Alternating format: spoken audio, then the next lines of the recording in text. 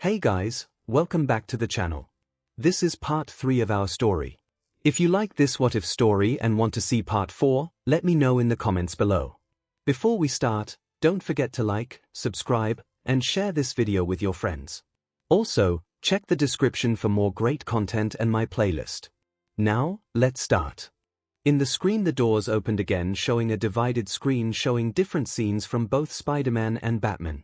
Alright, the combatants are set. Wiz declared. Let's end this debate once and for all. It's time for a death beat. Boomstick shouted. The doors closed. Marvel 616 universe. The room was utterly still. Oh right. Forgot the whole battle to the death thing, Spider-Man muttered, staring at the closed doors. The hollow ache of Annie's absence still throbbed beneath his ribs, a phantom limb he hadn't known existed. Yet somehow, the sheer absurdity of fighting Batman now, after everything, felt like a splash of cold water. He glanced at Tony, whose frantic pacing had stalled mid-step. So, anyone got popcorn? Or maybe a dimensional evacuation plan? Asking for a friend. His voice was strained, but the familiar, self-deprecating humor flickered back to life, a reflex as ingrained as his spider sense. Cap's brows furrowed. Not sure I like the idea of heroes fighting heroes. Natasha's gaze softened just slightly. It's a simulation, Rogers. But, still. This will be interesting. Her eyes flicked to Peter, assessing the tension coiled in his shoulders, the reflex and instincts of our spider vs the tactical precision and DSPLN of the bat. Tony immediately smirked and pulled out his phone. Alright, pool's open, people. 500 says Spider-Man wipes the floor with bats. 500. Confident much? Rhodey raised an eyebrow. Batman's got contingency plans for contingencies. Ever seen his belt? It's basically a hardware store. What can I say? The kid surprised me, so I'm betting on him, Tony grinned, fingers tapping rapidly. Wouldn't be because you are feeling threatened by another millionaire with tech that looks better than yours. Clint smirked. Tony flipped him off without looking up. Jealousy implies inferiority, Legolas. My tech's prettier and smarter. Well, whatever, I put 101 the bat, Hawkeye said. Sorry Webbs, but Batman has beaten Superman, he shrugged. You strong but against that. We'll try to not sound disappointed, Peter muttered. You shouldn't, I put 200 on you, Carol said, stepping beside Peter. Her voice was low, fierce. Batman's got gadgets. You've got grit. And after seeing that, she nodded toward the screen, you've got more to fight for than he ever will. Ha ha, indeed. Thor boomed, slamming his mug onto the conference table hard enough to crack the reinforced surface. The spider's resilience against the bat's grim shadow. A clash worthy of Valhalla's sagas. Lightning flickered faintly in his eyes. Though I confess, Stark, your wager tempts me. 500 gold pieces and a barrel of my best ale on the young warrior spirit. He grinned fiercely at Peter. Show this dark knight the fire that burns within you, son of Parker. I like the sound of that, Wasp said, leaning over Tony's shoulder to see the betting pool. Her fingers hovered above the list. Put me down for 300 on Spidey, nobody outstings the underdog. She grinned at Peter's bewildered expression. What? You've got the whole misunderstood hero thing down better than anyone. Plus, you fight harder when you're protecting something. Fine. Also 100 on Batman, War Machine said. Sorry kid, I bet on the guy with the tank, he shrugged. But I do hope you win. Okay, we'll put up the group chat and see who else wants in, Tony said, fingers flying across his tablet. But seriously kid. Forget Batman. You've survived demons, time paradoxes, and Jameson's editorials. He shot Peter a sharp, almost paternal look. Just don't pull your punches. We'll try, Peter muttered. ADCU Flash leaned back, hands behind his head. Okay. I'm saying Spider-Man. He's quick, funny, like me. Come on, gotta support the personality. Green Lantern snorted. Yeah, until the bat wipes the floor with him. You know Bruce has already figured out how that kid thinks. Wonder Woman folded her arms. Courage alone does not win battles, but it earns my respect. I favor Spider-Man. Superman frowned. I can't choose. They're both good heroes, but I'd hate to see either one fall. Everyone turned to him. 𝐼𝐴𝐵, you just can't admit that you like the kid but won't bet against your best friend, Flash teased, nudging Superman's arm. But seriously, who you got? Superman hesitated, his gaze drifting to the screen then to Batman's stoic silhouette. Bruce prepares for everything. He sighed softly. But Peter. A flicker of admiration warmed his eyes. He fights through the impossible. Not around it. The unspoken weight of erased futures hung heavy in his words. Well then that makes 3 for the Spider. I will be voting for our Bat, Hawkgirl said, her mace resting casually on her shoulder. What about you, John? She asked the Martian. Johns remained silent, his crimson eyes fixed on the screen. Unsure, John finally spoke, his voice a low rumble. Batman is disciplined, armored, a fortress. But Spider-Man, his gaze lingered on Peter's image. He is elasticity. Not just his body, his spirit bends without breaking. He paused, the silence thickening. I witnessed his pain. Yet he still jokes. The Martian Manhunter shook his head slowly. I cannot predict this. Okay, so undecided. Flash then turned to Batman. What about you, Bruce? Who you betting on? He grinned mischievously. Batman just sat there, cowl pulled low, shadows deepening the grim lines of his jaw. He didn't flicker an eyelash at Flash's question. Irrelevant, he finally rasped, the words scraping like gravel. Oh come on. Flash groaned dramatically, leaning over the back of Batman's chair. Don't tell me you haven't run the simulations already. Who wins?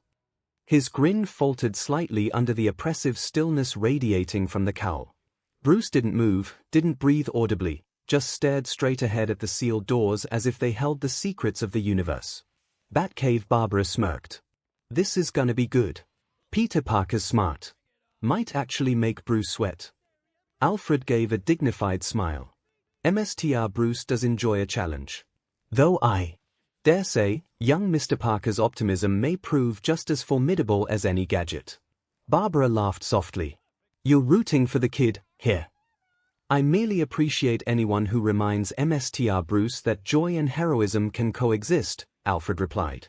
Spectacular Spider-Man universe. Gwen bit her lip. Batman's tactical, smart. But Peter's faster. I think he can pull it off. May smiled softly, her hand resting over Peter's. I don't care who wins, dear, just as long as you come home safe. Peter exhaled, half grinning. Guess I'll find out if all those rooftop pull-ups finally paid off. A ping on his phone called his attention. Opening it, he felt his face heat up. On the screen was a pic of Liz on her cheerleader uniform and the text, Peter is the best. Win and we go on a date. Peter chuckled. Guess I have extra motivation. The others looked over his shoulder. Oh my, May smiled warmly. Seems like Miss Allen is rooting for you. Ha ha ha, well Tiger, now you have more reasons to win. MJ laughed. Gwen crossed her arms, a nasty feeling growing inside her. Didn't you broke out recently? She murmured, her gaze fixed on Peter as he stared at the screen. The air thickened with unspoken tension, Lizzie's text glowing bright against Peter's palm, MJ's forced chuckle, Gwen's knuckles whitening around her crossed arms. Yeah. I mean. Peter stammered, suddenly hyper-aware of Gwen's intense stare and MJ's raised eyebrow.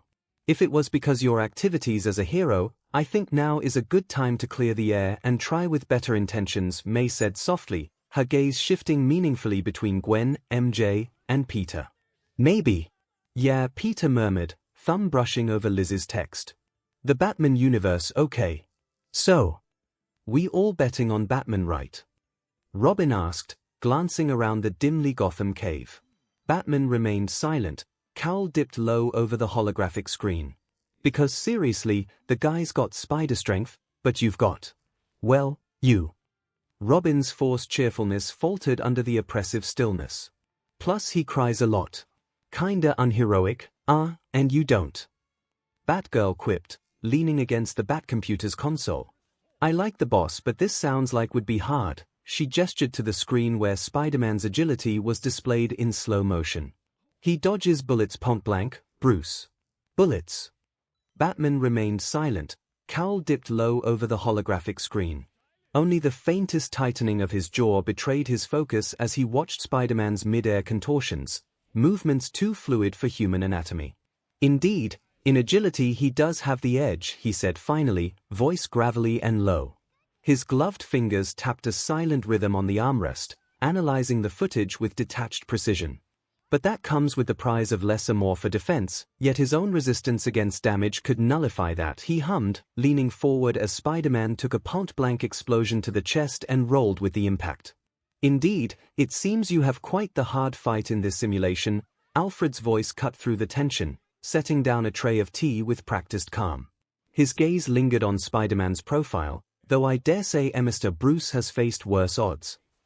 The words held no arrogance, only quiet certainty. That made the others smile.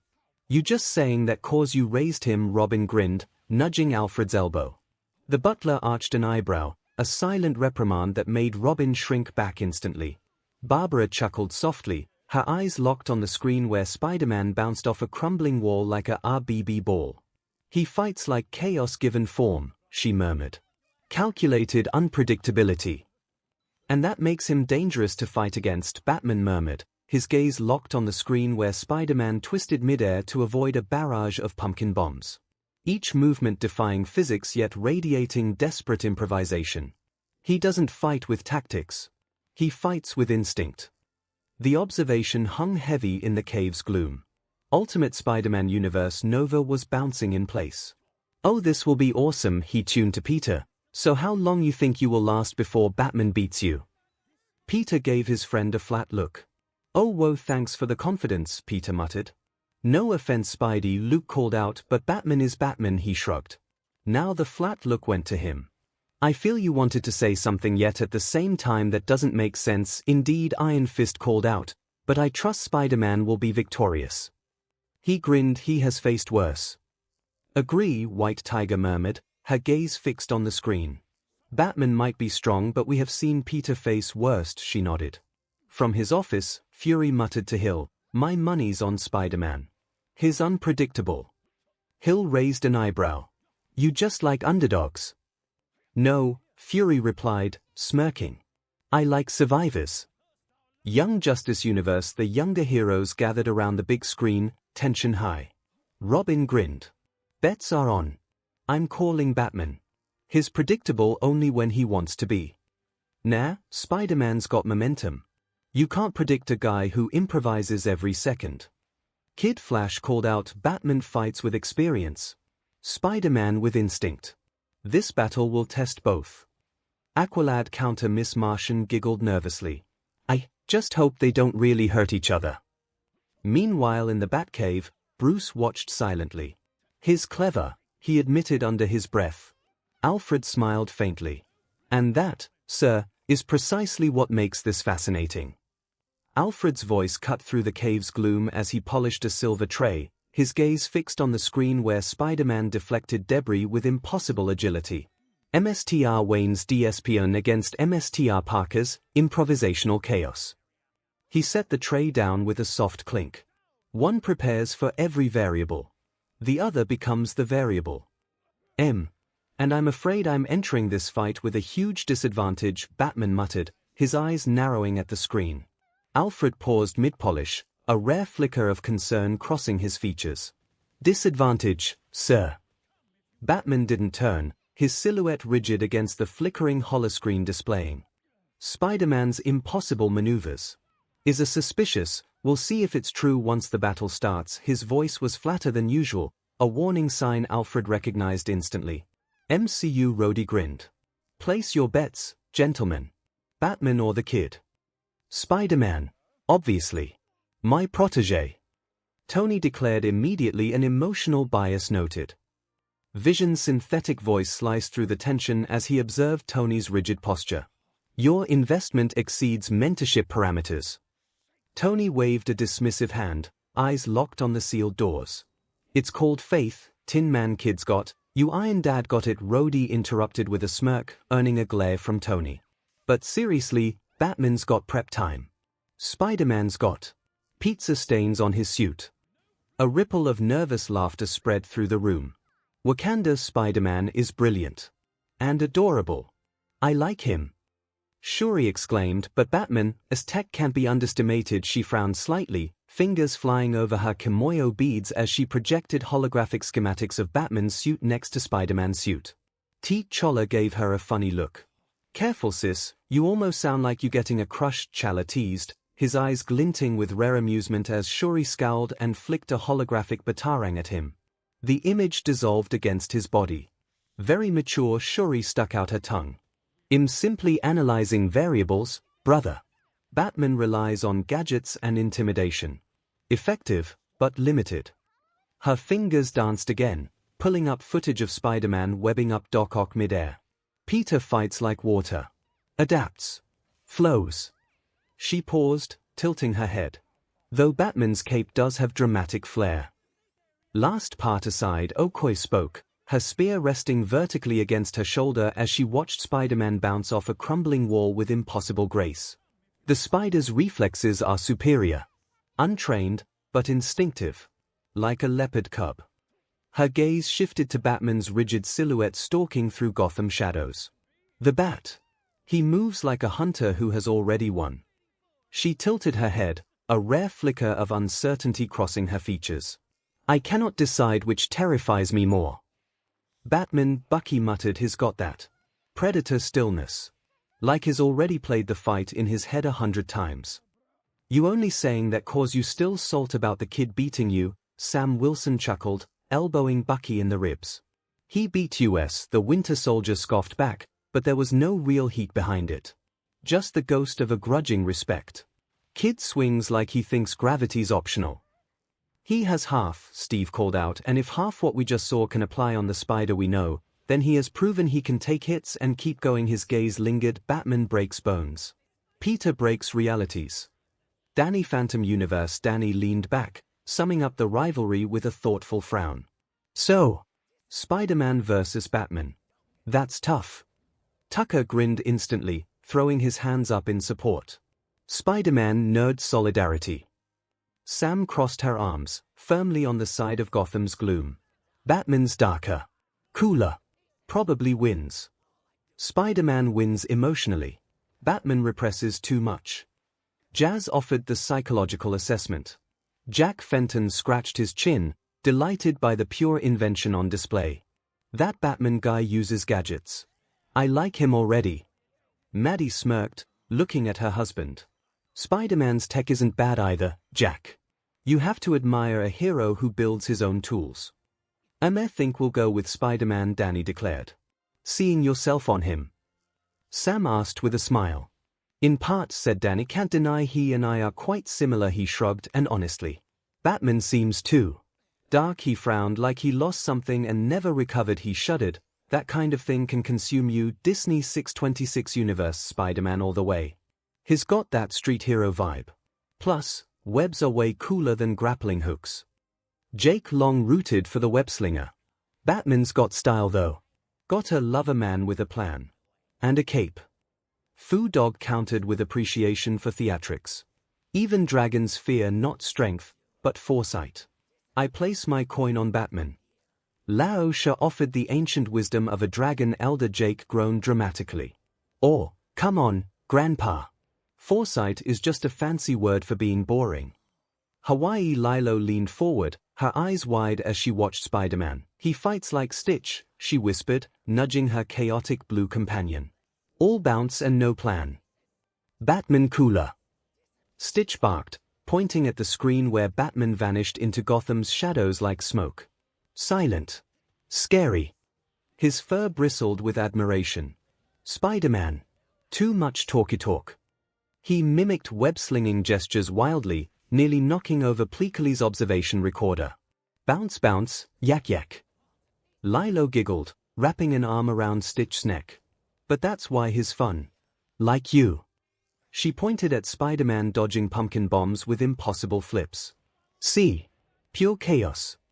Stitch tilted his head, watching Spidey stick to a crumbling wall upside down, firing quips at the Green Goblin. A slow, mischievous grin spread across his face. Maybe little fun, he conceded grudgingly. Middleton Kim folded her arms, assessing both heroes' core attributes. Both resourceful, both self-sacrificing, but Spider-Man's humor gives him an edge. Morale is a weapon. Ron focused on the equipment. Nah, man, Batman's got the gadgets. Unless Spider-Man's got a banana gun.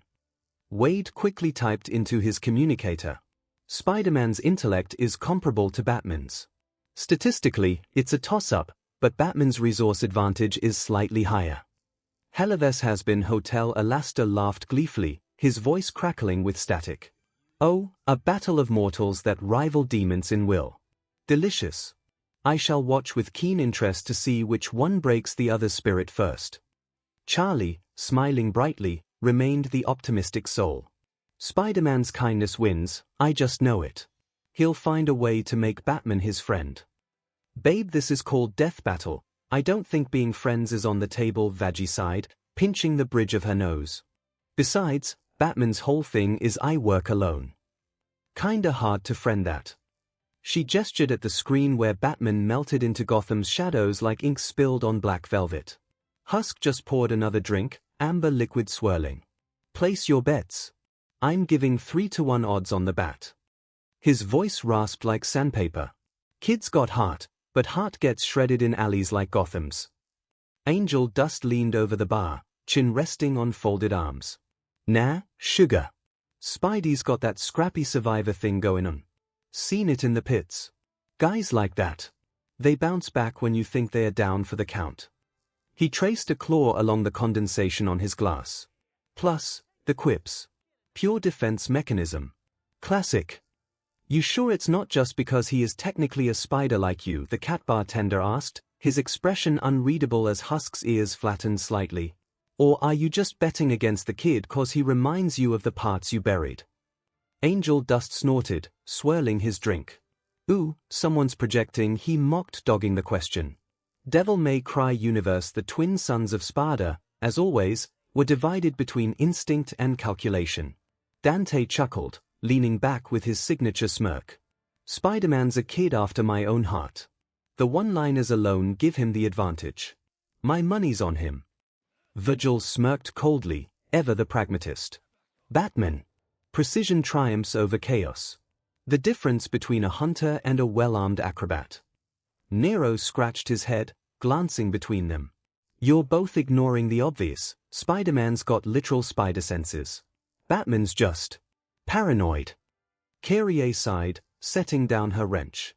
But paranoia keeps you alive in Gotham. Peter's heart makes him hesitate. Nico snorted. Hesitation.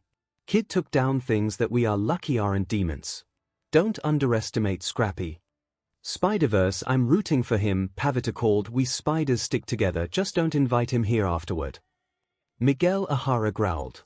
You're just mad the classic version got 2 multiversal saves before you. Lyla smirked. Miguel's holographic eyes narrowed. 2 saves. He rewrote causality with a demonic pact. That's not heroism, it's collateral damage. His voice crackled with static, fingers tightening around a projected railing. And now he's dragging Gotham's shadow into the multiverse. Reckless. MLP Universe Equestria Rainbow Dash hovered midair. I say Spider-Man wins. He's got style. Batman's tougher and nails. I'm bet in on him. Applejack declared. Twilight sighed. They both represent similars yet different ideals, she murmured, tapping her chin thoughtfully as projections of Gotham's skyline and Queens rooftops flickered side by side. Batman's the night. Unyielding, controlled. Spider-Man's sunrise after a storm. Her wings twitched slightly. One plans for every outcome, the other creates outcomes midair. Ooh. Maybe they'll become friends after punching each other a lot. Pinkie Pie gasped. Everyone blinked. That actually sounds like something Spider-Man would do. Fluttershy whispered. Both have been hurt a lot. Maybe they will understand each other. In Canterlot, Luna nodded her head at the screen.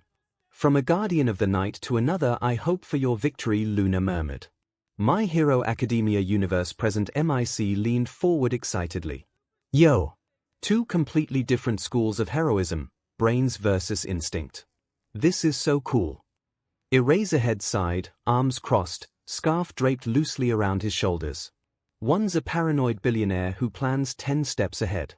The other's a reckless kid who somehow wins anyway. This will be messy. Midnight tilted her head. Oh, come on, Aizawa. Admit it. The spider is charming. He's also unlicensed, undertrained, and improvises in street clothes, he deadpanned. Cementos spoke thoughtfully. Still, there's a purity in that kind of heroism. No fame, no sponsors, just doing good because it's right. Nezu's eyes gleamed with mischievous intelligence. Yes. Batman's methods appeal to order, Spider-Man's to compassion. Both philosophies have merit, but the world tends to love the hopeful more than the fearful. Ain't that the truth? My bet's on the kid. Snipe chuckled, tipping his hat. Guy's got guts, and that's worth more than any fancy armor. Okay. I'm going to say I feel insulted by that, Power Loader grumbled. I mean sure, I admire the ingenuity and resourcefulness Parker had to build his webs and shooters, but calling Batman's armor fancy. That's a masterpiece of engineering. He gestured at the screen where Batman's suit absorbed a grenade blast. That kid's suit looks like pajamas. A kid in pajamas that took on demons and time paradoxes, Eraserhead muttered, his tired eyes tracking Spider-Man's impossible trajectory across the holographic replay, a blur of red and blue defying physics with every swing. Oh, so that means you also support the Spider Shota. Midnight teased, leaning closer with a predatory grin. Eraserhead's scarf shifted as he turned away slightly. I support rational analysis. Parker's survival instinct is statistically improbable, and therefore impossible to predict. His gaze lingered on Spider-Man's hologram, the kid bouncing off debris like a pinball, yet somehow landing every swing. Batman prepares for variables. Spider-Man is the variable. Midnight chuckled softly. So, betting pool. I'll put 20,000 yen on the variable. Her eyes sparkled with mischief. Eraserhead sighed again, deeper this time. Fine. 50,000 on Batman. Someone has to fund your reckless optimism. He pulled his capture weapon tighter. I'll also put me the same for Batman, presently called like Spider-Man, but the bat reminds me too much of Eraserhead, he grinned. Also 50,000 yen. For the record, if we lose him, not paying your tab too, Shota muttered, already calculating the odds. Midoriya's apartment Izuku was furiously scribbling in his notebook, mumbling at hyperspeed. Okay, Spider-Man's web fluid gives him range advantage, but Batman's gadgets can counter mobility, though Peter's spider sense negates ambush tactics. Unless... No, wait. If Batman uses sonic frequency. No, too risky if Spider-Man adapts mid-fight. Inko saw Izuku muttering and scribbling furiously, his notebook pages filling with frantic diagrams and equations. She sighed softly, placing a gentle hand on his shoulder. Izuku, honey. Maybe take a breath. You're vibrating the couch. Her voice was warm, laced with amused concern as green tea steamed forgotten on the coffee table. Izuku startled, ink smudging his cheek where the pen had paused midair. Sorry, Mom. It's just... They're fighting styles. Spider-Man relies on improvisation and environmental awareness, while Batman utilizes pre-planned contingencies and psychological pressure. The outcome hinges on whether Parker's spider sense can anticipate Bruce's layered deceptions. His eyes shone with obsessive fervor, the analytical fire momentarily overriding his usual nerves. And I don't want either to lose, he added, his voice softening as he looked at the screen again. Batman is not only smart and strong. He is quirkless. Like me, he murmured softly, and yet he became the symbol of fear to Gotham, he sighed, but Spider-Man. He also is quirkless. Well, not anymore. But he is a teenager like me. And he also became a symbol of hope, he smiled softly. Both inspire me. Inko watched her son's expression shift from frantic analysis to quiet reverence. She gently brushed the ink smudge from his cheek. They both fight for others, Izuku. That's what makes them heroes. Her gaze drifted to the screen where Spider-Man swung through a neon-drenched cityscape. But sometimes, the greatest battles aren't against villains. Her voice dropped, almost to herself. They're against the choices that haunt you, and yet they keep fighting, one taking all. The other pushing forwards, 𝐒𝐿 murmured, her gaze distant as she remembered Hisosh's absence, the hollow ache of promises traded for ambition. She squeezed Izuku's hand gently. Just promise me something, sweetheart. Her voice thickened slightly. If you ever face a choice like that, between power and people, choose the people. Every time. She looked pointedly at the frozen image of Peter Parker, forever haunted by a daughter who never was. Because power fades. But regret.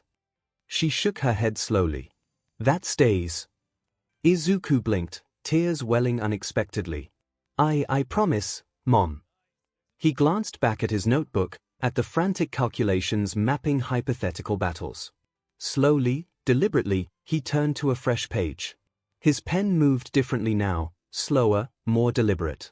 He sketched Spider-Man's silhouette, then Batman's cowl beside it. Not as opponents, but as pillars beneath a single word written in bold kanji, to save. The analytical frenzy had cooled into something quieter, deeper, an understanding that transcended combat algorithms. Heroes weren't defined by victories or gadgets. They were defined by the cost they refused to let others pay. One Piece universe inside their chamber, the five elders watched silently as the screens shifted between universes, their ancient fingers steepled in eerie synchronization. One leaned forward slightly, his elongated shadow stretching across the marble floor. Spider-Man is a D in all but name, he grunted, a natural disaster born of the common people that must be suppressed. His voice was like rusted chains dragging across stone, each syllable weighted with centuries of practiced disdain. The holographic Spider-Man twisted mid-air to avoid an explosion, a motion too fluid for human anatomy, too chaotic for their meticulously ordered world. Another elder exhaled sharply through his nose, fingers twitching toward the blade at his waist. But this Batman. He is a celestial who has chosen to become a demon. He is a traitor to the very structure that allows men like us to maintain peace. Across the room, the third elder tilted his head slightly, observing Spider-Man's holographic form suspended midair, limbs splayed in impossible angles as he dodged pumpkin bombs with laughter still ringing through his teeth. The boy fights like a devil fruit user without the weakness. That unsettles me. His long nails tapped the armrest in a rhythm older than the Grand Line itself. And yet, his spirit bends without breaking. That is more dangerous than any power. A fighter that refused to stay down. And one that refuses to even fall, the fifth elder mused, stroking his long beard, his voice like dry parchment crumbling to dust. His eyes tracked Spider-Man standing up even after a beating, then shifted to Batman facing what in their world could be called a god without fear nor doubt in his face, two types of warriors that could change the balance of the world if allowed to exist in ours. In her throne, 𝐼𝐻𝑢's silhouette flickered like dying candlelight, fingers steepled beneath the weight of infinite crowns. The spider's resilience. The bat, their grim resolve. Both anomalies that should have been erased by history's tides. Yet here they stood, defiant echoes in the cosmic static. Her shadow stretched unnaturally across the empty throne room, tendrils of darkness coiling around the projected images of Peter's exhausted grin and Bruce's unyielding scowl. Oh, how she wishes she could erase those screens. But she already tried. Good thing no one was around to hear her scream in pain. Marina's HQ Garp laughed. He compared the two. Wahaha. One kid has nothing and gives everything, and the other has everything and spends it all on a mask. He slammed a fist into his palm. Different paths, but they both have the same stubborn eyes. Neither of them knows how to stay down. Sengo, the former fleet admiral, frowned at the screen. One is a vigilante the world hates, and the other is a billionaire who could have lived in a palace but chose a cave. Both represent a failure of the system to provide true security. He glanced at Garp. They are the kind of men who would make our jobs impossible, Garp. They don't follow the absolute justice, they follow their own. Garp grinned, popping another rice cracker into his mouth. Exactly. Makes 'em interesting, don't it? He leaned forward, watching Spider-Man swing through a collapsing building. That kid's got the same look in his eyes as Luffy, reckless hope that somehow bends reality. Ugh, wouldn't surprise me if instead of a devil fruit your grandson could have gotten spider powers, Sengo muttered, rubbing his temples as Spider-Man's hologram ricocheted off debris like a human pinball. The sheer chaos. His voice trailed off as Batman's silhouette emerged from smoke, a shadow that somehow absorbed light rather than casting it. "Waha, come on old goat, let's enjoy this battle as it should." Garp roared, slapping Sengo's back hard enough to rattle his teeth.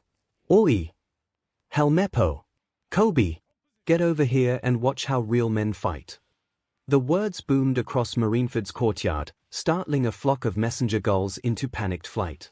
"And bring more cookies in the way." He grinned, already cracking his knuckles in anticipation. In the screen the doors opened again, showing the dark, cloudy night sky of a city, zooming onto the rooftop of one particular building.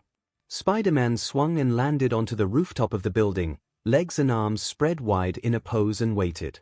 The shot zoomed to the top of the exit of the rooftop where a dark, caped shadow loomed atop. The shadow jumped up and landed before Spider-Man, revealing the Batman in all his brooding, scary glory. "So, you're the menace from New York City." Batman growled out. "Come in quietly. I won't ask again. You've got a black belt in stupid, if you think you're gonna beat me." Spider-Man quipped. "Let's fight, tall, dark, and brooding. Multiverse, two legends. Two worlds. One fight. And across the multiverse, from heroes to villains, from gods to ghosts to ponies to demons."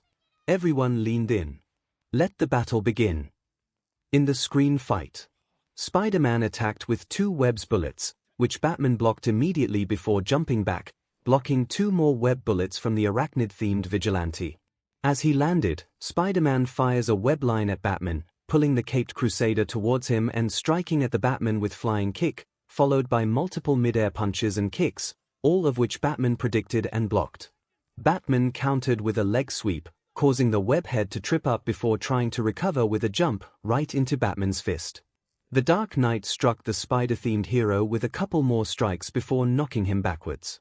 Marvel's 616 Avengers Tower. Tony leaned forward, smirking. "Oh, he's leading with webs. Classic Parker, showy but quick. Bats reads him like a tactical manual."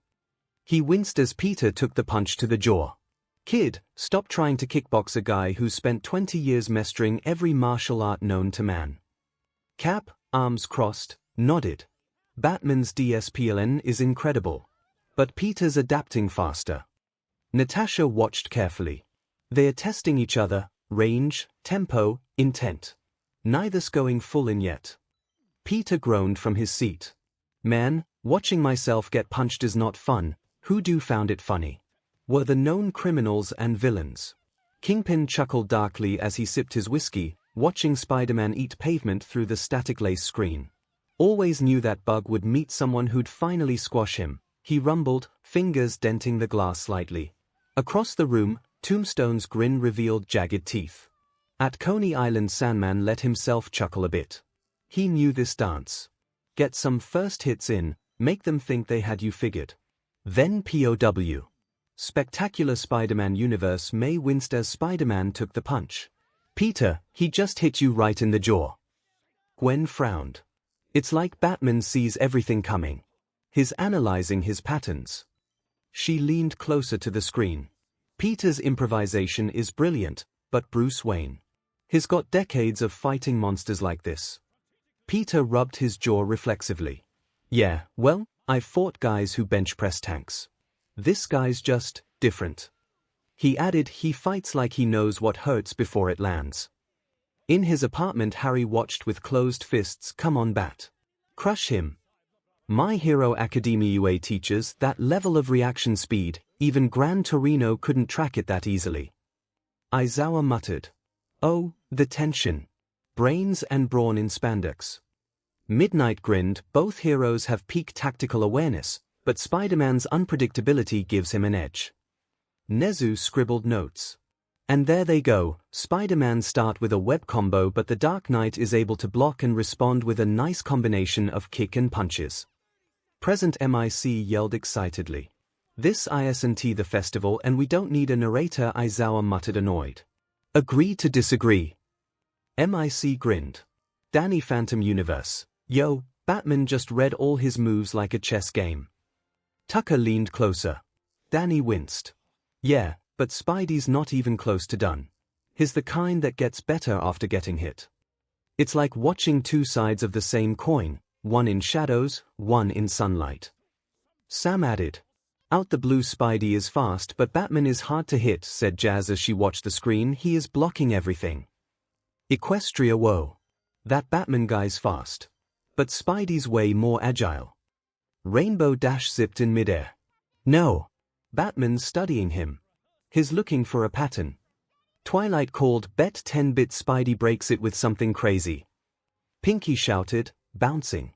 In Canterlot, Luna leaned forward, her starry menere shimmering as Spider-Man twisted midair, his body folding like liquid around Batman's precisely timed strikes. The spider dances with desperation, she murmured, while the bat moves with inevitability. Bit early to declare that, don't you think, sister, said Celestia with a smile. Luna smirked. The spider has yet to land a hit, and yet the bat's strikes aren't as strong as they should be. He holds back. She narrowed her eyes. Like his named animal, he is observing and learning first before going for the kill. Justice League Unlimited Flash whistled. Dang, Spidey's fast, but Bats is predicting him like a video game combo. Wonder Woman folded her arms. It's skill versus instinct. DSPLN versus spontaneity. Superman smiled faintly. His. Holding back. Both of them are. They're gauging each other's strength. Still, Spidey moves like he's fighting gravity itself. That's not just speed. That's rhythm. Green Lantern added. And yet Batman is the one who moves like clockwork, Hawkgirl observed, her mace resting against her shoulder. No. Clark is right, Batman called. We both are holding back still. The Batman universe still. Robin asked. That punch would have made teeth fly on normal people. And yet he didn't follow it. He isn't attacking, Batgirl said, catching up. Batman never hesitates unless. I felt something was off. Now I see it, Bruce said, narrowing his eyes. If I was in the same situation, I would act the same way, as I don't know what Spider-Man is capable of doing. Young Justice Batcave. I'm basically entering a fight without previous analysis. Bruce murmured, it's as they said at the start, gladiator style, only with my basic main equipment. Meaning? His eyes narrowed. Meaning you have to plan on the spot, said Alfred, catching up. Something Mr. Parker is an expert at doing, the butler commented. So, the question is, will I be able to plan and finish the fight before he can adapt? Bruce muttered. In the screen, Spider-Man bounced off the ground before landing in a slide. Batman threw two batarangs at Spider-Man, one of which Spider-Man jumped into the air, dodged, while the other he snagged with his web and threw it away. Batman throws another batarang toward Spider-Man, but struck the floor beneath his feet. Spider-Man stood up straight and rubbed his neck and shrugs. It's just not your day, Page. Spider-Man's taunt was cut short by his spider sense flaring up, followed by beeping and later explosion of the explosive batarang a second later, launching the stunned arachnid into the air. Marvel 616 universe. In the Avengers Tower, the team watched as Batman deployed a cleverly hidden explosive trap, catching Spider-Man off guard. Tony Stark winced, analyzing the move. Explosive counter trap. Smart play. He's forcing Spidey to burn stamina early. Steve Rogers crossed his arms, frowning. He's testing him, like he does with me. He wants to know the limits of the kid's endurance. Bait the overconfident with speed, and punish the mistake. Natasha Romanoff muttered, appreciating the ruthlessness. Peter Parker could only groan, rubbing the back of his neck in awkward acknowledgement. Guess I kinda asked for that one. Multiple, yes you were, called across the city. At the Daily Bugle, the expected person celebrated. Ha! Did you see that? He screamed, pointing a cigar at the monitor. The masked menace finally met someone who knows how to handle pests. Not your day, he says. It's the day of reckoning, Parker. In his office, Norman cackled, his voice a rasping blade. Oh, Peter. Falling for the oldest trick in the book. I've blown you up with pumpkin bombs for years, and you let a man in a cape do it with a toy. Pathetic. Young Justice universe. At Mount Justice, the younger heroes were impressed by the Dark Knight's ability to bypass Peter's advanced senses. Okay, points for Bats. Didn't think anyone could surprise a guy with precog spider radar. Kid Flash whistled. They did say the spider sense might detect, but Parker must decide if act or not. Aqualad murmured, watching Peter tumble midair. Batman exploits hesitation. He added, he turns predictability into punishment. Yeah, I know that very well, Robin muttered as he watched Peter Parker tumble. Watchtower, not saying it wasn't a bad plan, Black Canary exclaimed, but using an explosive batarang like that. That's a bit much, she frowned at the screen. Yeah, Bats is. A bit extreme, but usually is just broken bones, said Flash. That was almost lethal force. The simulation do mention they would take their restrictions away, said Diana, meaning Batman wouldn't hold back. She watched as Peter was sent flying, but Spider-Man isn't a normal human, she added, meaning he will resist the explosions, the punches. Batman is testing Parker's limits, she concluded. Metropolis pathetic. The boy has the strength of 10 men and the strategic mind of a child. If he doesn't stop playing the Bats game, Luthor scoffed at the battle. At the planet, Lois Lane stopped typing, her eyes wide. Batman just outmaneuvered a guy with literal precognition, she whispered. That's going on the front page if we survive this. Danny Phantom Universe. Danny winced at the close quarters blast. Man, that's got a sting. Even I'd phase through if something blew up that close. Sam and Tuca turned to him, raising eyebrows. Do you want us to bring in the list of all the times you have been caught in explosions? Sam asked Danny, her eyebrow arched like a drawn bowstring. Tucker snorted, tapping furiously on his PDA. Already compiling. Though technically, phase-throughs don't count as taking the hit, they count when I forget to phase. Danny shot back, cheeks flushing. Halo Universe MSTR Chief studied the footage. Tactical precision. Cortana hummed, intrigued. But the kid's reaction time is unreal, he sensed it before detonation. Give him credit.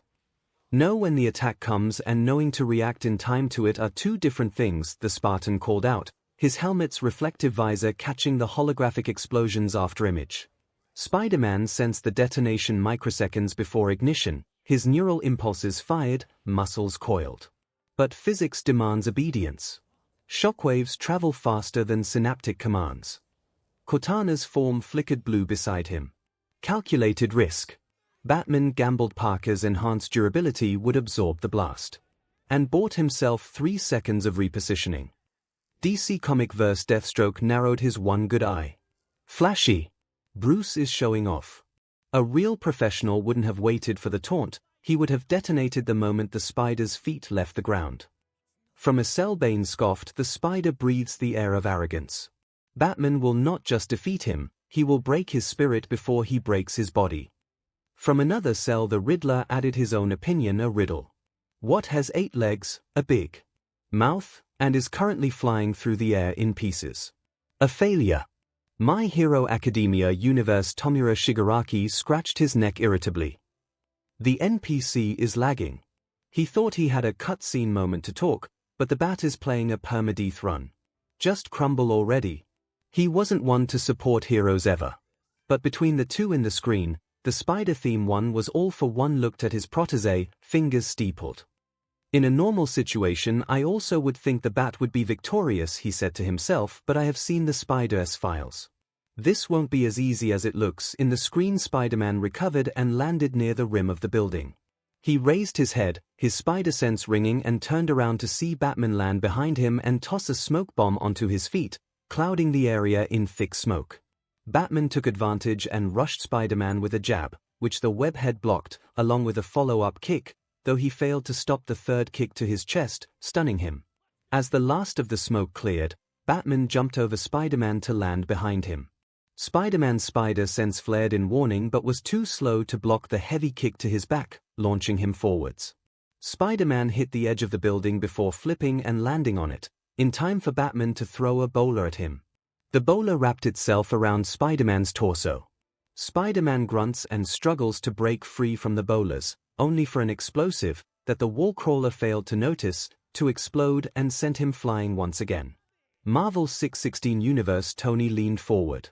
Okay, that's 2 explosions and a bowler in under 10 seconds. This guy doesn't waste motion. Remind me to never spar with Bat Guy. Dude fights like he's got a grudge against gravity. Clint whistled. Natasha folded her arms. He's treating Spider-Man like an unpredictable target: contain, stun, disable. Textbook spy work. And I hate it when people throw smoke bombs, reminds me of Mysterio.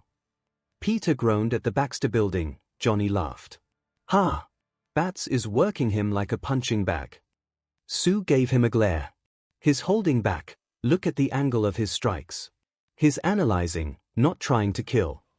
Reed adjusted his glasses, fascinated. Indeed. Precision strikes, testing resilience and response time.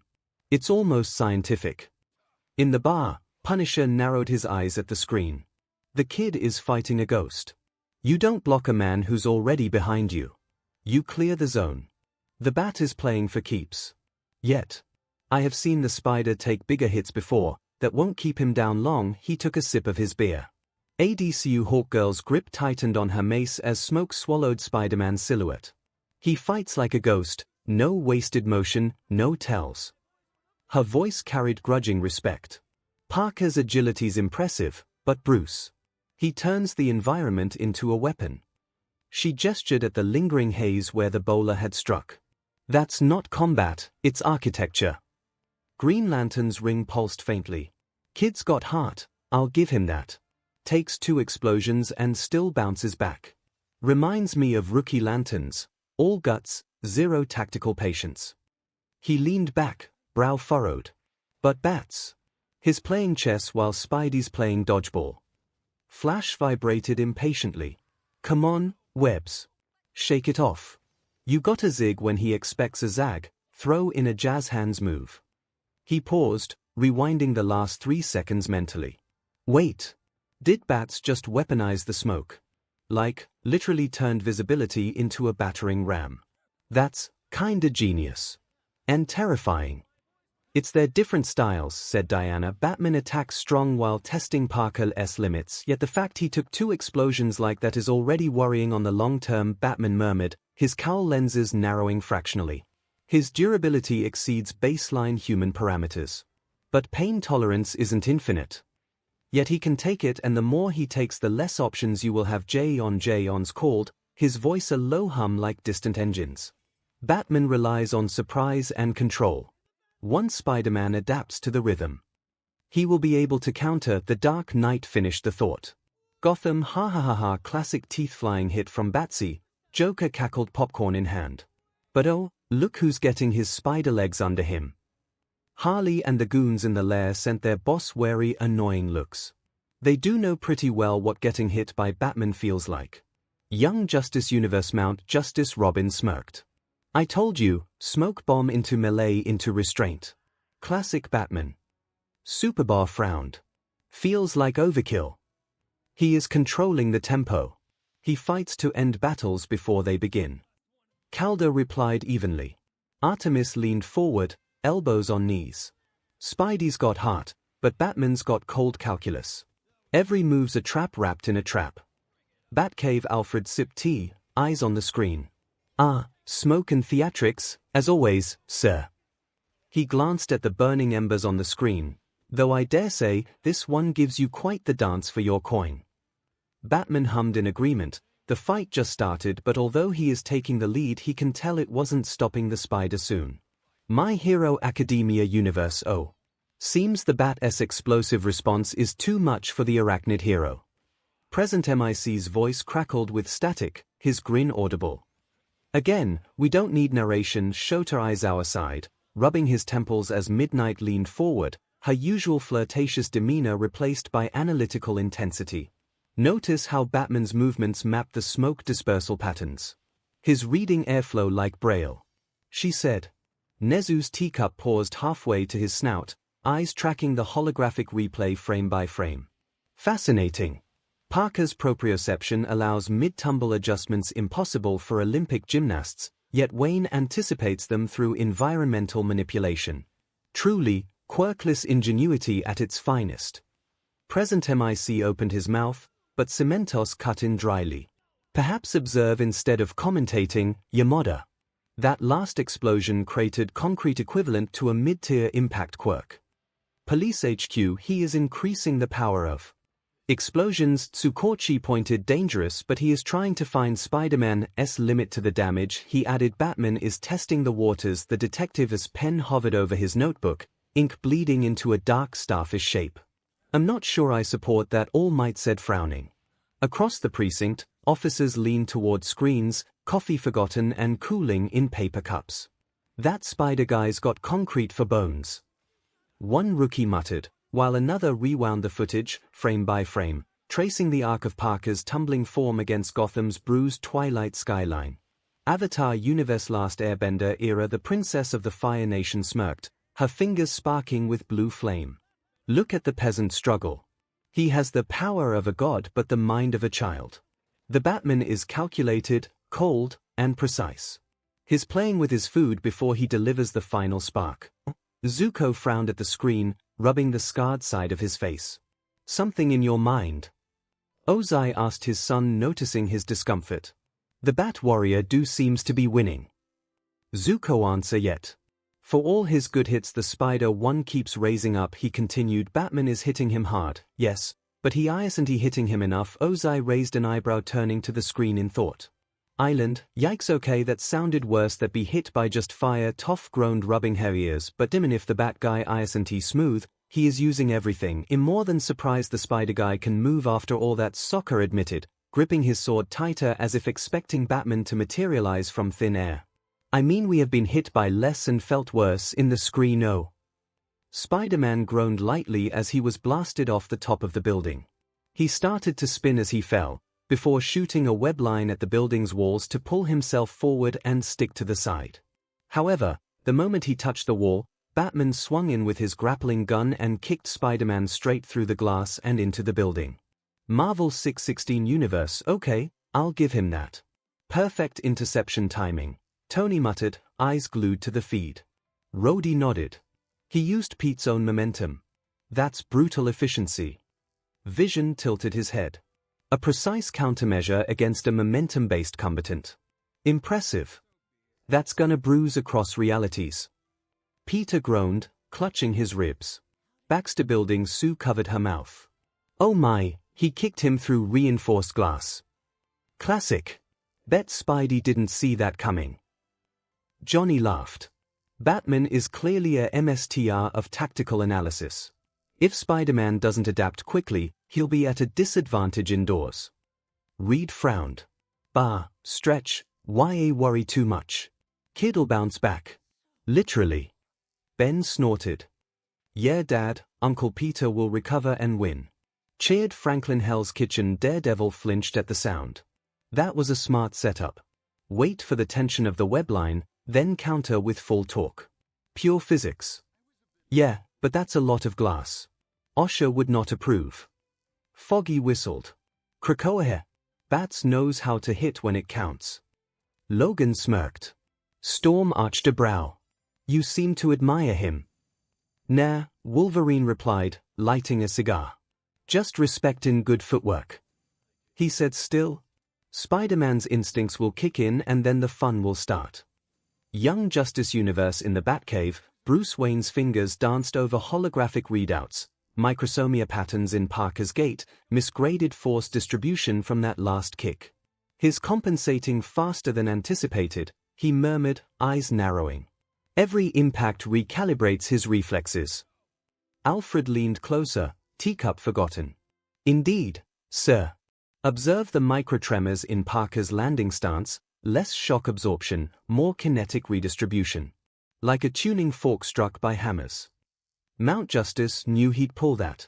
Classic Batman move. Robin smirked. Yeah, but did he just kick a guy through a window? Kid Flash laughed. Artemis crossed her arms. Pretty sure Spider-Man's getting tired of being everyone's crash test dummy. She said. 2 explosions and a window sandwich. That's Gotham hospitality. 𝐒𝐻𝐲. That's a glass bill he won't pay. Flash flinched. Batman's forcing close-quarters combat. Clever, but dangerous. Spider-Man's unpredictable. Superman frowned. Diana nodded. And unpredictable often trumps calculated. Yeah, after all those hits one would think Bats is winning, yet the spider still keeps standing up. Not worst for wear, Flash murmured, rewinding the holographic feed to study Parker's recovery arc. It's like watching a crash test dummy made of steel springs. Hawkgirl tapped her mace against the floor, a staccato rhythm betraying unease. Durability's one thing. But Wayne stacking variables, smoke density, acoustics, glass fragmentation patterns, like he's building a mathematical cage around instinct. Her gaze drifted to Superman's clenched fist. Problem is, instinct evolves faster than equations. Batcave Tim winced. He actually kicked him through glass. That's your move. Alfred calmly polished a cup. Indeed. Though I suspect Mr. Wayne will soon discover that young Parker doesn't break quite as easily as glass. Oh, I'm so recording his face when that spider gets payback. Barbara chuckled. My Hero Academia universe, there goes another hero through a wall. Typical. Aizawa sighed. I have to admit, that cape guy's got flair. Midnight smirked. Her finger traced the holographic trajectory where Batman's boot connected with Spider-Man's spine, a perfect parabola of force. But Parker's skeleton must be titanium alloy wrapped in memory foam. She leaned closer to 𝐒𝐿mentos, voice dropping conspiratorially. Notice how he redistributes impact. Like water absorbing a hammer blow. 𝐒𝐿mentos merely grunted, his stone face unreadable as he calculated fracture patterns in the shattered window pane. He might not have been attacking, but that doesn't mean he is losing. Nezu piped, claws steepled beneath his chin. Observe Parker's micro-expressions. Each impact calibrates his nervous system like vulcanized RBB hardening under stress.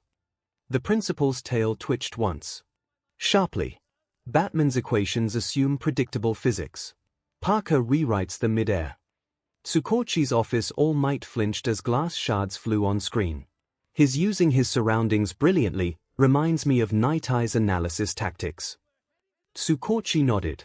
True, but Spider-Man's reflexes are superhuman. If he adapts, this will swing, literally, in his favor. All Might smiled faintly. Yes, he still has that heroic spark. Midoriya's home, Batman seems to be winning the battle, but Spider-Man doesn't seem to have suffered much damage from his attacks. Izuku murmured, scribbling furiously in his hero analysis notebook. His absorbing concussive force like porous concrete. Redistributing impact through microvibrations. His pencil tip snapped mid-diagram. It might hurt, but he is managing to evade the worst of the damage, add his accelerate healing and superhuman resistance. He trailed off, meaning Batman will need to think in something else if he wants to win. Inko called. Mobius of. That's one way to kick things up a notch. Sonic whistled. His optimizing environment control, classic Predator tactic. Tails analyzed. Knuckles crossed his arms. Bet Spider Guy bounces back. He's got fight. Batman seems to be trying to keep things in closer space to win advantage. Shadow called. In theory is a smart idea. And you already found a reason why it would work, right? Ruse asked Shadow, her tone sharp-edged as she leaned against a wall. Shadow didn't answer immediately, his crimson eyes fixed on the screen. MLP Universe Equestria Twilight gasped. Such precision. He used kinetic redirection perfectly. Rainbow Dash smirked. Yeah, but Spidey's faster. I'm betting his back on his hooves, feet, in no time. Oh my. Hope that didn't hurt Mr. Spider too much, Fluttershy murmured, her wings trembling slightly as Spider-Man crashed through the window. Pinkie Pie bounced beside her, eyes wide. Ooh, but did you see how he did that spinny-twisty thingy mid-air? Like a pretzel with superpowers. Applejack adjusted her hat, squinting at the holographic replay. Reckon that Batfella's playing smart, force your opponent where you're strongest. Still. Her voice softened. Ain't right, kicking a hero through glass. The dry cleaning bill alone. Imagine the state of that delightful red and blue fabric. Rarity gasped dramatically. Twilight Sparkle's horn glowed faintly as she analyzed the impact vectors. Fascinating. Parker's cellular resilience suggests passive kinetic redistribution, like living memory foam. But Batman's exploiting architectural weakness points with surgical precision. Egghead later watch fight now, Rainbow called out. In the screen, Spider-Man rolled into a recovery while Batman fired his grappling gun again and disappeared onto the shadows of the ceiling. Once he recovered, Spider-Man looks around the building for the Batman, when suddenly a batarangs flew from the shadows and started breaking all the light bulbs, flooding the room in pitch-black darkness. Batman used the darkness to sneak up from above, attempting to sneak up on the wall crawler, but Spider-Man's spider sense once more alerted him. This time Parker didn't think and followed the signal, shooting out a web from his web shooter to the ceiling above him. A strong pull and the Dark Knight was dragged out of the shadows and down to the ground in front of him. "MCO, finally," breathed Peter, "a win over the Bat." "Yes. I do." was getting worried, Aunt May murmured, her teacup rattling against its saucer as Spider-Man hauled Batman into the light. Avenger-esque compound. Tony Stark's eyebrows shot up. "Okay, that was clean. No sonar, no lenses, no scanner, just pure instinct. Guess the Bat forgot spiders come with their own radar." Rhodey laughed. Vision tilted his head. "Fascinating. His perception acts like a biological proximity network." "Meaning no shadows to hide on Batsy," Tony called before blinking. Why that word tasted so wrong. Marvel 616 universe at the Baxter Building, Reed Richards smiled faintly. "Instant reaction to unseen danger. His nervous system is practically precognitive." "Ha! Look at that stretch. Kid just yanked your detective pal out of his own party trick." Ben Grimm grinned. "Go Spider-Man go." Franklin cheered, tiny fists punching air. "Too early to celebrate," Valeria Richards murmured. "One hit doesn't mean victory on Krakoa." Wolverine barked a laugh. "Ha! That's the Spider I know. Hits back harder the moment YA think is cornered." Emma let a smile on her face. "That spider sense is a cheat code," she murmured. "Batman's entire strategy relies on control. Take away light, take away sound, take away space. But Parker, he doesn't fight shadows, he feels them coming." Her teacup clicked against its saucer. "It's elegant. Biological inevitability versus tactical perfection." "Yeah, nothing beat his senses," Hope called in respect and awe of her old teacheress abilities. "The Batman can't hide from him," she added. "He is the Spider after all." In his apartment, Deadpool celebrated holding a Ice Spider theme hearth sign. "Finally. Peter, baby, I knew you had it in you. Get over here." "Oh wait, wrong franchise. But seriously, Brucey, how's the floor taste? Is it grim and gritty?" ADCU in the Batcave. The shock was immediate. "Wait," he heard him in the dark. Tim Drake blinked. One might call it poetic justice, Mstr Timothy." Alfred smiled faintly. "Told you, bats can't hide from spider sense." Barbara Gordon chuckled. In the watchtower, Flash jumped. He pulled him out of the ceiling like it was nothing. Superman nodded approvingly. "He's not relying on gadgets, pure reaction time." Diana's lips quirked into a proud smirk. "Instinct may yet conquer preparation." Batman frowned. This was one of the things he was worried about. Parker's sixth sense wasn't something he could counter easily. Spider sense. "A biological anomaly," he muttered under his breath. "Young Justice Universe will be hard keep momentum and control with him feeling my approach," Batman said with a frown. "You did manage to get good hits before this," Alfred murmured as Batman hit the ground. With a grunt of surprise, the webbing still clinging to his armor. "But you forgot his senses are not something you can fool easily, and something he will be using more now that he knows anything I do will be a danger for him." Mount Justice score 1 for Team Bug. Artemis snorted as Batman hit the floorboards. "But seriously, how's he feel danger? Like, biologically?" "Spiders can feel vibrations in the air using special hairs on their bodies," said Robin. "If that translate on Spider-Man's powers mean he can feel any vibration around him like a field. And one with a lot of range," he added. "Batman's armor. Dead silent. But his breathing and movements. That's a bass drum to spider sense." "Batman will need speed to win then," said Wally, rewinding the hologram to study Parker's microtwitch before the web shot. "That reaction time. Subatomic. Like he's got quantum entanglement wired into his nervous system." He tapped his temple. "Batman's playing chess while Spidey's playing hyperdimensional Go Fish."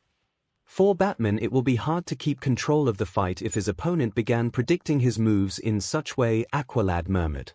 Halo universe, so his biological radar functions even under sensory deprivation. Efficient. Cortana hummed. MSTR chief nodded. He adapts mid-scenario. That's a soldier's instinct. Disney 626 Universe New York. Oh yeah, Spider-Sense for the win. Jake celebrated. No sudden scares for you, Mr. Bat. Still Batman got good hits before. Foo Dog murmured, if Spider-Man got careless again. You only saying that cause you bet against Spider-Man, said Jake. Told you should trust in NY Gang more. Foo Dog snorted, tail thumping against the floorboards. Kid, I've seen cockroaches survive orbital drops. Doesn't mean I'd bet rent money on 'em. Hawaii, quite fascinating biological feature, Jumba murmured. Humanoid arachnid sensory organs bypassing optical illusions, is like seeing cockroach predict earthquake through floor vibrations. He laughed. Oh, why didn't thought of that for evil experiments. Lilo leaned forward. See, Stitch. Spider-Man's like that RBB band experiment at school. You pull harder, he snaps back faster. Experiment 626 blinked, tilting his head as Parker yanked Batman into visibility like a stubborn cork from a bottle. But Batman, cooler. Stitch rasped. My Hero Academia universe in the UA staff room, Aizawa raised an eyebrow. He adapted faster than the opponent's setup. Efficient. That's my boy, Spidey. Present MIC pumped a fist. I will remind you, you betted on Batman. Aizawa deadpanned to present MIC, though his eyes remained locked on the holographic replay, specifically the fractional tremor in Parker's shoulders milliseconds before the web shot. That sensorium could bypass any surprise takedown or stealth gear. His capture scarf coiled tighter around his neck. Heroics shouldn't rely on precognition. But it's useful. Tsukochi's office, so he trusted his instincts and prevailed. That's true hero spirit. All Might laughed heartily. Tsukochi nodded. In the dark, logic fails, instinct is king. All Might's eyes softened. Reminds me of when a hero fights with their heart, not their eyes. Mobius told why, never try to ambush someone with better reflexes. Sonic grinned. His spider sense compensates for every trick. Incredible neural response speed. Tails beamed. Knuckles snorted. Guess the Bat's grounded now. Down but not out, Amy said. We have seen he is not the type to give up so easily. Helivis has been hotel. Spidey just yanked Batman out of the shadows like a bad date. Angel Dust cackled. Alastair's grin stretched wider. Delightful irony. Predator becomes prey.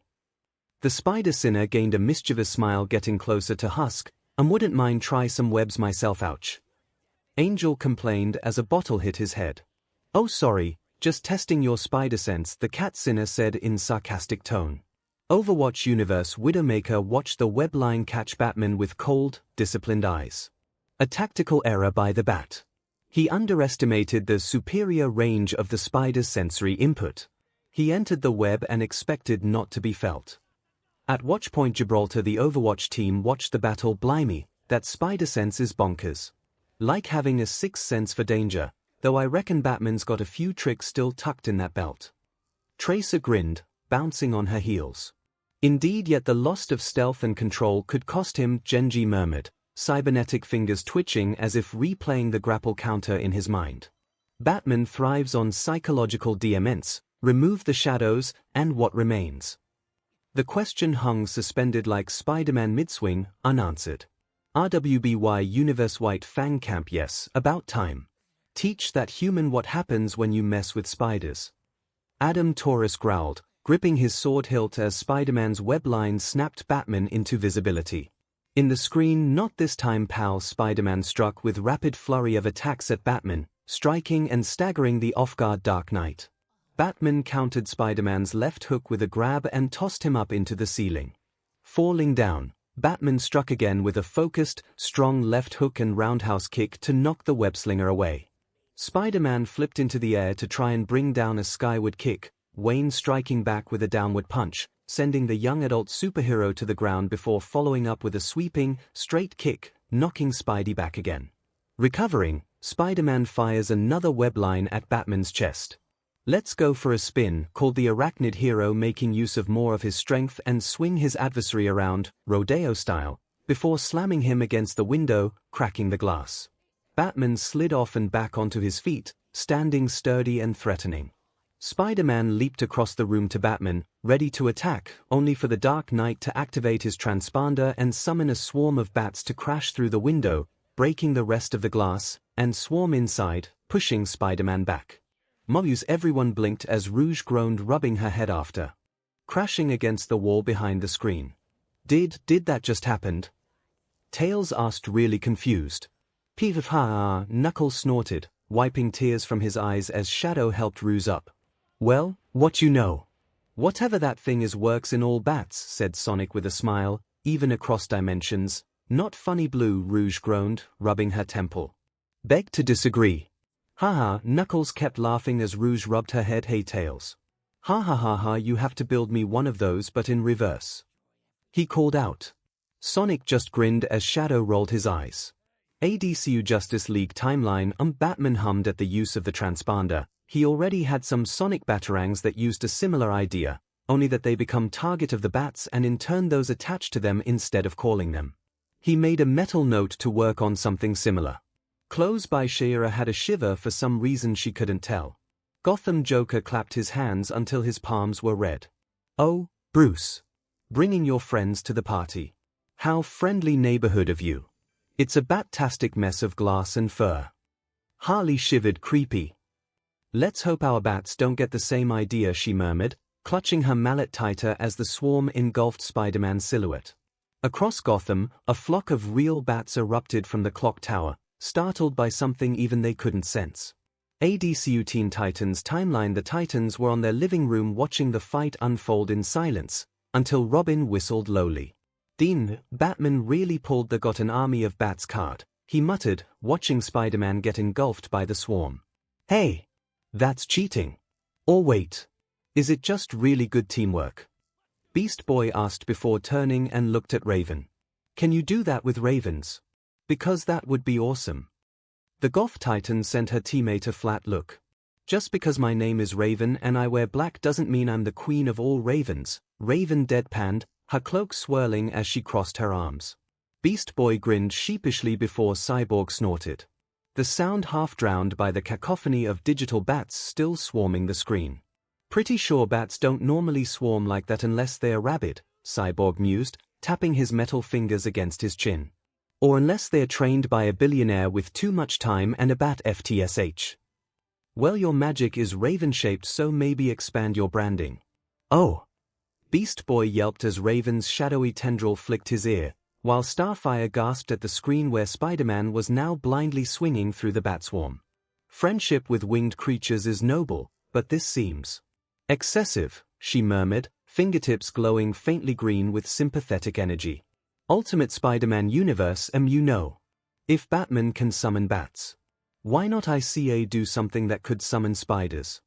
Peter Parker suggested as he rubbed his ribs, holographic light from the replay flickering across his face. "I mean, biologically speaking, spider pheromones exist. Or maybe I could modify my web fluid to emit ultrasonic pulses spiders recognize." His eyes widened behind the mask lenses, suddenly animated. "Imagine a whole swarm of orb-weavers descending on criminals." The rest of the team looked at him and shuddered. "Parker, that's the worst idea you have had ever," White Tiger called out, shaking her head as she imagined the horror. "Yeah, no fun, man," Power Man groaned, shuddering at Peter's spider swarm suggestion. "You traumatize muggers and sanitation crews." He mimed, gagging. "Besides, bats are kinda cool, spiders not so much." "Hey, I will let you know that felt insulting," Peter protested, watching Power Man shudder. Nova drifted closer, helmet retracting to reveal a skeptical eyebrow. "Dude, your spider summoning idea ranks right below that time you tried microwaving web fluid," he called. "At least bats don't leave silk cocoons in your ventilation S." Peter crossed his arms and pouted. "You guys don't get branding." Peter protested. "Imagine synchronized spiderlings rappelling down skyscrapers like tiny commandos. We could call it Operation Arachnid Assault." His fingers twitched as if already sketching blueprints in midair. Across the room, Nova facepalmed so hard his helmet slid sideways with a metallic clank. "Parker! Stop talking before I decide to have my own tiger summoning tool and use you as test target," White Tiger groaned, massaging her temples as Peter sketched imaginary spider drone schematics in the air with glowing finger trails. In the screen, however, the spider hero managed to shake off the distraction and rushed up to Batman. "Pardon moi," Spider-Man quipped. "I think this is your exit." And proceed to kick him out the window. Marvel 616 in Avengers Tower, the team celebrated the acrobatic counter. "Demon, kid just kicked the bat out of his own shadow." Tony Stark let out a low whistle. "That was a good recovery," Black Widow murmured, watching Spider-Man shake off the bat swarm like water droplets. Her fingers tapped against her thigh, not nervousness, but calculation.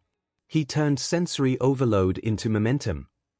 "Ha, talk about karma," Carol called with a smile. "Indeed," Thor nodded, "the bat got the boot." Natasha Romanoff didn't smile. Her gaze lingered on the cracked window frame where Batman had vanished.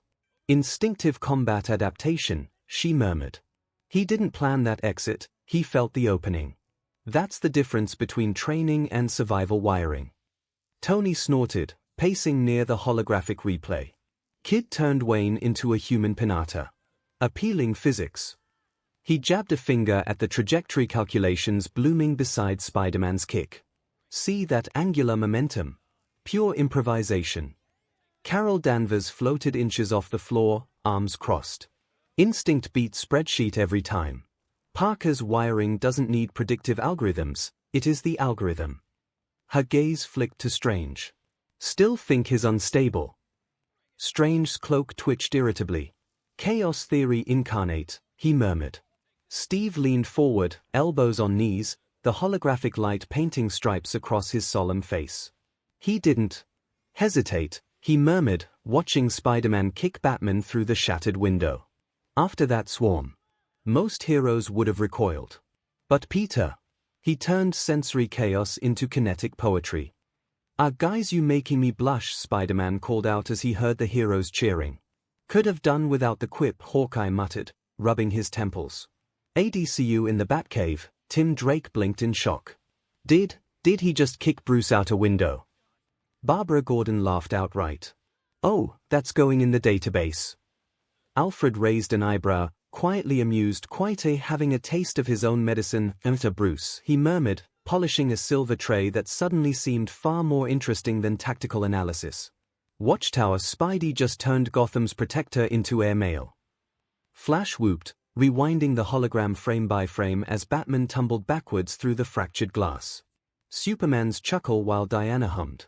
"Remarkable adaptability," she noted, her gaze tracing the arc of Peter's kick, not brute force, but physics HCD like a WHP crack. "He weaponized disorientation." "Seems the bat trick doesn't work well with spiders," Hawkgirl chuckled. "Danny Phantom Universe, let's go. That's how you do it, webdude." Danny cheered. Sam rolled her eyes but smiled nonetheless at her boyfriend's reaction. "Oh. Hey Maddie, how about we build something that attract ghosts to us?" Jack Fenton yelled as Jazz sighed. "Dad, no." She called. "We already have the ghost portal," she added. "And the boomerang that keeps tracking me," Danny added.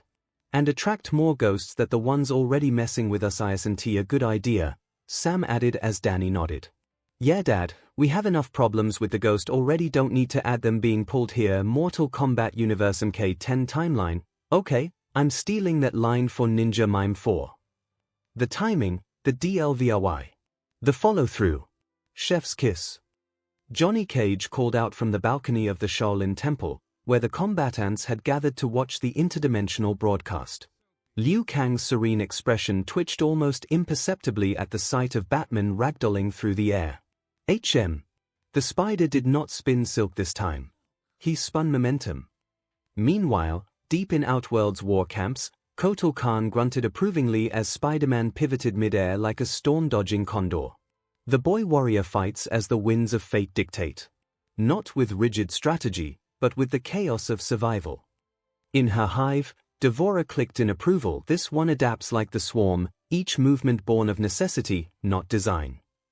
Her chitinous fingers tapped the viewing orb as Spider-Man twisted mid-fall to web-sling after Batman. The Bat's preparations are many, but the Spider's instincts are infinite. In the screen suddenly, the Dark Knight's grappling hook snared Spider-Man's foot, dragging the web-slinger out of the building too. Spider-Man and Batman both fell down the side of the building, Batman gliding lightly with his extended cape. Spidey fired web bullets at the caped Crusader, the two floating towards each other to continue their fight in mid-air. The two proceeded to trade blows while both fell through the air. Marvel 616 universe, okay, that's actually sick. Mid-air combat, no parachute, no fear. Tony called out, leaning forward as holographic projections tracked the plummeting figures, Batman's cape billowing like obsidian sails against the cityscape, Spider-Man twisting like a corkscrew, both of them exchanging hits and attacks. Kids treating gravity like a suggestion again. Although here Spider-Man should have more advantage than Batman, said She-Hulk, he could use his webs to stick to the building and let him fall, unless he keeps using that grappling hook to pull him to him as he is doing, Wasp pointed out. And none are making moves to try get away, added Black Panther. This is a battle they started and plan to finish, the Batman universe. Adapt our capes to glide like that is a must, said Bruce, his voice tight as holographic wind whipped through the Batcave. Alfred paused, polishing the Batwing's turbine casing, a smear of grease on his cuff. Sir, if I may, perhaps prioritize landing protocols before aerial ballet. And on that, think learn how to fight in the air would be a must, said Batgirl. Maybe that way Firefly and Killer Moth wouldn't be such a problem, Bruce grunted, eyes locked on the screen. Glide mechanics need recalibration, he muttered, fingers already sketching interface adjustments in mid-air. Current cape drag coefficients insufficient for rapid directional shifts against opponents with elastic kinetics. AK already making plans if a spider comes to Gotham, said Robin with a smile, but seriously. Mid-air combat without thrusters. That's pulp-like physics. MLP Universe Equestria, they are fighting mid-fall. Rainbow Dash gasped. That's my kind of stunt. Batman is gliding and Spider-Man is using his webs to control his altitude, Twilight murmured, horn aglow as she projected aerodynamic diagrams onto the library floor. Batman is in disadvantage as he needs to keep a specific pose to use his cape while Spider-Man can attack more freely, yet that Bat really is giving him a fight even in the air, pointed Applejack as Spider-Man swung upside down, firing web lines like grappling hooks to JRK himself sideways, avoiding Batman's precisely timed kick that would have shattered ribs. Below them, the city yawned upward like concrete jaws. Twilight's diagrams pulsed brighter. See. Parker's exploiting rotational inertia, each web yank alters his angular momentum unpredictably. Wayne's glide pattern can't compensate fast enough. RWBY universe, oh yes, now this take guts. Young celebrated, leaning forward as Spider-Man inverted mid-plummet, web line snapping sideways to avoid Batman's boot heel. Her grin growing slightly when Batman's grappling hook snagged Peter's ankle again, yanking them into collision range. I wonder if I could find a way to make my cloak do that, Ruby murmured. If you can make sure to make me a golden one, cause I certainly would like to do that, her sister called out. With a smile. My Hero Academia universe, in the UA staff room, Aizawa rubbed his temple. I'm going to have nightmares of students trying that. We'll make sure to put a restriction on the support group about this if anyone go asks, said Power Loader as Midnight giggled, but seriously. Mid-air combat without thrusters. That's pulp-like physics. The holographic replay froze on Spider-Man's upside-down pivot, web line taut as a guitar string, just as Batman's boot grazed empty air where his ribs should have been. Cementos grunted, tapping calculations into his tablet. At that speed a direct impact on the ground could be lethal for both, he murmured, ignoring present MIC's frantic commentary about radical aerial ballet. Midnight leaned forward, her usual playful smirk replaced by clinical fascination. Notice Parker's hip rotation. Each twist transfers kinetic energy into his webs, like cracking a WHP mid-plummet. She traced the holographic trajectory with a lacquered nail. Wayne's cape requires rigid posture, one misaligned shoulder blade and he tumbles uncontrolled. Devil May Cry universe, Dante laughed around a mouthful of pizza crust, pointing at the screen with grease-smeared fingers. Kids got style. Who needs wings when you got strings? Nero leaned forward, elbows digging into the demon leather couch. Wayne's cape slick, but Parker's webs let him redirect momentum mid-swing. See how he twisted into that uppercut. And yet the bat is managing to keep up. Virgil called control under chaos, a true warrior's focus. Spectacular Spider-Man universe. Oh God, careful Peter. May called out, her teacup rattling against its saucer as she watched her nephew's holographic double spiral through the air, a human pendulum swinging between skyscrapers and Batman's relentless grappling hooks. Hey Aunt May, I'm here. That's just a simulation, Peter called out as the screen shifted, showing him and Batman falling. I could do that, but I don't think I would, he added, trying to calm her nerves. May sighed, setting her teacup down with a clatter. Peter Benjamin Parker, if I ever catch you fighting upside down over a 20-story drop. Her voice trailed off, knuckles whitening around the armrest. A bit late for that, MJ called out. I mean, how many times have you fought Vulture? And Goblin, added Gwen. And be chased by helicopters. And you are not helping girls, Peter groaned, rubbing his temples as Gwen and MJ exchanged mischievous grins. Mobius, man, I can fly, but don't think I would try fight like that on the air, Tails admitted, watching Batman twist mid-plummet, cape snapping like a sail in a hurricane. Same. I'm more for a refined fly myself, said Rouge, rubbing her temple where the phantom bottle had struck, though her gaze lingered on Batman's cape deployment sequence replaying in slow motion. That glide pattern's got elegance. If you ignore the hole getting kicked through the apart. Come on guys, you kick robot but from the air all the time, Sonic called out as Tails' ears flattened against his skull. Yeah, but they don't have gravity, he protested, fingers flying over his tablet, aerodynamic simulations flickering wildly. Look at Parker's web tension vectors, he's basically playing jump rope with terminal velocity. Rouge snorted, rubbing her temple. And Wayne. One wrong twitch and his confetti. Knuckles just grinned, cracking his fists. Still wanna see him hit pavement. Demon Slayer universe, yeah. Fight in the air. Crash into the ground. Inosuke roared, jumping on a table. The one who bounces highest is the strongest. In the screen, Spider-Man pushes Batman downwards to try and make him hit the ground first, but Batman uses his glider to get back up to Spider-Man, plant him underneath his foot and, upon reaching the ground, slam him against a bystander's car, Spider-Man groaning in pain as the car crumbled. Batman jumps away from the vehicle, which then, unsurprisingly, exploded from another explosive, sending Spider-Man flying through the air again. Marvel 616 Universe, ha. Kids gonna feel that in the morning, Wolverine barked a laugh. Storm gave a sharp look. Logan. Hey, he's still brave thin, ain't he? He shrugged. Batman's ruthlessness is unsettling. Cyclops frowned. So much anger in that man's movements. Nightcrawler muttered. I would say he reminds me of you, Logan, Beast called out as Wolverine growled, only less wild. And you don't have a cape, Hank added with a smirk as Logan glared at him. Shut it, furball, Wolverine growled, though his eyes tracked the holographic explosion. Kid took that blast clean though. Gotta give him that. His claws slid out an inch, retracted. Still wouldn't wanna be his chiropractor tomorrow. ADCUO. That's gotta hurt. Flash flinched. Must say that do was quite extreme for you, Bruce, Superman called out.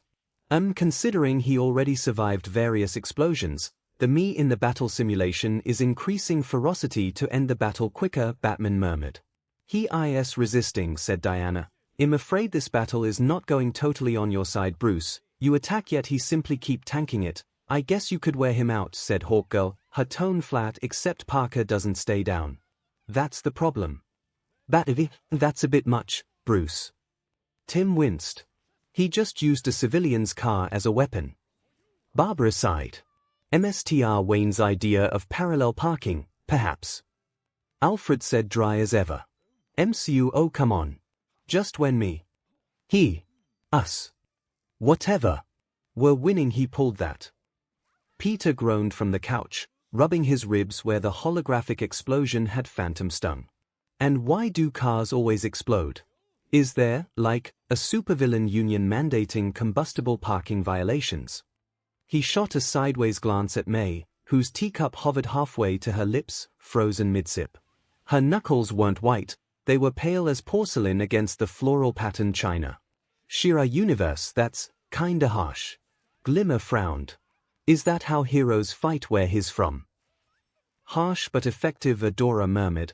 It reminds me a bit of the training at the Horde having to run though a mining field. Bo turned at her in horror. Say it once. Say it again. How it's that you are still live and sane. He called out. She is only one of those, Mermister called out. But hey, same like the rest of us I suppose. The Horde that was quite extreme, Scorpia murmured, pincers clicking nervously as the holographic car fire bloomed across the war room's projection stone. But effective, Catra purred, tail flicking lazily as Spider-Man ragdolled through the air. Maybe we should apply some of that here. Explosive traps. So if any of those princess walk by, boom. She grinned, claws extending. Devil May Cry universe, now that's an entrance. You sure Batman's not part demon? Dante laughed. That move had style, not gonna lie. Nero smirked. Virgil sipped his tea. Controlled brutality. The mark of experience. Has been Hotel Universe. Alastair clapped. Oh, splendid. Flames and carnage. Kinda hot if you ignore the whole murder vibe. Angel Dust giggled. Well, unless you onto it, he added with a smirk. Charlie frowned. Why do they have to fight so violently? It's a simulation, babe, said Vaggie, her hand resting on Charlie's shoulder. Nobody's actually getting deep-fried in Gotham tonight. Charlie nodded. Knowing how humanity is, Lucifer said, wouldn't be surprised of anyone acting like that. Angel Dust leaned, swirling his cocktail. Honestly, that bat guy's got flair. Reminds me of this DMNX I knew in 48, total control freak, loved setting things on fire. Husk just polished a glass harder, muttering about property damage deductibles. My Hero Academia universe. Aizawa rubbed his face. Collateral, explosives, property damage, this gives me flashbacks. The repair bills alone. I'd cry. Power Loader frowned. Perhaps this is why they call him the Dark Knight. Nezu said, sipping tea calmly. That's one way to blow up a fight. Ha! Present MIC shouted. Aizawa and Midnight turned at him with flat looks. Payoff, said Erasure, pulling a jar that had written bad pun jar on it. Tsukochi's office. All Might winced hard. Such power, yet no regard for his surroundings. That kind of hero would have a lot of legal problems here. Tsukochi sighed. Justice must protect the people, not endanger them. All Might frowned. That explosion could have endangered civilians. Just a simulation, Toshinori, the detective said. Sure, in real life Batman would have been arrested for property damage. Tsukochi sighed. Across the desk, All Might deflated slightly still. The brutality. He murmured, fingers tracing the edge of a case file stamped with Endeavor's agency seal. Heroes shouldn't fight like cornered beasts. Tsukochi nodded slowly, flipping open the file. Agreed. But consider this. Parker took that car slam without breaking bones. His durability's abnormal. Wayne exploited physics, not malice. He added, some heroes thrive in chaos. Others. His gaze drifted to Endeavor's scowling portrait. Create it. Mortal Kombat Universe MK9 timeline. Pathetic. Shao Kahn boomed from his throne. The spider groans in pain while the bat stands tall. Finish him. Crush the insect beneath the wheel of your will. Kingdom Hearts Universe. Gosh, that sure looked like it hurt a lot, Goofy said, his ears drooping as he watched Spider-Man skid across the pavement, leaving a smoking furrow in the asphalt. Donald squawked indignantly, pointing at the screen where Batman stood silhouetted against the explosion's aftermath. Sora, perched on the edge of his seat. He's not done yet, Spider-Man still can fight, he grinned. Goofy scratched his head. But he just got hit by a car explosion. Donald quacked in agreement, feathers ruffled. Sora's grin widened. Yeah, and that's exactly when he's most dangerous. His fingers tightened around his keyblade, not in anticipation of a fight, but in recognition of something deeper. When you think he's down. That's when he's just getting started. Dread Universe. Property damage. Reckless endangerment. Use of unauthorized explosives. Dread intoned, his jaws set in a permanent scowl. The Batman is efficient, but he's a walking crime spree. The spider is lucky if he's still in one piece. Anderson glanced at the screen, her lips quirking. And yet, the spider keeps moving. Like cockroaches in Sector Annoying, resilient. Surprisingly hard to squash. Watchmen Universe. Daniel's grip tightened around his coffee mug as the hologram flickered, Spider-Man's silhouette tumbling through the explosion's shockwave like a discarded marionette.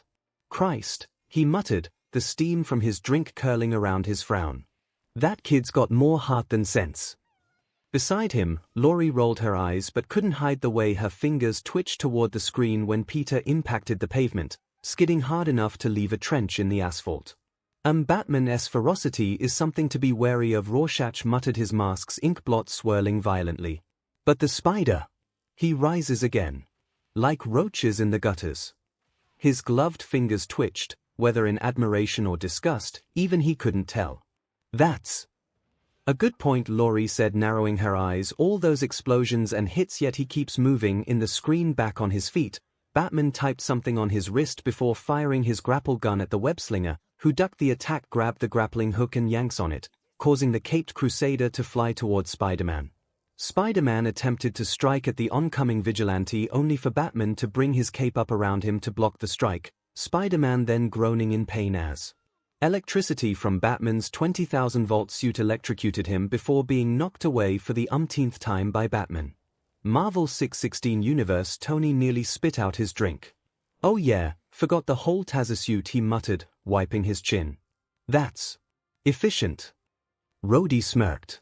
That's actually not a bad idea. Note to self, add shock plating to War Machine armor. Peter groaned from the couch, visibly twitching in sympathy. Yeah, no. Please don't. Electricity and spider physiology do not mix. You've been electrocuted before, haven't you? Natasha chuckled. Multiple times. Don't recommend it. Peter sighed. One of my bad guys is literal named Electro. He rubbed his shoulder. Baxter Building, huh? Sparkybat. Johnny laughed. Johnny, it's not funny.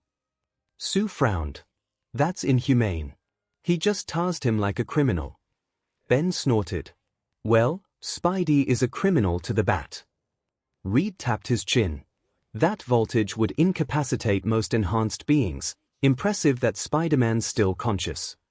He fights against a meta that use electricity, so he must be used to it, said Valeria. What I wonder is, what he typed on his wrist. Krakoa electric shock suits. Barbaric. Storm's eyes narrowed. Wolverine raised an eyebrow. Pot meat kettle much there. How many times you have summoned lighting in a fight, Aurora? Against foes that deserve it, Logan's Storm countered, not allies. Well, this is a fight to the death, so. Wolverine muttered. That bat's got tricks layered under tricks, suit voltage, grapple mods. Reminds me of Chalor's kinetic dampeners. Young Justice Universe, did he just zap the poor guy? That's messed up. Flash jumped. Wonder Woman frowned. He uses pain as restraint. Not honor. It's effective, but cruel. Superman sighed. That's Batman. Subtlety through vaults. Hal Jordan muttered. Mount Justice, he's frying the guy. That's gotta be overkill. Kid Flash groaned. Aqualad frowned. Batman's methods are extreme. Artemis crossed her arms. Spider-Man's still on his feet, though. Tougher than he looks. Spectacular Spider-Man universe. Yeah, getting memories of fighting Electro, Peter said with a frown, but Batman's got way better timing. He rubbed his shoulder where phantom volts still danced beneath his suit fabric. Next to him, Gwen gazed on the image, Batman's cape unfolding like a conductor's baton mid-block. Notice how he waited until Parker committed to the punch. That's chess player precision. Precision schmecision. MJ snorted, he just cheated with a taser cape. May Parker set down her knitting needles with deliberate calm. Peter Benjamin Parker, she began, voice deceptively soft, if I ever find out you've considered installing electric shocks in that suit. Peter threw his hands up. What? No. I'm allergic to frying. Besides, where would I even? Good, May cut him off, picking her needles back up. Because I didn't raise a boy who electrocutes his problems. My Hero Academia Universe 𝐒𝐭𝐚𝐲 office that man calls himself a hero yet uses such methods. All might frown deeply. In his world, fear works faster than justice. 𝐒𝐭𝐭𝐲 sighed. Then his world must be very dark indeed. The symbol of peace sighed. MLP Universe Equestria. Yeah, not fun when you get shock, Rainbow Dash muttered, wings twitching. Speak for experience. Applejack asked with an amusement look, wouldn't be surprised considering how distracted you can get. Hey, the blue Pegasus mare yelled, what's that supposed to mean? That there are reasons why there is security equipment you never use even while working, Twilight pointed out. Heliverse has been Hotel Angel dust fanned himself. Electric shock. Oh, KNKY. Angel. Charlie groaned. I find his methods delightfully efficient. Alastair chuckled darkly. You would. Vaggie scowled. Though honestly, that bat's cape tech's kinda brilliant, like electrified origami. Infamous universe hero timeline Cole McGrath cracked his knuckles, watching Spider-Man convulse under the voltage. DMN, Bats upgraded his pajamas. He flexed his fingers absently, static dancing between them like impatient fireflies. Kid's lucky that's only 20 grand. Try living through a 1,000,000-volt temper tantrum. The memory of his own scorched nerves made his teeth ache. One Piece Universe Moon Enel laughed hysterically. A mere 20,000 volts. How cute. But for that little red insect, it must feel like the heavens are crushing him. The Celestial has some spark after all. In the screen, Spider sense flared, and again, without thinking, Spider-Man leaped out the way seconds before the Batmobile came running, missing him by a hair. Marvel 616 universe, so that was what he was doing, said Valeria, summoning his armored vehicle, technically efficient. The Batmobile's impact could deliver several tons of force. Reed said, rubbing his chin.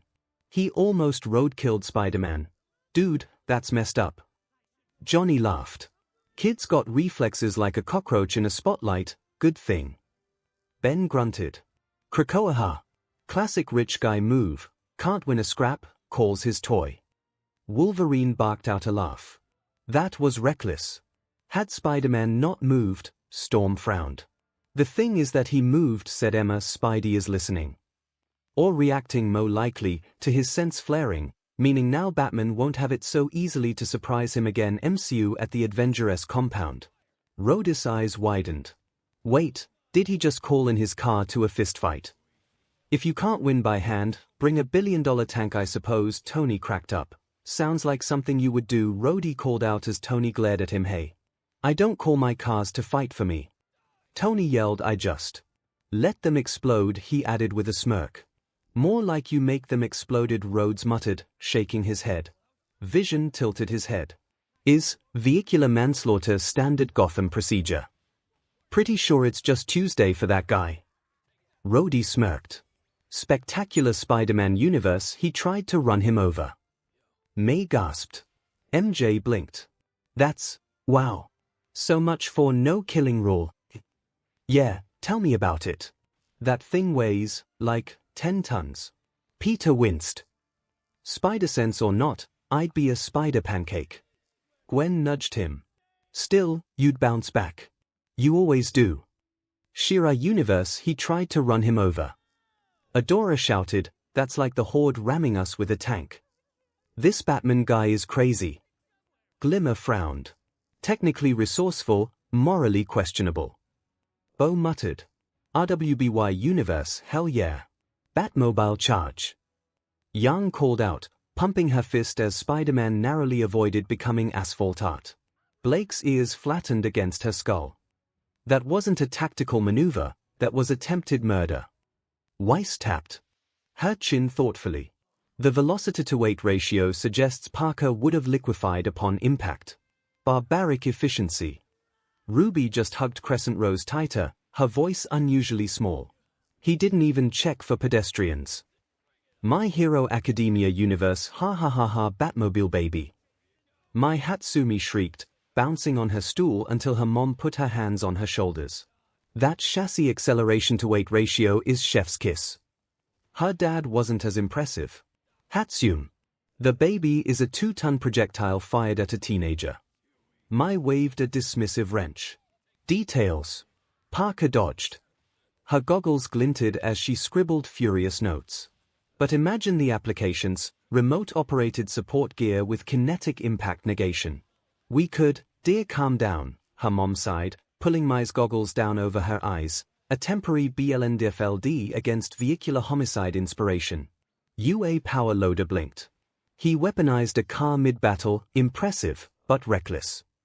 Rich guy logic. Always escalating. Aizawa muttered. Midnight smirked. Still stylish, though. DCU Flash's jaw dropped. He tried to run him over. I told you the bat drives like a maniac. Green Lantern snorted. Superman sighed, pinching the bridge of his nose. Bruce, you can't use the Batmobile as a weapon. The Dark Knight only hummed, taking metal notes. Batcave Tim facepalmed. He seriously used the Batmobile. Overkill, much. Barbara said, rolling her eyes. At least he refrained from using the missiles, Miss Gordon. Alfred said, polishing a cup. That caught the two sidekicks' attention. The car has missiles, both exclaimed simultaneously. Spider vs. Spider Society HQ, he called his car mid-fight. That's a flex. LYLA called out. That's not even fair. Gwen called out. Hobie snorted. Course not. Blokes fightin' dirty. Miguel gritted his teeth. Still, effective. I can respect that. Halo Universe, the Batmobile's onboard AI is calculating the spider's trajectory in real time, Cortana noted, her holographic form flickering. Parker's spider sense is the only variable the machine can't solve. Mr. Chief stood motionless, unnaturally still, his visor locked on the screen where Peter twisted midair, narrowly avoiding the Batmobile's reinforced grille. The Spartan's breathing didn't hitch, didn't change, but his gauntlets flexed subtly, the same reflexive micromovement he made when dodging Wraith fire in his Mark VI's early days. Instincts, John murmured, the word barely audible through his helmet's filters. Not predictive. Reflexive. Overwatch Universe, no fair. Using a mech or a car tank is totally cheating in a 1v1. Hannah Song pouted. But that point-blank dodge. Total pro-gamer move, Spidey. Across the room, Genji's cybernetic fingers twitched, phantom echoes of his own battles flashing through his neural relays. The spider does not think, he murmured. He moves as water flows, without hesitation, without resistance. Blimey, that's not dodging. That's time dilation without the tech. Tracer called out, grin faltered slightly. Wait, can spiders do that? Indeed they can, answered Winston. Some species can reach 600 meters per second squared, nearly 50 times faster than a cheetah. His glasses glinted as he adjusted them. Okay. Then really fast, the British pilot muttered. In the screen, time seems to slow as Spider-Man, still midair, shot various lines of web at the Batmobile before landing. A mix of his crawling powers to root himself to the street and making use of his full strength stopped the speeding armored vehicle on his tracks before flinging it back at Batman. Marvel 616 Universe, Tony blinked. And blinked again. And yep. That happened. Did you just flunk a speeding tank like a rock out a sling? Tony breathed, the holographic Batmobile arcing backward in midair like a metallic comet. Ha ha, the strength of the spider beat the Dark Knight's steed. Thor boomed, slamming his mug down as the holographic Batmobile sailed backward like a discarded toy. Ale sloshed onto the polished floor, ignored. Truly, the Midgardian arachnid wields power worthy of Asgard's forges. Steve Rogers didn't share the god's enthusiasm. His eyes tracked the trajectory of the flung vehicle, straight toward Batman's last position. He's using his opponent's weapon against him, Cap murmured, brow furrowed. But that force. Parker didn't pull that punch. One wrong move, and Wayne becomes paste on Gotham pavement. That's a death battle for you, Captain, said Natasha, her voice flat as the Batmobile sailed backward, a 2-ton pendulum aimed at its owner. No holding back. Just physics and fury. Her finger tapped the armrest, calculating trajectories only a spy could map. Wayne gambled Parker wouldn't dodge. Bad bet. Baxter building the Fantastic Four watched the moment Spider-Man caught and tossed the massive, armored vehicle, an act that defied ordinary physics. He just threw the Batmobile. Johnny practically screamed. Sue covered her mouth in disbelief. He stopped it. With webs. Reed was already scanning the data, began his technical analysis. His tensile webbing strength combined with his proportional spider strength could theoretically resist an accelerating mass of, Reed, just say it, Spidey stronger than your car insurance. Ben interrupted, grinning wide, perfectly summarizing the spectacle. Go, Uncle Peter, go! Franklin yelled, bouncing off the couch as the holographic Batmobile sailed backward. Valeria didn't cheer, her gaze locked on the physics-defying torque in Spider-Man's shoulders. He didn't just stop momentum, she murmured, fingers sketching invisible vectors in the air. He redirected kinetic energy through the webs. Like tensile whiplash. Krakoa the X-Men reacted to the sheer audacity and raw power displayed by Peter Parker. Logan barked out a laugh, thoroughly enjoying the spectacle. Ha! That's my kinda kid, hits YA with your own ride. Storm raised an eyebrow, a faint smile tugging at her lips. That was impressive. And poetic. Reckless. Cyclops muttered his trademark caution. Effective, though. Jean Grey chuckled softly, defending the result. Go Spider-Man. Hope Summers yelled, her fist pumping as the holographic Batmobile sailed backward. Beside her, Gabby Kinney grinned, a flash of Wolverine-sharp teeth, while Jubilee's jaw hung open, popcorn spilling unnoticed onto her lap. Kids got moves. 𝐻𝐸𝐴DCU the senior league members watched in awe as Spider-Man effortlessly caught the massive, accelerating Batmobile in his webs and hurled it back at its owner. Flash jumped out of his chair, unable to contain his disbelief. He caught the Batmobile. That thing weighs like a tank. Guess Bats just got parked. Green Lantern offered a dry comment. Superman grinned faintly, impressed by the raw feat of strength. That's pure determination. Wonder Woman nodded. He turned Batman's own weapon against him. Resourceful, very spider-like. Martian Manhunter spoke with quiet insight. I sense satisfaction in that move. Batman said nothing, but his jaw tightened. Batcave the younger members of the Bat family enjoyed the moment of poetic justice against their mentor. Tim Drake Robbins stared at the screen. He just threw the Batmobile. That's karma. Barbara burst out laughing. Alfred, successfully hiding his amusement, offered a suggestion. I suppose MSTR Bruce should begin designing a spider-proof model. Tim snickered. Maybe add a no-return clause for car theft. MCU Tony leaned forward, impressed despite himself. Okay, that's badass. The torque required to counter that vehicle's mass exceeds 30,000 newtons.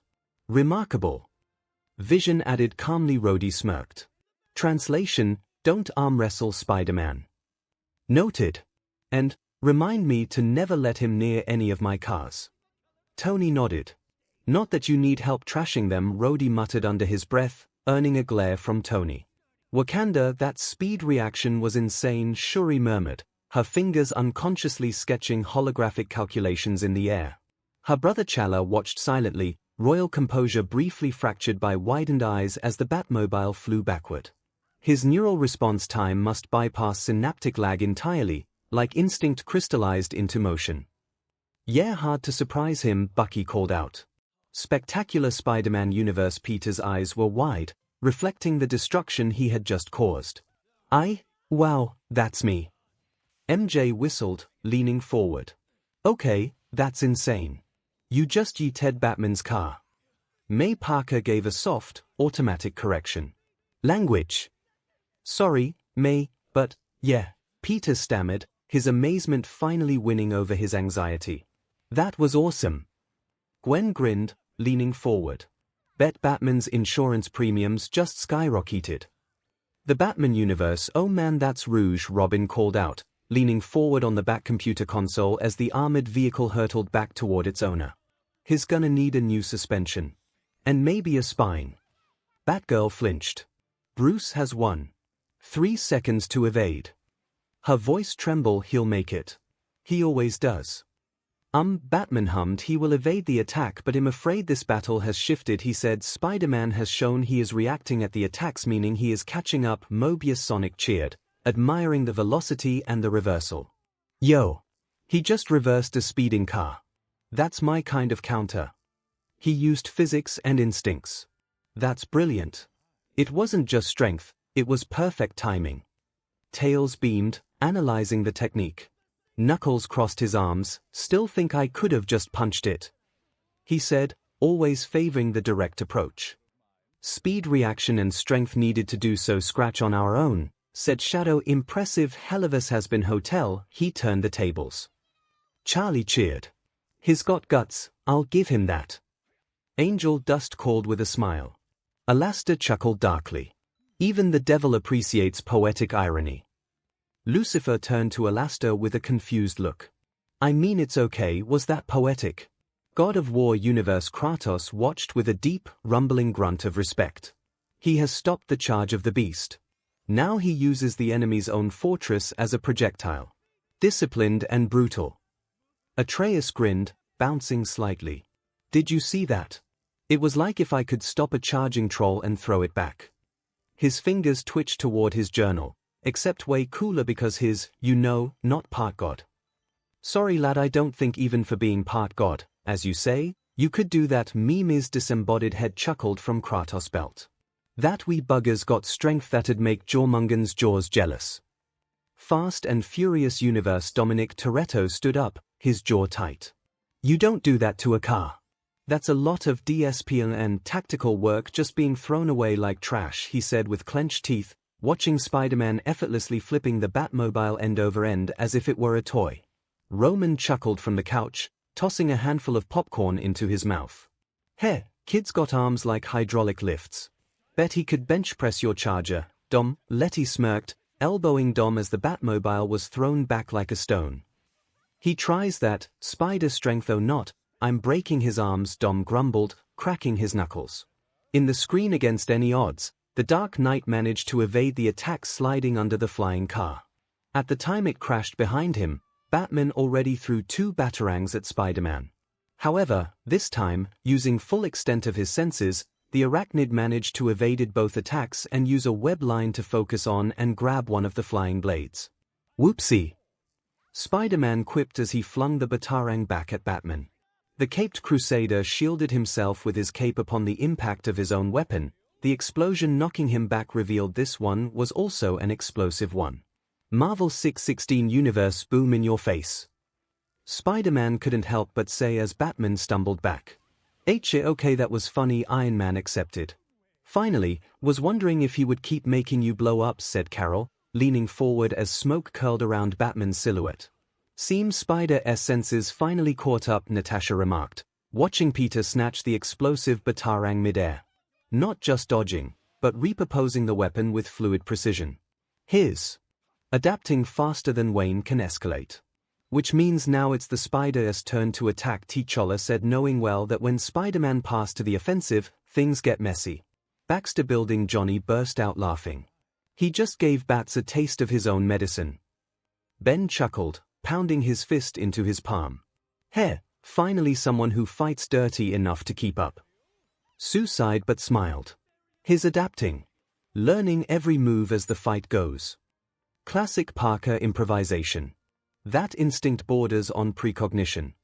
Reed analyzed. AKA no more surprise tricks for Mr. Bat. Franklin declared. Krakoa kid's got that scrap of fire. I like it. Wolverine smirked. Storm chuckled. He adapts as swiftly as lightning. Beautifully done. Cyclops crossed his arms.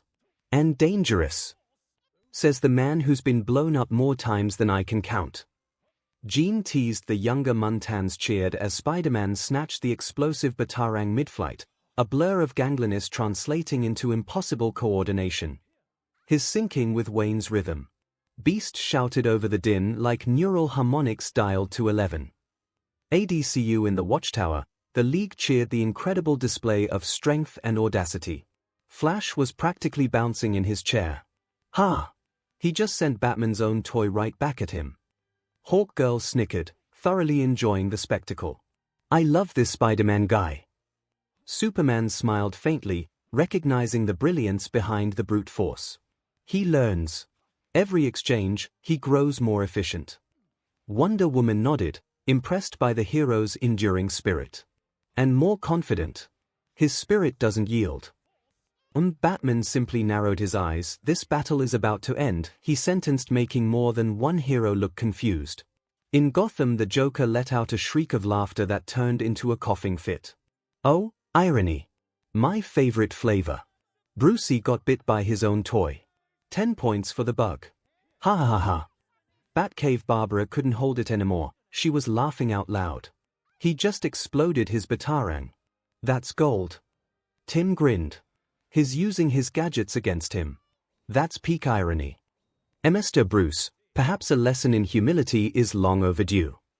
Alfred said, sipping tea, hiding a small smile. Young Justice Universe. The team watched in astonishment as Spider-Man effortlessly turned Batman's weapon into a boomerang. He caught a batarang midair and threw it back. That's not human reflexes. Wally West was practically vibrating in his seat. Robin groaned, covering his face in mock despair for his mentor's reputation. Batman's never gonna live this down. Spider-Man's owning this fight. Artemis snickered, clearly enjoying the role reversal. He's mastering the rhythm. Soon, even Batman's calculated tactics will fail against that pure instinct. Calder's assessment was measured and insightful. My Hero Academia Universe. The U faculty recognized the frightening biological advantage Spider-Man possessed, a level of speed unattainable by most quirk users. Aizawa rubbed his eyes, resigned to the fact. That kid's reflexes are beyond human. Even with training, no normal hero could replicate that. Spider reflex, baby. He's feeling the rhythm. Present MIC was fully invested in the spectacle. Nezu smiled knowingly, identifying the core heroic trait. Adaptability under pressure, the mark of a true hero. Cementos shook his head in amazement. And to think our students struggle with dodge drills. Midoriya's apartment incredible called Izuku. His spider sense didn't just let him evade the attack but also knew which one of those were an explosive, and he acted accordingly. His hands scribbled furiously in a notebook. Inko Midoriya clutched her teacup tighter as the holographic explosion bloomed across their cramped living room screen. That poor man, he must be dizzy from all that flipping, she murmured, more concerned about potential whiplash than interdimensional combat. Sonic Universe. The speedsters of Mobius recognized the web-slinger's lightning-fast cognitive processing. Now that's what I call fast thinking. Sonic cheered, admiring the speed of the counter. His syncing his movement to Batman's attack rhythm, incredible adaptability. Tails analyzed the underlying strategy. Wouldn't be surprised if he punches the bat next. Knuckles grunted, predicting the escalation. She-Ra Universe. The heroes of Etheria saw the emotional intelligence driving the fight. Adora smiled, recognizing a fellow warrior's focus. He's reading Batman's every move now. You can see it. Glimmer was thrilled by the strategic reversal. Spider-Man's going full tactician mode. That's not planning. That's pure instinct meeting intelligence. Bo provided the nuanced perspective. Devil May Cry Universe. The Spada descendants acknowledged the skill that rivaled their own demon-hunting prowess. He's got the reflexes of a demon hunter. Kid's insane. Dante whistled, impressed by the speed. Nero grinned. Bet Spidey could parry a bullet with that sense. Virgil nodded approvingly, offering rare praise. He is efficient. Hellverse has been Hotel. The characters from Hell found the moral and physical conflict immensely entertaining. Oh, he's sassy and deadly, my favorite combo. Angel Dust laughed. He's not giving up, no matter what. Charlie cheered, focused purely on the hero's spirit. Oh, how delightful, the predator becomes the prey. Alastair chuckled darkly, delighted by the shift in power dynamics. Vaggie leaned forward, her fingers tapping against the bar counter's chipped wood. Spider-Verse Society HQ. The fight's turning point was especially resonant in the Spider Society, confirming Peter 616's disruptive, yet effective, philosophy. He just turned the fight around. Pavita called out, "Punk move, use the oppressor's tools against him." I respect that. Hobie called. Probability of Batman regaining control, decreasing by 47%. 𝐿YLA updated the metrics, proving Peter's efficacy. Miguel clenched his jaw, the display confirming his deepest fears about Peter's methods. His improvising again. DMN him. In the screen just as he recovered, Batman was suddenly hit by a web. In the face, stunning him and leaving him blind. Having fun yet? Spidey yelled out before using his full speed to shot a barrage of webs towards the off-guard detective. Batman, not having time to react, was struck by so many that his whole body was covered and trapped in thick webs and stuck on a giant web. Spider-Man flipped backwards and fired enough webs to create a large web slingshot. It's all or nothing. Spider-Man yelled as he pulled his body and the slingshot back before launching out. MCU Tony leaned forward, grinning. Oh, now that's the Parker comeback I've been waiting for. Man went full Looney Tunes on Batman, Web Cannon Edition. Rhodey laughed. Vision nodded thoughtfully. Ingenious use of organic tensile strength. The elasticity ratio in those webs must exceed 1200 megapascals. Translation: Bats just got gift-wrapped. Tony smirked. May's apartment, that's my boy, even in fights, he has to show off. May called out smiling. It's called Strategic Web Application, thank you very much. Peter said back. Marvel 616 Universe at the Baxter Building. Johnny doubled over laughing. Look at Batty over there. All tied up and nowhere to go. Kid's got a gift, that's some quality smackdown. Ben chuckled. His matching intellect and improvisation perfectly. Sue smirked. Reed rubbed his chin. The force output of that slingshot could rival an industrial catapult, fascinating. 𝐒𝐻𝐽𝐫. Guess the bat just got caught in his own DMN trap. Logan barked a laugh. It's poetic, really. The predator ensnared by the smaller creature he underestimated. Storm smiled softly. Cyclops frowned slightly. He's making this look easy. Emma smirked, sipping her drink. I always said the boy had potential. Good with his hands too. Emma, Jean sighed. 𝐒𝐻𝐽𝐽 he just webbed Batman. This is priceless. Flash called out impressed. Never thought I'd see the day. Gotham's ghost story, gift-wrapped. Hawkgirl laughed. Wonder Woman smiled faintly. It's admirable, he's quick, but never cruel. You can see the restraint. He could have gone harder. Superman chuckled. Batman simply watched, knowing this battle was lost for him. Young Justice Universe at Mount Justice, the team was electrified by Spider-Man's dazzling, physics-defying move. Spider-Man just launched himself like a human slingshot. That's awesome. Kid Flash shouted. I actually didn't think you could weaponize yourself like that. Artemis admitted, impressed. Robin smirked, enjoying the chaos. You can, if you're crazy enough. And here I thought I was the only one who liked throwing himself into fights. Superboy grinned. My Hero Academia Universe, the U faculty and all might recognize the strategic brilliance behind the physical feat, so he used his own webbing to trap his opponent, then built up kinetic force for a counterattack. Impressive. Aizawa analyzed the strategy. Nezu clapped his paws together. Resourceful, intelligent, and unpredictable, the hallmarks of a great hero. Villain Leno, No. Come on, Bat. Break free. Tomura cried in anger. Danny Phantom Universe, men, that's something I'd pull on Skulker, tie him up in ectoplasm and yeet myself at him. Danny exclaimed with a smile. You already can fly, and tackled him over 50 miles per hour. Sam called out. Don't see how turning yourself into a human slingshot is any different, but will look cooler. Tucker called out as Danny grinned back at him. Helliverse has been hotel hot DMN. Spider-Boy just gift-wrapped Mr. Broody in a bow. Angel Dust laughed. Poetic irony. The hunter ensnared by the humble insect. Alastair chuckled. MLP Universe Equestria, we now that's a way to trap a bat. Applejack called out as the holographic webbing cocooned Batman mid-swing. Twilight Sparkle's horn glowed faintly as she made quick calculus notations mid-air. The tensile strength-to-weight ratio of those webs. Astounding. Imagine applying that elasticity to suspension bridges. Rainbow Dash hovered nearby, squinting at the screen. He didn't just trap him. He turned Batman into a pinata. Darling, that texture such structural integrity with dreadful aesthetics.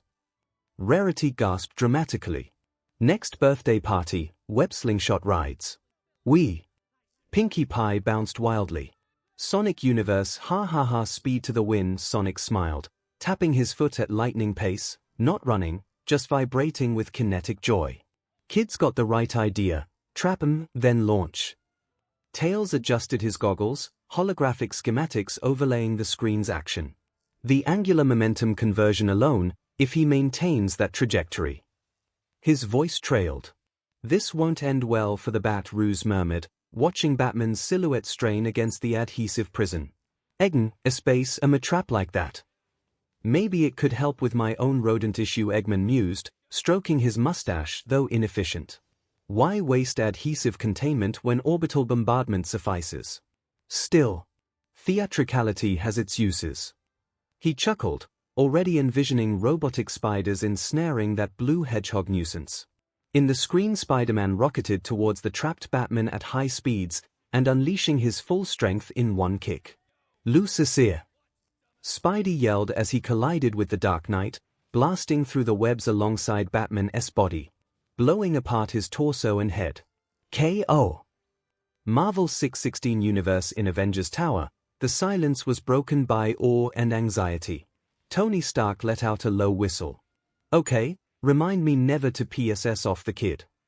He did what he had to. He's been holding back all fight. Natasha exhaled. Thor grinned. A warrior who restrains his might until the final moment, most admirable. Oh whoa.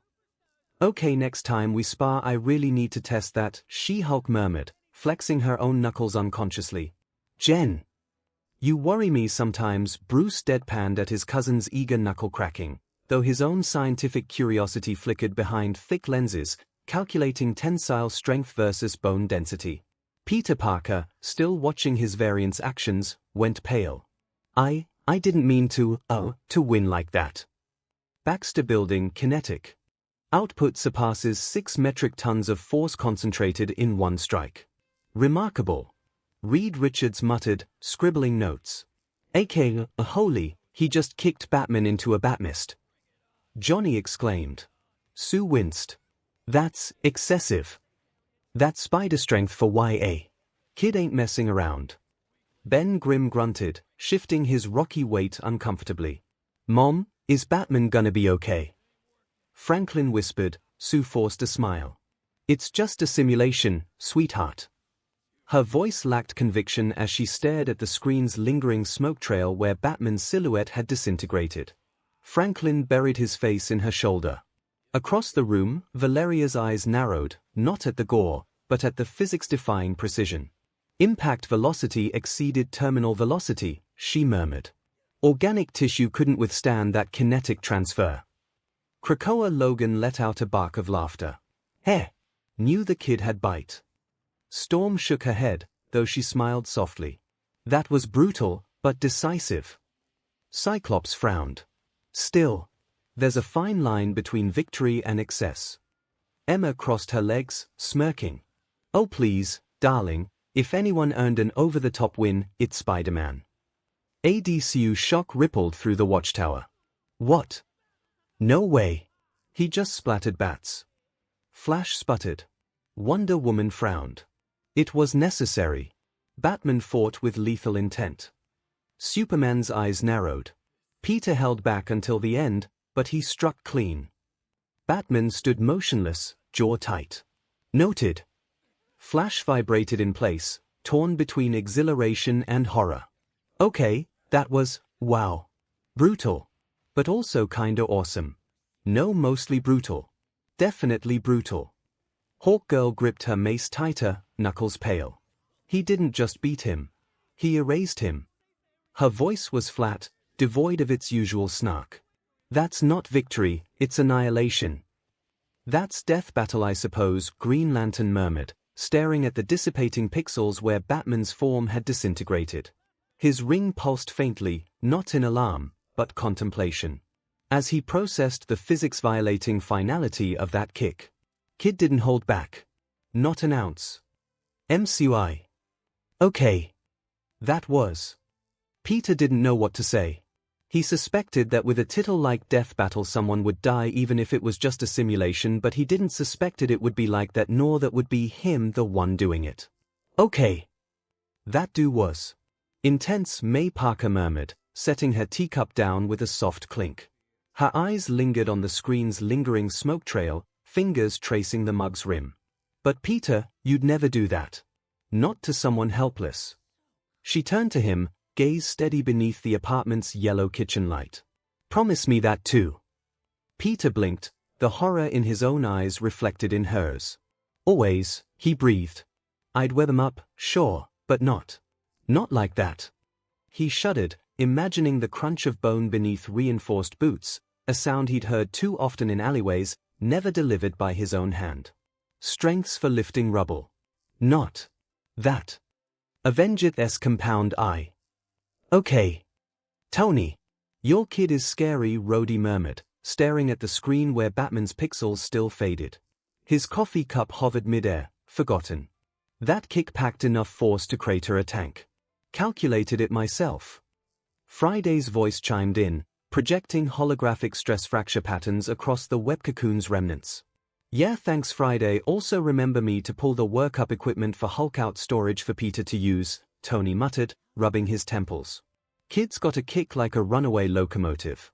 And that's before he gets cessed. Although our current Spider-Man doesn't seem to show this kind of strength, sounds we need to be prepared, Vision noted calmly, his synthetic brow furrowed as he analyzed the holographic replay frame by frame. The digital ghost of Batman's disintegration flickered across his ocular senses. Perhaps we should revisit Peter's training protocols. His power ceiling appears significantly higher than previously documented. Spectacular Spider-Man universe DMN, Pete. Didn't know you packed that kind of wallop, Gwen murmured, a strange mix of pride and unease twisting her lips. Make that 2, MJ said. 3, May added 4, Peter muttered, staring at the screen where his simulation self's boot connected with Batman, a pixelated spray of crimson that dissolved into static. The violence felt foreign, like watching a stranger wear his face. Well, maybe this will make criminals think twice about making ruckus, Aunt May said softly, smoothing Peter's hair as he leaned against her shoulder. But promise me something else. She waited until he met her eyes. Promise you'll remember that strength is for lifting people up, not shattering them. Peter nodded, swallowing hard. Always. The Batman universe, as suspected, Bruce said. You knew you would lose. Batgirl asked. With more equipment and time I could have won, said the Dark Knight, but in this scenario. Against that level of strength. Bruce Wayne leaned back, the cowl's shadow obscuring his eyes as the holographic replay of his disintegration looped silently. No. The outcome was statistically inevitable. Young Justice Universe Batcave is as I suspected. Against an unknown like him, victory was not probably, Batman told Alfred, his gloved fingers tracing the holographic replay's disintegration vector. The boy didn't just overpower. He outthought. Adapted mid-stride. A rare concession, stripped of bitterness. On the Batcomputer's secondary monitor, schematics flickered, modified grapple designs inspired by tensile web physics. It's good to see you take a loss in such good spirits, sir, Alfred noted, polishing a batarang with methodical calm, though I dare say Mr. Peters' improvisational approach might inspire adjustments to the grapple gun's tensile redundancy protocols. He gestured toward the schematics flickering beside Batman's autopsy simulation, a web-sling trajectory model superimposed over Gotham's skyline. Mortal Kombat Universe MK9 timeline fatality. Shao Kahn's voice boomed across the Outworld arena as Batman's shredded cape fluttered down like charred confetti. The warlord leaned forward, his spiked gauntlets digging into his throne's armrests. At the end, the spider did have the power to splatter the bat. His laughter rattled the temple walls. My Hero Academia universe All Might coughed into his fist as the last moments of the battle played. Okay. That certainly will be a lawsuit and arrest in the making, Tsukochi murmured, watching the blooded remains skitter across the pavement where Batman had disintegrated. His fingers twitched toward his badge, old instincts warring with the knowledge this wasn't his jurisdiction, wasn't even his dimension. Although, Be honest with me, Toshinori, have you ever? He let the question hang, eyes flicking to All Might's skeletal frame. The symbol of peace exhaled through his nose, steam curling from his nostrils like embers. Only once, he admitted quietly. The unspoken weight of that night settled between them, the moment he'd shattered his own ideals along with All for One skull. My Little Pony Universe Equestria, oh my gosh, Fluttershy, sighs rolled onto her head as she fainted by the sight, her hooves twitching mid-air before Pinkie Pie caught her mid-collapse with a strategically placed cupcake tray. Twilight's magic calculations froze mid-equation, her quills snapping under the pressure of recalculating terminal velocity versus equine bone density. That. Okay. That. Rainbow Dash stammered, her prismatic menere deflating slightly as she processed the visceral impact. A single horseshoe tapped nervously against the crystal floor. She'd seen Wonderbolts crash at max speeds, but this was different. The way Batman's silhouette had folded inward like crumpled parchment under Peter's heel. She'd never considered spiders that strong. That was brutal, Spike finished, his purple scales now with a green tint as he clutched his stomach. Twilight's hoof trembled mid-air, equations forgotten. How many newtons of force would it take to atomize a ribcage like that? The numbers blurred as the image replayed behind her eyelids, Batman's spine arching unnaturally before disintegration. Okay. Yeah.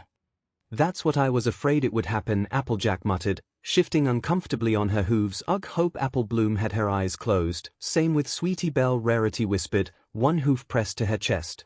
Well, if this is just the first battle. Twilight started slowly, maybe you should think on being with your family next time. Or bring them with you. Just in case, she added, watching Spike shudder as he thought about the last scene. Avatar Universe Last Airbender timeline. Okay. That was. Aang really wasn't taking well seeing Batman being splat apart. He rubbed his eyes with both palms. I really didn't think the Spider Boy would do that. PFF, what part of Death Battle you didn't understood? Toph said, half mocking, half amused, her bare feet tapping against the earth as she sensed the lingering shockwaves from the distant screen. That's what happens when you corner a spider. They bite. Her grin faltered slightly as she tilted her head, feeling the exact moment Peter's feet made contact with Batman's ribs, the way the bones fragmented like porcelain under a sledgehammer. You don't need to sound so excited, Katara scowled the earthbender as she rushed to Aang aside. Come on Aang, the author guy said this wasn't real, so no one died. Toph felt like giving an eye roll. Could she even give those? Well, not important. Oh please Sugar Queen, admit that was quite the fight, the blind girl shot back, her grin sharpening. Spider-Boy was dancing circles around All Batty till he had enough. Then boom, Batpate. She mimed an explosion with her hands, dust puffing between her fingers. Honestly, she couldn't help but wish Spider-Man to exist in their world. He would move like Aang but hit with the force of a rampaging Rinnokomodo. Oh, that would be a fight she could only dream of. Plus he should get used to something like that, she added. I mean, he is supposed to do something similar when he faces the Fire Lord, right? Toph smirked while cracking her knuckles. That made Aang stiffen. His fingers digging into his knees as he stared at the distance. The Fire Lord. Right. He swallowed thickly, the phantom taste of ash coating his tongue. He was supposed to fight him. But didn't mean he had to kill him. Right. Just. Well. Win against him and end the war. But if Ozai fought like Batman, had relentless, brutal, no hesitation, could he really afford to hold back? Spider-Man hadn't, in the end. And look what happened. Aang felt sick. In the screen the doors closed before opening again, showing Whiz and Boomstick watching the end of the fight. DMN, that was brutal. And funny. Boomstick exclaimed. Show it again. Despite Batman possessing more skill and knowledge, Spider-Man's abilities ultimately overpowered his arsenal. Whiz began the explanation. Spider-Man is stronger and faster as spider sense counters stealth. Batman's gases and drags do not affect the spider sense. A way of the spider matches any of Batman's martial arts, and main villain Green Goblin shares similar gadgets to Batman, no easily discovered exploitable weakness, a greater endurance and healing factor. To be fair, Bats might have been able to deal with Spidey's strength and speed and knock him around a bit, but that DMN spider sense changes everything. Boomstick said. Right, the spider sense counters surprise and stealth, Batman's most valuable weapons. Wiz agreed with his co-host. And even upon blows that Batman dealt out, Spidey's superhuman physique and endurance helped Spidey tank a lot of Batman's weapons and hits. Add in possessing a small healing factor and Spider-Man would eventually win out. Marvel's 616 universe inside Avengers Tower, the silence following Wiz's calm breakdown was heavy. Tony was the first to break it. Called it, he muttered, folding his arms.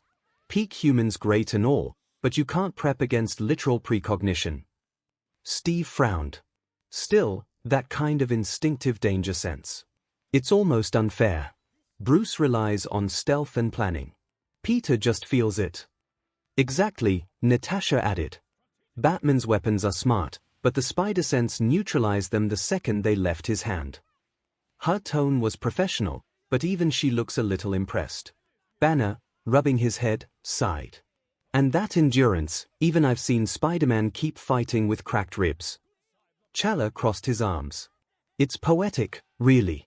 The creature of the shadows undone by instinct and light-speed adaptability. Carol drifted closer to Spider-Man. Well, Peter think a congratulations are in order for winning, Carol said, floating beside him with a faint corona of energy, not threatening, but present like sunlight through stained glass. Her voice held no pity, only crisp acknowledgement. That instinct of yours. It's terrifyingly efficient. Peter blinked, pulling his gaze from the looping disintegration footage. I guess. But I'd rather win with a quip and a webnet than that. He gestured weakly at the screen. Feels like cheating. It's not cheating, it's the purest sense of a warrior giving all to the end. Thor boomed, slamming his mug down. Mead sloshed over the rim, pooling like liquid gold on the polished floor. Your instincts honed by countless battles proved sharper than any blade forged in shadow. His grin was fierce, almost feral. After we celebrate, I must test that spider sense of yours. Peter managed a weak smile, rubbing the back of his neck. Maybe not full force, Thor. Pretty sure my ribs can't handle 𝐒𝐿 batting practice. Plus I called dibs already. She-Hulk grinned, flexing fingers that could crumple steel beams like tinfoil. Her eyes lingered on Peter's nervous fidgeting, half predatory but with professionally intrigued. We'll start light. Maybe just dodging wrecking ball tossed underhand. Bruce sighed into his palms, already drafting safety protocols in his head. Bold of you, Jen, Carol said with narrowed eyes. Hey, you snooze, you lose, the green beauty grinned. You saying you have preference for being his EX, She-Hulk teased, cracking her knuckles with a sound like splitting timber. Carol's corona flared brighter as she floated an inch higher. Just pointing out that light to you involves industrial demolition equipment, Jen. Try not to pulverize our resident arachnid before lunch. If he can give me a good time. She-Hulk challenged back, her grin widening as Carol's light pulsed brighter, a silent dare hanging between gamma-radiated strength and cosmic energy. Peter instinctively stepped toward Thor, seeking refuge beside Asgardian bulk. Easy, Tiger. Tony cut in smoothly, inserting himself between the glowing women with arms raised like a referee. Let's not turn Parker into a chew toy before he's had his victory pizza. He shot Peter a look, half amusement, half genuine concern. At the Baxter building, Reed rewinded the simulation several times. The data aligns, he murmured, half in awe. Even with Bruce's planning, Peter's biology simply outpaces human limits. Told YA the bug wins. You can't out-prep Spider-Mojo. Johnny grinned. Sue smiled faintly while Ben chuckled. Guess the kid finally got the respect he deserved. The Thing grunted, shifting his rocky weight with a sound like grinding boulders. Beside him, Valeria's fingers danced over holographic projections, not replaying the fight, but sketching rapid-fire schematics inspired by tensile web physics. Though I'd pay good money to see Jonah's face when he hears Spider-Man kick the bat's teeth in. Spider-Man! Spider-Man! Spider-Man! Franklin chanted softly, bouncing on the ball of his feet as Valeria's schematic sketches bloomed into intricate web patterns, a child's triumph overriding adult complexities. Over on Krakoa, the mutants absorbed the verdict in mixed silence. Told YA he'd win. Ain't no prep in the world that beats spider instinct. Logan snorted. He may not be born like one of us, but his gift is divine in its own right. Storm nodded slightly. He indeed. Emma smiled softly, tracing the rim of her champagne flute. Will make sure to congratulate him properly next time I see him, she added with a playful tone. Close by Hope flamed on again, looking at the White Queen with narrowed eyes. Not far, Peter's old mutant class was celebrating their teacher's victory. Pay up, losers. Kitty Pryde crowed, phasing her hand through Bobby Drake's backpack to retrieve crumpled bills. Told you Spider'd kick bat butt. Bobby groaned, frost creeping up his sleeves. Fine, but next time we bet on something survivable. Spectacular Spider-Man universe. In Aunt May's living room, Peter let out a small, disbelieving laugh. Wow. I actually won. Against Batman. Gwen grinned and nudged him. Guess all those late-night patrols paid off. Just remember, dear, no matter what the world says, you always fight for good. May proudly added. Across town, Harry, watching alone, muttered under his breath. Figures. Even the multiverse says he's better. Ultimate Spider-Man universe. Nick Fury leaned back in his chair, shaking his head. Prep time, gadgets, genius intellect. And still lost. Parker's instincts are a nightmare to counter. Hill raised a brow. You're not thinking of adding Spider-Sense training simulations, are you? Maybe, Fury replied. If we can't beat it, might as well learn from it. In the SHA Academy lounge, the team explodes in cheers. Ha! Spidey for the win. Nova called out. Iron Fist smiled calmly. It's DSPLN and instinct. The perfect balance. Yo, Bats is cool, but you can't block what you can't even see coming. Luke Cage grinned. White Tiger nodded approvingly, hiding a smile behind crossed arms. Indeed. She then turned to Powerman and Nova. Now pay up, or man. Nova groaned, but I thought Batman would win. Told why. White Tiger smirked. Spidey's instincts are insane, she added, pocketing the bills Luke Cage reluctantly handed over. He that will teach you to not bet against me, Peter laughed. Unless is about love life, Nova called out, then he gets his butt kicked. Peter's deflated. You couldn't let me have my moment, do you? Not when easy money's involved, White Tiger smirked, folding crisp bills into her pocket. MCU. In Peter's apartment, May clapped her hands together. You did it, honey. Well, your other you did. Peter laughed nervously. Yeah, kinda surreal seeing yourself stomp a billionaire ninja. Meanwhile, in Wakanda, Shuri's grin grew wide. Told you, vibranium suit or not, Spidey's reflexes are next level. Chala nodded in thought. He honors his power through restraint. That DSPN is true strength. At the Avengers compound, Tony whistled. That danger sense basically gave him a built-in Jarvis. How do you counter that? Rhodey laughed. You don't. You surrender. ADCU. On the watchtower, Superman shook his head, half smiling. Spider-Man earned that victory. That instinct, even I'd have trouble hitting him. Flash leaned back. So what you're saying is, he's like me, but with webs. Batman remained silent, his face unreadable. He used his gifts wisely, he finally said. I respect that. Wonder Woman crossed her arms. A warrior guided by intuition rather than calculation. Remarkable. His empathy defines his strength. Martian Manhunter added quietly. Down in the Batcave, Alfred exhaled. Well, Mr. Bruce, there's no shame in losing to such spirit. Still got a sting though, here. Tim chuckled. You plan to tease him, don't you? Batgirl asked with her own smirk.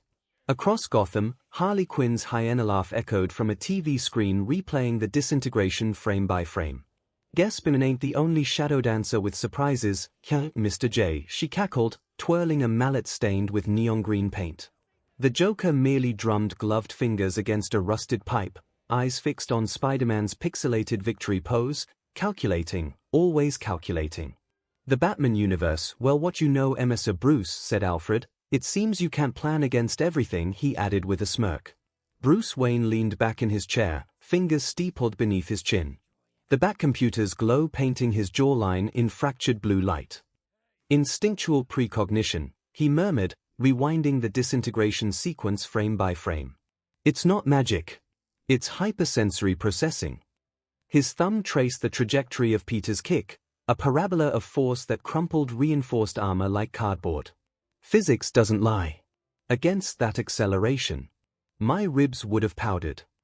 I suppose now we planning for against spiders, said Robin half joking, but Bruce was already overlaying Gotham's thermal maps with hypothetical web-sling trajectories, his silence thick with recalibration. Alfred cleared his throat. Perhaps tea first, sir. Before you retrofit the Batmobile with silk-resistant plating. After that fight. I agree, Batgirl said, but seriously Bruce, you're not gonna sulk, right? Her smirk softened, genuine concern beneath the teasing. Alfred slid a porcelain cup onto the console's edge, steam curling like phantom questions. Bruce didn't touch it. His eyes tracked Peter's victory pose.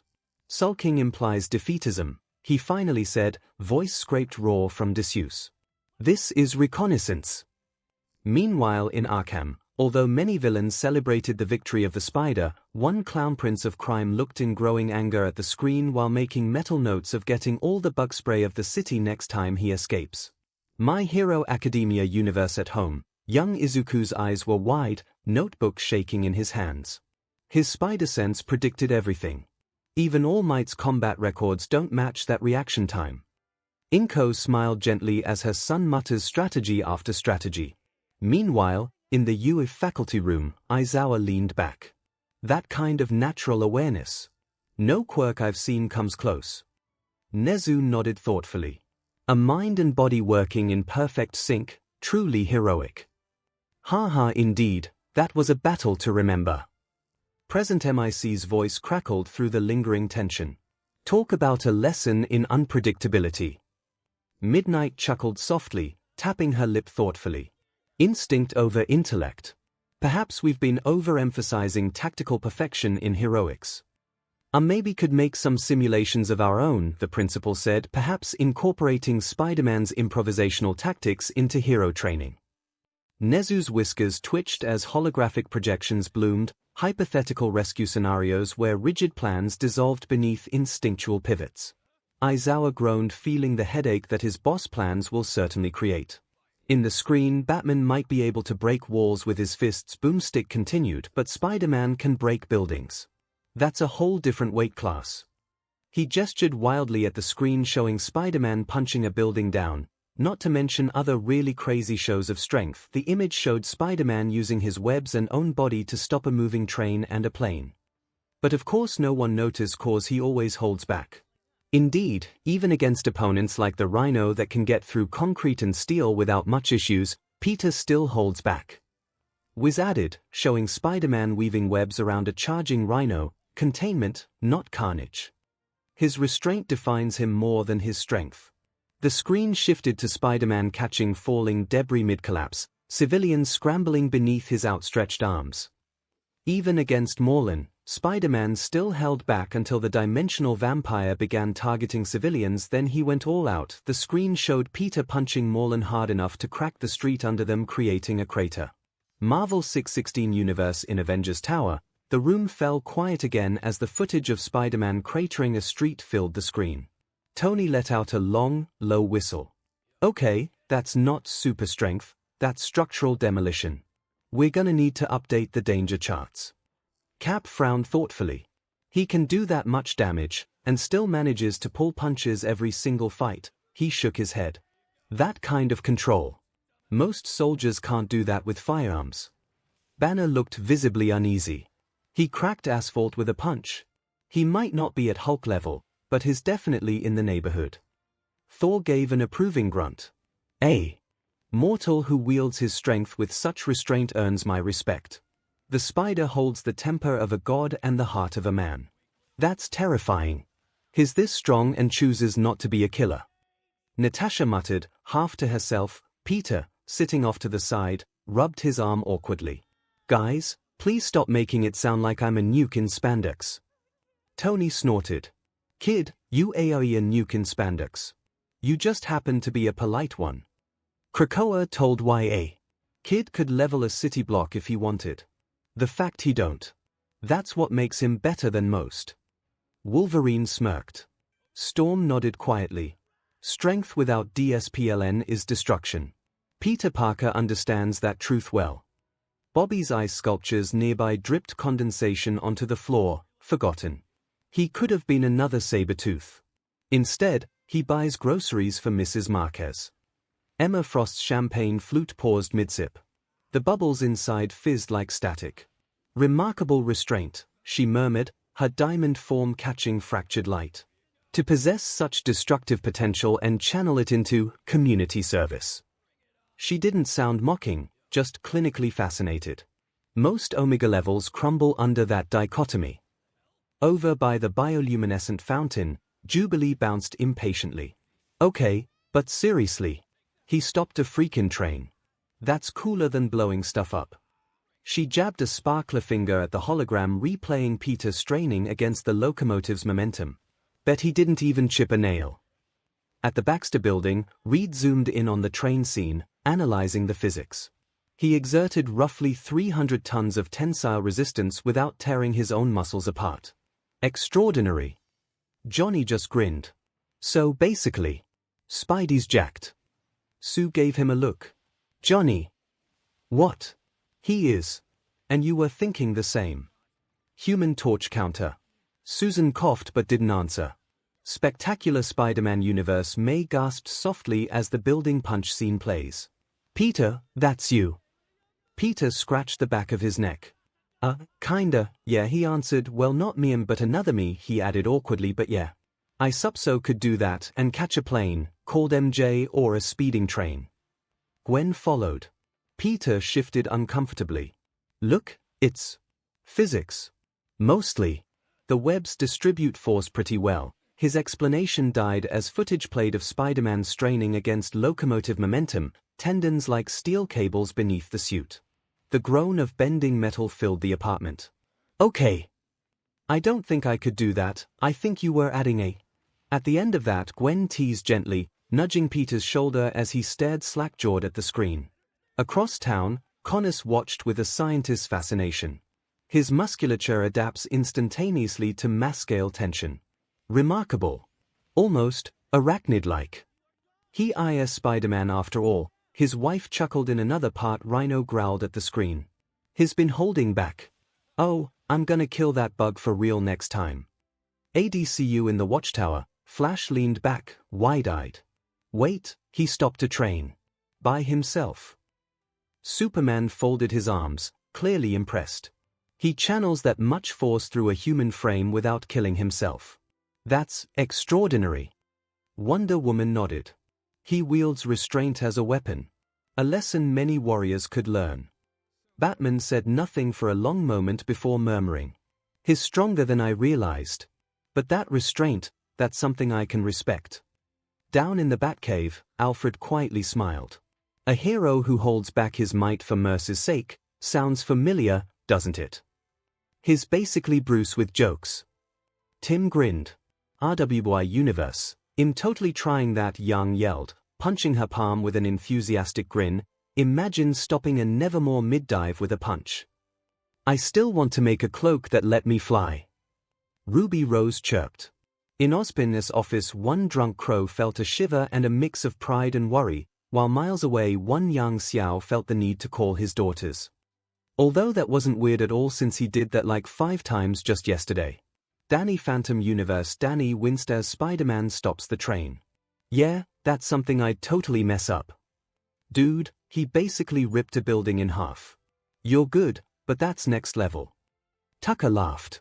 Still, he only goes that far to save others. Sound familiar, Ghost Boy? Sam smiled softly. Guess spiders and ghosts both got soft spots. Danny grinned.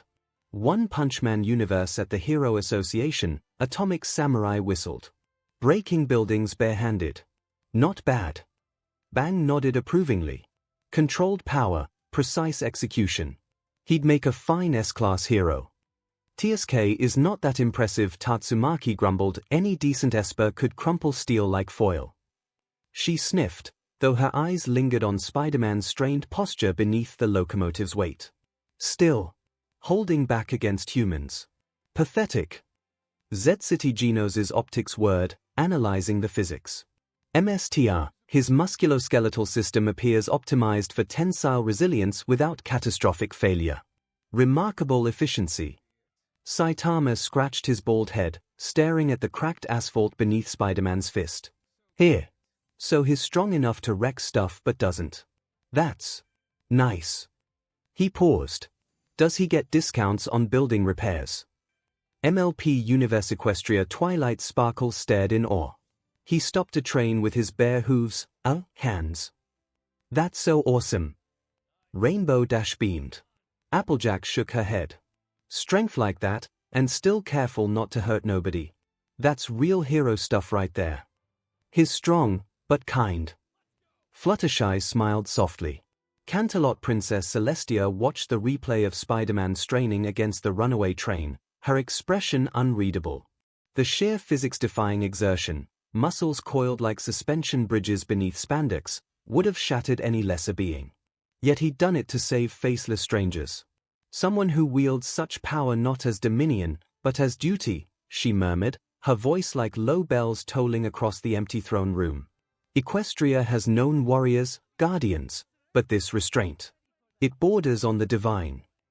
Indeed, Luna agreed. Although sad Batman didn't won the battle, I think Spider-Man deserved the victory. She added, he fought with honor in the screen, and believe us when we said a Spider-Man going all out is not a Spider-Man you want to see coming after you. Boomstick chuckled nervously, flipping through holographic footage of Peter lifting entire subway cars like dumbbells. Kid's got the power to bench press a city bus but uses it to catch grandma's groceries.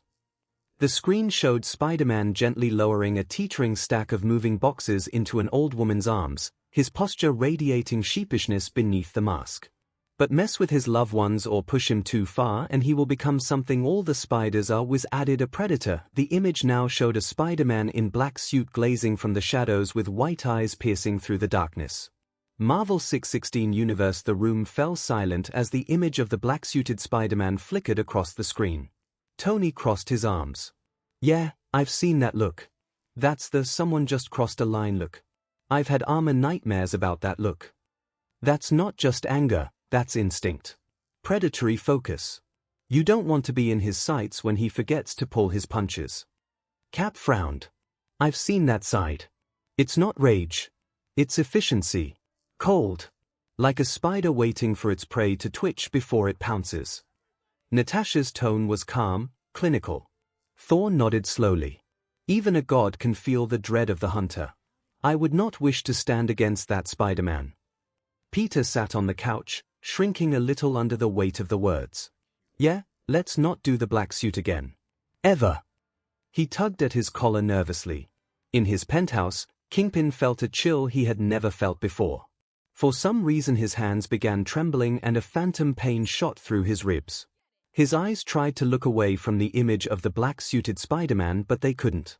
Miles away, Kraven paused looking at the screen. The hunter recognized that posture instantly.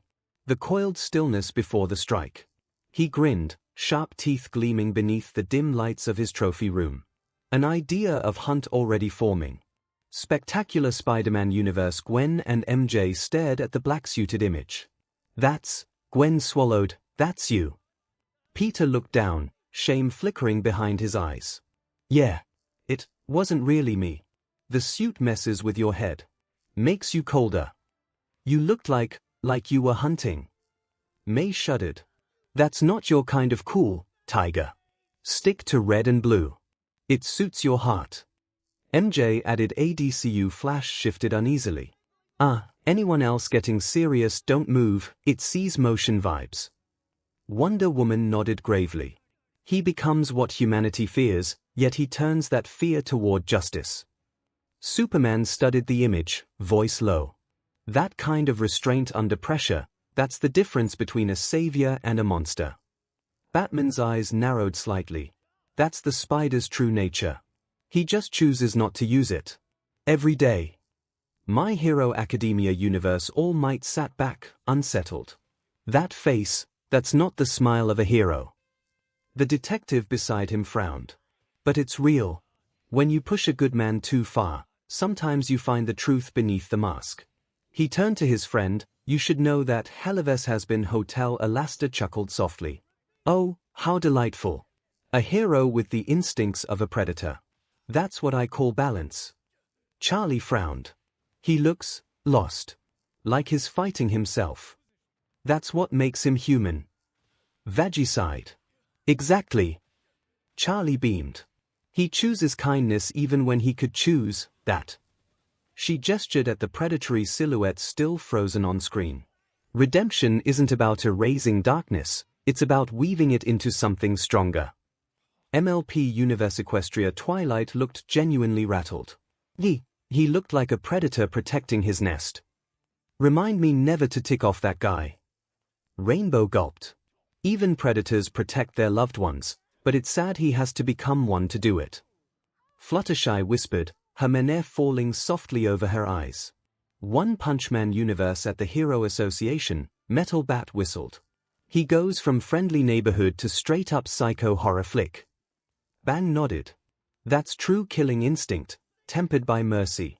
If it weren't, he'd surpass monsters. Tatsumaki floated higher, her green aura flaring dismissively. Please. All that restraint just means he's a weak sister when it counts. Real power doesn't apologize.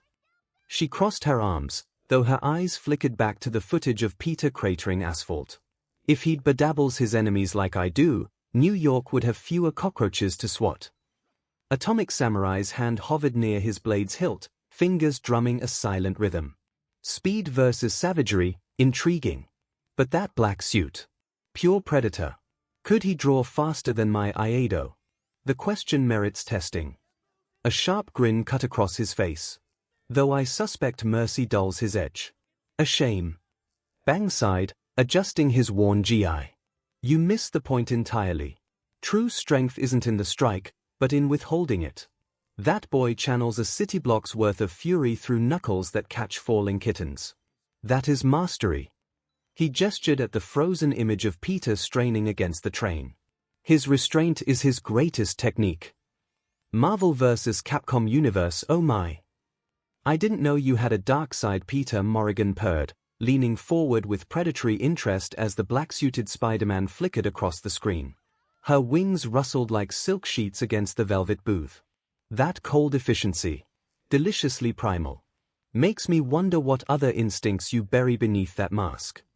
Spider-Man felt his face burn beneath the mask as Morrigan's comment hung in the air. Still, that control over your strength is quite amazing, Ryu added respectfully, his gaze fixed on the train-stopping footage. To harness such power without succumbing to its lure, that is true DSPLN. Across the room, Chun-Li nodded thoughtfully, her fingers tracing the edge of her teacup. It reminds me of my own training. Holding back. When sparring with civilians. It requires more focus than unleashing your full force. Nearby, Dante leaned against a marble pillar, polishing ebony with deliberate slowness. Kid's got style, I'll give him that. Stopping trains. Saving grandmas. He flashed a sharp grin. Almost makes me wanna try the hero gig again. Almost. Virgil didn't look up from Yamato's blade, but his voice cut through the chatter like ice. Power restrained is power wasted. Sentimentality breeds weakness. The air chilled fractionally. Until Trish chuckled, swirling her wine. Says the man who crossed dimensions for family. Face it, Virgil, you're softer than you pretend. In the screen, that's not something even 200 pounds of Kevlar can stop, said Boomstick, as Peter had tear through that and more. When goes full out, an image showed of Peter tearing a webbed Iron Man's face mask off. Hell. He had been able to tear off titanium caliber alloys with ease, which would require at least 150,000 psi of force to break. Was added. Batman is not out punching Spider-Man. MCU. Tony Stark almost choked on his drink at the holographic display. Hold on. Did that kid just rip through titanium alloy like it was tinfoil? Man, that's military-grade armor material. We use reinforced titanium composites for our suit's armor. Rhodey whistled. Vision tilted his head. Correction, Mr. Stark.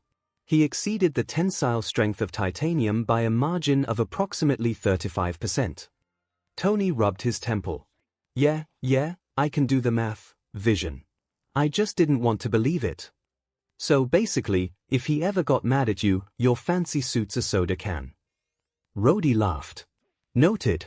Add don't make Spider-Kid mad to the list right under never let Thor borrow the bar tab. Tony grumbled. In Wakanda, Shuri let out a low whistle. That's more than vibranium we can comfortably take. The boy's physics are broken. Okoye raised an eyebrow.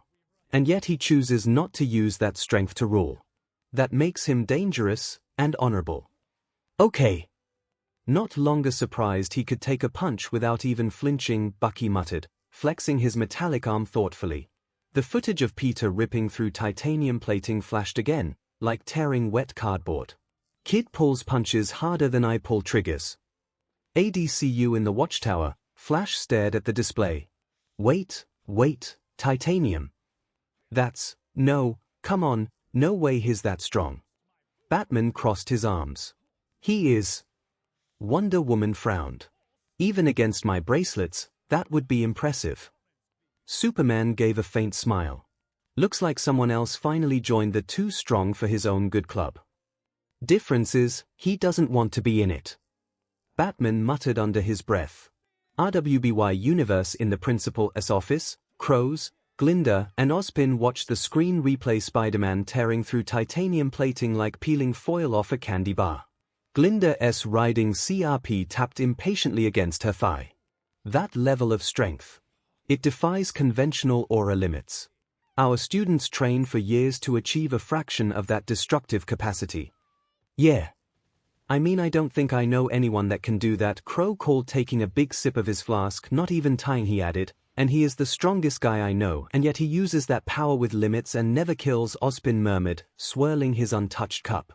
The steam curled upwards like spectral fingers. Remarkable restraint.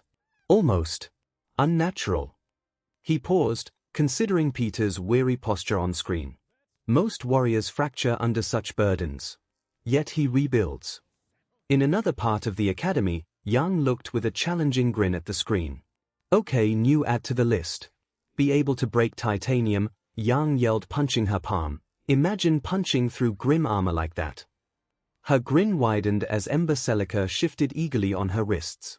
My Hero Academia Universe at UA, Nezu leaned forward with fascination. Remarkable. Such potential strength and yet complete behavioral restraint. He grinned. Restrain. I don't think there is a word to define what he is doing, Vlad King called. He is not restraining himself. He is actively holding back his own instincts, he added, that is. Something else. He crossed his arms, his expression unusually thoughtful. Think about it, every punch he throws requires him to calculate force like a surgeon calculates incision depth. One misstep and he trailed off, nodding toward the screen where Spider-Man caught a falling civilian with impossible gentleness. His biology demands violence, but his morality rewrites the script. He has enough strength to send anyone to the hospital in one punch, yet he let himself be punched and hurt to avoid hurting others, Hound Dog added, gesturing at footage of Peter taking blows without retaliation. That level of control, it's not restraint, it's self-sacrifice wired into muscle memory. Present MIC leaned forward, voice unusually subdued. Listeners. That's the sound of someone breaking physics and putting it back together for babies and puppies. His usual grin faltered as footage showed Peter catching a collapsing construction worker midair. Kid's got jazz hands made of pure nope. Midnight traced her WHP thoughtfully. Such power. Restrained by compassion. It's almost artisy. 𝐔𝐬𝐽 collective groan. What? True devotion is art. Midoriya's home, Izuku mumbled while writing notes. 150,000 psi. Spider-Sense reaction delay less than 0.2 seconds. Enhanced adhesion allows for countermass leverage. Izuku, please don't try to punch titanium. Inko sighed. One Punch Man universe at the Hero Association tearing titanium by hand. HMPH. My drones could. Metal Knight started only to be interrupted. You'd be torn apart before you finished bragging. Metal Bat called out, interrupting Knight, leaning against his bat. Kid doesn't need drones, he's got fists that crumple steel like tissue paper. Respect where it's due, Tin Man. He grinned, tapping the metal pipe against his shoulder. Bet he'd make a helluva sparring partner. Tatsumaki floated higher, her aura flaring green. Please. If he's so strong, why waste time catching falling grannies? Real heroes eliminate threats permanently. She flicked her wrist dismissively. His mercy just means more villains crawling back later. Pathetic. Metal Bat slammed his pipe against the floor. Hey! You weren't there when he stopped that train. Strength ain't just about crushing skulls. It's about knowing when not to crush 'em. He jabbed a finger upward. Kid's got guts and restraint. That's S-class material in my book. Atomic Samurai's grin sharpened. Perhaps. But restraint breeds hesitation. A true swordsman commits without doubt. He unsheathed Yamato a fraction, steel singing like a tuning fork. This Spider-Man. I wonder if his spider sense could predict the edge before it falls. The air chilled with the promise of a test. Bang sighed, rubbing his temples. Always with the cutting, kamikaze. Strength isn't just blades and breaking. He gestured at Peter's weary posture on screen. That boy carries cities on his shoulders, and still smiles for children. That's a different kind of power. His voice softened. One I fear our association has forgotten. If we break everything, what's left to protect? King was mumbling to himself, but of course, everyone heard him. Atomic Samurai's smirk vanished as he turned to the strongest hero with a look of surprise. Well said, King, Silver Fang murmured, stroking his beard as he watched Spider-Man cradle a rescued toddler on screen. The child's terrified tears stopped mid-sob when Peter flipped upside down to make a silly face. Power without purpose is just demolition. This boy understands what we heroes often forget. Strength exists to preserve life, not prove immense. He shot Tatsumaki a pointed look. Even you couldn't lift that subway train without crushing everyone inside it. The green-haired girl pouted, crossing arms but not wanting to say anything else. I still think it's stupid, she said in low tone. Spectacular Spider-Man universe. Peter rubbed the back of his neck as the footage shows him casually tearing metal apart. Okay, wow, Tiger. Remind me never to arm wrestle you. MJ smirked. May shook her head. Peter, you could do that to a car. Peter waved his hands defensively. Only if I really tried. I usually just, open jars. Yeah, titanium-level jar lids. Sure. Gwen laughed nervously. Across town, Harry Osborn scoffed from his penthouse. Of course. More freak power junk. But there's a twinge of unease beneath his voice. He knows what Spider-Man's capable of now. In the screen, but we hear you asking, how could Batman lose to a wimpy spider-nerd when he defeated the entire Justice League on his own? Boomstick grinned, leaning into the camera. Batman is smarter and more strategic. Armor held up for the most part can escape any trap, but some need more time than others. 200,000 volts is a minimum requirement for standard tasers. Or slow, analytical approach trumped by Spider-Man's speed and boldness. Many of Batman's greatest achievements have required weeks or months of preparation and planning, which can hardly be compared to the one-on-one confrontation of a death battle. Whereas Spider-Man has defeated some of his greatest enemies with the same tactics, but on the fly or usually after a day or two. Wiz explained. And keep in mind, if we have given Batman enough prep time, the same would be done for Spider-Man. And Peter is not sludge when it comes to thinking and planning, said Boomstick. Sure, Batman is the meme poster boy for prep time, but Spider-Man has his share of clever moments. The image showed a lab with dozens of Spider-Man suits of different colors and designs, like his many suits made for all type of occasions, like his stealth costume. Show an image of a black suit with a red-green glowing spider made in one night, and can negate sound waves and make you invisible, he exclaimed. Or his one Malawian Kwacha armored suit was continued, now showing a gray and metallic spider suit made with a semi-metallic compound Peter himself invented. Hell, the kid has invented his own tech since high school. His webs alone are a masterpiece of chemical engineering, biodegradable tensile strength surpassing military-grade polymers. Boomstick finished. Marvel 6161 Universe. Okay, Webs, do I have to call my lawyers on you for copycat? Tony asked with a smirk, seeing the image of all of Spider-Man's suits. Steve Rogers leaned forward, eyes narrowing at the holographic display of Peter's armored one Malawian Kwacha suit. You built that yourself, son? without Stark Industries' resources. The tactical assessment in his gaze shifted to reluctant admiration. That's field-ready engineering. Better than some SHIELD prototypes I've seen. Carol Danvers floated slightly higher, arms crossed. Kid's been innovating since he was 15. Makes you wonder what he'd create with proper funding. She shot Tony a pointed look. Instead of just borrowing his toys. Hey, I don't see you complain about the coffee machine nor your massage chair, Iron Man called out. Offended Bruce Banner adjusted his glasses, peering at the holographic schematics. Self-synthesized polymers. Adaptive microwave patterning. His voice held genuine scientific fascination. Peter's tensile formulas outperform anything in our materials database by 30%. And he patents nothing. Inventing biodegradable polymers at 16. Clint Barton muttered, polishing an arrowhead with unusual intensity. The motion paused as footage showed Peter synthesizing web fluid in a high school chemistry lab. Kid could have patented that paste and retired before prom. Instead he stitches his own suits in a closet. The Archer's gaze flickered to Tony's gleaming armor, a wordless commentary sharper than any. Well, hard to do so when you need to give names and such, Peter mumbled, rubbing his temples. Besides, Stark Industries lawyers would probably find a way to claim spiders are proprietary intellectual property. A flicker of his usual humor surfaced, brief, brittle, but there. Tony barked a laugh, genuine surprise cutting through the tension. Kid's got jokes again. Progress. At the Baxter Building, Reed Richards looked genuinely impressed. Negating sound and light signatures overnight? Yes, that's Peter Parker. Sue raised an eyebrow. You sound proud, Reed. I am, he admitted softly. His genius was never in wealth or resources, it's in adaptability. Johnny whistled. So, the nerd really is a genius-level player in your league, here. Reed smiled faintly. Not mine. Ours. Peter Parker's mind is one of the rarest on Earth. In Krakoa, Beast stroked his chin. A self-taught polymath with polymer chemistry that advanced.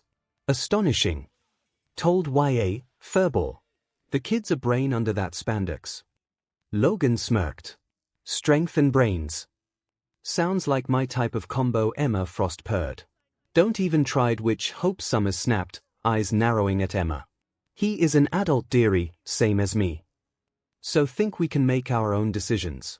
Not like a little girl, like you understand that spectacular Spider-Man universe at Aunt May's house. The room went quiet.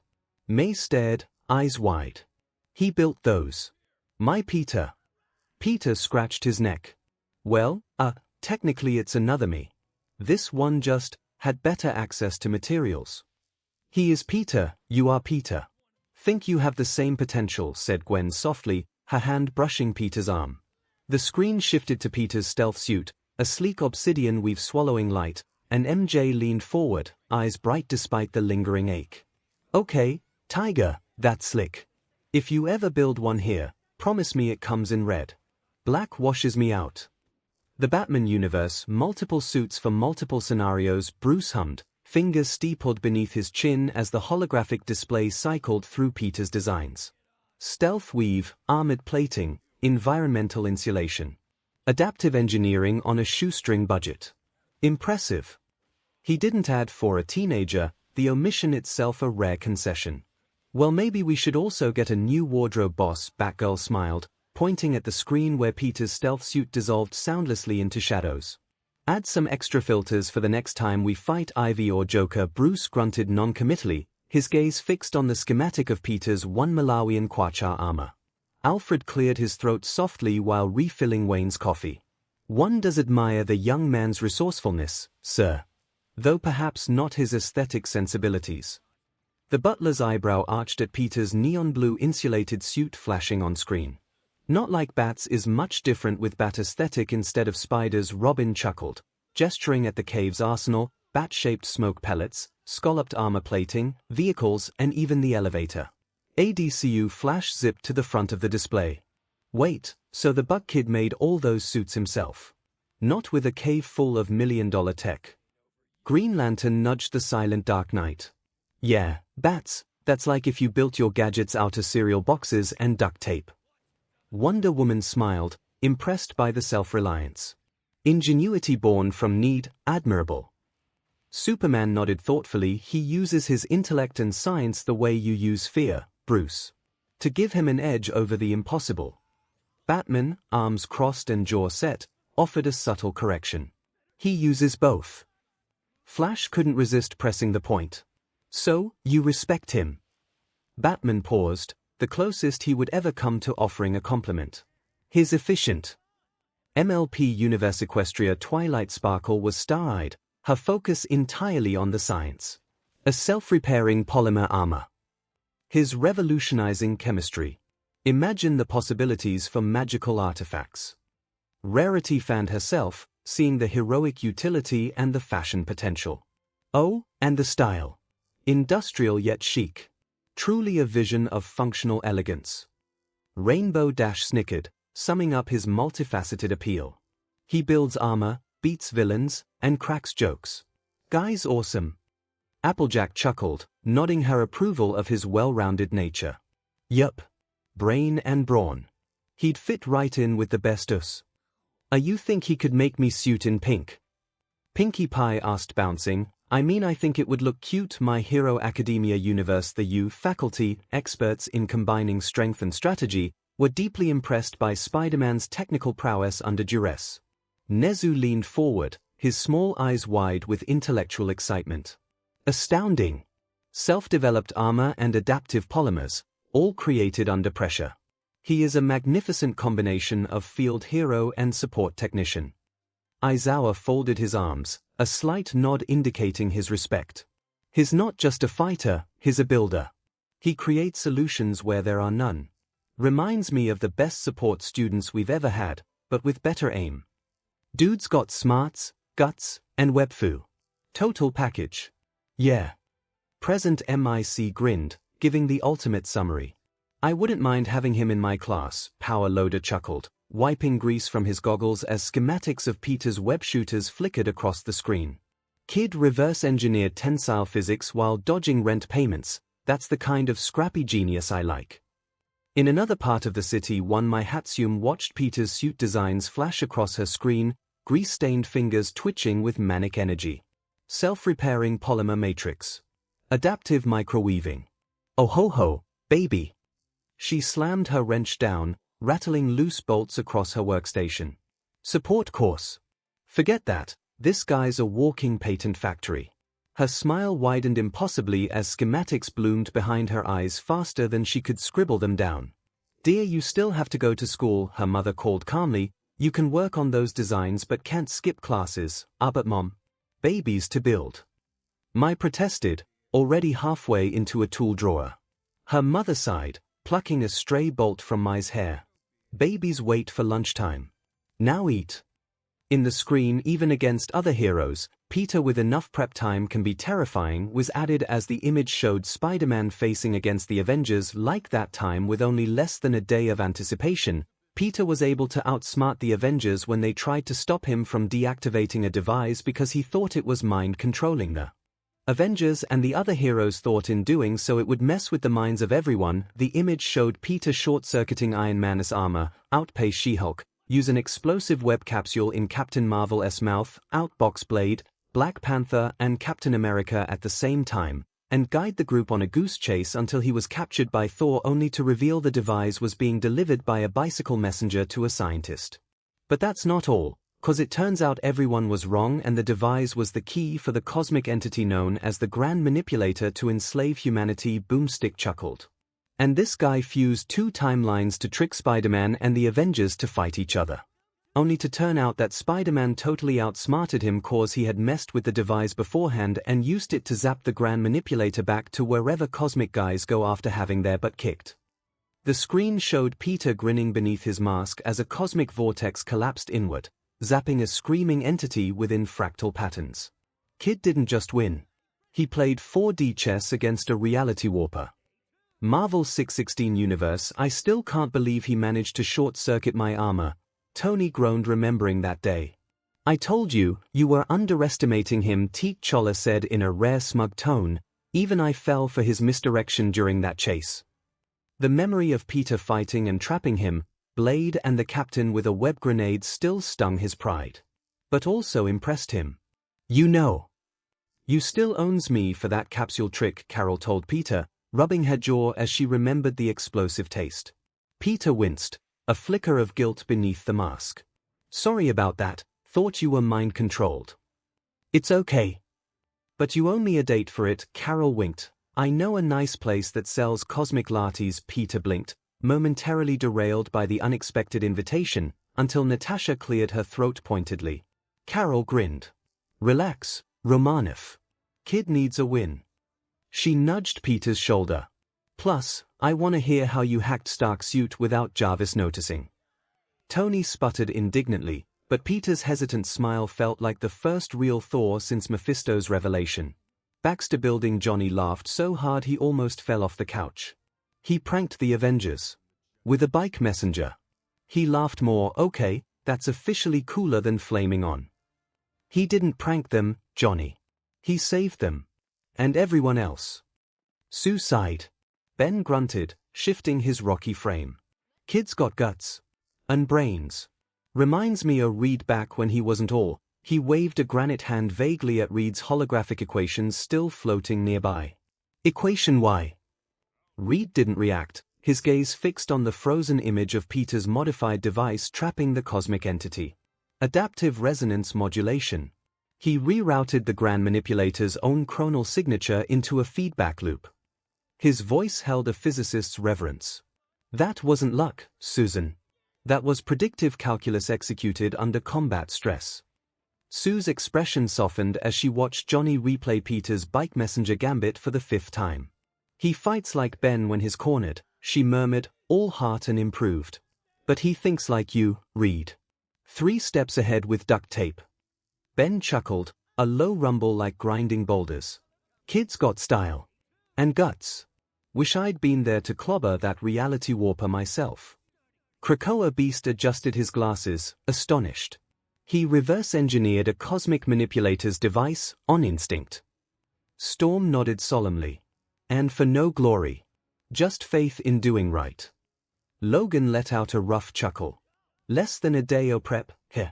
Kid's more dangerous with a notebook than half the X-Men with powers.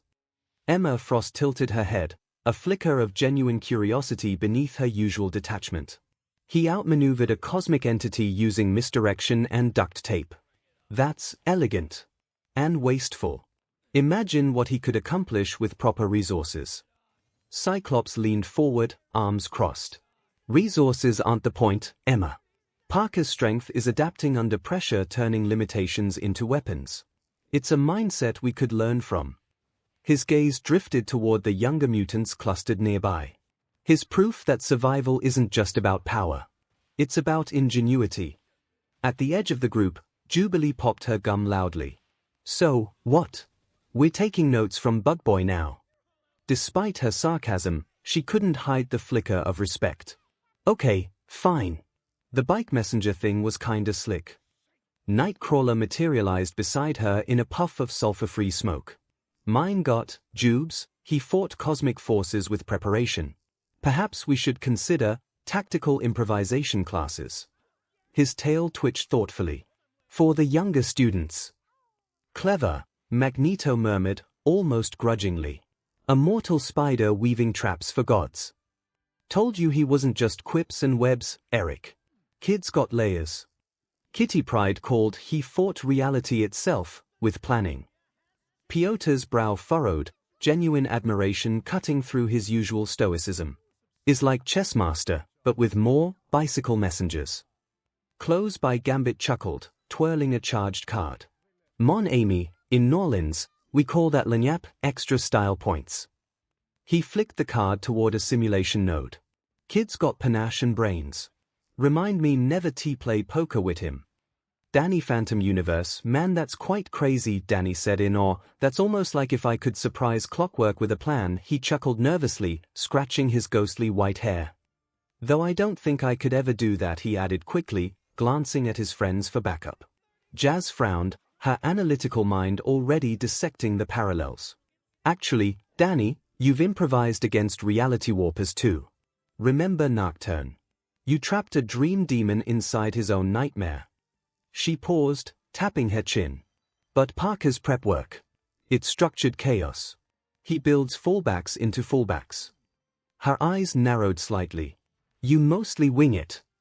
Sam smirked, elbowing Dania, Fenton. Your idea of prep is grabbing extra ectogrenades from Tucker's backpack.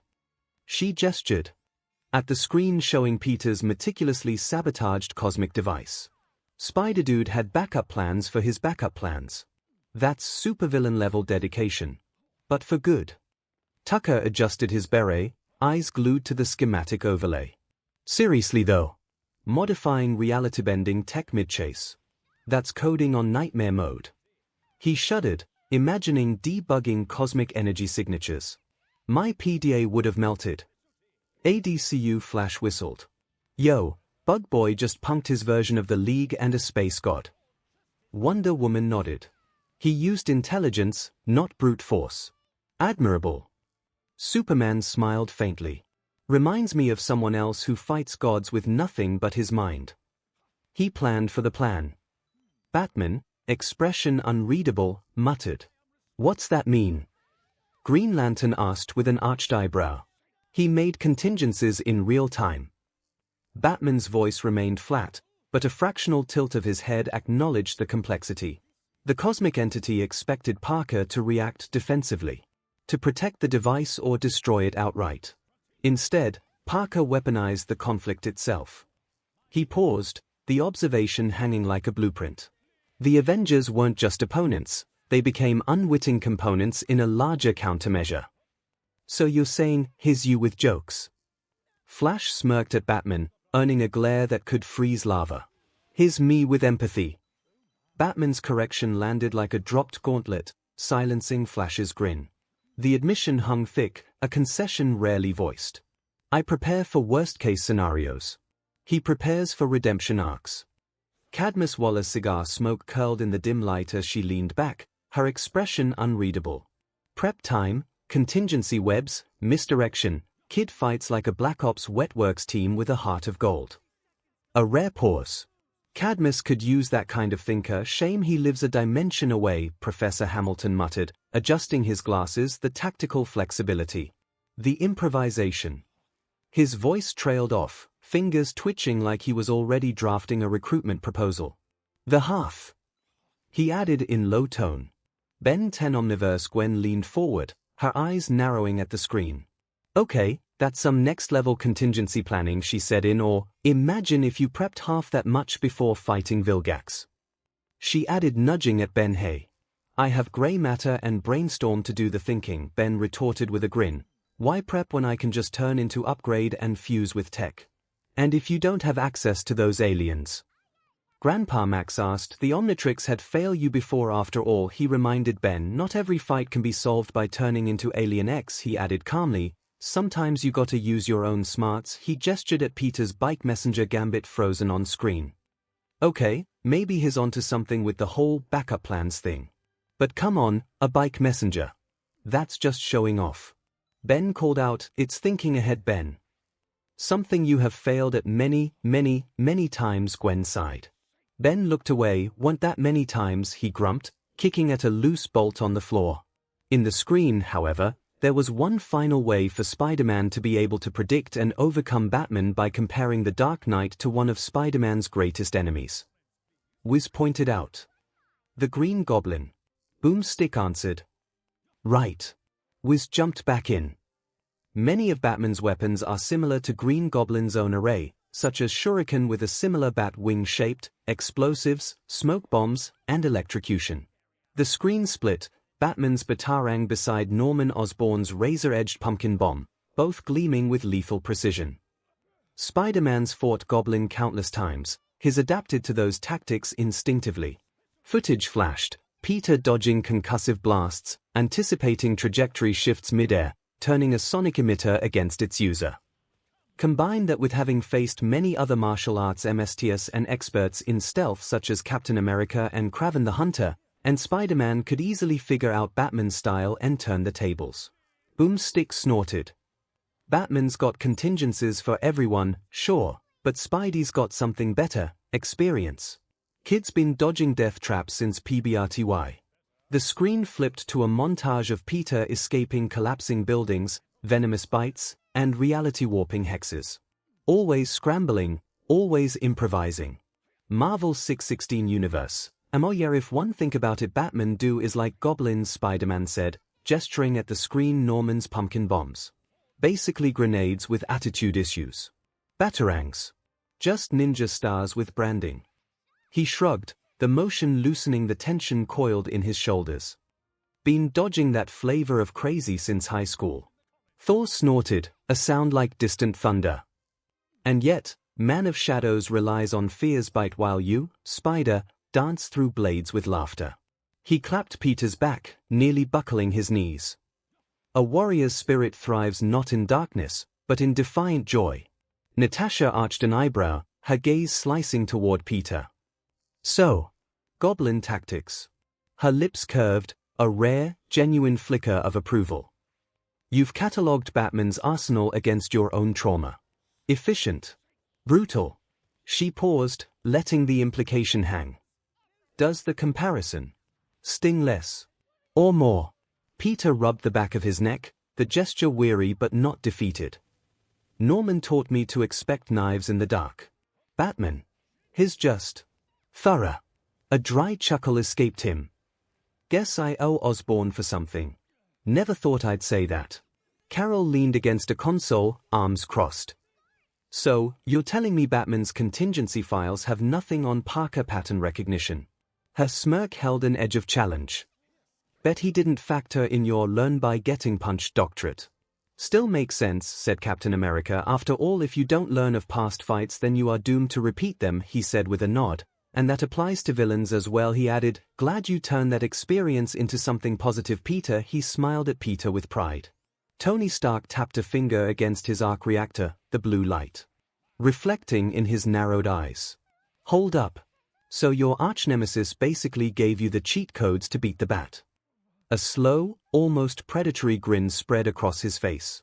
That's disturbingly poetic. And useful. He snapped his fingers, holographic schematics of goblin tech flickering beside Batman's gear. Kid, we're upgrading your suit's threat assessment protocols. If it looks, flies, or explodes like Norman's toys, Jarvis flags it before it leaves their utility belt. I'm pretty sure he has his spider sense for that, Hawkeye called out. And works better than anything you can make for that, added War Machine. After all, he has been using it for years. Rhodes nodded toward Peter. Okay, I'm feeling insulted, Tony Stark muttered, tapping his arc reactor with a metallic ping. My tech could totally flag goblin-esque projectiles faster than Peter's tingle. He gestured at the holographic overlay comparing batarangs to pumpkin bombs, both spinning with lethal precision. Jarvis already cross-references weapon signatures, adding Osborn's psychosis patterns. Easy, okay then next time Goblin comes flying you can take care of him and give Peter a break, said Carol with a smirk, crossing her arms as Tony scowled. Baxter Building. Reed leaned forward, intrigued. Yes, sensory adaptation through repeated exposure. His neurology is effectively conditioned to anticipate similar weapon arcs and frequencies. In English, stretch, Ben called out. Sue laughed softly. His fought crazy long enough to spot crazy coming. So Spidey basically saw Batman's toys and went, oh, Norman again. Neat. Johnny snickered. Hell's Kitchen, so the kid read Batman's movements like a rhythm he'd danced to before. Matt smiled faintly. Foggy whistled. He fought that Green Goblin guy so much he basically got a PhD in lunacy. It's poetic, really. He learned from pain. And turned it into intuition. Karen added softly, Krakoa figures. Goblins got all the same toys but none of the class. Logan snorted. Storm crossed her arms. It means Peter doesn't just fight, he learns. Every scar a lesson. Beast nodded. Adaptation through chaos, an elegant display of neuroplastic combat response. That's why he wins. He grows. Jean smiled gently. Spectacular Spider-Man universe, Batman reminded him of the Goblin. Gwen frowned slightly. Yeah, makes sense. Smoke bombs, gadgets, ambushes, same obsessive vibe. Peter said with a thought. May shook her head softly. So all those battles you barely survived taught you how to read men like that? Yay trauma, I guess. Peter chuckled uneasily. MJ elbowed him. At least it paid off. You beat the bat out of Gotham. So Spidey basically said, hey, you fight like my evil ex. And decked him. Flash chuckled. Wonder Woman smiled faintly. He turned memory into foresight. That's warrior intuition. Superman's brow furrowed slightly. Batman's contingencies feel like preparation for failure. Parker's adaptations feel like faith in survival. He paused. One prepares for darkness. The other trusts the light. Hawkgirl snorted, tapping her mace against the floor. Trust. Kid got lucky. Goblin's a maniac, Batman's disciplined. Apples and grenades. She crossed her arms. Still. Watching Spidey flip Batman's own batarang. That was slick. He adapted faster than I calculate. Batman declared that's dangerous to fight against, yet a powerful ally to be with. Of course, you would say it like that. Green Lantern sighed, rubbing his temples as Batman's assessment hung in the air like tactical fog. But seriously, kid understands crazy because he listens to it. He said Norman wants you broken. Bruce wants you predictable. Difference is, Parker learned to dance with one while outsmarting the other. The Batman universe, whoa, be compared with a bad guy. Must sting, Batgirl said with an amused smile. Batman remained silent beneath the cowl, his gaze fixed on the screen replaying Spider-Man's analysis. The comparison to Norman Osborn, a maniacal industrialist, didn't anger him. Instead, a rare flicker of professional respect crossed his features. His correct, Bruce finally stated, his voice low and analytical. Similarities exist in munitions deployment patterns and psychological warfare tactics. He paused, recalling Peter Parker's fluid evasion of pumpkin bombs, movements now mirrored in his own combat simulations against Spider-Man. His adaptation speed exceeds predictive algorithms. Robin leaned forward, elbows on his knees. So Spidey basically used Goblin as a training dummy for you, he asked, a grin spreading beneath his domino mask. That's kinda hilarious. And terrifying. He shot a glance at Batman. You gonna update the contingency file? Add a don't act like a green lunatic clause. I will say Bruce, I draw the line if you want to use green suits, Alfred said softly, though I must admit, the Parker boys' resilience presents an intriguing counterpoint to your own methodologies. Indeed. We were paired well in this match for our similitudes and our differences reflect well, Bruce admitted, his graveled voice carrying a hint of intellectual appreciation rarely heard. Young Justice Universe, I don't know how to feel about Bruce being compared to that Goblin, Superman said softly. I mean, he is a murderer, he added with concern. Bruce eyeing either he added quickly, and still he has plans to take all of us out and possible a way to destroy the watchtower that he didn't told us about, Wonder Woman said with a frown. That's concerning. I'm angry about that. But maybe we projecting a bit too much, Black Canary said softly. Bruce eyeing the Goblin, she added with conviction. Bruce eyeing she added, pointing to the screen with the image of the maniac laugh of the Goblin. Yeah, one crazy millionaire doesn't define all. Green Arrow called, I mean look at me. He gestured at himself, I'm a crazy millionaire in a way, and hey. I'm dressed in green, that's not the point. Ollie, Hal Jordan cut in, rubbing his temples as if the argument itself gave him a migraine. Bruce's contingencies are about control, cold, calculated safeguards. He said with a groan, only we didn't know how much until now, he added. Still, does this diminish or threaten Batman's participation as a member of the League? Martian Manhunter asked, his calm voice slicing through the tension like a scalpel. His eyes glowed faintly, not judgment, but assessment. His contingencies exist for systemic security and he never have shown antagonist towards any of us, outside of being a bit paranoid and antisocial. Flash blurted, earning an elbow from Green Arrow. Hey! I'm just saying. We all knew he had plans. But comparing him to a guy who throws pumpkin bombs at teenagers. That's harsh. He gestured at the screen. Bruce might be intense, but he doesn't gaslight people into insanity. So we simply ignore it. Act like nothing is wrong. Aquaman's voice resonated with oceanic gravity, trident planted firmly beside his throne. The bat's files are knives pointed at our backs, hidden until needed. He called out, trust eroded is harder to rebuild than any fortress. Diana stepped forward, her lasso faintly pulsing at her hip. Bruce prepares for shadows because he lives in them. But contingency plans against allies. She shook her head, disappointment etching her features. That is not vigilance. That is isolation. Well, it's not like he doesn't have reasons, 𝐤𝐻 murmured, shifting uncomfortably in his oversized chair. I mean, there is a point. If any of us get mind-controlled or, I don't know, get replaced by an evil clone from other universe, he gestured vaguely, wouldn't we want someone ready? Someone who knows how to stop us. That is a logical point, Red Tornado stated, his synthesized voice devoid of inflection yet carrying undeniable weight. Preparedness is not malice.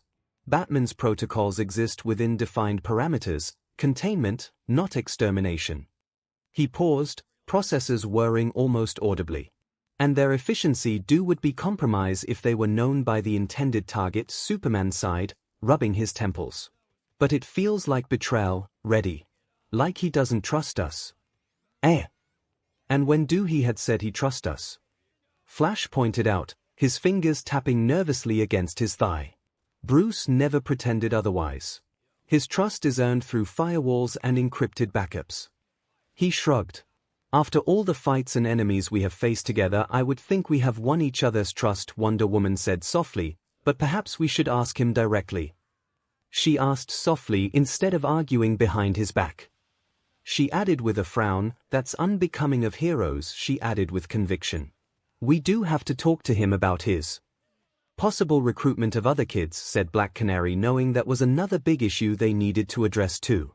Let's wait until this transmission ends and then we will go talk with him, Superman said softly. But yes, we will talk, he added with conviction, about the contingencies and about the kids, he added softly. The other heroes agreed on that. Yeah. Already can tell this won't end well, Green Arrow muttered, watching Superman's jaw tighten at the mention of contingencies and kids. Across the room, Flash nervously tapped his foot against the polished watchtower floor, a rapid staccato echoing the tension. Diana's hand drifted toward her lasso, its faint glow reflecting in Martian Manhunter's thoughtful eyes. In the screen, Batman is a MSTR tactician, but Spider-Man's reflexes, resistance and adaptability were more than enough to counter the Bat's plans and deliver the final blow. Was sentenced and all of Wayne's money, and the Commissioner's men couldn't put Batman together again. Boomstick punned. The winner is Spider-Man, Wiz declared. The screen showed a last shot of Peter swinging through Manhattan before the doors closed. Marvel 616, haha, a toast for a glorious victory. Thor roared, lifting Mjolnir like a champagne flute, lightning crackling across its surface as if electrified confetti. The suddenness of it made Peter flinch, then blink owlishly behind his mask.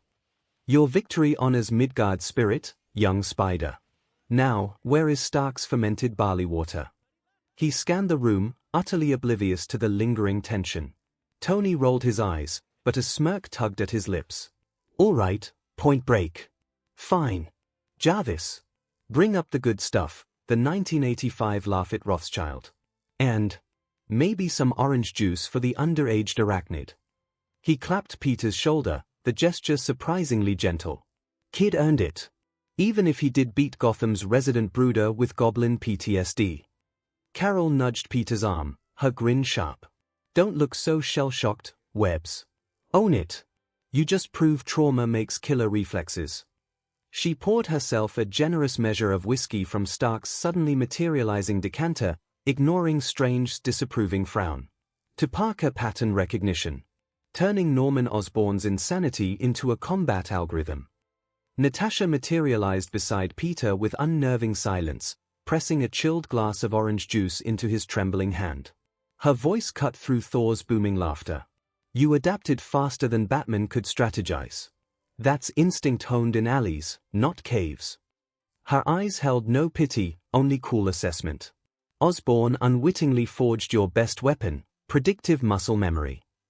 Well, at least all those fights were useful, eh? Spider-Man chuckled nervously, accepting the orange juice Natasha offered. His fingers brushed hers, cold, steady, and he pulled his hand back as if burned. The hollow ache lingered, but Thor's booming laughter and Tony's clap on his shoulder felt like anchors dragging him back from the abyss. Guess Norman gave me the ultimate cheat sheet against brooding billionaires. Strange watched the celebration with detached curiosity, swirling amber liquid in his glass. The Parker paradox, he murmured, more to himself than anyone. Trauma crystallized into tactical advantage. Pain metabolized into reflex. He glanced at Peter. Unorthodox, but undeniably effective. Spectacular Spider-Man universe. Guess I did it. Peter sat stunned as the final verdict was given. You always do, Peter. May smiled proudly. Told YA Tiger. You are. Spectacular. MJ grinned. Peter blinked, cheeks flushing. The praise felt alien after the horror show revelations. Like sunlight hitting frostbitten skin. He fumbled for a comeback, but May's hand squeezed his shoulder, anchoring him. She's right, Peter. Her voice was soft but firm. You're stronger than the shadows they tried to bury you in. They are right, Gwen said softly, her hand resting lightly on Peter's forearm. The warmth felt startlingly real against the chill still clinging to his bones after witnessing the erased child. Anyone could have been bitten and get powers, but only you could have become Spider-Man. She paused, meeting his eyes with a steadiness that anchored him. Because only Peter Parker would trade his own happiness to save someone else. Peter turned at her with a smile. Bing. However, his attention shifted to a message. From Liz. Congratulations, Petey. Remember now I own you a date, also think you and I need to talk. If you open to do so. Peter stared at the notification glowing on his cracked phone screen, Liz Allen's name flashing beside a winking emoji. He thumbed the cracked screen, the ghost of a smile tugging at his lips despite everything. Liz. After Harry. After everything Osborn put between them. Her reaching out felt like finding solid ground after freefall. I think you should accept, May said softly, noticing Peter's hesitation. Her eyes held that gentle insistence he'd known since childhood. The look that said stop overthinking and live. You both need to talk and see if can fix things. If you want that, go Tiger. MJ grinned, giving him a playful shove. But if she tries something fishy, web her purse to the ceiling. Peter laughed, a startled bark of sound that felt foreign after the day's revelations. His thumb hovered over Liz's message. A date. The word tasted like ice wine. Sweet, cold, promising intoxication and possible regret. Gwen's fingers tightened almost imperceptibly on his forearm before she forced them to relax. Her smile didn't quite reach her eyes. Yeah, she said, her voice smooth as poured glass. You should go. Internally, acid green jealousy coiled behind her ribs. Liz Allen, Peter's ex, she didn't like that. But she kept her chin high. It's healthy to talk things out. She sounded like a guide recommending therapy to a tourist. Peter nodded, thumb hovering over the reply button. The phone felt radioactive. Okay. Yeah. He typed, sure Liz, talk soon. He hit send before he could overthink it. The screen blinked delivered. Good boy, MJ teased, and hey, now that she knows you Spidey, maybe you can take her on dates swinging over the city, she added with a grin, that's always a hit. She said with a chuckle. Eitsu, he earned it. Superman chuckled quietly. A hero of heart, not ego. A worthy victory.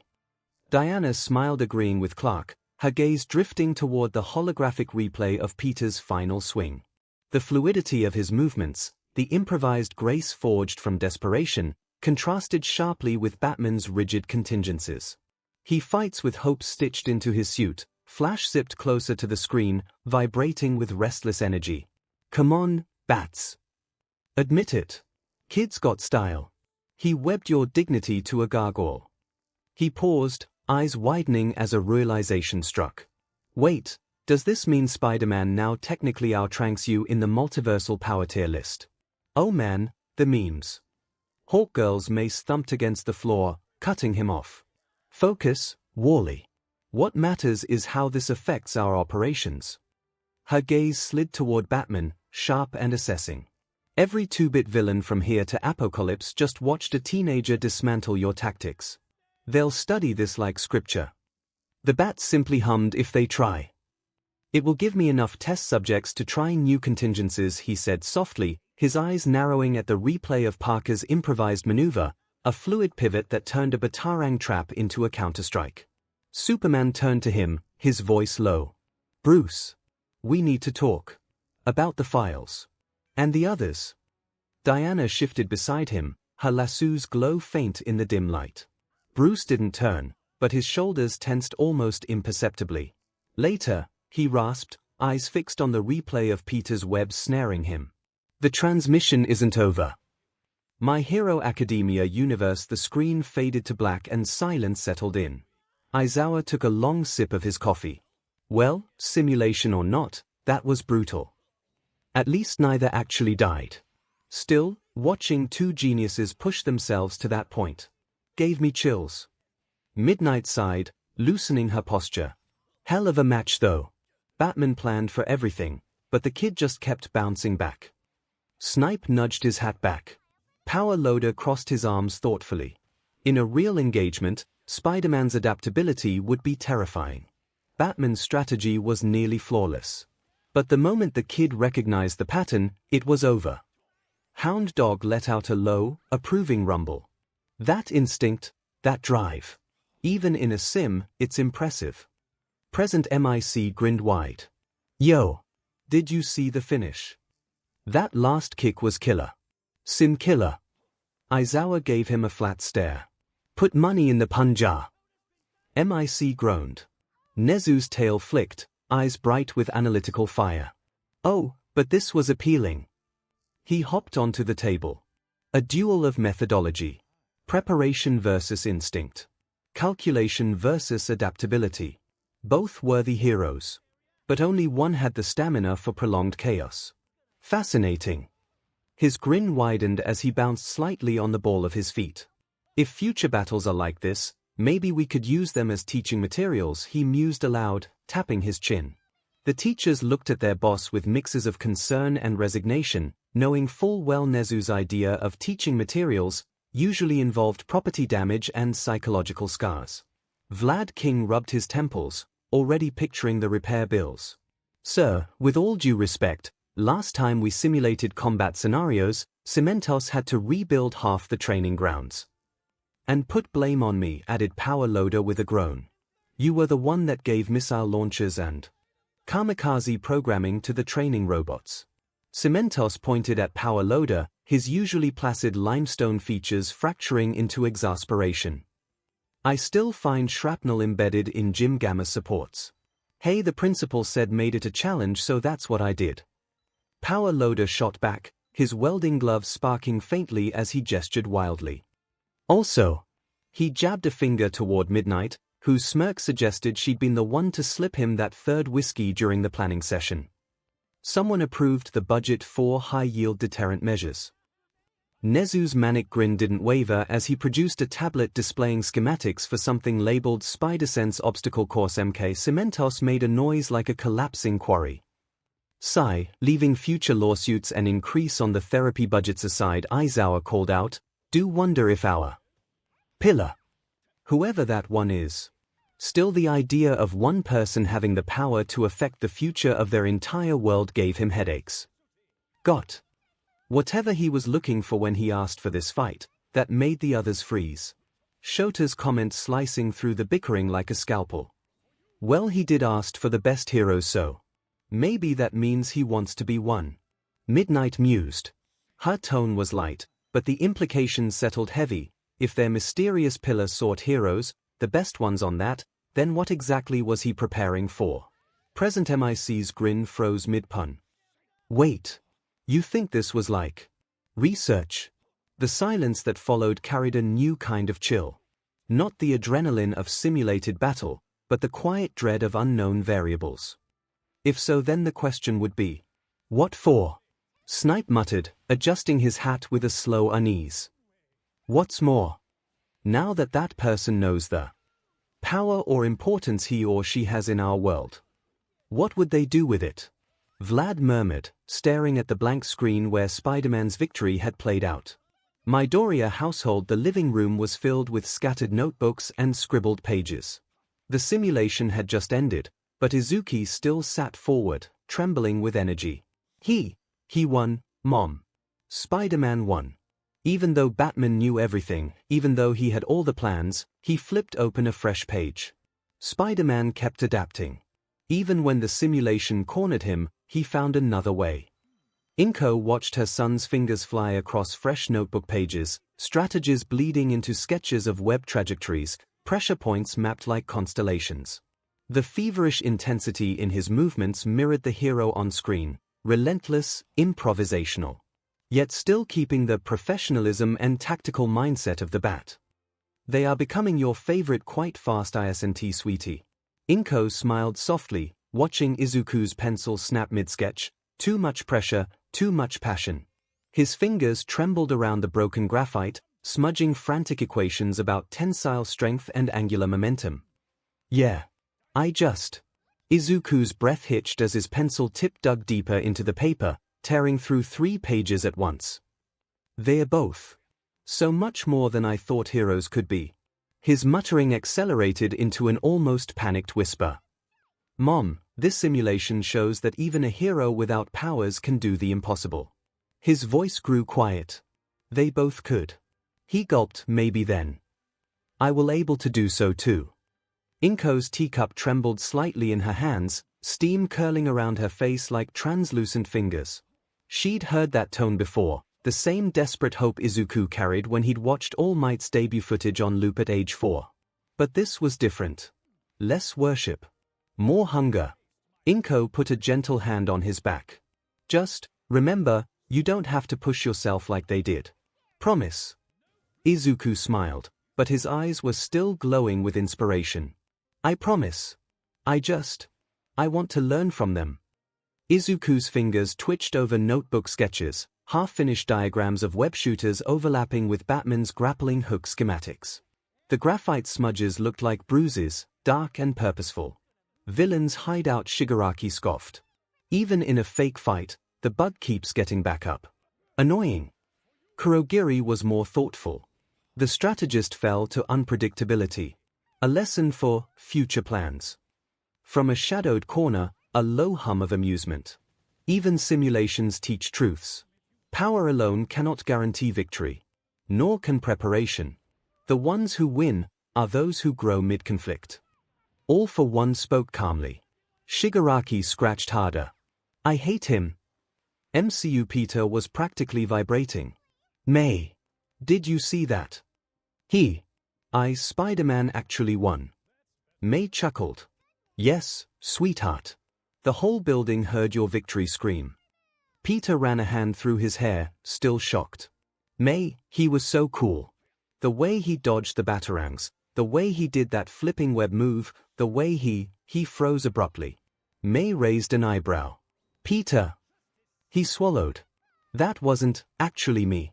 He said I'm not even near to be like the Spidey that won, Peter admitted, staring at his hands. Calloused from patrolling, but lacking the muscle memory of a veteran who'd fought gods.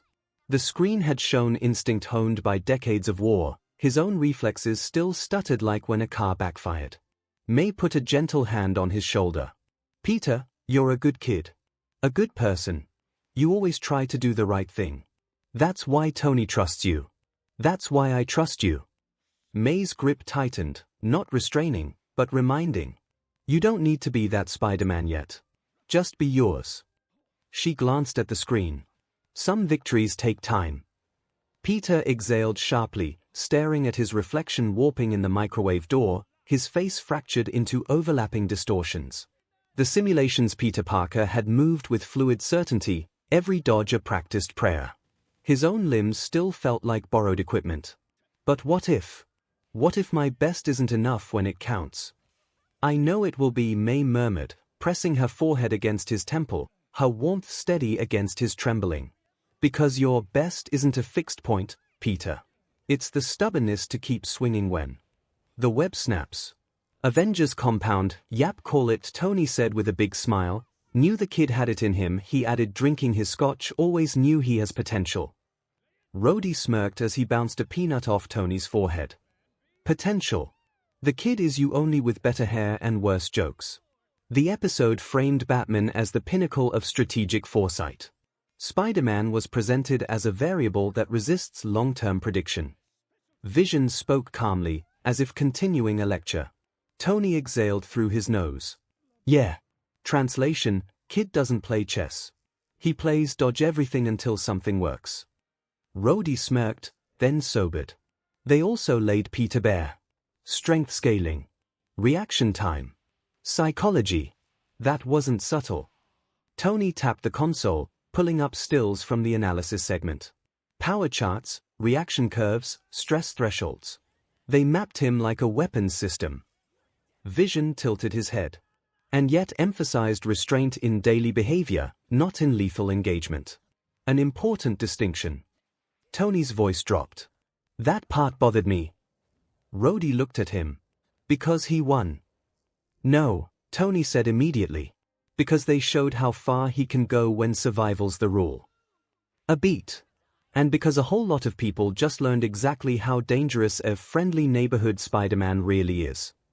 Multiverse. Suddenly the air in front of the multiple versions of Spider-Man shivered and rippled like water before stabilizing, revealing a small Chinese-style golden glowing box no bigger than a hand floating mid-air. Each one hovered at chest height, rotating slowly. They looked almost decorative at first glance, warm-toned, stylized, with glowing cutout patterns along the sides, light spilling out from within like a contained sunrise. Solid. Real. And very much not part of the simulation. Congratulations for your victory, Spider-Man. Darkness Rsing's voice echoed as the author appeared again in the screen, and as promised, after the battle, comes the reward. Across the multiverse, confusion rippled instantly. A reward? For what? Winning. Surviving. Participating. Ultimate Spider-Man Universe. The briefing room lights flickered once. Then the box appeared. It hovered directly in front of Peter, just above the table, glowing softly against the sterile gray of the SG interior. Peter froze. Ah. Iron Fist leaned forward slightly. That wasn't here a second ago. Is it supposed to be floating like that? Power Man squinted. Nova raised a hand. So we're all seeing the same glowing thing, right? Peter slowly leaned back in his chair. Yeah, that's real.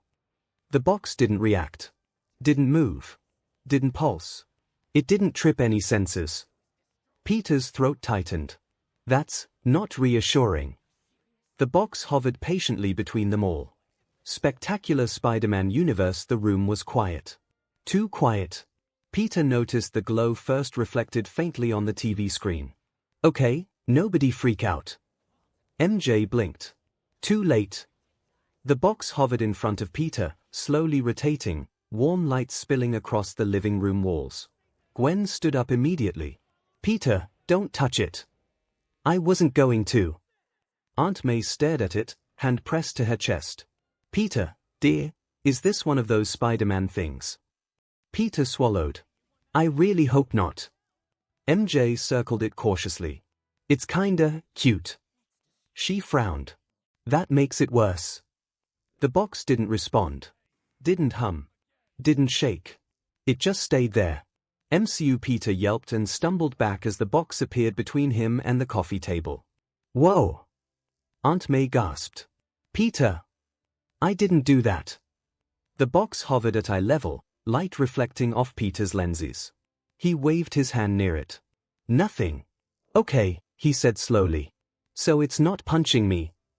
May narrowed her eyes at it. Is this alien? I don't know. Is it Stark? I don't know. They both stared at it. Peter lowered his voice. Should I be calling Mr. Stark? The box remained perfectly still. May crossed her arms. I don't like that it's quiet. Peter nodded. Yeah. Same. Marvel 616 Universe. The box appeared without sound. One moment the room was filled with conversation, the next, a warm glow hovered between them. Tony Stark stopped mid-gesture. Okay. Steve's hand moved instinctively toward his shield. Anyone want to explain that? Peter didn't move. At all. He stared at the box, eyes wide behind his mask, breath caught somewhere between shock and disbelief. Doctor Strange froze beside him. Not defensive. Not scanning. Just staring. That alone drew attention. Tony frowned. Hey! Webhead. Wizard. A beat. You're both being way too quiet. Peter swallowed. It's real. Strange's jaw tightened slightly. Yes, he said quietly. It is. Bruce blinked. You recognize it? Neither answered. The silence stretched. Natasha shifted her weight. That's not comforting. Thor took a cautious step forward. Is it a weapon? Peter shook his head once, slowly. No. Another pause. Steve's voice was steady, but careful. Then what is it? Peter opened his mouth. Closed it. Strange spoke instead. And even then, only barely. It was a gift. A birthday gift. On the screens, what's with the surprise faces? Darkness Racing asked as he reaped on the screens with a smile. You knew that the winner of the battle would get a prize, so here it is, his fanged smile widening. Now one of you spiders would know what this is. He made a box appear on his hand, but for those that none, let me explain. Across the multiverse everyone was wondering what was happening. You see, in one dimension the Sorcerer Supreme, that's the guy with the highest magic power and responsibility, by the way, gifted his spider this once for his birthday. It allows to summon a soul from the great beyond back to the mortal plane for 5 minutes, Darkness Racing said, lightly tossing the box into the air where it floated eerily. His grin widened unnaturally as the implications hit every Spider-Man simultaneously. Now 5 minutes isn't a long time, so I gift to you an improved one that will allow you 24h. He grinned. And don't feel bad, Strange, when one has access to the multiverse like me, finding a way to improve spells becomes quite easy if you know where to look. Multiverse. A pause fell as everyone took in the words. Some spiders leaned forward, others flinched away like burned fingers touching hot metal. Across dimensions, gloved hands twitched toward the floating boxes, then hesitated. The implications slithered under skin. 24 hours with a ghost. A whisper from the grave. One single, impossible conversation. It wasn't just about time, it was about choice. Who to resurrect, who to leave behind, whose ghost to face when every loss still carved fresh wounds. The golden box pulsed faintly, casting long shadows that twisted into familiar silhouettes. Uncle Ben's slumped shoulders, Gwen's outstretched hand, May's last smile. Mortal Kombat Universe MK11 Timeline. Raiden's eyes crackle with electricity as he observes the magical artifact. The author tampers with the balance of the realms. Such power over the great beyond is rarely gifted without a hidden price. Across the Netherrealm, Scorpion's flaming skull mask flickers violently as he gazed on the golden box in his screen. His spectral chains rattle, not in warning, but something closer to yearning. Hanzo Hasashi hasn't felt his dead heart PND in centuries. Demon Slayer Univi's Tanjiro's eyes well with tears as he watches the screen, his hand resting on the box carrying Nezuko. To have just one more day. To speak with them again. It is a appealing, terrifying gift. Heliverse has been Hotel Alasta's ever-present grin twitched, just once, as the golden light played across his monocle. Static crackled through the hotel's speakers, warping his usually smooth radio voice into something jagged. Oh, now that is a spicy little trinket. The static in his voice reaches a manic pitch of delight. Oh, the drama. The suspense. Who will the little spider choose? A mother. A father. An uncle. The psychological potential for this is simply scrumptious. Call a soul back. Angel Dust whispered, suddenly still, his usual flamboyant gestures freezing mid-air. It's that even possible? He asked, tuning to Lucifer and Charlie. The King of Hell gave the box in the screen an uninterested look. Possible. Yes, for a price, Lucifer said boredly, but souls rarely return unchanged, especially ones that have been gone long enough to settle. But still. For who could he? Charlie started only for Husk to interrupt. Not hard to think who the spider will want to use that thing for, the cat muttered, scratching his chin with a clawed hand. Unknown to the Sinner Cat, someone else, universes away, also reached the same answer. Kingdom Hearts Universe Sora leans against the tree, his face glowing with pure, unadulterated hope as he looked at the screen.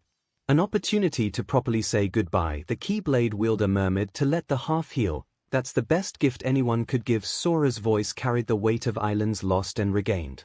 Next to him, Kairi's fingers tightened around his wrist, not restraining, but anchoring. One Piece universe Monkey Deep, the legendary marine, stopped eating his rice crackers, his eyes unusually solemn. 24 hours. Ace. I'd give every medal I ever earned for just one afternoon of eating meat and arguing with that boy again. Elsewhere on the Thousand Sunny, the Straw Hats all fell into a silence so thick even Luffy stopped chewing, his jaw slackening around a half-eaten drumstick as the implications settled. Usopp's fingers twitched toward his slingshot instinctively, then stilled. Robin's breath hitched once before she schooled her expression into something neutral, though her grip on her book turned the pages translucent. Nomi's lips parted, but no clever remark came. Instead, her fingers traced the outline of an orange. Chopper gripped his hat brim tight enough to warp the felt. Brook's teacup clattered against the saucer, the only sound in the sudden stillness. Frankie's arms whirred softly as they retracted into defensive positions. Zoro's eyes snapped open, not lazily, but fully alert, his hand already resting on Wado Ichimonji's hilt. Sanji's cigarette burned unnoticed between his fingers, ash crumbling onto his pristine suit. "I'm happy for him." Luffy's voice finally broke the silence. Flat and hollow in a way that made the others turn sharply. His hat shadowed his eyes as he reached mechanically for another drumstick. He will be able to talk, to eat, to laugh one more time. The meat tore under his fingers with a wet crack. Brook's teacup trembled in skeletal hands. "The irony, of course," he murmured, "is that the living never know what to say when granted this chance." The ghost of a waltz lingered in his empty ribcage, a melody half-remembered from a life too distant. Dragon Ball Universe Whis tapped his staff against the floor, his eyes widening slightly. My. Someone has bypassed the restrictions of the otherworld without the use of the Dragon Ball. Lord Beerus scoffed, though he looks intrigued. A mortal soul wandering back for a day. If it doesn't cause a temporal paradox, I suppose I can overlook it, as long as the spider doesn't bring back anyone annoying. Sounds like that spell we once used to bring me back after the Cell games, Goku mused, rubbing his chin. I also only had one day, and if used too much energy I returned to the afterlife early, he added with a chuckle. I remember that, said Bulma. I wonder if he found the way to upgrade that spell from us, she mused, tapping her tablet, pulling up old Capsule Corp research notes. Could ask Uranai Baba later, she'd love someone messing with her monopoly on spirit communication. The scientists smirked. Marvel's 616 universe in Avengers Tower, no one spoke. Tony Stark looked at Peter. Then at Strange. Then back at the hovering box.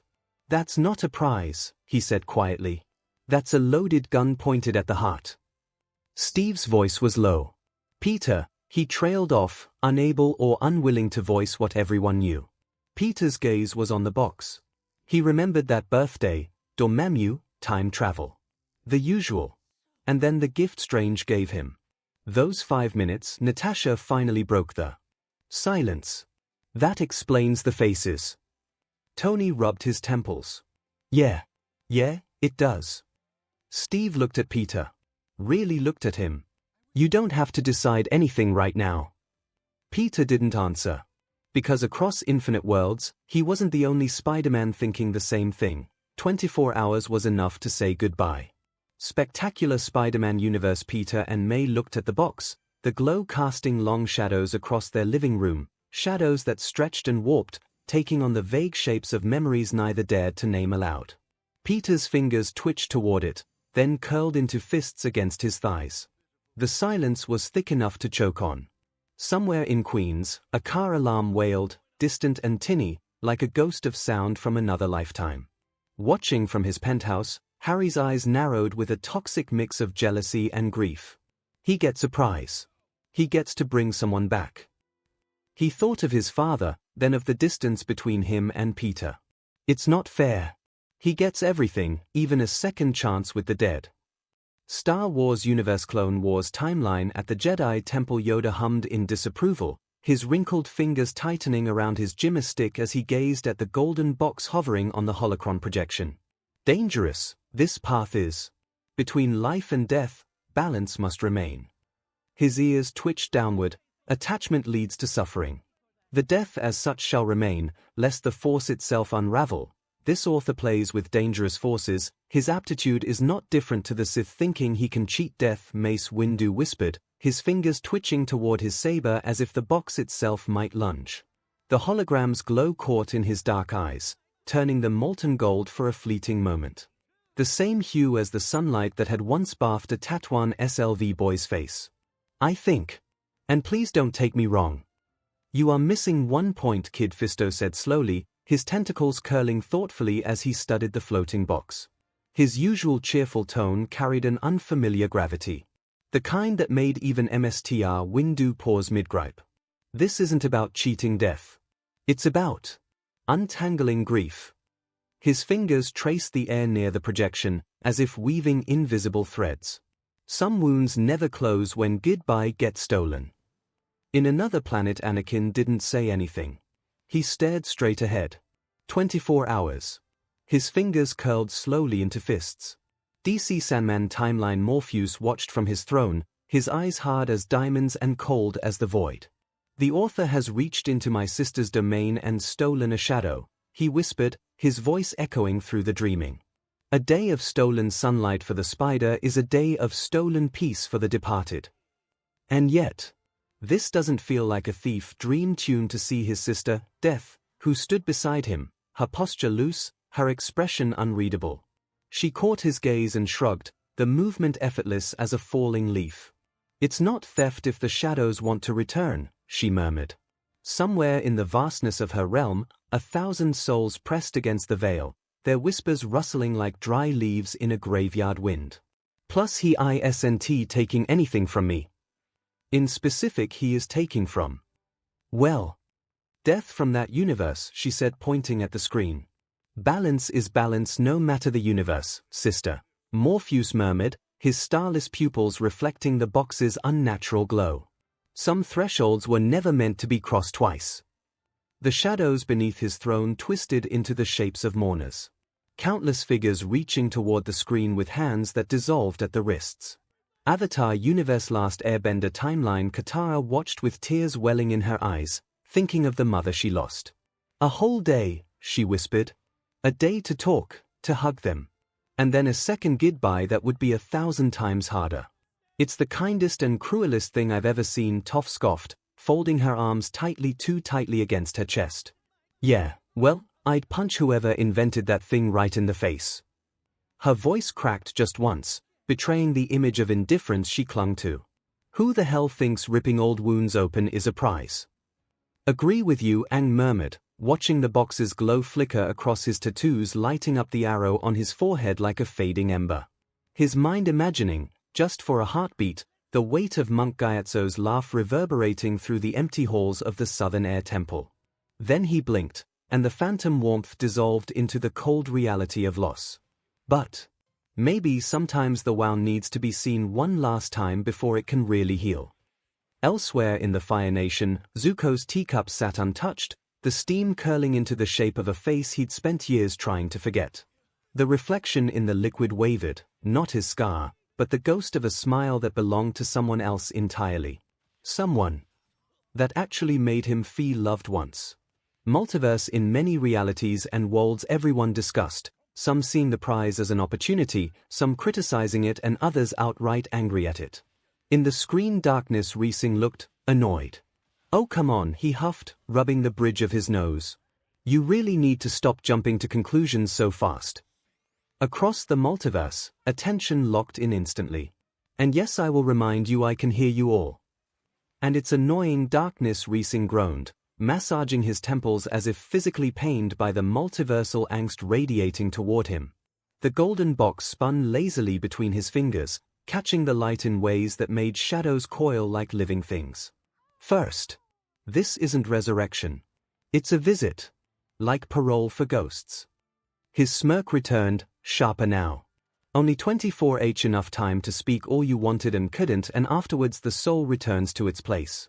Not what ifs nor resurrections, he grunted. I might be multiversal, but even I have a concept of rules. and the balance between life and death is one of those. He called out, "The last thing I want is give Lady Death more headaches than you heroes and villains of Marvel gives her already, and I have a great respect for Death of the Endless of DC to even think of messing with her." He shivered. "And the last thing I want is having the wolf after me." Marvel 616 Universe. Tony exhaled slowly. "Okay. That helps. A little." Steve nodded. "So it's not undoing anything."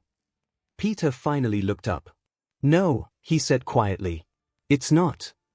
Doctor Strange's shoulders relaxed. "Just a fraction." "That explanation aligns," he admitted. "No paradox. No rupture. But it's still 24 hours. Natasha's voice cut through the tension like a scalpel, cool, precise, leaving no room for misinterpretation. Her eyes flicked to Peter's hands, noting the minute tremor he couldn't suppress. Enough time to say everything. Or just enough to reopen every scar. The unspoken question hung heavy. Which will it be? Wait. Did he mention something about death? He make it sound like. Clint began. Lady Death, yes. One of the oldest cosmic forces in the universe. Strange muttered, "Some of us have had close encounters with her. Not to mention she is Thanos' emissus." Tony winced. So each time he talked about his MSTR's love, he was talking about death. As in the Grim Reaper. Skeleton in a cloak? He asked, rubbing his temples like the mere thought of Thanos' cosmic crush could induce migraines. No wonder he kept losing his DMN mind. Dating the universe's HR rep for Soul Collection would screw with anyone's head.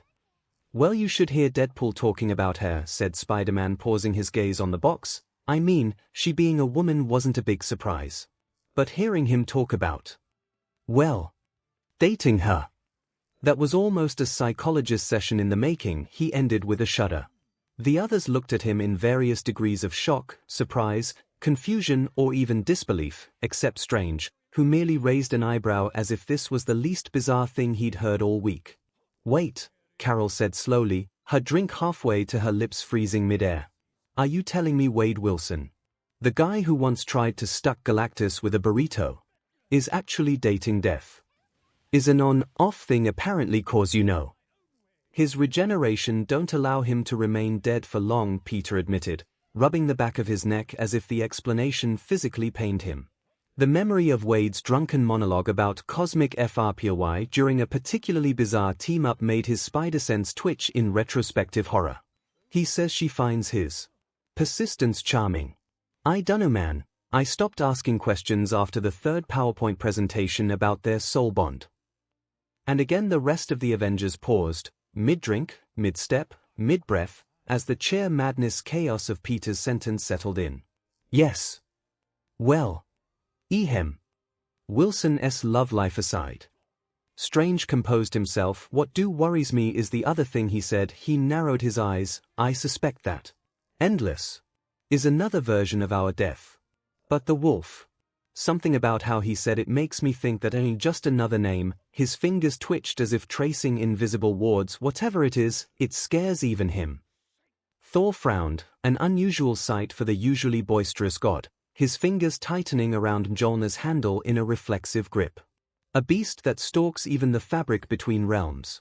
I have fought Fenrir himself, yet this wolf." The way he spoke its name carried the weight of prophecy.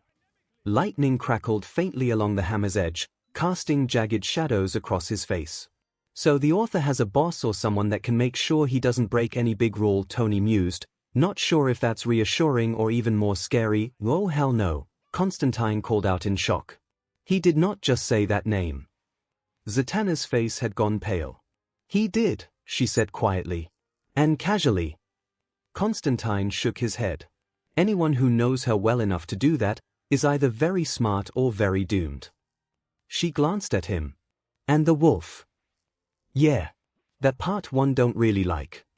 Constantine exhaled a shaky plume of smoke, the cigarette trembling between his fingers. "Whatever that can get any level of cosmic force the chill is not something I like.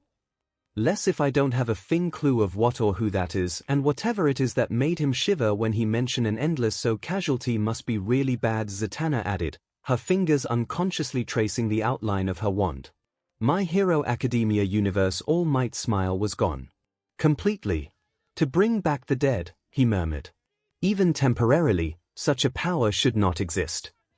I don't think we have a quirk registrated that can do that, Inspector Tsukochi muttered, rubbing his temples as if physically warding off a migraine. Although, not sure we would know if it exists, as don't think anyone with it would be vocal about it, he added. In the UA, Nezu's grin sharpened, too many teeth, too much gleam, as his claws tapped against the tablet screen.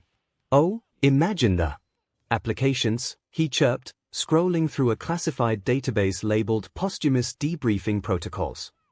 Aizawa's capture scarf twitched like a rattlesnake sensing prey. No. The single syllable carried the weight of an executioner's axe. His glare pinned Nezu to the chair, an unspoken promise of caffeine withdrawal and shredded paperwork if the principal even thought about weaponizing grief. Across the room, Midnight discreetly palmed a sedative dart. Just in case. Star Wars Universe Clone Wars era Yoda closed his eyes. Boundaries, respected, they are. He frowned, yet testing them.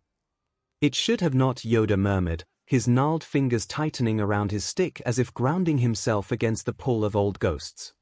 This will only end badly, Mace Windu muttered, watching the reflection of the box. His jaw clenched hard enough to crack bone. We've seen this story before. Grief makes fools of even the wisest men. The death should remain untouched, Kiadimundi intoned, his elongated skull casting a jagged shadow across the hologram. This indulgence invites only suffering. In another planet, Anakin looked at the image of the box with something between longing and fury, his cybernetic fingers twitching toward his saber in a reflexive motion that had nothing to do with combat. The Jedi code whispered in his mind like a distant chant, but all he could hear was his mom's last words. The phantom weight of her body in his arms, the scent of Tatooine dust clinging to her hair. 24 hours. His throat burned. Young Justice Universe Zatara's voice was grave. Names like that are not spoken unless the speaker understands consequences, she looked down. He sounded sincere. Miss Martian tilted her head. Why would someone with such power fear pursuit? Everyone has a boss or someone to answer to, Zatanna answered. I suppose this wolf is his, she murmured, her fingers unconsciously tracing the shape of a protection sigil. Kid Flash looked amused. There is always a bigger fish, he said in an acted dramatic tone and a smile. No one smiled back. In fact, Artemis slapped him on the head. Bleach Universe Shinigami across the Seirete stiffened. A soul returned temporarily, within rules. Yukitake exhaled. That is mercy. Kenpachi grinned. But someone enforcing the rules. Now that sounds interesting. Meanwhile, Yamamoto's cane tapped once, a sound like a tomb ceiling. The echo rippled through Soul Society with palpable weight. Balance must be maintained, he murmured, though his gaze lingered on the box's glow as if seeing beyond the screen. Even mercy has its chains. DC Sandman timeline. The dreaming death of the Endless leaned against a stone marker, arms crossed, boots scuffing the ground casually. She laughed. Oh, come on, she said lightly. I didn't even have to show up. Beside her, Dream looked vaguely offended, his cloak billowing with unspoken indignation. You take this too lightly, sister. He treats the boundary between realms as a revolving door. The shadows at his feet coiled like restless serpents, ink-black tendrils reaching toward the glowing screen but not touching it. Can't or wouldn't. He spoke our name, Morpheus murmured. And yet I do not recall granting permission. His voice carried the weight of collapsing galaxies. Yes, Death replied cheerfully. And he was polite about it. Dream's sigh carried the weight of dying stars. That is not the point. Is not, she asked with a raised eyebrow, 'cause seems to me you are more annoyed that he didn't go full mortal and grovel when mentioning us. Death rolled her eyes, and given how often humans butcher our names into myths and bad poetry, one dude getting it right is refreshing. She flicked a speck of dust off her ankh pendant, the gesture effortlessly casual, yet the ambient light in the dreaming dimmed for half a second, as if the universe itself hesitated. He knows the rules, she said simply. And more importantly, he respects them. She straightened. So we let it be. Dream nodded once. The matter was settled. Marvel Universe Death's domain in her throne. Lady Death shifted slightly, an indescribable motion that sent ripples through the infinite corridors of her realm. The discarded chess piece in her fingers, a silver queen, still warm from some long-forgotten game, cast elongated shadows that slithered away like chastised hounds. Polite, she mused to the emptiness, tasting the word like an unfamiliar spice. How novel! A whisper of silk against bone as she leaned forward, the hem of her gown brushing against the still smoldering footprint where Thanos had once knelt. It's not as amusing as Wade, but as refreshing, she added with a smirk. In the screen, so go ahead, know and I'm sure who you want to talk spiders, so we'll give you time, grinned the author. Across countless worlds, Spider-Men stiffened. Some swallowed. Some clenched their fists. Some couldn't look at the boxes hovering patiently before them. The grin widened. But before you do, his tone shifted. Not darker. Sharper. The losers also have to pay the price, he giggled. Not cruel. Not malicious. Mischievous. That was worse. Multiverse. At the ADCU watchtower, Batman already was standing, with the other heroes also stiffing in alert. On the 2003 Batman universe, the Dark Knight was already standing in front of Batgirl and Robin, with Alfred with a crossbow where he got that. His eyes narrowing at the screen.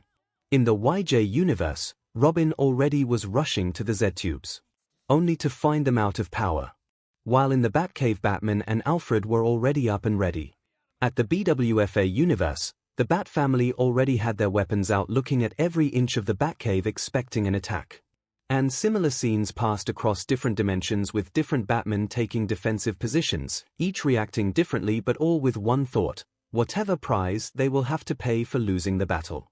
Screen. Oh, relax, the author said lightly. I told you. No harm. No pain. No trauma. Several Batmen did not relax. This, the author continued, snapping his fingers, is purely educational. Gotham across the multiverse, the image shifted. Not one Gotham. Many. Endless skylines of dark towers, rain-slicked streets, gargoyles silhouetted against storm clouds. And then, the bat signal ignited. Across every Gotham. Bright. Familiar. Commanding. Every Batman instinctively looked up. Then the light flickered. Distorted. Warped. And before anyone could react, the bat dissolved. Replaced by a Spider-Man symbol. Large. Bright. Dozens of them. Red and blue light cutting through the night sky. Across every Gotham. For 1 week, the author announced cheerfully, that will be the signal lighting Gotham skies. He leaned closer. Consider it brand synergy. ADCU in Batcave, Robin's jaw dropped. Is that? Robin whispered, his domino mask creasing as he squinted at the skyline, where the silhouette of a spider now stretched across Gotham's smog-choked clouds. It is, Batgirl confirmed, her voice strained between disbelief and the sheer cosmic absurdity of their skyline now advertising a New Yorker's symbol.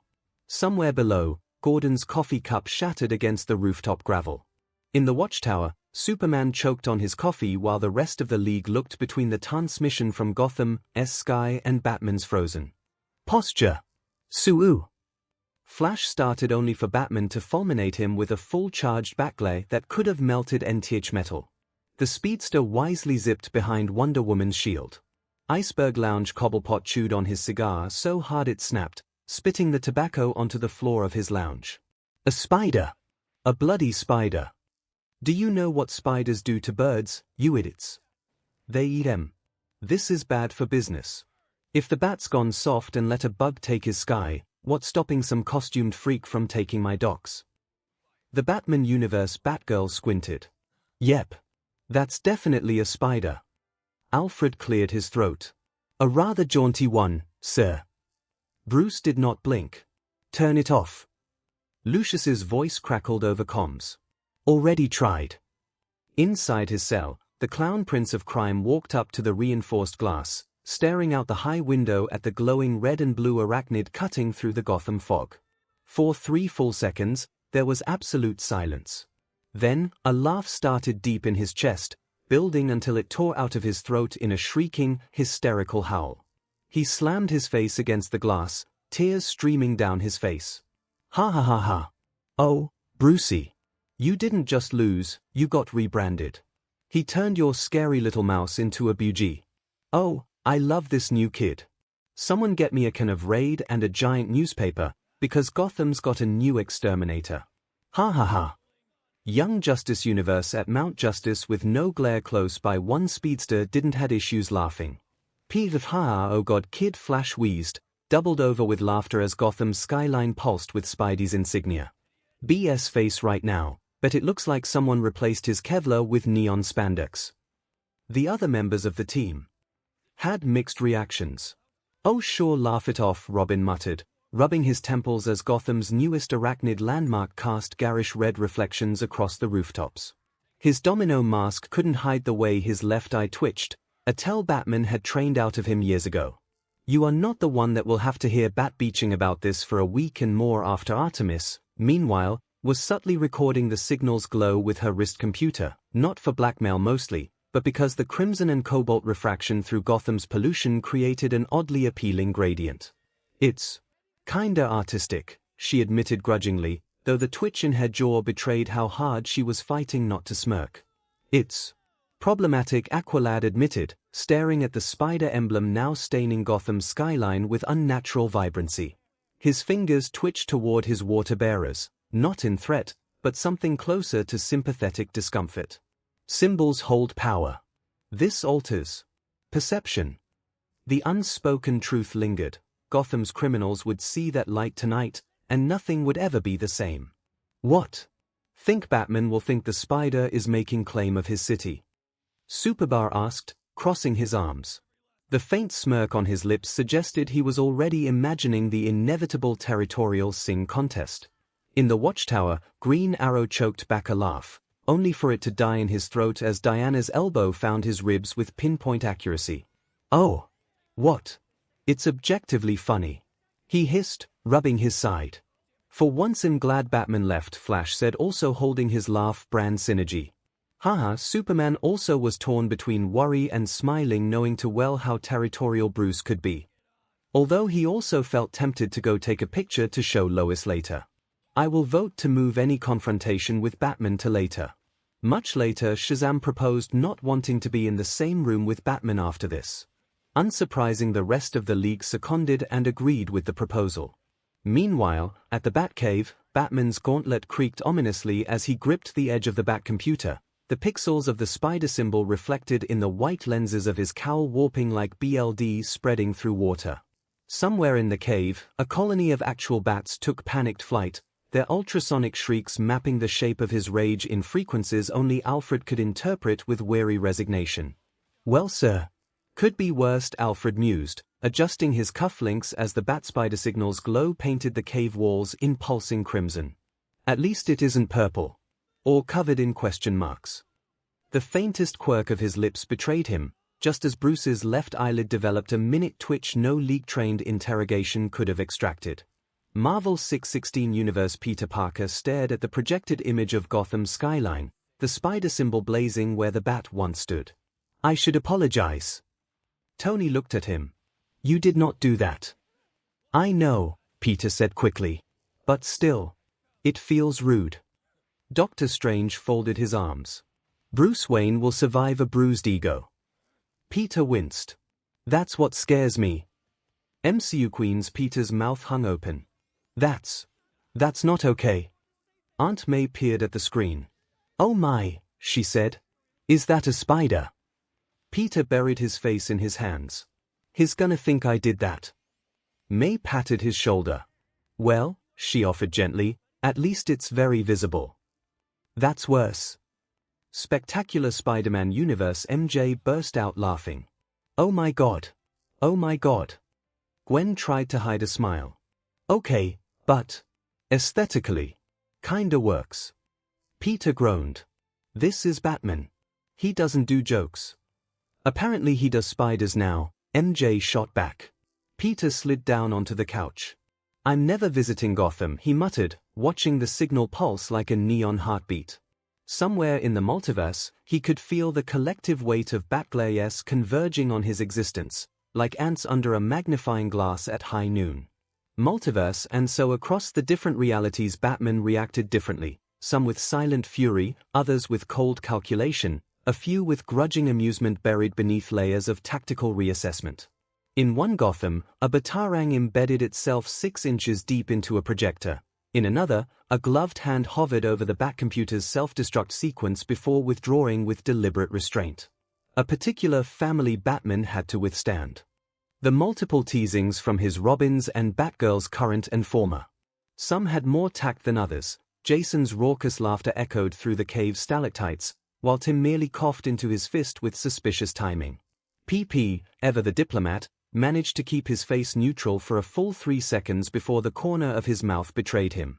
You know, he mused, tapping his Eskrima sticks against his shoulders, it's actually kinda sleek. Modern. Elsewhere, in a Gotham where the rain smelled like gunpowder and regret, an older Batman watched the spider signal distort the grime on his penthouse windows. The red and blue refraction pooled in the grooves of his knuckles, old scars from battles against clowns and crocodiles, and for the first time in decades, something unfamiliar flickered behind the white lenses of his cowl. Not anger. Not calculation. The ghost of a smirk, buried under 20 years of gravel and Bat-brand stoicism. 𝐻𝐻𝐿. At the same time, different Peter Packers had their own reactions. Some groaned, some laughed, while others stared at their own spider symbols with a mix of pride and creeping existential horror.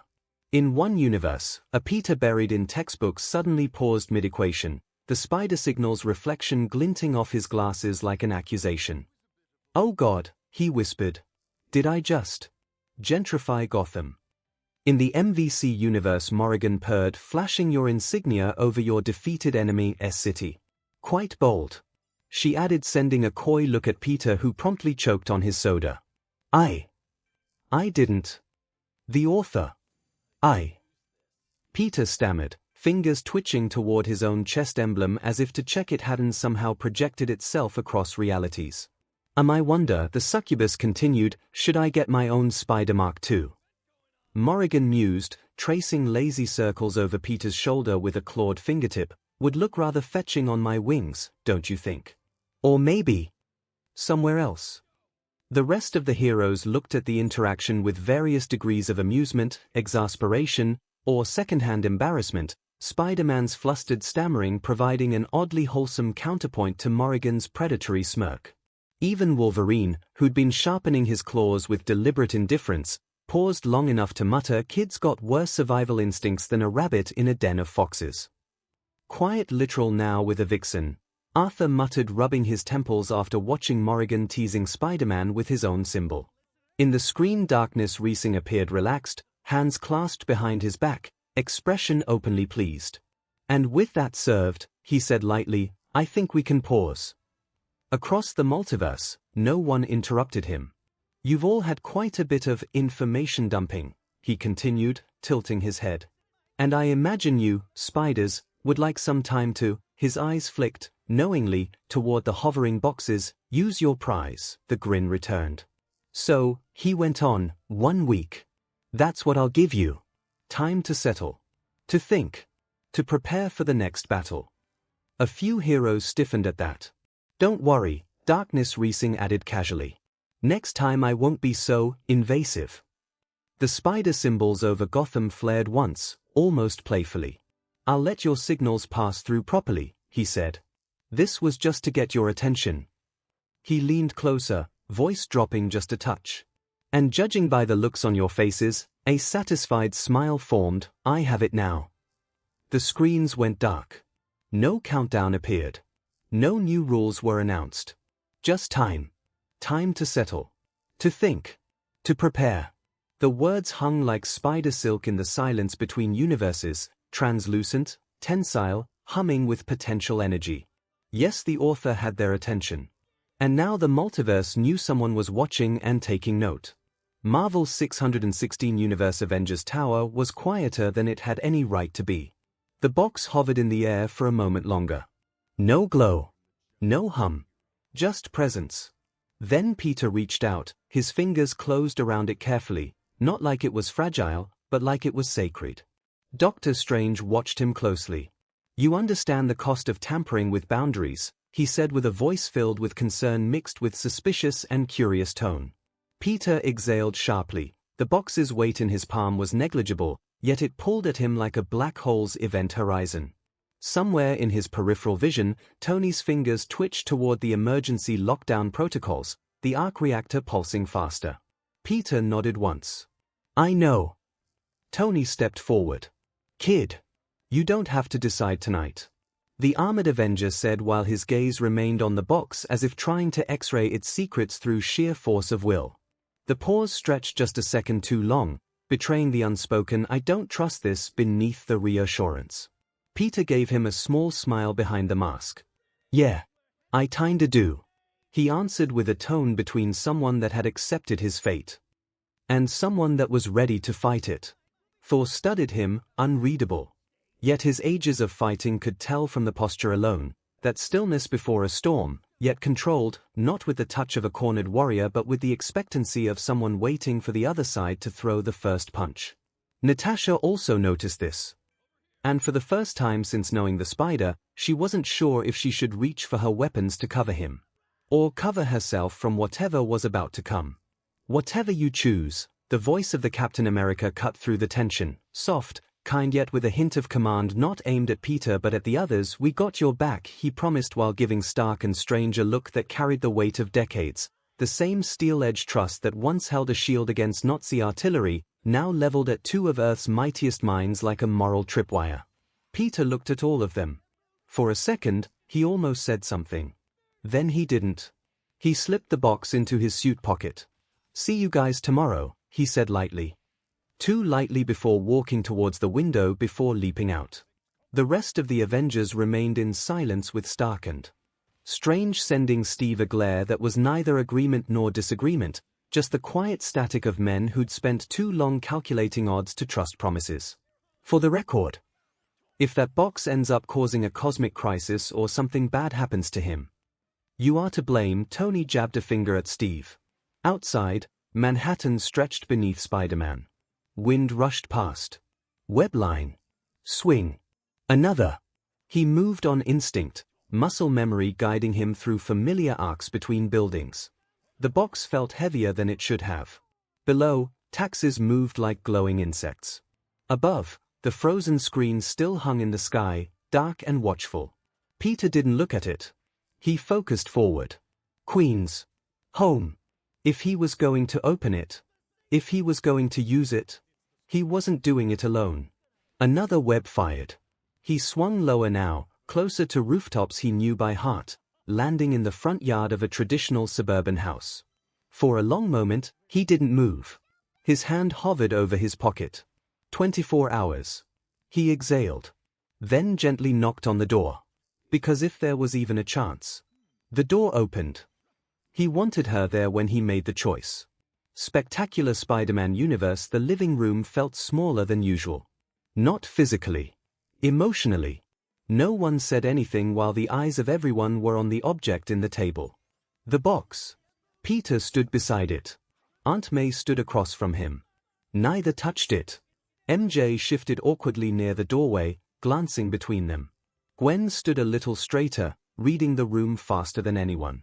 So, MJ said gently, forcing a small smile, I just remembered I promised my dad I'd be home before midnight. Gwen nodded immediately. And I have an early lab block tomorrow. Peter blinked. You guys don't have to. We know, Gwen said softly. MJ walked over and squeezed Peter's arm. This isn't a bring friends kind of thing, Tiger. Peter swallowed. Yeah. They moved toward the door quietly. No jokes this time. No dramatic commentary. Just understanding. Gwen paused before stepping out, meeting May's eyes with quiet reassurance. We'll check in tomorrow, she said. May smiled warmly. Thank you, dear. The door clicked shut. Silence returned. Peter and May stood there for several seconds. The box did not glow, did not pulse, it simply waited. Peter rubbed the back of his neck. So, May looked at him. Not at the box. At him. Is it real? She asked softly. Peter nodded once. Yeah. Her eyes flicked to the box, then back to her nephew. And it only lasts a day. 24 hours. That hung in the air. May walked slowly to the couch and sat down. Not fragile. Not overwhelmed. Just thoughtful. Peter finally reached out and picked the box up. He didn't open it. He just held it. "You don't have to rush," May said gently. Peter's voice was quieter than usual. No quips. No deflection. "I don't want to mess it up." May tilted her head. "Mess what up?" "The time," he admitted. "If we do this, I want it to be right." Her expression softened in a way that only Aunt May could manage. "Oh, Peter." She reached over, placing her hand over his where it held the box.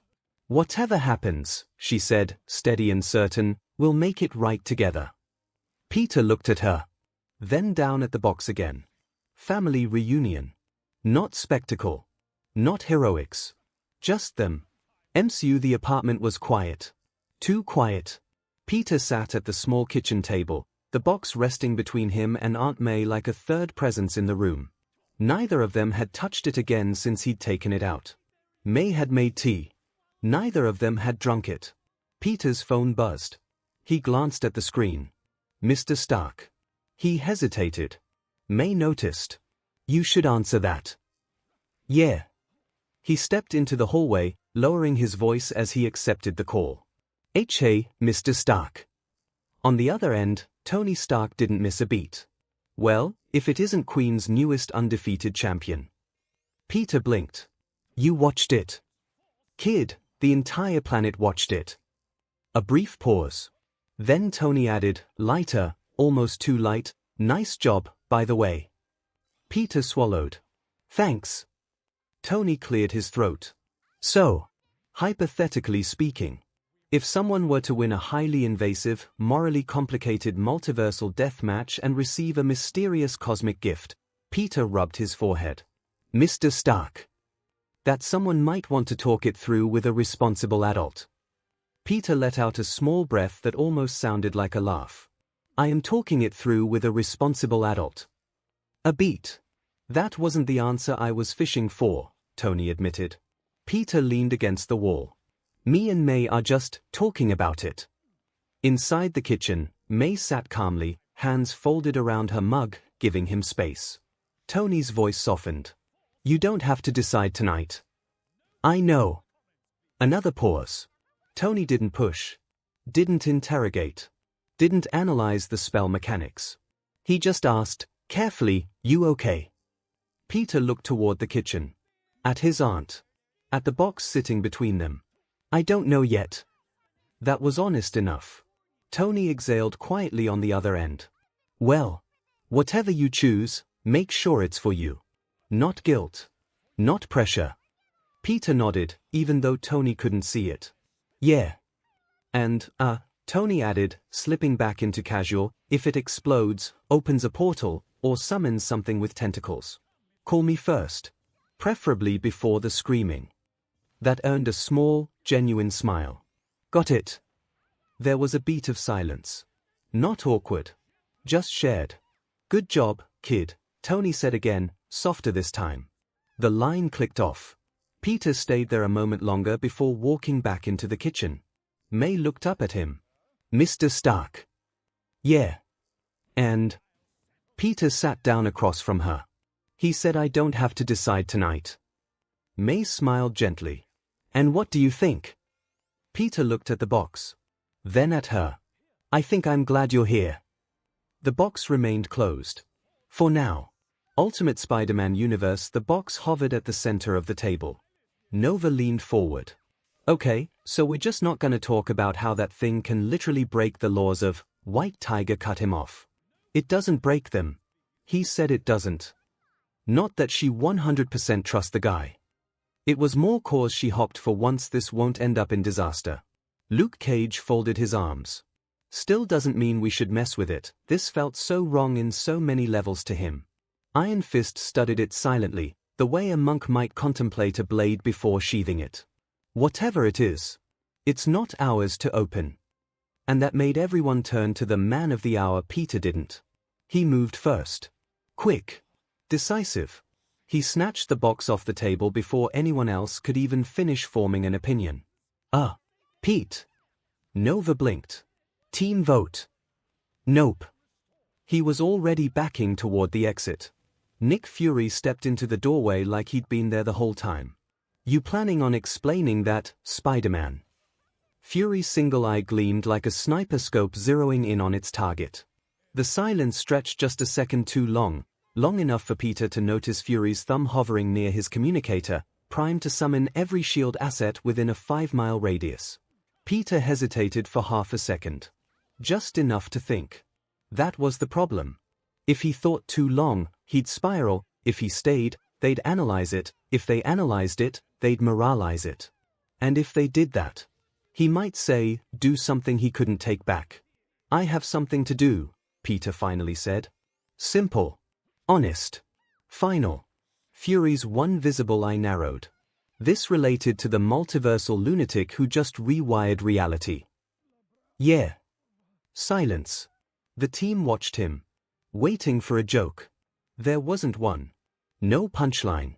No quip.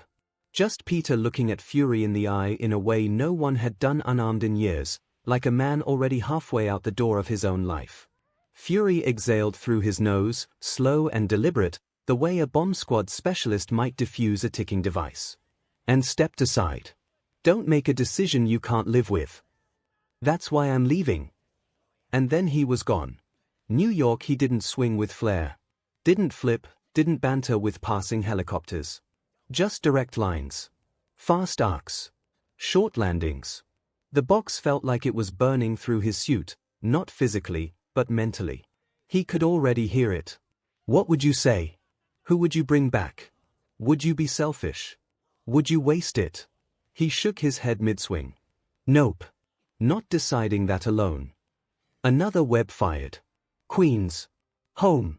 If he was going to do this. If he was going to risk 24 hours with someone who wasn't supposed to be here. He needed the one person who always grounded him. He landed on the familiar rooftop across from his house and crouched there for a second. Breathing. He didn't trust himself not to say something reckless or worse, something desperate. Aunt May, he muttered under his breath. Yeah. He needed her. One last web line carried him down toward his window. Whatever choice he will make, it wasn't happening inside a SHA room. It was happening at home. Multiverse across realities, across tones, across styles. The same box. The same weight. The same impossible choice. Some spiders hesitate, others took their boxes, some alone, some with someone else. In the Insomniac universe, Peter stared at the box on his cluttered workbench, Miles hovering uncertainly beside him, both still smelling of ozone and adrenaline from their last patrol. The younger spider kept glancing at the glowing seams of the container like it might detonate, while Peter's fingers twitched toward it with the same hesitant reflex as reaching for a live wire. In the Amazing Universe, Peter sat cross-legged on Gwen's grave, the box balanced atop her headstone like an offering. Rain slicked his unmasked face as he traced the edges with cracked knuckles, hesitant, like touching a ghost. 24 hours, he whispered to the air. Just long enough for one last. His voice fractured on the word. Goodbye. In the TAS universe, Peter and MJ sat in the living room, the box casting elongated shadows across the rug, its edges seeming to blur whenever Peter blinked too long. MJ's fingers hovered near his wrist, not touching, just there. Anchoring him to the moment. 24 hours, she whispered. That's longer than I expected. Peter exhaled sharply, his reflection warping in the box's polished surface, his face flickering between grief and something dangerously close to hope. Although not only the spiders were the only ones receiving something. MHA Universe Izuku let himself a break as he finished filling a new notebook with all the info from the death battle. The black screen still floating in the living room of the apartment, his mom cooking something in the kitchen while humming. TV and internet signals were returning, so maybe he could catch up on some forum about the fight.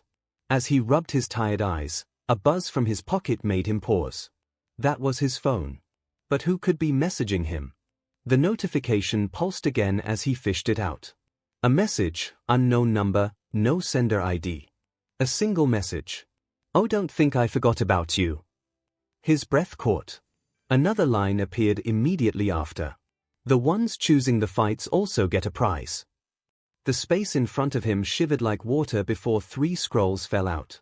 Izuku blinked confused as another message appeared in his phone. Think this will fit you for?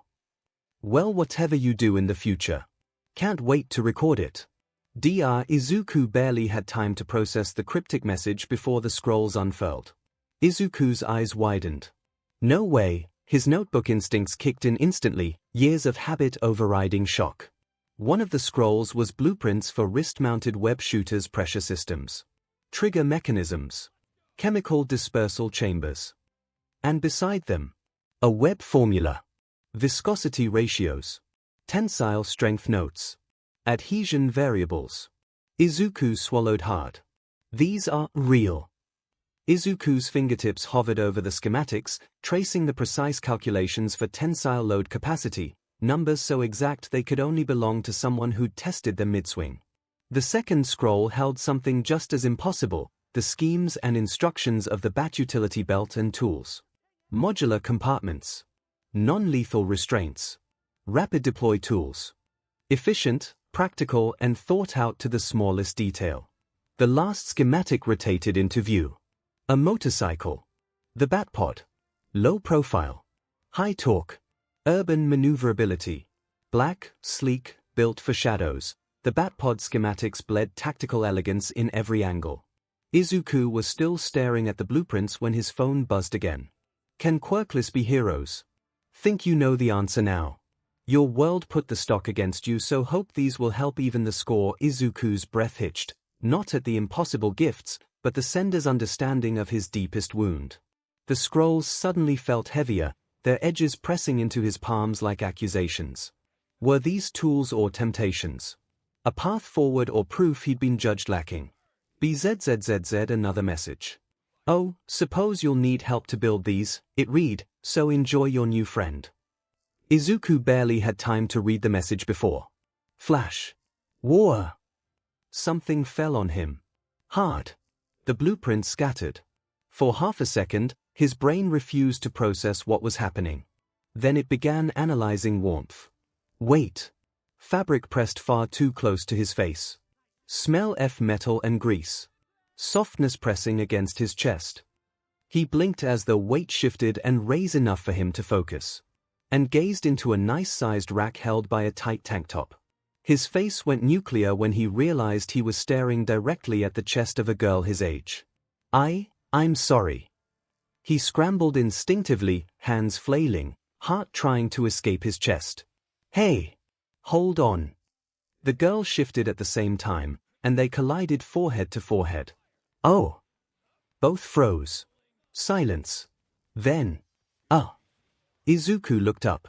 Pink hair framed a confused face staring down at him, eyes wide, pupils shaped like little crosses, blinking in rapid succession. For a second, neither of them moved. Izuku, what hap? Inko marched into the living room after hearing her son's cry, only to find out his son laying on the floor with a pink-haired girl pinning him down, her knee accidentally digging into his ribs. The girl, who smelled suspiciously of motor oil and burnt sugar, blinked at Inko with the abrupt stillness of a deer realizing it had wandered onto a shooting range.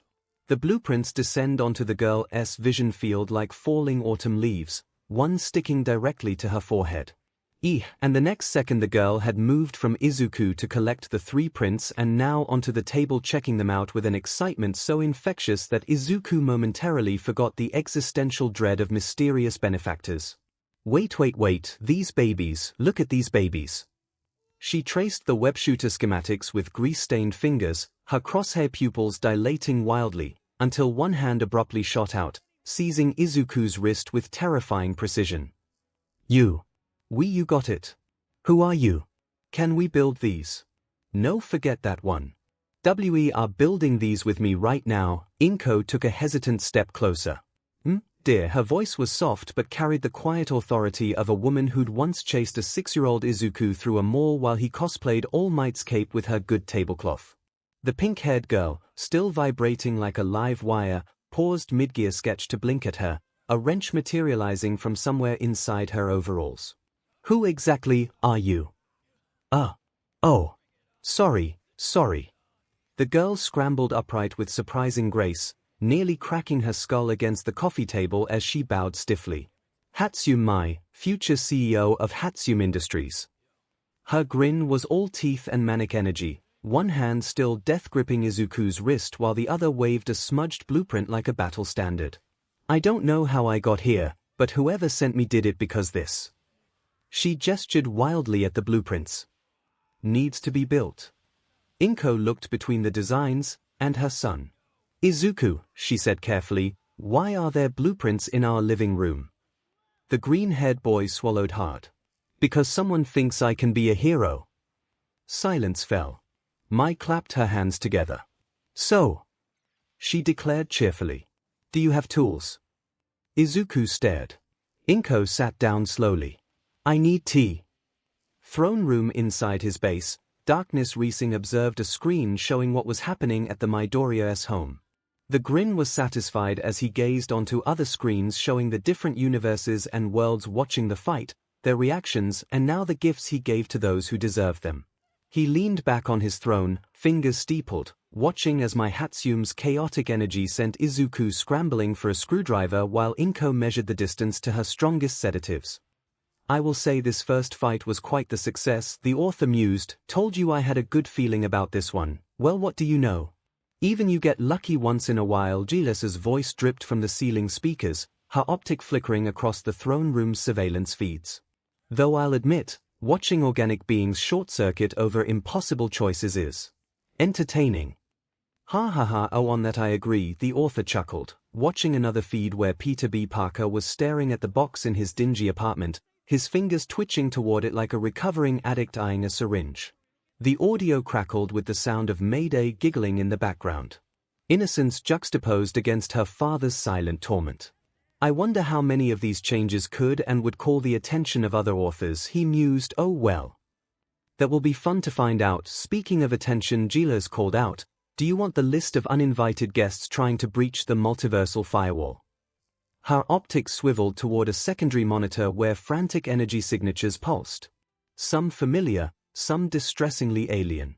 One in particular flickered with ominous regularity, its waveform matching no known entity across the recorded timelines. Seems your little show attracted more than just viewers. I'm not surprised the Daleks, Eggman, and Doom are the first time to hack us back, scoffed Dia. Even when we blocked their technology, they are still trying to brute force their way in. Typical, he sighed as he tapped the screen, watching as the Doctor's TARDIS materialized at the edge of the firewall, its familiar wheezing groan distorted into static by the dimensional interference. Oh, and it seems even the Doctor is interested in our little show, Darkness 𝐒𝐴 chuckled, fingers dancing across the holographic interface as he rerouted a feed to show a certain Time Lord peering suspiciously at the cosmic static with that particular frown he reserved for badly behaved universes. Also got the paradox alert from the Ben 10 Omniverse, 𝐒𝐿𝐴 noted dryly, her optic zooming in on a pixelated blip flickering between dimensions, its erratic pattern suggesting something was actively rewriting local physics. Alongside some RIC alerts from the curve. She paused, processing. Oh. And. Her voice glitched unnaturally. Something just pinged from outside our known multiversal cluster. No surprise in any of them, huffed Dia. The professor is not of worry and those RICs always poke their nose where they shouldn't. He waved those off, but the last one. His fingers froze mid-air as the unknown signal pulsed again, a waveform that shouldn't exist, oscillating in dimensions beyond human perception. The throne room's ambient light dimmed as the anomaly's echo resonated through quantum layers. Well, seems my transmission reached farther than I wanted, he muttered, watching the unknown signature flicker like a dying star. Must have been picked up by whatever lives between realities, I'm going to guess. You plan to ignore that, 𝐒𝐿𝐴 noted as Dia's fingers resumed their rhythmic tapping against the throne's armrest. For now, yes, he answered, tracking it down or pocking at it will only attract its attention. Darkness 𝐒𝐴 mused, drumming his fingers against the throne's obsidian armrest. Better not give it reasons or a target to follow. The risk of living in the void between dimensions, it's that there could always be something else lurking in the dark. And if this thing was anything like the cosmic horrors from Lovecraftian tales or worse, the last thing any author or watcher wanted was to poke things awake. Take us to the cluster of the Pokemon universe darkness called the Waves. From one of the fights of Palkia and Dialga will be perfect to mask our signature. The throne room pulsed with violet energy as coordinates locked. Somewhere between Celadon City's neon glow and the distortion world's fractured physics. 𝐔𝐬𝐴𝐷𝑖us optic narrowed at the readouts. Interesting choice. You're banking on Arceus being too busy knitting spacetime back together to notice our little broadcast interference and stop it. Ha! And risk taking Mew's chance of someone choosing the Ash vs Yugi fight. Please. Darkness Racing grinned. Somewhere in the warping space between dimensions, a structure moved. If anything, this will be a nice time for a pit stop and get some poke sweets for the next fight, on that you already picked which you will choose. 𝐔𝐬𝐴𝐷𝑖us asked, optic flickering to a secondary screen. Me. The author grinned with fake insulted tone. My dear Gilles. You know it's not me who chose. The yellow eye in the screen made its equivalent of an eye roll, but I do have one battle I hope it's chosen next. A small laugh as screens showed the multiverse again. This will be fun. The 1-week reprieve granted by the author washed across the infinite shores of the multiverse like an uneven tide. Time, ever malleable when cosmic forces play with the gears of reality, refused to tick at a universal rhythm. For some worlds, the week evaporated in a frantic, blurred flash. High-tech civilizations and spacefaring empires spent every waking second running diagnostics on their communications grids, trying to trace the untraceable frequency of the author's transmission. Analysts, kings, and tactical supercomputers stayed awake for 72 straight hours, staring at blank screens, hyperanalyzing the concepts of a death battle, and the terrifying truth that their entire reality might just be a stage for an unseen audience. To them, the 7 days felt like a single, panic-induced heartbeat. For others, the week dragged with an agonizing, leaden slowness. In realms defined by magic, spiritual cultivation, or ancient swordplay, the revelation of a wider multiverse and an all-seeing entity left a suffocating weight in the air. Monks stared into temple courtyards, warriors sat silently by dying campfires, and old rulers looked up at the stars with a newfound sense of insignificance. The knowledge that a golden box could effortlessly bridge the gap between life and death, even if strictly governed by cosmic boundaries, made the night stretch out like centuries. Every second was heavy with the phantom whispers of lost loved ones, and the wait for the next battle felt like a slow march toward an executioner's block. And for the vast majority, life simply moved at its normal, stubborn pace. A week was just a week. Shopkeepers swept their doorsteps, pirates sailed stormy seas, and teenagers complained about homework. The sudden, invasive broadcast had certainly left a permanent scar on collective memories, and the term death battle had officially entered the local slang, but the laundry still needed to be done. The universe was vast, yes, and an eccentric entity was playing games with reality, but a person still had to eat. People adapted. They always did. RWBY universe. In the world of Remnant, the week passed with that exact brand of normal, bustling momentum. The terrifying awareness of a larger multiverse was temporarily shoved to the back of everyone's minds because, for the young aspiring protectors of humanity, there were far more immediate terrors to face. Namely, the Beacon Academy initiation. The Emerald Forest was alive with the sound of gunfire, shifting weapons, and the occasional screech of a grim. High above the canopy, watching from a hidden observation platform alongside Professor Ozpin and Glinda Goodwitch, Crow Branwen leaned against a railing. His flask was conspicuously absent. Ozpin's rule, not his, but his sharp eyes never left the tree line below. He had argued his way onto the spectator list for one reason, and one reason only, to see how his nieces would handle the pressure. Deep in the thick of the forest, the dust was finally settling around a ruined temple. Young! Ruby Rose cheered, practically vibrating as she bolted forward to wrap her arms around her blonde sister. Hey, Rubes! Young Xiaolong grinned, catching her sister midair and swinging her around, completely ignoring the giant, smoking feather of a Nevermore that had just drifted down beside them. Standing a few paces away, Blake Belladonna quietly sheathed her gamble shroud, her amber eyes scanning the pairing with a mixture of relief and mild exhaustion. Beside her, Weiss Schnee was busy brushing imaginary dust off her pristine white combat skirt, her posture rigid but her breathing heavy. Well, Weiss huffed, crossing her arms and looking at the scattered grim remains. It seems we managed to survive. Despite certain unorthodox tactical decisions. Her eyes pointedly darted toward Ruby. Hey, it worked, didn't it? Ruby squeaked, pulling away from Yang and offering a sheepish, toothy grin.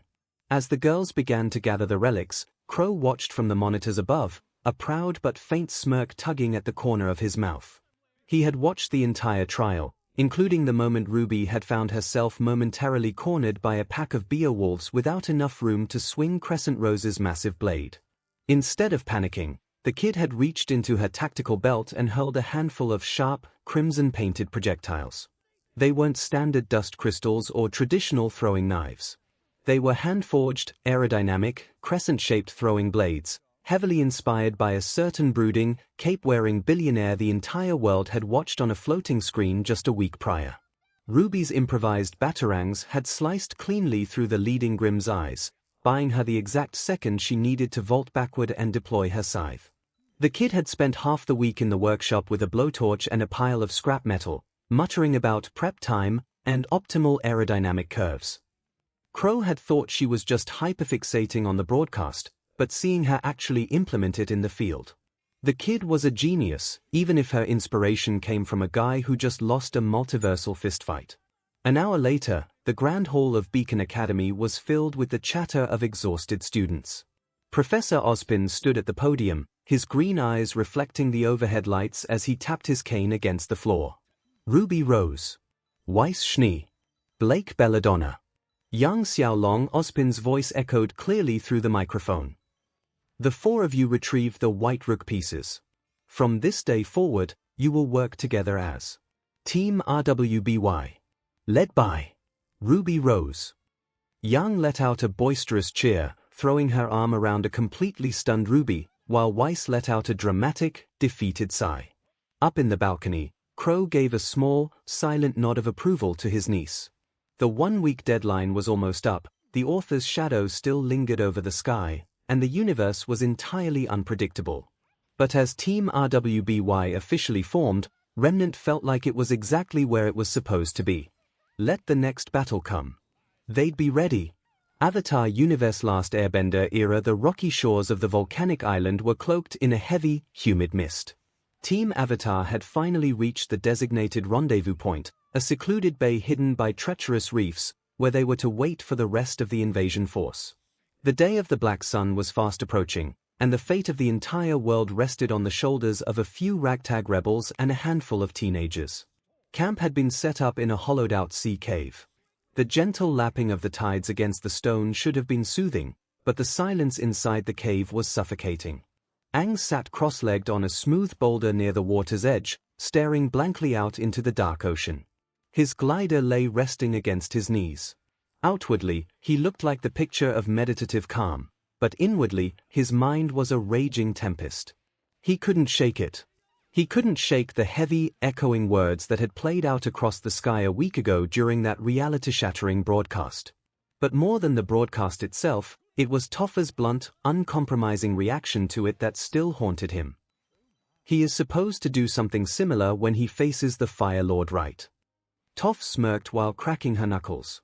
And later, when they talked about the absolute brutality of the fight they had witnessed, how the veteran hero had pushed past his limits to secure a total, unforgiving victory, Toph had looked straight through Aang with her clouded eyes and said what everyone else was too afraid to voice.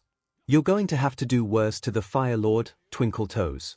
It's kill or be killed. He squeezed his eyes shut, his knuckles turning white. Restraint in daily behavior, not in lethal engagement. The voice from the screen had analyzed the spider hero's victory. The broadcast had shown a hero who won because of the stubbornness to keep swinging, yes, but it also showed how far someone has to go when survival is the only rule. Aang's entire philosophy, his air nomad upbringing, his profound respect for all living things revolted against it. He didn't want to be a weapon mapped for lethal efficiency. He didn't want to find out how far he could go if survival was the only rule. A soft footstep crunched on the gravel behind him. He didn't need to turn around to know who it was. You're thinking so loud I can hear it over the waves, Aang, Toph said, leaning casually against the cave wall, her arms crossed over her chest. I'm just Visualizing the invasion plan, the avatar lied softly, his voice hollow. Toph let out a short, unimpressed grunt. Right. And I'm a MSTR waterbender. You're still thinking about what happened a week ago. About what I said. Aang let out a long, ragged sigh, his shoulders slumping. He turned his head slightly, looking at her. How am I supposed to do it, Toph? You saw that fight. You saw what it takes to stop someone who won't stop. The Fire Lord isn't going to surrender just because the sun goes dark for a few minutes. If I have to go that far. Katara walked up from the back of the cave, holding a small bowl of hot broth, her face etched with a mixture of sympathy and deep worry. She had been watching Aang closely all week, remembering how she herself had wept, thinking of the mother she lost when the golden box appeared.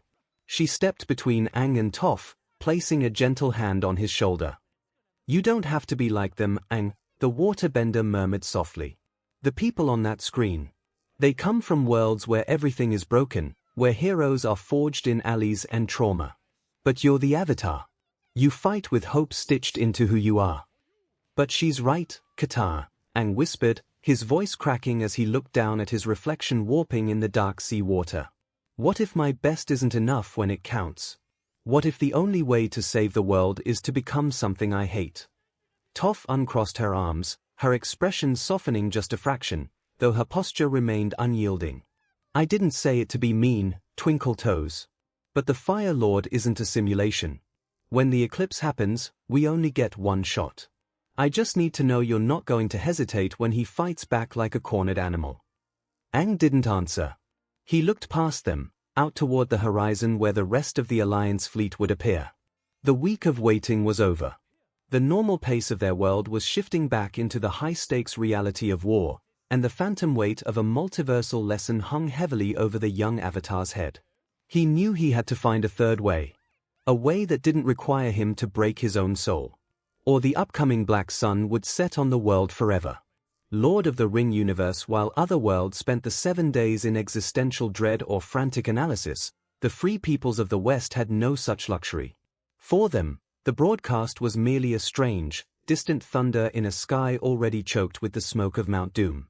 The great gates of Minas Tirith groaned as Shadowfax thundered through, carrying a weary wizard and a terrified hobbit. Gandalf the White did not look like a man who had just spent a week contemplating the multiverse. He looked like a man racing against a closing door. Inside the citadel, the air felt thin and desperate. Pippin, still shaking from his brush with the Palantir and the terrifying glimpses of the enemy's plans, followed Gandalf into the presence of Denethor II. The steward of Gondor sat upon his throne, his eyes cold and suspicious. To Denethor, the author and his death battle were likely just more deceptions of the enemy, a distraction meant to weaken the resolve of men. The board is set, Gandalf muttered, his staff striking the stone floor with a hollow ring. The week of silence has passed, and the storm we saw in the Seeing Stone is finally breaking. Whether there are other worlds or not, Pippin, our task remains here, on the edge of this precipice. Pippin looked up at the white tree in the courtyard, its branches bare and skeletal. He thought briefly of the red and blue light that had burned in the sky a week ago. It had felt like hope for a moment, a sign of heroes in far-off places, but thinking of the massive armies of Mordor gathering on the horizon, those heroes felt very far away indeed. Miles to the east, the world had shrunk to the size of a jagged, treacherous mountain path. For Frodo and Sam, the week had been an endless, agonizing crawl through the Emyn Muil and toward the crossroads. Gollum scurried ahead, his pale eyes darting toward the sky. He had hated the broadcast. The bright lights and loud voices were nasty, burning things that hurt his ears and made his head spin. Almost there, precious, Gollum hissed, his voice a sandpaper rasp against the silence. Up the stairs, yes. Through the tunnel. Away from the big lights in the sky. LL Univi's Arcane timeline. The aftermath of the author's broadcast left Piltover and Zorn suffocated by an unnatural, geometric nightmare. While the floating screens had vanished from the skies of other worlds, they did not disappear here. Instead, with a deafening, harmonic hum, every single display across the twin cities descended, stretching and interlocking like jagged glass teeth across the Pilt River. Now, a colossal, shimmering, completely transparent yet entirely impenetrable barrier bisected the bridge, cutting the progressive upper city completely off from the undercity. No hexdeck gates could pierce it, no chemistry baron could smash it. It was a perfect, silent border, trapping the two halves of a fractured society in their own pressure cookers. For Vi, this cosmic architecture was an absolute catastrophe. She was on the wrong side of the river. Worse still, the sudden multiversal quarantine had thrown the Piltovan Council into a blind panic, causing them to flood the streets of the upper city with an unprecedented wave of enforcers. With the city on lockdown and the bridge sealed, Vi couldn't even risk stepping out into the daylight without a dozen rifle barrels turning her way. She was completely trapped inside the immaculate, suffocatingly pristine walls of the 𝐒𝐻𝐼𝐺 estate.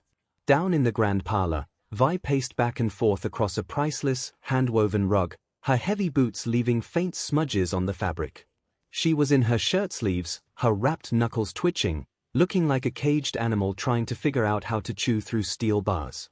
A few yards away, Caitlin stood by a towering arched window, staring through a telescope at the shimmering barrier in the distance. Her face was tight with worry, her mind racing through strategic logistics that all ended in dead ends. "You're going to wear a hole in the floor, Vi," Caitlin said softly, not looking away from the lens. "I need to get down there, Cupcake," Vi growled, stopping to run a frustrated hand through her short pink hair. "The lanes are locked down. Powder is down there. Heaven knows what the chemistry barons are doing now that they think topside is. Building a giant wall to starve them out. I can't just sit here drinking fancy tea while everything burns. And how, exactly, do you propose we cross a multiversal barrier that our best hex deck can't even scratch?" The sharp, aristocratic voice cut through the room like a razor. Cassandra Karaman stepped into the parlor, her posture stiff as iron, her elegant robes rustling. She didn't look at Vi, instead, her gaze fixed entirely on her daughter, her eyes brimming with a mixture of maternal exasperation and deep political anxiety. "Mother," Caitlin sighed, turning around. "Do not mother me, Caitlin," Cassandra said, her voice dropping to a harsh, controlled whisper. She finally directed a frigid, disapproving glare toward Vi. "I still cannot fathom how your father and you managed to convince me to allow this into our home. We are harboring a fugitive from the Undercity during an unprecedented global crisis. If the Council, if Marcus, finds out that a 𝐒𝐻𝐼𝐺 is hiding an escaped inmate while the city is under martial law, our family's standing is ruined." "Vi is not a this, Mother, she's helping me," Caitlin defended, stepping between them. "And Tobias agreed that keeping her off the streets keeps everyone safer." "Your father is a healer, Caitlin, he thinks with his heart," Cassandra snapped, crossing her arms. "I am a counselor. I think about the survival of this house. The week of silence from that author has ended, and instead of answers, we are left with a wall dividing our city and an enforcer guard on every corner. Every moment she stays under our roof is a liability." Vi let out a low, humorless chuckle, leaning against a marble pillar and folding her arms. "Look, Mrs. Counselor, I don't want to be here any more than you want me here. Your house smells like old money and anxiety, and the food has no flavor. But until your shiny tin soldiers stop patrolling the gardens, I'm stuck.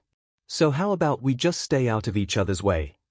Cassandra's jaw tightened, her eyes narrowing at Vi's blatant lack of deference, but before she could retort, Tobias Karaman entered the room carrying a tray of medical supplies, offering a calm, placating smile that diffused the immediate tension.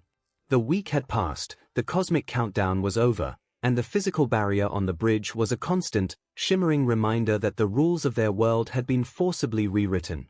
Trapped inside the belly of Piltovan High Society, Vi could only look out the window toward the glowing blue divide, praying that whatever the author had planned next, it would shatter the glass before the city tore itself apart from the inside out. Undecity on the choked, neon-drenched side of the impenetrable shimmering divide, the Undercity did not panic, it adapted. For 𝐒𝐭𝐚𝐲, the author's sudden cosmic intervention and the subsequent geometric quarantine of the Pilt River was not a crisis. It was an unprecedented, miraculous tactical gift. The colossal transparent wall that kept Vi trapped in the pristine, suffocating cage of the 𝐒𝐻𝐼𝐺 estate worked both ways. For the first time in history, Piltover's golden boot was forcibly lifted from the neck of the trenches. The enforcers could not cross. The council could not mandate. The topside was entirely blind and entirely helpless to stop what was happening in the fissures. 𝐒𝐿𝐭 seized the week of silence with a terrifying, calculated efficiency, transforming the forced isolation into a forge for his grandest ambitions. From the shadowed, velvet-lined sanctuary of the last drop, he began to lay down the foundations for the nation of 𝐒𝐿𝐴 completely in the open, unburdened by the necessity of secrecy. Without the looming threat of the private airships or hextech-wielding Piltovan strike teams disrupting his supply lines, 𝐒𝐿𝐭's forces operated with absolute autonomy. The Fireflies, stripped of their ability to play the upper and lower cities against one another, suddenly found themselves cornered.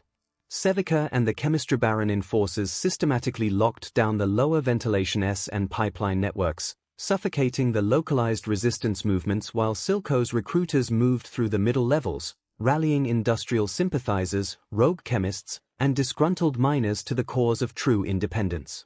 Yet, the most staggering development of the week came not from shimmer production or military recruitment, but from the very architecture of the author's multiversal boundary.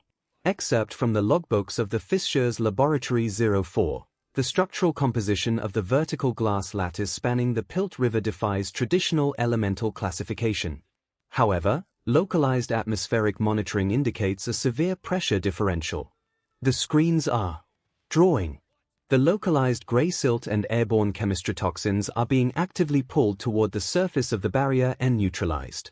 For the first time in 40 years, the ambient toxicity levels in the lower markets have dropped by an estimated 43%. The air is thinning. The people can breathe. 𝐶𝐻𝐽d had spent 3 consecutive days analyzing the phenomenon from a distance, his bandaged face illuminated by the faint azure pulse of the massive panels. His reports to 𝐒𝐿𝐭 confirmed the impossibility. The multiversal screens were acting as a massive, passive atmospheric scrubber, pulling the toxic fumes and industrial ash out of the 𝐿𝐴 air and leaving the lower city cleaner, crisper, and more vibrant than it had been since the opening of the first chemical canals. To the superstitious populace of the lanes, it felt like a divine endorsement of their sovereignty. The universe had given them a wall to keep their oppressors out, and a sky that no longer poisoned their children. But while the foundations of a nation were being poured in cement and steel below, the personal core of 𝐒𝐿𝐭's empire remained volatile, perched precariously on the highest rusted girders of the industrial district. 𝐒𝐿𝐭 found her where she always went when the voices in her head grew louder than the hum of the neon signs, the skeletal remains of an old exhaust tower, looking directly down. At the glowing line of the bridge, Jinx sat with her legs dangling over the edge of the abyss, her boots swinging rhythmically over a drop that would kill a normal person. Her pale fingers were busy twisting a loose piece of copper wiring around the ear of a discarded mechanical doll, her pink eyes wide and unblinking as she stared through the transparent barrier toward the distant, opulent rooftops. "She's over there," Jinx whispered, not turning around as she heard the distinct, uneven click of 𝐒𝐿𝐭's formal shoes against the iron grating behind her. "I can feel it. The air smells different over there. Sweeter. Like fancy soap and stupid, clean clothes. She's with her."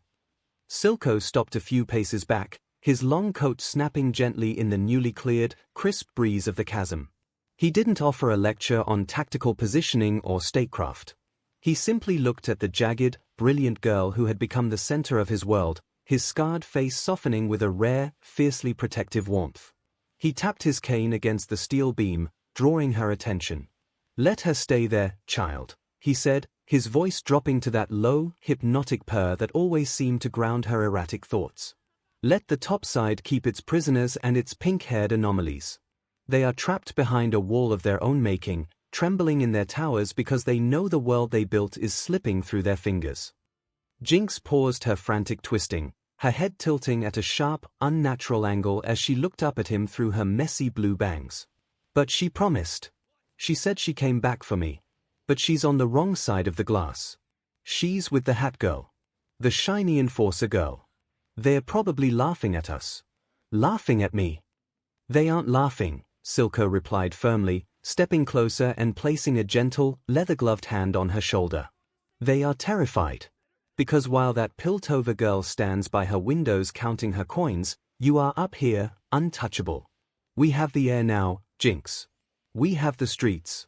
The week of waiting is over, and when that barrier finally fades, whenever the author decides to turn his eyes back to us, Piltover will find themselves looking across the river at a nation that no longer needs them. Jinx stared at him for a long moment, the manic tension in her shoulders slowly draining away as his words took root. A slow, wide, dangerously sharp grin spread across her face. She looked back toward the shimmering wall, clutching her scrap metal doll tightly against her chest. The countdown was ticking down its final seconds. The air in Zorn was clear, the forces were armed, and as the shadow of the next multiversal clash loomed over the twin cities, the two halves of the bridge stood ready for whatever war the cosmos intended to bring to their doorstep. While some worlds built walls and others prepared for war, the vast majority of the multiverse spent the passing days in a state of collective, inescapable obsession. You couldn't walk down a street, board an airship, or sit in a tavern without hearing it. The author. The golden box. The idea that everything we know is just one tiny branch on a cosmic tree. The sheer psychological weight of something so massive suddenly dropping onto reality was more than enough to make philosophers question their gods, scientists question their math, and regular people question their own sanity. Potterverse. It was only a few weeks into the autumn term of Harry's 5th year, and the Great Hall, usually filled with the comforting clatter of silver plates and the drone of students complaining about Umbridge, sounded like a chaotic university lecture hall. At the Gryffindor table, Hermione Granger slammed her thick arithmancy textbook onto the table, narrowly missing Ron's plate of sausages. For the 5th time, Ronald, it is not a vanishing cabinet trick. Hermione exasperated, her bushy hair practically sparking with frustration. She grabbed a salt shaker and a pepper pot, shoving them violently toward each other. Imagine this salt shaker is our universe. We have our own stars, our own laws of magic, our own history. Now, this pepper pot is an entirely separate reality that exists parallel to ours. They might not have magic at all, or they might have technology that looks like magic to us. Right? Ron said around a mouthful of toast, blinking blankly. So, if I want more pepper, I have to go to another world. Harry let out a tired sigh, stirring his porridge. He had spent the entire week dealing with the phantom ache of his scar, wondering if Voldemort had seen the author's broadcast too, and what a dark wizard would do with the knowledge of infinite worlds. I think she means there are millions of other us's out there, Ron. Like a giant mirror that keeps fracturing. Exactly. Hermione said, pointing a finger at Harry. But it's the structural logistics of it that are baffling. This author entity bypassed every ancient ward on the castle. Hogwarts didn't even register the intrusion because the broadcast wasn't magical. It was a fundamental override of local physics. And the concept of a death battle, the cultural implications of using variant combatants from independent timelines for structured, fatal analysis. It's deeply troubling. Blimey, Hermione, can't we just worry about the OWs? Seamus Finnegan groaned from down the table. My gran sent a howler saying the end of the world is coming because a giant spider symbol took over a city called Gotham across the Vale. I don't need a lecture on cosmic math before potions. The struggle wasn't unique to the Lions. All across the Great Hall, a very specific, frantic demographic was fighting the exact same uphill battle. At the Hufflepuff table, a Muggle-born third year was standing on his bench, waving a rolled-up copy of a comic book he'd smuggled from home, screaming over the din about Earth 616 and crisis events to a group of deeply bewildered pureBLDs who thought a multiverse was just a fancy word for a colony of stubborn gnomes. At the Ravenclaw table, the debate had turned terrifyingly academic. A circle of 5th and 6th years were aggressively scratching complex geometric equations onto parchment, trying to calculate the dimensional coordinates of the parole box, while Luna Lovegood calmly explained that the author was clearly just a very large, lonely rackspert who wanted everyone to watch his favorite plays. At the Slytherin table, the mood was frosty and dismissive. Malfoy and his cronies were doing their best to pretend the entire thing was a Muggle hoax, though more than a few older students were quietly whispering about what kind of dark entities lived in those outer realms, and if the Dark Lord was already trying to find a way to summon them. Up at the staff table, the atmosphere was altogether more toxic than the chaotic debates of the student body. Hi, Professor Dolores Umbridge sat stiffly in her pink tweed cardigan, her spoon rattling violently against her porcelain teacup. Her face was flushed and angry, mottled plum, her chest heaving as she puffed and huffed for what felt like the 100th time that morning. It is an absolute outrage, Albus. A complete and utter collapse of ministry-approved security. Umbridge hissed, her voice cutting through the clatter of the faculty's breakfast. She slammed a stack of official ministry dispatches onto the table. This delusion is not isolated to Hogwarts. The Department of Muggle-born Liaison has been flooded with reports all week. These wretched, glowing screens appeared in Muggle households across the country, and upon cross-examination, every single one of them belongs to the family of a student currently sitting in this hall. Professor McGonagall didn't look up from her kippers, though her jaw tightened noticeably. The minister is beside himself. Umbridge continued, leaning forward, her faux sweet smile completely gone, replaced by a venomous scowl. A rogue Muggle artifact. Or worse, an illegal dark object bypassing the decree for the reasonable restriction of underage sorcery on a national scale.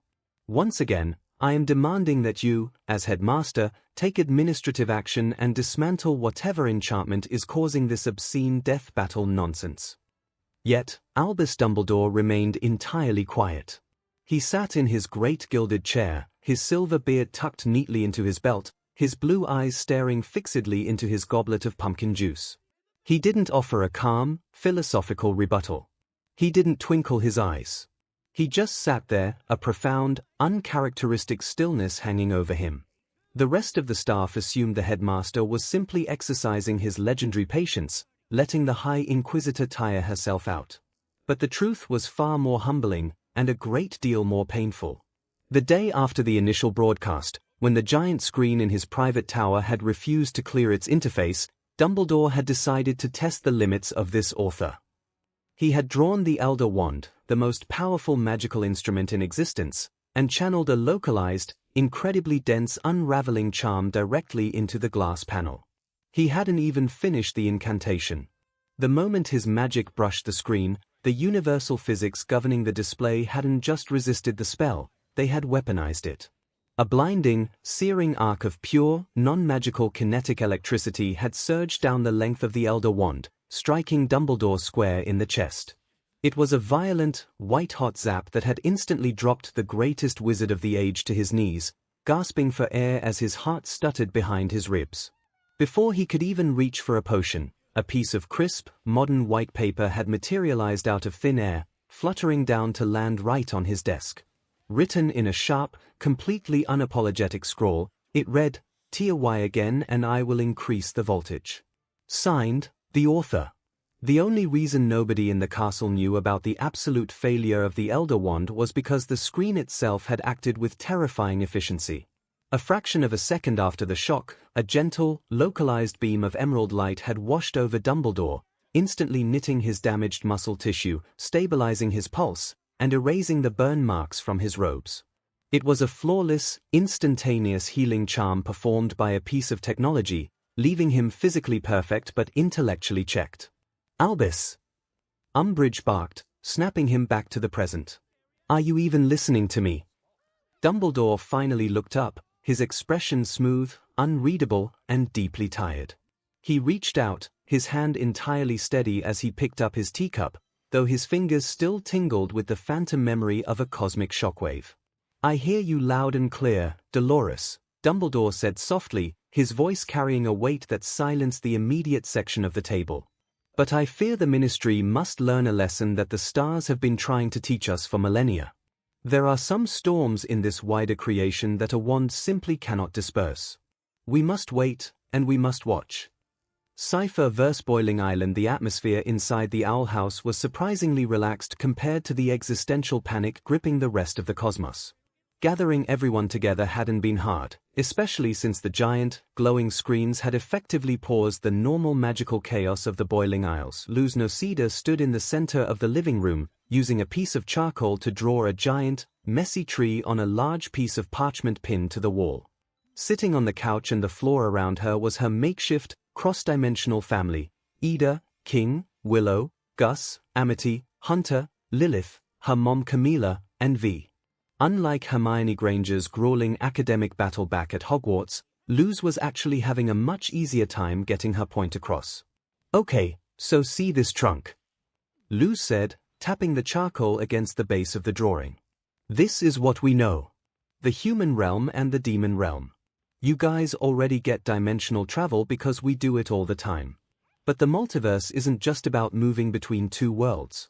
It's about how different choices lead to entirely different universes." She drew a massive branch splitting off to the left. For example, imagine a universe where the stars aren't just pretty lights, but an actual highway. A universe where Cosmic Frontier is completely, 100% real. Gus and Hunter both let out a synchronized, sharp gasp of pure excitement. Gus gripped his knees, his eyes wide as plates. Wait.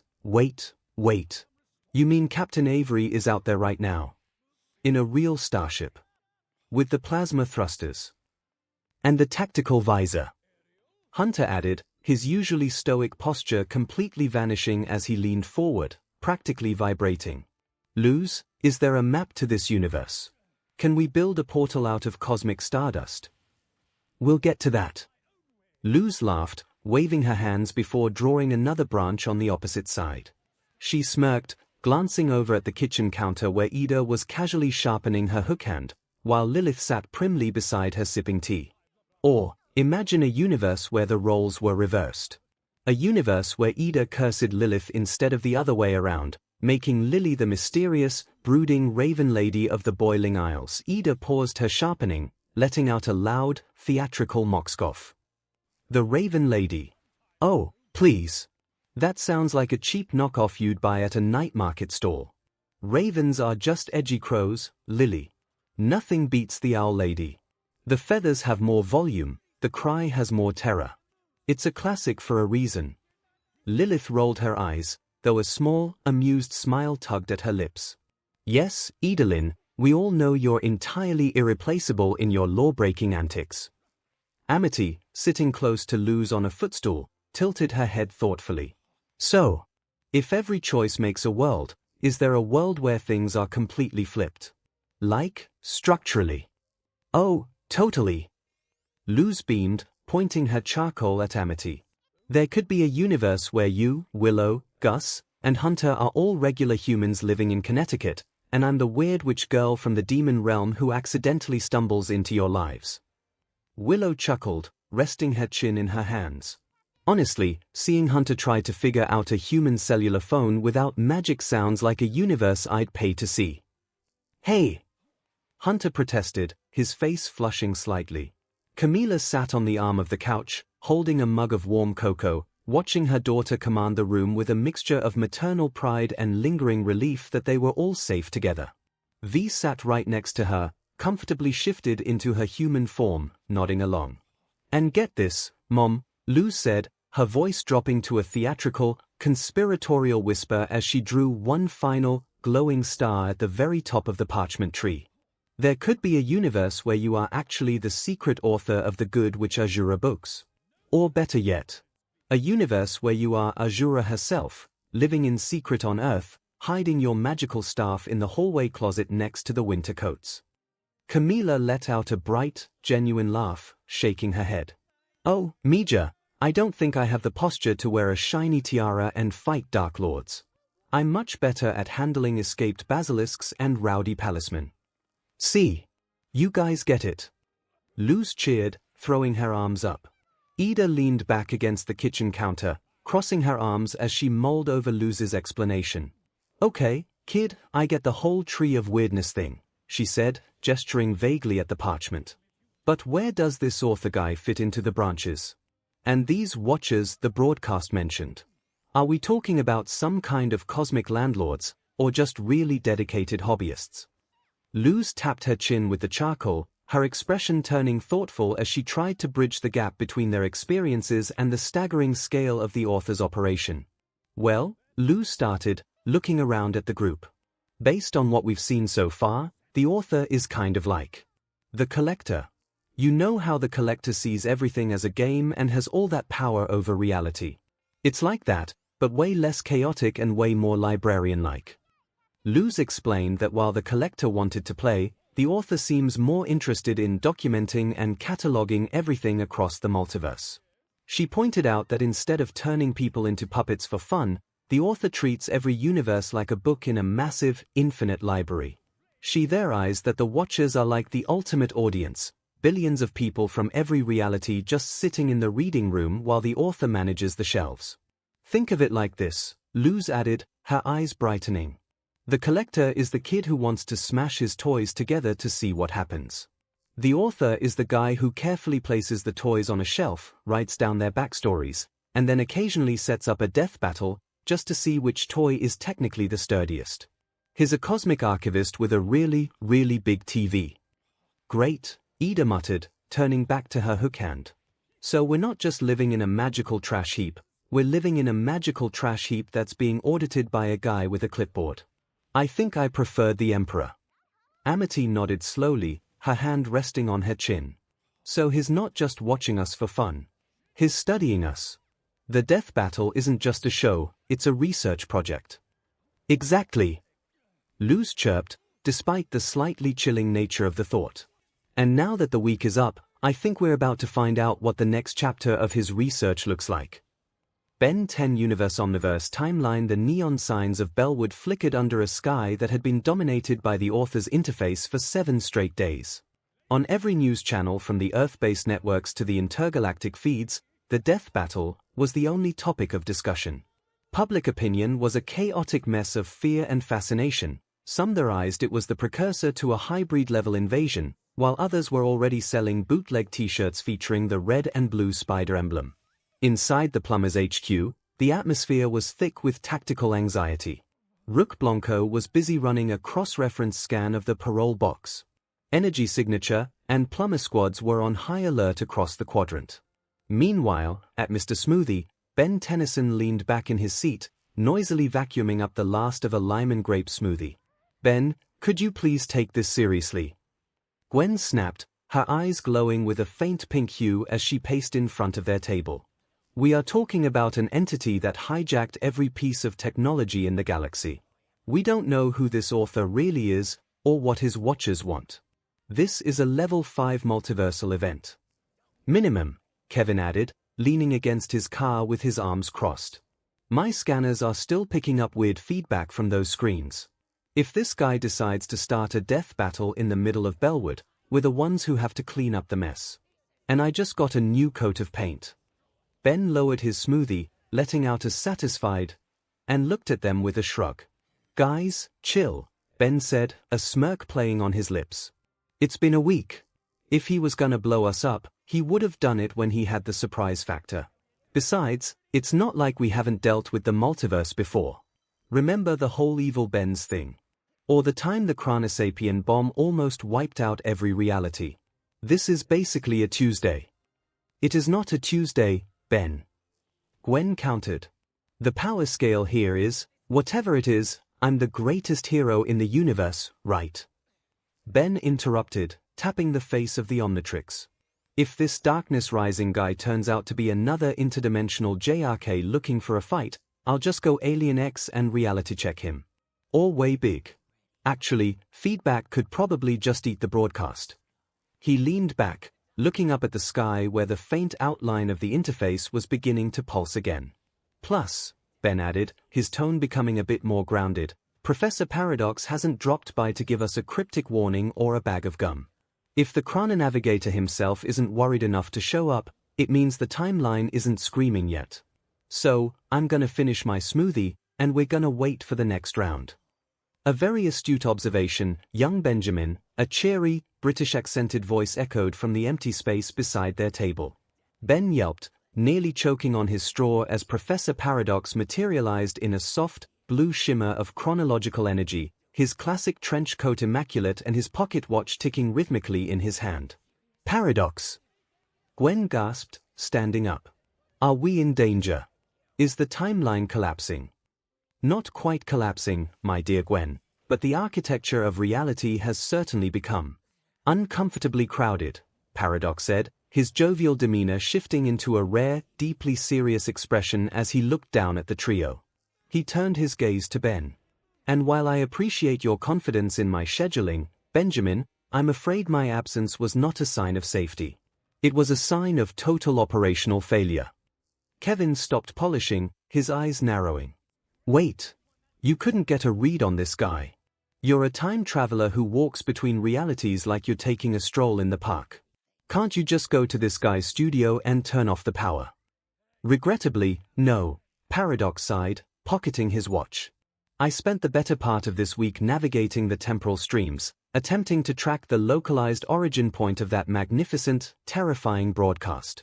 Yet, the moment I drew close to the perimeter, I found my path utterly blocked. The author's domain is protected by dimensional barriers that form their own independent, isolated multiverse, a fortress that effectively locks out any external chronological interference. I could no more breach their studio than an ant could rewrite the laws of gravity. Ben blinked, lowering his feet from the table. Wait, someone can actually block you. You're a time walker. Benjamin, the entities you heard referenced, the authors, the watchers, the analysts, they exist on a conceptual plane that makes my understanding of the space-time continuum look rather elementary, Paradox explained, pacing around the table. He gestured toward Ben's wrist. To put it in terms you might better grasp, if my ability to navigate the pathways of time and space makes me equivalent to a 𝐒𝐭𝐚𝐲 in terms of localized cosmic influence. These authors and their collective audience are full-grown way big. They do not merely walk through the stories of the universe. They curate the library. Ben's jaw dropped slightly. Wait. Seriously. You're a cosmic heavyweight, Professor. And they operate on a scale that completely encompasses the arena, Paradox explained gently. Think of the death battle we witnessed, two individuals plucked from entirely separate universes, each with their own histories, struggles, and rules, forced into a confrontation not by fate, but by narrative curation. He tapped his temple, his eyes darkening slightly. I suspect Wiz and Boomstick has been observing countless realities for far longer than any of us realize. Cataloging strengths, weaknesses, outcomes. Testing hypotheses. Gwen's fingers tightened around her spellbook. So what does that make us? Just data points. And not you. Him, Paradox said, pointing at Ben, who choked on his smoothie again.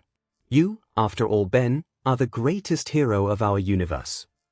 As you like to remind everyone, he added with an amused look, and wield the most powerful artifact in not only this reality, but in our collective multiverse. Paradox leaned closer. Which makes you a prime candidate for the death battle. Silence fell over the table. Even the ambient noise of Mr. Smoothie seemed to fade away. Kevin broke the silence. With a laugh. PFFF, ha ha ha ha, okay Tennyson. Seems your ego finally caught up to you. Kevin wheezed, wiping tears from his eyes as Ben's face twisted in indignation. Hope you ready for those two to show all your embarrassing moments and weakness to the whole multiverse to see, Ben scoffed, flicking a straw wrapper at Kevin's head. Yeah, laugh it up, Chuckles. At least I didn't spend my whole villain arc getting my butt kicked by a 10-year-old. The retort lacked its usual punch though, his fingers kept tapping a nervous rhythm against the Omnitrix faceplate. Kevin, shut up. It's not funny. Gwen yelled, her voice cutting through the banter like a siren. The mana swirling around her hands didn't just flare this time, it sharpened into rigid, glowing crystalline constructs. Her eyes were fixed on Paradox, wide with a sudden, icy realization that made the blood run cold in her veins. Think about it, Gwen said, turning her frantic gaze to Kevin, her voice dropping to a harsh, strained whisper. We all watched that broadcast last week. We saw the rules. The author doesn't just throw random people into that box. It's a calculated, structured analysis.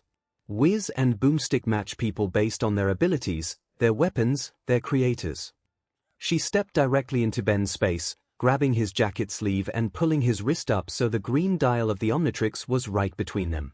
If Paradox is right, and they are setting up a match for Ben, they aren't going to throw him in there with some guy who has a plasma rifle or a neat magic trick, Gwen said, her breathing growing shallow.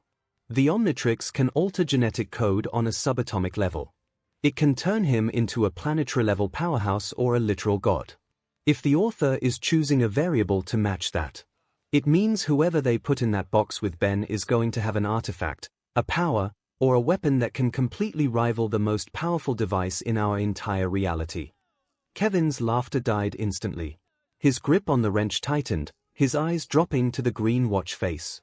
The humor of Ben's ego catching up to him evaporated, replaced by the grim, heavy weight of what a fair free from all restrictions fight for Ben Tennyson actually implied. While some corners of the infinite creation spent the closing hours of the week drowning in existential panic over multidimensional math or planetary-level hit lists, the more martial realms of the cosmos bypassed the philosophy entirely. They looked at the grand, towering displays of the author's broadcast and saw exactly what they had been trained to see: a tournament. A stage. A bloody arena where the only currency that mattered was survival. Mortal Kombat Universe MK9 timeline. Down in the ancient, sun-drenched courtyards of the Shaolin Temple, the air usually hummed with the rhythmic sounds of sweeping kicks, breaking wood, and focused, meditative breathing. But today, the training grounds of Earthrealm's defenders were thoroughly compromised by a completely non-meditative force of nature. Johnny Cage paced the stone tiles, his expensive designer sunglasses slid halfway down his nose as he aggressively gestured with a half-eaten protein bar toward his fellow warriors. "Look, all I'm saying is that the casting director for this death battle gig clearly has a type," Johnny declared, his voice echoing off the ancient temple walls, thoroughly disrupting Liu Kang's handstand balance on a pair of wooden posts. "We all watched the premiere. We saw the New York Kid and the billionaire. It's all about the vibe, people. The star power. The theatrical presentation." Liu Kang let out a controlled exhale, smoothly flipping off the posts to land perfectly on his feet, wiping a bead of sweat from his brow. "Johnny, the author explicitly stated this was an objective, cross-dimensional analysis of combat methodology. It is not a Hollywood screen test." "Oh, sweet, naive, martial arts movie extra Liu," Johnny chuckled, patting Liu Kang on the shoulder with condescending affection. "Everything is a screen test. And frankly, I've been running the numbers all week, and the requirements for getting picked are practically a checklist of my autobiography." Kung Lao, who had been sitting under a nearby cherry blossom tree meticulously polishing the razor-sharp edge of his hat, let out a loud, heavy groan. "Please, heavens, do not encourage him. He has been muttering about demographics and target audiences since the screens first lit up. Hey! It's called market research, hat trick." Johnny snapped, spinning around and pointing his protein bar at him. "Requirement number 1, you gotta have a signature look. Spider guy. Bold primary colors. Bat guy. Edgy, gothic, very 90s comic book. Me. I've got the tactical cargo breathes, the flawless jawline, and literal Hollywood charisma. Requirement number 2, unpredictability. Did you see how the bug won? He improvised. He bounced off walls. He threw things. That is literally my entire fighting style. I invented the split punch to the groin, gentlemen. If that isn't peak unpredictability metabolizing into tactical advantage, I don't know what is." Raiden, who had been silently observing from the temple steps, rubbed his forehead as if warding off a headache. "Johnny Cage, your confidence is admirable. But I must remind you that this death battle is not a performance. It is a lethal engagement of forces beyond our comprehension." Johnny scoffed, tossing the protein bar wrapper into a nearby brazier where it sizzled into nothingness. "Raiden, buddy, you're missing the point. Performance is everything. Did you see how they framed the fight? The slow-mo punches, the dramatic lighting shifts, hell, they even had a post-battle analysis. That's cinema, baby. And guess who's got 3 golden dragons for best action sequence?" He jabbed a thumb at his own chest. "This guy." Kung Lao adjusted his razor-rimmed hat. "Your vanity is as vast as the realms, Cage. If this author seeks warriors, he seeks those with DSPLN and a lineage of honor. Not someone who spends more time checking his reflection in his blade than sharpening it." "Hey, the reflection check is the sharpening," Johnny retorted. "But think about it. If they need someone to represent Earthrealm, who's better? Raiden's too shocking, Liu's too chosen one, and you. Well, you have a hat. I have a global fan club. If the requirements are power, style, and a signature catchphrase, I'm already halfway to the arena. Killer Instinct Universe. In the neon-lit, rain-slicked concrete jungle of Chicago, TJ Combo stood in the center of his gym, the rhythmic, heavy thud-thud-thud of a speed bag echoing off the brick walls. He wasn't looking at the bag, though. His eyes were glued to the massive, translucent screen hovering just outside the high warehouse windows, casting an eerie glow over the boxing ring. He slowly unwrapped the tape from his hands, revealing the thick, jagged scars running down his forearms.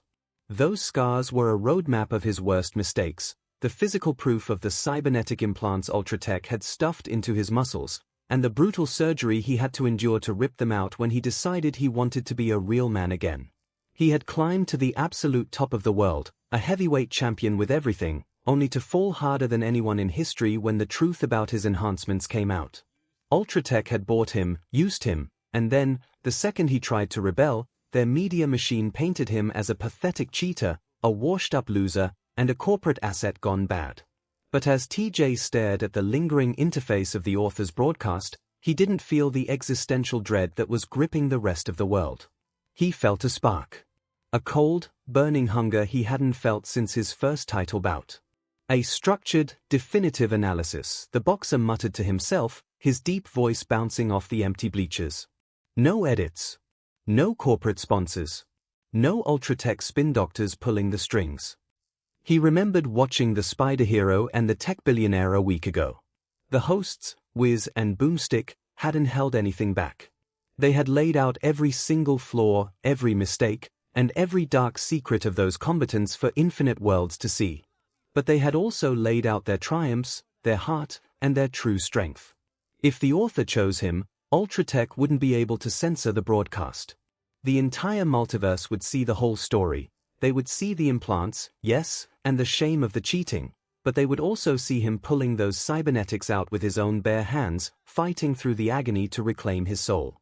They would see that he wasn't a corporate puppet anymore. He was a fighter who relied on his own BLD, sweat, and iron will. TJ stepped up to the ropes of the ring, gripping them tightly, his scarred knuckles turning white. To the rest of the universe, a death battle was a nightmare scenario where survival was the only prize. But to a man who had already lost his reputation, his title, and his dignity to a corrupt megacorporation, the arena looked like something else entirely. It looked like an unbiased judge. It looked like a clean slate.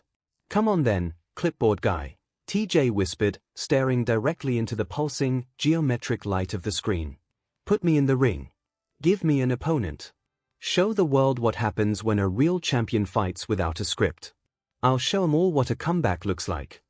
Sonic Universe main game's timeline. The workshop in Mystic Ruins was buried under a mountain of holographic charts, mathematical spreadsheets, and spatial frequency readouts. Miles' Tails Prower flew back and forth on his twin tails, his fingers moving across his workspace keyboard so fast they were a blur. The screen had been silent all week, but for Tails, it had been 7 days of pure, frantic data crunching. Sonic sat backwards on a stool, casually tossing a gold ring into the air and catching it, while Knuckles stood with his arms crossed, leaning against a workbench with a deeply skeptical expression on his face. "All right, Tails, break it down for us," Sonic said, catching the ring with a grin. "You've been staring at those numbers since the spider guy webbed up the bat guy. What's the verdict?" Tails landed on his feet, tapping a final sequence into his console. A giant, comparative algorithm flared to life in the center of the workshop, mapping out the psychological, historical, and cosmic data points of Peter Parker and Bruce Wayne against the baseline parameters of their own world. "I pulled the numbers, Sonic. All of them," the Fox said, his voice brimming with scientific certainty as he pointed to the glowing charts. "I was trying to figure out the exact criteria Wiz and Boomstick used to pick their combatants. It isn't random, and it isn't just about raw power. It's a combination of 2 specific variables, cosmic presence and archetypal representation." Tails swiped his hand, bringing up images of Batman and Spider-Man. "Look at the data. Both of them are the absolute pinnacle of heroism in their respective realities. They've faced down impossible, world-ending odds time and time again, completely reshaping the history of their planets. But more importantly, it's what they represent to their people. Batman is the ultimate symbol of justice and human willpower, Spider-Man is the absolute embodiment of responsibility and enduring sacrifice. He turned around, a deeply serious expression on his young face as he looked at the blue hedgehog. Based on those exact metrics, I ran a probability matrix for our universe. Sonic, your presence across the shattered timelines, your constant victories against Eggman, and the fact that you literally represent the concept of freedom itself. The math doesn't lie. There is a 100% certainty that you will be selected for a death battle. Sonic's grin widened, his foot tapping against the floor. 100%. I like those odds. Wonder who they'll find out there who can keep up with the fastest thing alive. It gets heavier, Tails continued, switching the holographic display to show a dark, crimson-tinged energy signature. The calculations spit out the exact same 100% probability for Shadow. His cosmic presence as the ultimate life form, his history with space colony ARK, and the fact that he stands as the dark, uncompromising mirror to your heroism. The narrative synergy is too perfect for the author to ignore. He's a prime candidate. Knuckles grunted, stepping forward and uncrossing his massive, spiked fists. All right, so Sonic and the Ultimate Emo are locked in. What about the rest of us? Where do I stand on this clipboard guys list? Tails winced slightly, rubbing the back of his neck as he brought up a secondary, much more fragmented data chart. The percentages drop off significantly for the rest of us, Knuckles, Tails explained gently, highlighting the echidna's profile. You're sitting at around 45%. You have an incredible presence as the last of the Knuckles clan and the guardian of the MSTR Emerald, but your duties keep you isolated on Angel Island. In the grander scale of the multiverse, your narrative footprint doesn't ripple across the world as constantly as Sonic's does. Knuckles crossed his arms again, letting out a sharp huff. HPH. Their loss. I'd like to see any of those multiversal chumps try to break through my guard anyway. And what about you, buddy? Sonic asked, leaning forward on his stool, his expression softening. I'm only at 30%, Tails said, looking down at his screen. Wiz and Boomstick tend to categorize people like me as the support spectrum, the genius sidekick who builds the tech. Unless they do a specific battle focused entirely on gadgetry and young prodigies, my standalone presence isn't high enough. Amy is at 15%, mostly because her role fluctuates depending on the crisis. Tails turned back to the primary monitor, where the geometric interface of the author's broadcast was beginning to hum with a familiar, chilling azure light as the one-week deadline finally expired. The point is, the spotlight is coming for our world, Tails whispered, the glow reflecting off his goggles. We aren't just watching a show anymore. The math proves we are part of the roster. And when those screens open back up, Sonic, you and Shadow better be ready to fight 𝐻𝐻𝐿. Dr. Eggman slammed his fist onto his primary control console, sending a shower of sparks flying into the air and causing Orbit and Cubit to dive for cover behind a stack of spare Badnik parts. Insolent. Utterly insolent. Eggman roared, his mustache bristling as he glared at a massive bank of supercomputers that had just crashed for the 16th time that hour. I am Ivo Robotnik, the greatest scientific mind this world, or any world, has ever witnessed. And yet this pretentious author locks me out of his network like a common script kiddie. From the center of the console, a small, digital column of light materialized into the floating, monochromatic projection of 𝐒𝐻𝐻. Her arms were folded neatly across her chest, her ruby-red eyes glowing with a calm, stoic precision that contrasted sharply with her creator's temper. Father, 𝐒𝐻𝐻 spoke, her soft voice instantly cutting through his tirade. I have concluded my latest attempt to hack the transmission's point of origin. The multiversal firewalls governing the author's matrix utilized a localized data scrubbing algorithm that successfully purged my signatures before I could trace the terminal. It is a mathematical impossibility to breach their network from our current dimensional coordinate. Eggman huffed, crossing his arms and pouting. A temporary setback. I will build a bigger antenna. A multidimensional transfrequency disruptor. That would be an inefficient use of resources, 𝐒𝐻𝐻 replied calmly, waving her small hand to project a holographic series of data points that mirrored the exact calculations Tails had drawn across the sea. While I could not find the author, I have successfully mapped the metrics of the previous combatants against our own global paradigm. I have analyzed the concepts of cosmic presence and archetypal representation. Eggman blinked, leaning in. And what do the numbers say about my genius, Sage? The data indicates that your inclusion in a future multiversal event is inevitable, Sage stated, her face remaining entirely serious as a massive 100% symbol burned in crimson light right above Eggman's head. You possess a perfect mathematical certainty of being selected for a death battle, father. Eggman's frown instantly vanished, replaced by a wide, jagged grin that showed every single one of his teeth. Ho ho! 100%. Take that, Prower. The cosmos recognizes my brilliance. But tell me, my dear, what is the exact scientific reasoning? My unrivaled intellect? My flawless fashion sense? My magnificent egg fleet? The giant ego 𝐒𝐻𝐽 whispered to Orbit, only to get a wrench thrown at his head by Eggman. No, father, Sage answered gently, her digital avatar shifting to display a split image of Eggman and Sonic. The algorithm dictates that in any independent reality where a prime hero exists, the system automatically hunts for the definitive counterweight. You are the literal, absolute antagonist to the hero of freedom. Your narrative footprint is so deeply intertwined with Sonic's that the author cannot analyze him without inevitably calculating you. You are the dark engine that drives this world's history. Eggman paused, his grin morphing into a look of profound, arrogant satisfaction. He adjusted his tinted glasses, puffing out his chest as he looked at the massive, pulsing screen hanging above his command deck. The definitive counterweight. The dark engine, Eggman purred, thoroughly enjoying the sound of it. You hear that, you infinite freeloaders? The doctor is in the house. Let them bring on whatever multidimensional challenger they want. My badniks will tear them to pieces on primetime television.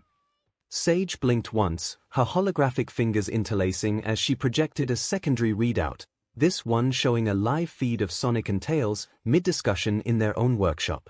Father, while your confidence is statistically justified, the algorithm also predicts an unavoidable probability: your opponent will not be chosen at random. The author selects for narrative symmetry, meaning someone equal to your capabilities or someone whose archetype mirrors yours. Eggman paused mid-stride, his grin faltering for a fraction of a second before returning twice as sharp. And who, pray tell, matches my brilliance across the infinite? Unknown, Sage replied, with the current data I can't pinpoint a precise match. However, the algorithm suggests a pattern. Your opponent will be someone who reflects your destructive ambition, your relentless pursuit of conquest, but twisted through their own world's lens. Bah! Let them send their twisted reflections, Eggman scoffed, waving a gloved hand dismissively as Sage's holographic display flickered with ominous static.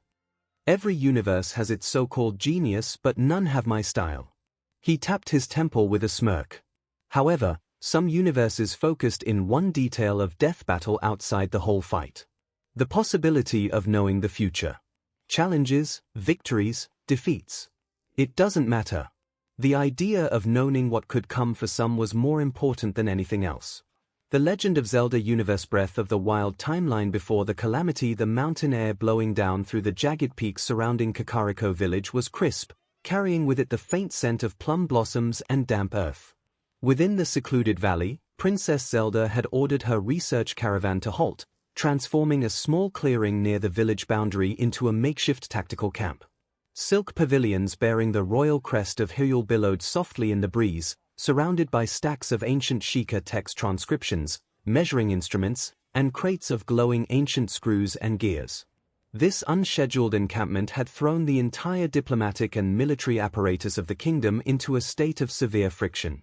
King Rome had sent 3 consecutive avian dispatches demanding his daughter's immediate return to her itinerary, arguing that every hour spent idling in the valley was a betrayal of her divine duty. Even among the chosen champions, the decision had bred a quiet, simmering dissent. Reveille had openly mocked the delay before flying back to the Hebra region, muttering about how the so-called prophecy apparently required sitting in the mud, while the outer guard of royal knights paced the perimeter of the camp, their armor clinking with a restless, frustrated energy. The tent flaps parted, and 𝐼𝐵 stepped into the warm glow of the oil lamps, her heavy scimitar resting against her hip. Behind her followed Link, his expression characteristically stoic, though his hand rested instinctively near the hilt of the MSTR sword. Zelda, 𝐼𝐵 spoke, her voice a deep, resonant rumble that carried the weight of the Gerudo sands. Your father's messengers are growing more insistent by the hour. And the men are murmuring. We are supposed to be traversing the landscape, unlocking the ancient shrines, and preparing your spirit to awaken the sealing power. Lingering here in Kakariko while the skies themselves are fractured. Many believe we are wasting the precious little time we have left before the prophecy fulfills itself.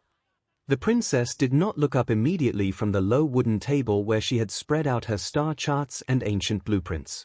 Her fingers, stained with ink and calloused from handling Sheikah relics, trembled slightly as she pressed them against the parchment. When she finally raised her head, the sheer, burning intensity in her emerald eyes caught even 𝐼𝐵 off guard. There was no defiance in her posture, only a desperate, razor-sharp clarity born of a week spent analyzing the implications of the author's multiversal window. You think I am idling, 𝐼𝐵? Zelda's voice was soft, but it carried a brittle, dangerous edge. She stood up, walking toward the open entrance of the pavilion, pointing a slender hand up toward the sky where the massive, transparent boundary of the cosmic screen still hung like a silent god over the peaks of the dueling peaks. While everyone else is weeping over the existential horror of other worlds, or debating the morality of the gladiatorial match we witnessed, they are completely blind to the ultimate utility of what has dropped into our laps. They see a theater of death. I see an archive. She turned back to face them, her breath catching in her throat as she laid out the absolute, mathematical logic of her strategy. Think about what those hosts did, 𝐼𝐵. Think about Whiz and Boomstick.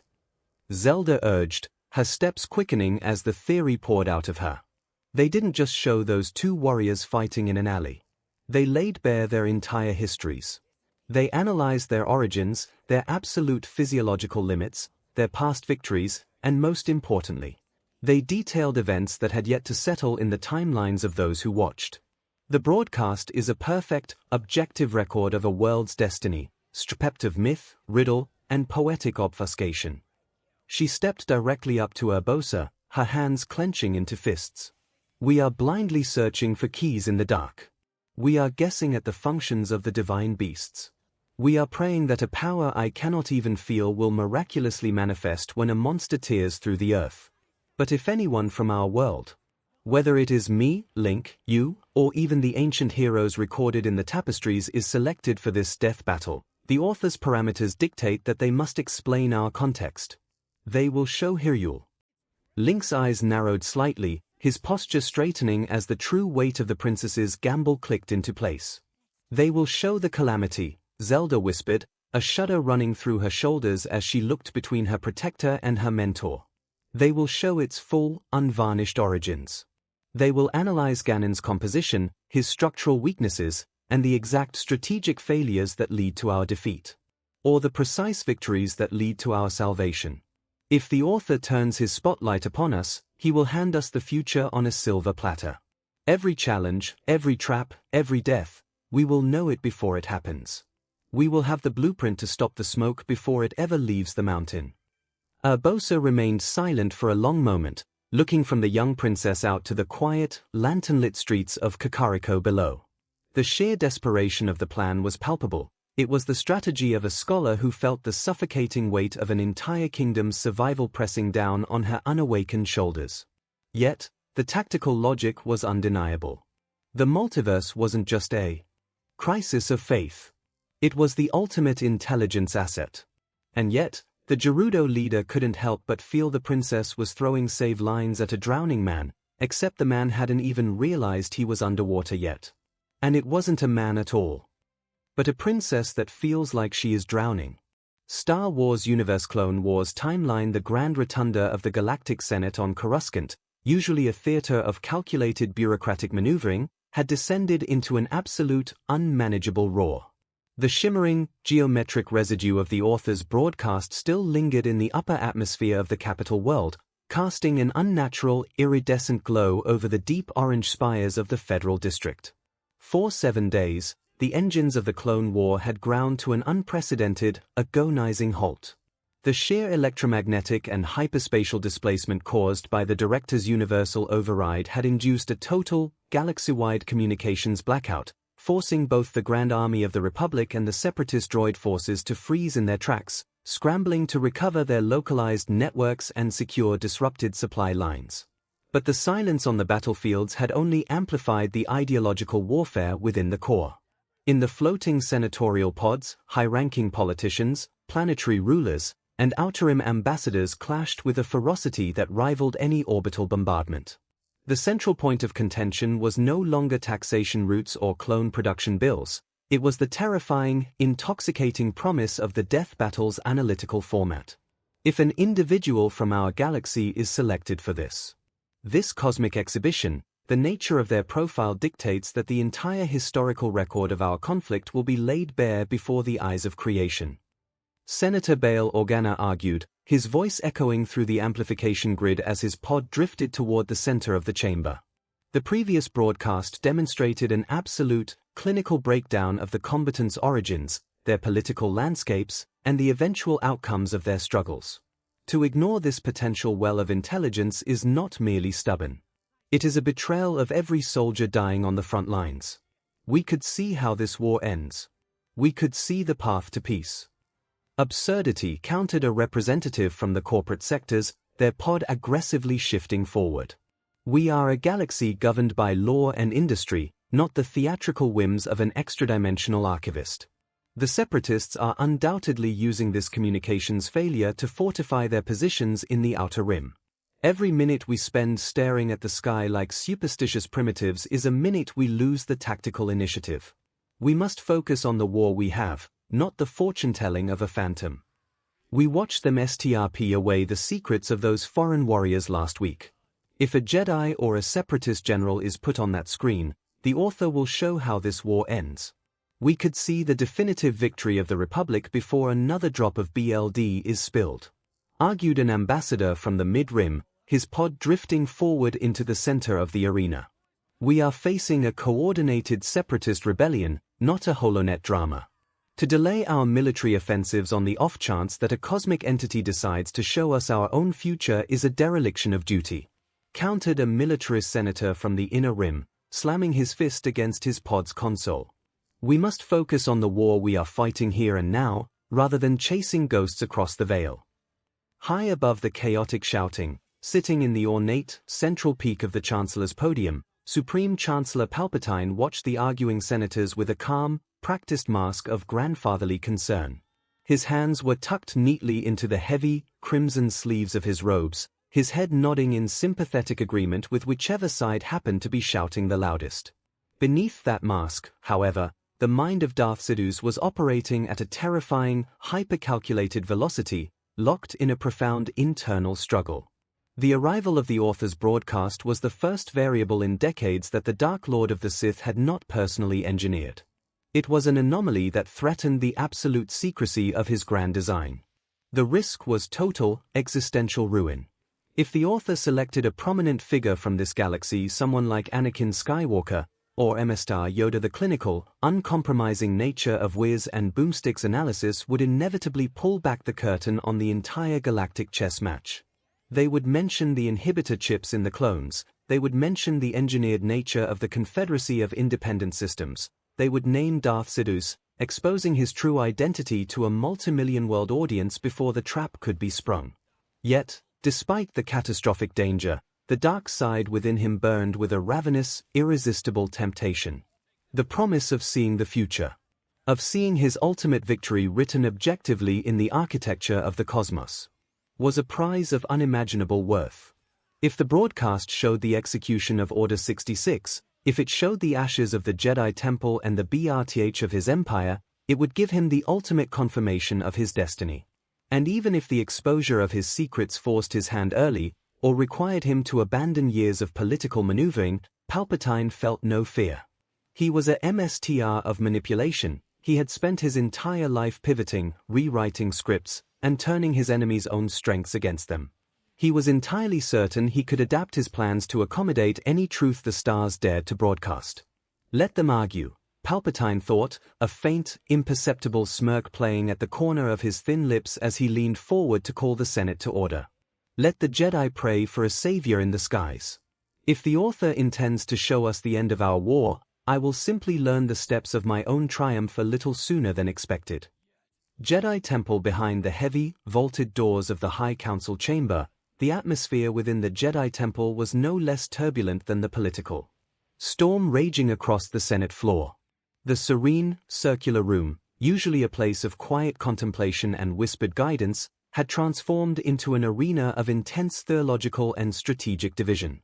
The faint, persistent hum of Coruscant's traffic drifted up through the towering spires, a background noise to a debate that threatened to fracture the very philosophical bedrock of the Order itself.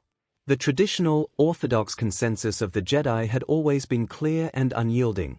The future is constantly in motion, and seeking to pierce its veil is a dangerous path that leads directly to the dark side.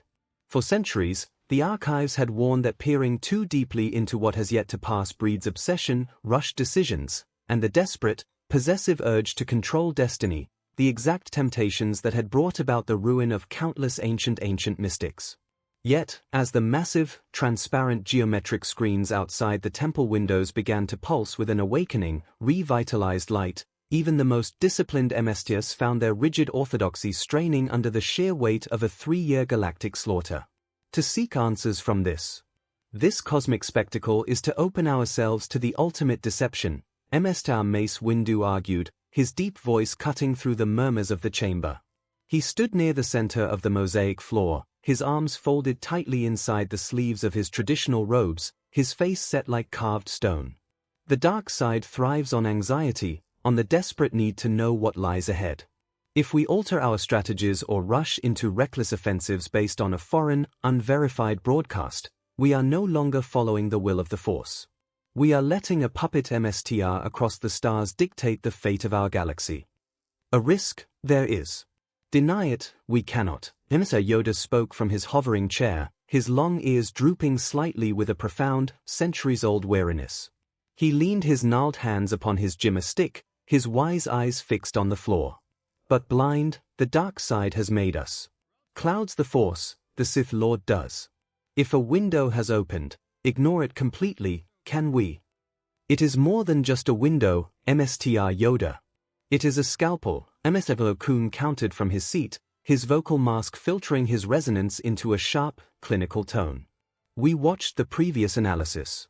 The hosts stripped away every secret, every hidden motive, and every obscured truth of those warriors. If a prominent figure from our Order or the Confederacy is selected, the author's parameters dictate that the context of this war must be laid bare. The identity of the Sith MSTR hidden in the shadows of the Senate would be exposed. We could end the war with a single, targeted strike, rather than continuing to march our clones into a meat grinder. A quiet murmur of agreement rippled through a faction of the Council. The promise of a definitive answer to the Sith conspiracy was a temptation that even Jedi DSPLN was struggling to resist.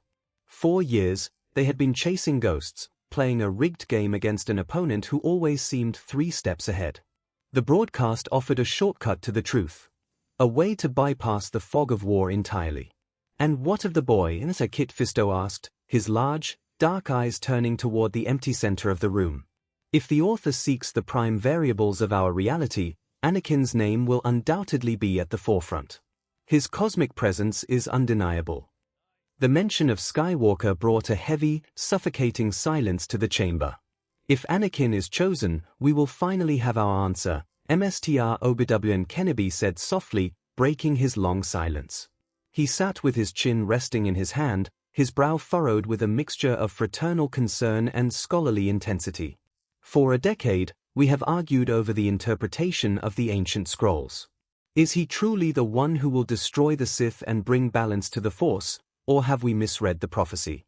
The ambiguity has haunted our every decision regarding his training and his role in this war.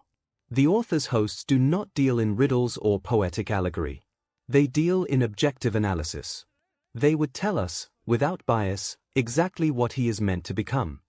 His MSTR had believed it with every fiber of his being, but Obi-Wan had seen the darkness flicker behind Anakin's eyes too often to share that blind faith.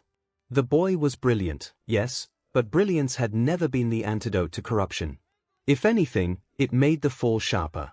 Not that he thought Anakin would fall. But the doubt was a whisper that never quite left his ear, no matter how fiercely he pushed it away. And if the answer is not what we wish to hear? Windu challenged, his eyes narrowing as he looked at Kenobi. If the broadcast shows that the Chosen One falls, if it shows that our trust in him leads to our destruction, the panic it would cause within our ranks, the despair it would breed in Skywalker himself, it could shatter his stability entirely. We would be manifesting the very nightmare we are trying to prevent. To fear the truth is not the way of the Jedi, Mace, Plo Koon responded firmly. Whether it brings validation or warning, a clear answer allows us to act with certainty. We are currently bleeding to death in the dark. I would rather face a harsh reality than continue to fight a war designed by an invisible enemy.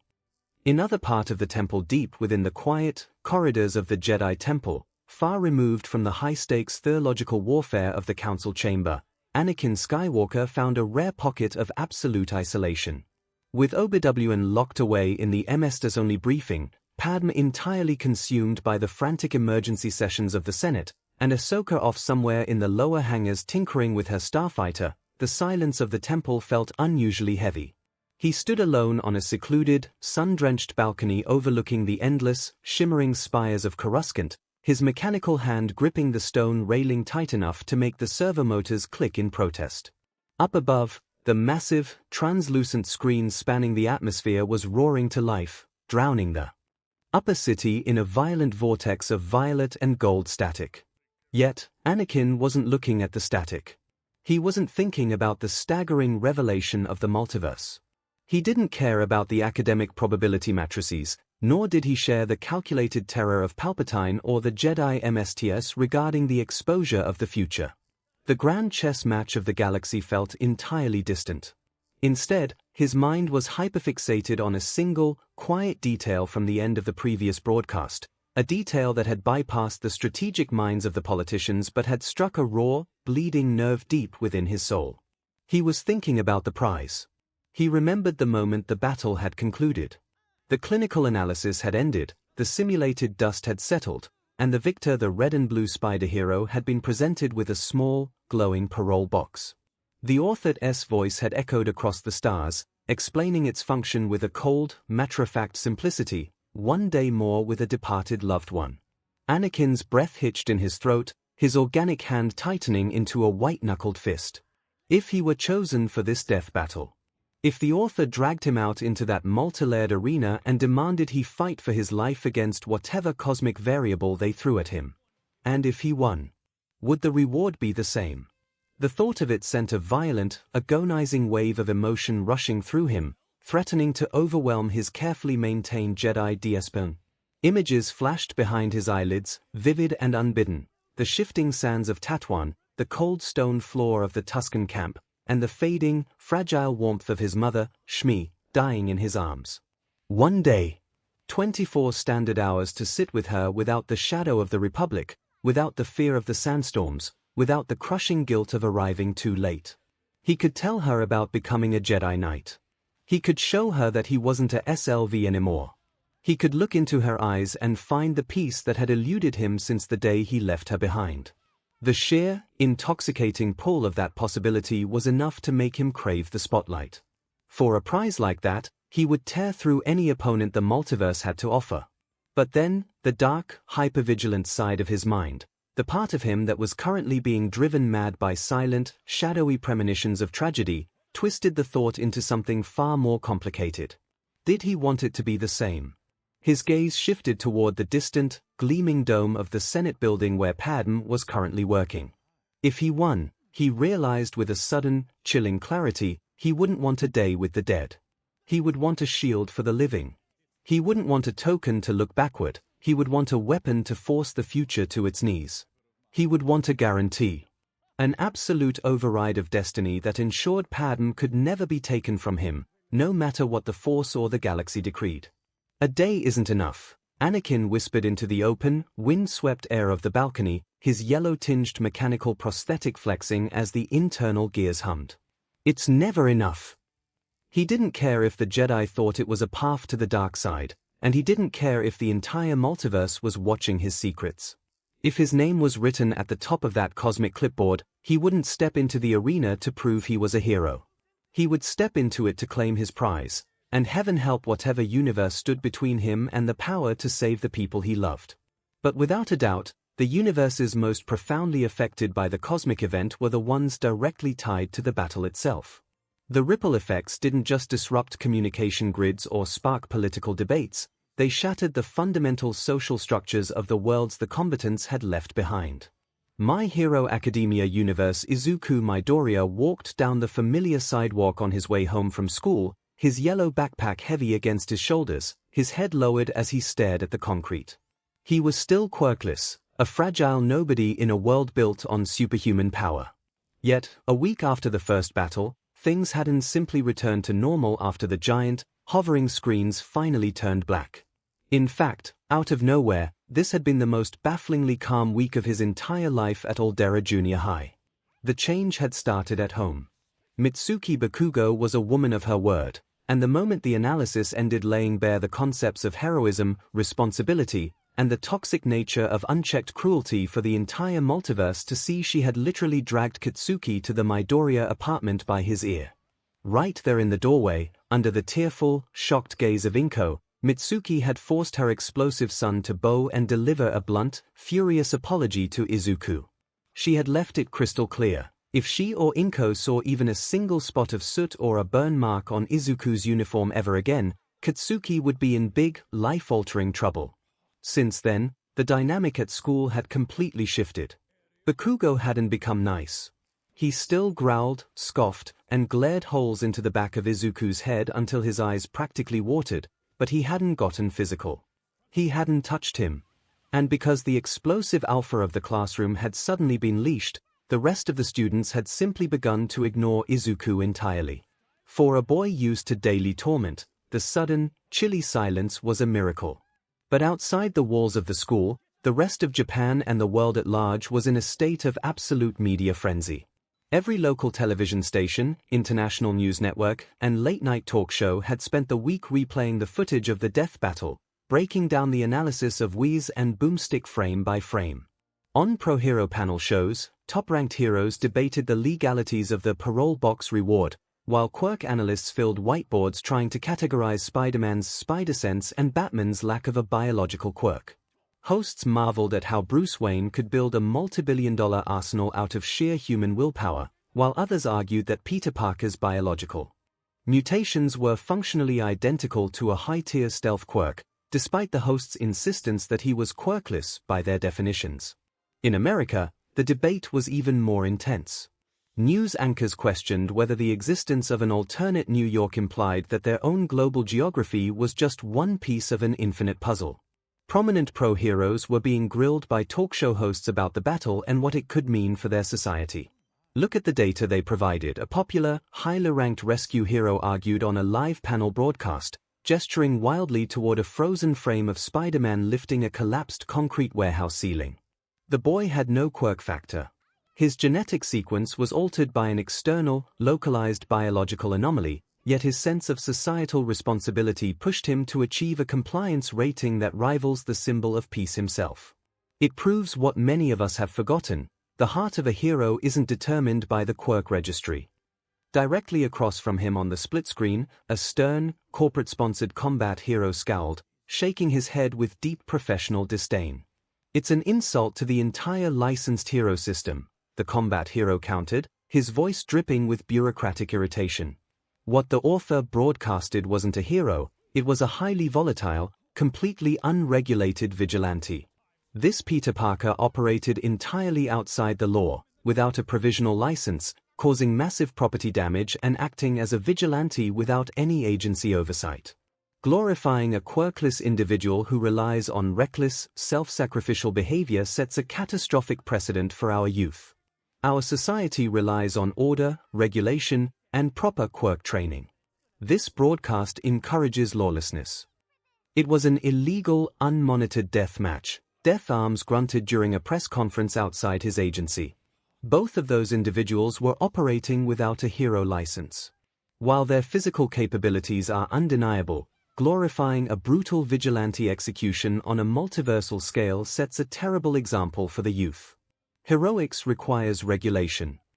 𝐒𝐭𝐚𝐲, the number 5 hero, took a completely different stance during a Sports Network interview, grinning widely. "Are you kidding me? That Spider Kid had insane instincts. Taking a beating from a guy who prepares for every scenario and still pulling off a win through pure grit. That's what I'm talking about. License or no license, that kid's a fighter." They are lawless vigilantes operating completely outside the jurisdiction of a regulated government.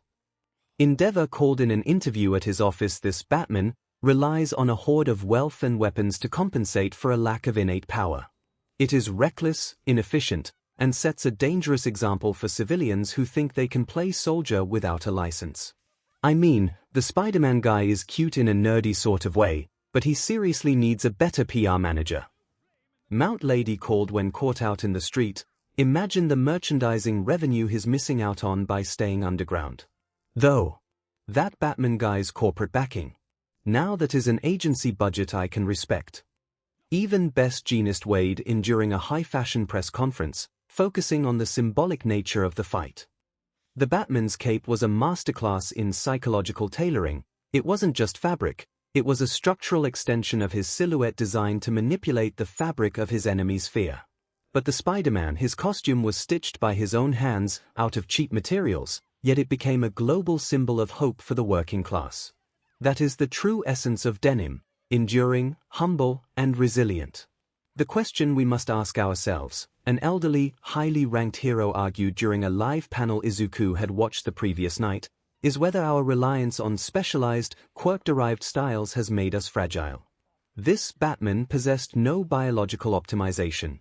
He possessed no quirk factor. Yet his analytical capacity, his mastery over multidisciplinary martial arts, and his weaponized application of localized technology allowed him to contend with a creature whose physical attributes rivaled middle-tier brute types.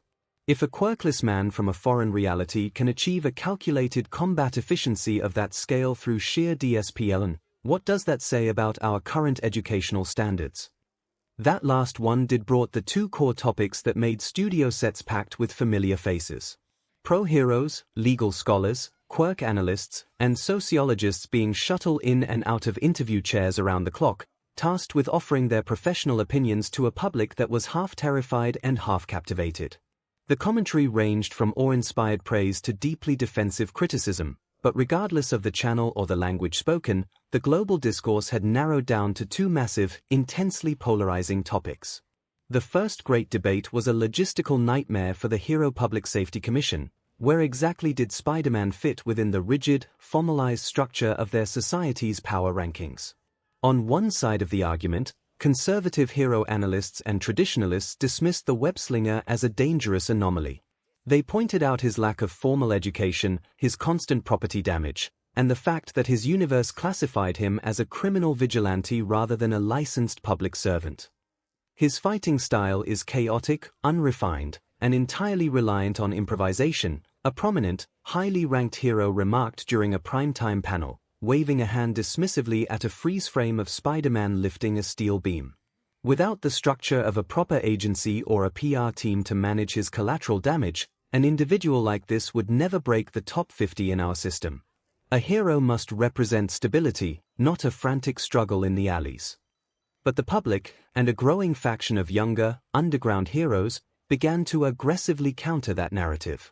They looked at the raw numbers Wiz and Boomstick had provided. A teenager who could lift 10 tons without a visible muscle expansion, whose reflexes operated at microseconds, and who possessed a localized, functional form of danger precognition. The spider sense wasn't just an average combatant. You're ignoring the rescue metrics, a popular hero sociologist argued on a competing network, slamming her pen onto the desk. Look at the data from the broadcast.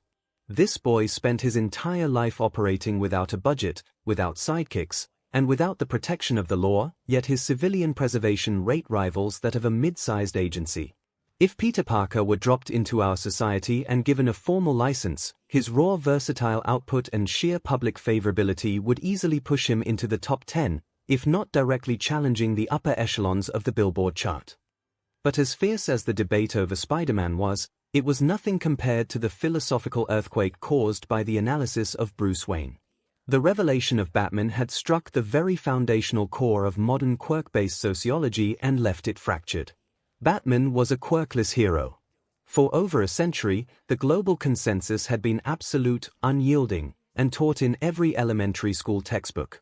Without a quirk, it is a biological and physical impossibility to stand on the stage of heroism. The quirkless were viewed with a mixture of pity and dismissive neglect, a stagnant portion of the population destined to be protected, never to protect. Yet, the author's broadcast had showcased a man who possessed no genetic mutations, no supernatural lineage, and no divine blessings, who had managed to weaponize human limitation until it resembled a god. The media could barely handle the implications. Activist groups for the quirkless and underrepresented minorities seized upon the footage, using Batman as a towering, armored symbol of defiance. They flooded the streets with posters of the Bat emblem, demanding immediate reform in the U entrance exams and the dismantling of the practical combat tests that fundamentally favored flashy, destructive quirks. "We were told it was impossible," an emotional commentator said during a morning radio broadcast, his voice shaking. "We were told that without power, we had to stay on the sidelines. But we all watched that man. We watched a human being with a broken spirit build an armor out of his own will, out of science, out of strategy. He didn't just fight, he fought a man who could tear apart concrete with his bare hands, and he almost won through sheer intellect." The Commission can no longer claim that heroism is a matter of birthright. It is a matter of DSPLN. The hero establishment was in a state of quiet panic. Conservative politicians and old guard heroes scrambled to downplay the phenomenon, arguing that Bruce Wayne was a singular, multi-billion-dollar exception that could never be replicated in the real world. "Let us be realistic," a government representative stated coldly during a press conference. Batman was a billionaire with access to private military technology and resources that do not exist within our economic framework. To encourage our quirkless youth to pursue a lifestyle of unsanctioned, unscientific physical conditioning based on a foreign universe is not only reckless. It is an incitement to suicide. Online, the discourse was even more fractured, transforming the global internet forums into a chaotic battlefield of theories, cultural debates, and ideological manifestos. Izuku spent his nights staring at his phone screen, his eyes reflecting the endless scroll of text from international boards like 2channel and underground hero enthusiast forums. The world was obsessed, dividing themselves into camp-like factions based on what the two foreign fighters represented. T2CH HeroNet Discussion Board Thread ID 994. The Quirkless Knight vs. the Radial Mutant User, Crimson Riot Fan 99. Can we talk about the fact that Batman doesn't have a quirk? Like, at all. The hosts literally confirmed he is a baseline human who just trained his mind and body to the absolute limit. If a quirkless guy from another universe can defeat gods, throw explosives that can blow walls, and outthink a supercomputer, what does that mean for our society's reliance on genetic luck? He's cooler than half the heroes in the top 10. User, in Sticker Collector, did you miss the part where he lost? Yeah, the tech was insane, but Spider-Man's biological mutations were completely superior. That spider sense isn't just a reaction time quirk, it's practically a localized precognition system. He was dodging automatic gunfire while cracking jokes. You can't train your way into that kind of physical stat distribution. User, All Might All the Time, both of them are true heroes. Did you see the database entries? Spider-Man didn't fight for money or a license, he fought because he felt a personal responsibility to save people, even when his own city hated him. And Batman turned his deepest childhood trauma into a tool to protect innocents. They don't have a hero public safety commission over there, but their hearts are pure gold. User, UltraWings Maximin, I still don't get how anyone can support Batman after that ending. The guy had an answer for everything, but at the end of the day, he's just a rich man hoarding advanced tech in a cave while his city burns. If he had just given his technology to the authorities or worked within a proper hero system like ours, Gotham wouldn't be a nightmare. Here's the definition of an unregistered vigilante. User, no quirk no problem, at 𝐿TRAWINGSMaximin you entirely missed the point of the analysis. Did you even watch the backstory segment? Gotham's entire government and police force were completely corrupt. If Wayne gave his tech to the city, the villains would be flying around in Batwings by Tuesday. He did what the law couldn't do because he had the willpower to bear the burden. He's more of a hero than half the commercial sellouts on our billboards who only rescue people for sponsorships. User, 𝐼𝐺 plus Ultrafan 58. Honestly, the biggest takeaway from the Spider-Man profile is his quote, "With great power comes great responsibility." Our entire society is built on showing off quirks like they are fashion statements or status symbols. Look at the kids in our schools. If you have a flashy quirk, you're a king. If you don't, you're trash. Peter Parker had the power to be a celebrity, but he chose to be a neighbor. We need that mindset here. User, �Sparkplug00. The quirkless community on the Western servers is going crazy over this. There are already protest threads popping up in Tokyo demanding the repeal of the quirk mandatory clauses for civil service and martial arts academies. If a man like Wayne can build a utility belt that counters high-density polyurethane webbing and kinetic impacts through sheer engineering, then our tech courses are severely underutilizing non-quirk technology. Support items shouldn't just enhance a quirk, they should be able to replace 1-inch user, King Explosion Stand Keep Dreaming, extras. The Bat loser lost the match, didn't he? He got his skull cracked because at the end of the day, biological superiority wins. All the gadgets in the world don't mean jack if someone with real power hits you hard enough. The Spider-Man was faster, stronger, and had the natural instinct. Toys is just a crutch for people who can't fight on their own. And of course, the whole country soon turned to All Might for a definitive answer as the symbol of peace. The entire country of Japan looked to him to provide the definitive, unifying perspective on everything that had happened. Every time his towering, muscular form materialized in public, a wall of cameras, microphones, and aggressive reporters immediately blocked his path. They didn't just want to comment, they wanted his blessing on the new reality. They wanted to know if Spider-Man's relentless, smiling optimism reminded him of his own philosophy. But more than anything, they wanted a declaration on Batman. They wanted the world's strongest hero to look into the camera and tell them what a quirkless man's triumph meant for the future of their society. Yet, for the first time in his legendary career, the symbol of peace had no answers. Each time he was cornered, the booming, confident laughter that usually comforted millions sounded strained, almost hollow. He found himself desperately dodging the core of the questions. Ha. Both are truly exemplary figures of justice. Real heroes of their worlds. He would boisterously declare, flashing his trademark smile before instantly pivoting on his heel. But duty calls. A true hero's patrol never sleeps. I must go. Plus ultra. With a massive leap, he would launch himself into the sky, disappearing over the high-rises before the press could press him further. He used the urgent patrol excuse so many times in 4 days that it practically became a script. By Wednesday afternoon, the cracks in the facade completely split open. Inside a secure, dimly lit backroom office, Toshinori Yagi sat in his deflated, emaciated form, coughing violently into a BLD-stained handkerchief. On the desk in front of him, a secure speakerphone was radiating a harsh, uncompromising lecture from Gran Torino, while Detective Tsukochi sat across from him, looking thoroughly exhausted as he rubbed his temples. You're making a mess of this, Toshinori. Gran Torino's voice barked through the speaker, devoid of its usual senile humor. The entire point of the symbol of peace is to be an unshakable rock. Right now, you look like a man running from a ghost. Do you have any idea what they are saying online? Tsukochi sighed, turning a laptop screen around so Toshinori could see the trending news feeds and hero forum boards. The public sentiment was shifting away from simple curiosity into something deeply unsettled. HeroNet Public Forum Spectrum User 4412. Why is All Might dodging the Batman questions? If a quirkless guy can do it, shouldn't the symbol of peace be cheering? HeroWatch. He looks uncomfortable every time Bruce Wayne is mentioned. Is the #1 hero hiding something about the rankings?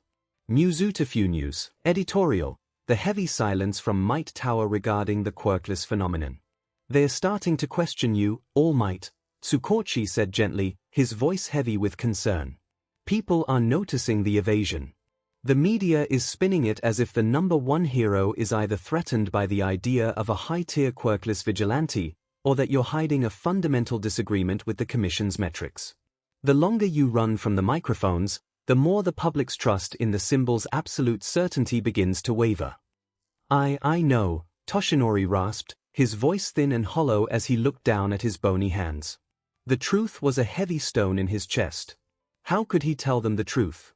How could he look at the millions of hopeless, quirkless kids across Japan and explain his own deeply held belief that a hero needed a quirk, when a man named Bruce Wayne had just disproved it on a multiversal broadcast? The contradiction was tearing at his conscience, and his dwindling limit meant he didn't have the stamina to maintain the lie under intense scrutiny. No more patrols for the rest of the week, Gran Torino ordered sharply through the phone, cutting off his thoughts. You're taking a mandatory break from heroing, Toshinori.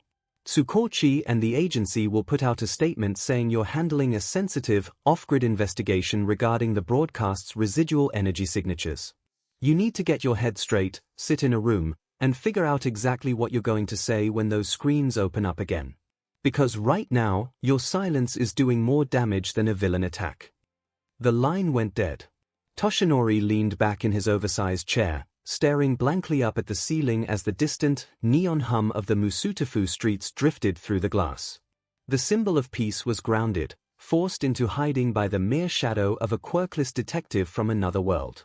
I'm home, Izuku called out as he slipped off his red sneakers at the Genkan, dropping his yellow backpack onto the floor. Welcome back, Izuku. Inko's voice drifted warmly from the kitchen, accompanied by the savory, comforting aroma of simmering.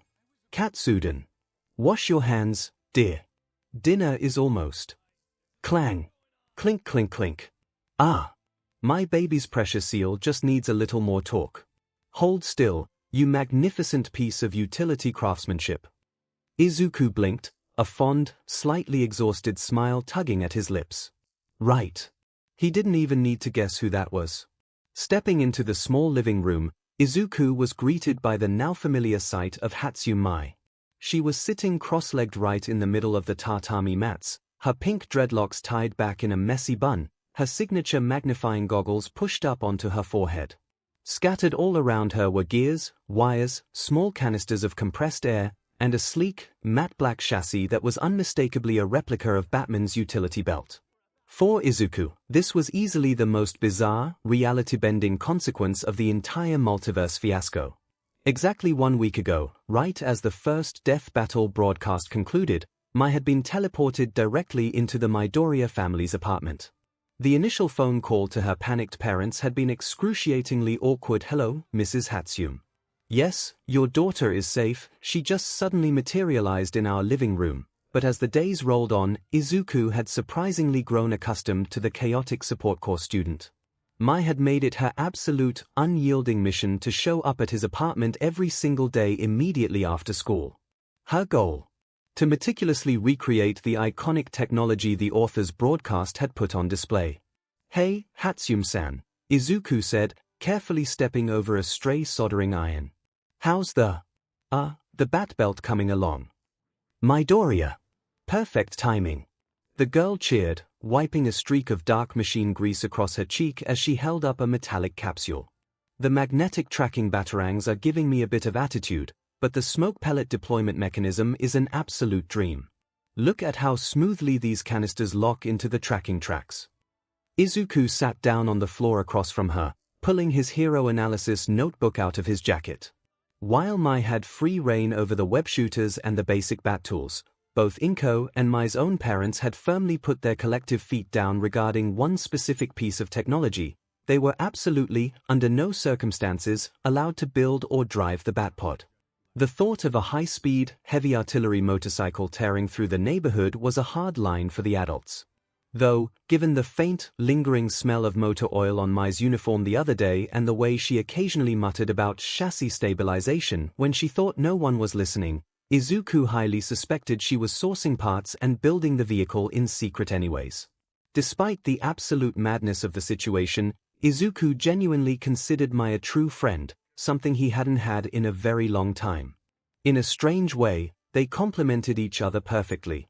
Where the rest of the world found Mai's hyperfixated, loud baby talks completely overwhelming, Izuku was a patient, attentive audience.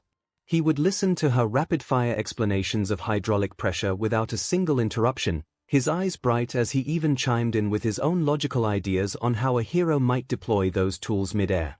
The girl, in turn, found Izuku to be an absolute revelation. She didn't care that he was quirkless, she was utterly fascinated by his analytical mind. After she explained her zoom quirk to him, Izuku had filled 3 entire pages of his notebook dissecting the precise tactical advantages of her mechanical line of sight, mapping out how her eyes could calculate trajectory variables for long-range support gear. She simply loved it. To Mai, Izuku wasn't a defenseless boy, he was an infinite catalogue of problems waiting for her inventions to solve. She spent hours bouncing ideas off him, brainstorming potential specialized tools and armor configurations not just for the pro heroes in the media, but specifically tailored for Izuku himself. "Alright, you two, time to clear the workspace," Inko called warmly as she served 2 steaming bowls of katsudon. "Right. Coming, Mom." Izuku called back, immediately stepping into his role as the apartment's safety coordinator. He began carefully nudging stray capacitors and loose wiring into neat piles so no one would step on a rogue piece of metal. Mai let out a dramatic, exaggerated groan, though the prospect of Inko's cooking quickly won her over. She slapped her goggles up onto her forehead, leaving a faint smudge of grease across her brow. Man, just when the sparks were starting to fly. But a genius inventor needs high-quality fuel for her brain. "Let's go wash up, Midoriya." As Mai scrambled toward the bathroom, humming loudly about pneumatic pistons, Izuku stayed on the floor for a moment longer. He began carefully organizing the scattered blueprints, neatly stacking the reference notes the author's broadcast had left behind. But as he wiped a stray smudge of graphite from his fingers, his movement slowed, his gaze drifting to a tiny, overlooked footnote on one of the digital layout sheets. He got up and walked to the kitchen sink to wash his hands, the rhythmic sound of rushing water filling the small space. As he lathered the soap, his mind drifted to the one specific detail that had been quietly suffocating him all week. It was a fact entirely unknown to the squabbling talk show hosts, the frantic hero commission, and the rioting crowds in the streets. Aside from his mother and Mai, the latter of whom either didn't fully comprehend the existential weight of it or simply didn't care because it wasn't a mechanical baby, Izuku Midoriya was designated as the absolute pillar of their entire universe. Surprisingly, the media had barely touched upon that specific cosmic terminology. The public was far too hyperfixated on debating Spider-Man's power scaling or panicking over Batman's defiance of the quirkless status quo to dissect the abstract concept of a universal anchor. But for Izuku, the word bounced around the inside of his skull like an unexploded grenade. What does it actually mean to be a pillar? The dictionary definition was simple enough: a structural support designed to hold up a massive weight. But applying that to a reality, to a timeline, it felt terrifyingly abstract. Did it mean the fabric of his entire universe was somehow anchored to his existence? If he stumbled, did the world tilt? He stared at his reflection in the bathroom mirror, looking at his entirely ordinary, UN-enhanced face. He didn't have a flashy quirk. He didn't have a corporate agency or a towering legacy like All Might. Yet, the author's cold, omniscient framework had bypassed the symbol of peace entirely, pointing its cosmic finger squarely at a quirkless middle schooler in a messy apartment. A profound, heavy anxiety tightened in his throat. If he truly was the anchor, did his everyday decisions carry the weight of a planet's destiny? Choosing a high school, taking a shortcut home, choosing to step in when someone was in trouble. Did those tiny, mundane choices ripple outward into the cosmos? "Hey, Midoriya. Earth to Green Boy. You're staring at the wall like it owes you money." Mai's loud voice shattered his spiral. She bumped her shoulder against his, drying her hands on a towel with a grin. "Sink's all yours. Don't take too long, I can smell the broth from here." The green-haired boy blinked, pulling himself back from the edge of the cosmic abyss. He looked at Mai's completely unbothered, cheerful face, and then down at his own clean, unenhanced hands. He didn't have the answers yet. The universe hadn't given him a manual, and the author hadn't left a guide. Izuku took a deep, steadying breath, forcing the cosmic existential dread into a quiet corner of his mind. He couldn't solve the mystery of the universe before dinner. But as he walked out to join his mom and his friend at the table, the weight in his chest didn't feel entirely crushing anymore.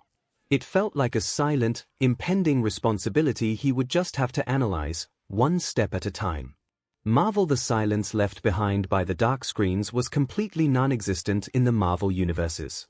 If the world of heroes and quirks was experiencing a sociological fracture, the reality Peter Parker called home was in the middle of an absolute, unadulterated media meltdown. Across the globe, from the highest penthouses of Manhattan to the quietest suburban living rooms, one name was on the lips of every civilian, mutant, superhero, and government official: Spider-Man. The initial shock of his victory over the Dark Knight had quickly morphed into something far deeper and more complex. It wasn't just about the fight anymore. It was about the exposure. The author's broadcast hadn't just showcased Spider-Man's power scaling. It had stripped away the mask, the jokes, and the fabrications, laying bare the full, unvarnished truth of Peter Parker's life for Infinite Worlds, and his own, to see. For years, the public perception of Spider-Man had been aggressively dictated by tabloid headlines, late-night radio rants, and a persistent narrative that painted him as a reckless, masked menace who brought chaos to the streets of New York. But a week of replaying the clinical breakdown of his life had shattered that carefully constructed image. Civilians who had spent years throwing coffee cups at him or cursing his name after a traffic delay were suddenly forced to watch a montage of his deepest traumas. They saw the kid from Queens who had spent his entire teenage and adult life bleeding for a city that actively hated him. They saw the crushing weight of the guilt he carried for his uncle's death, the heartbreaking agony of holding a dying Gwen Stacy in his arms, and the sheer, absurd reality that a man who regularly saved the planet couldn't even afford to pay his rent on time. "We called him a criminal," a caller sobbed on a popular Manhattan radio talk show. "My husband and I used to cheer when the Daily Bugle ran those front-page hit pieces. But he was just a kid. He was just a boy trying to do the right thing because he thought he was responsible for his uncle. He didn't even have a budget. He was sewing his own suits while the Avengers were living in a mansion." Vigilante support groups and civilian rallies erupted across New York, with people flooding the streets not to protest, but to leave flowers, notes, and makeshift spider emblems outside the Daily Bugle building, completely reversing the narrative that had haunted Peter for a decade. While the public wept, the administrative and clandestine corridors of power were operating at a level of cold, bureaucratic panic.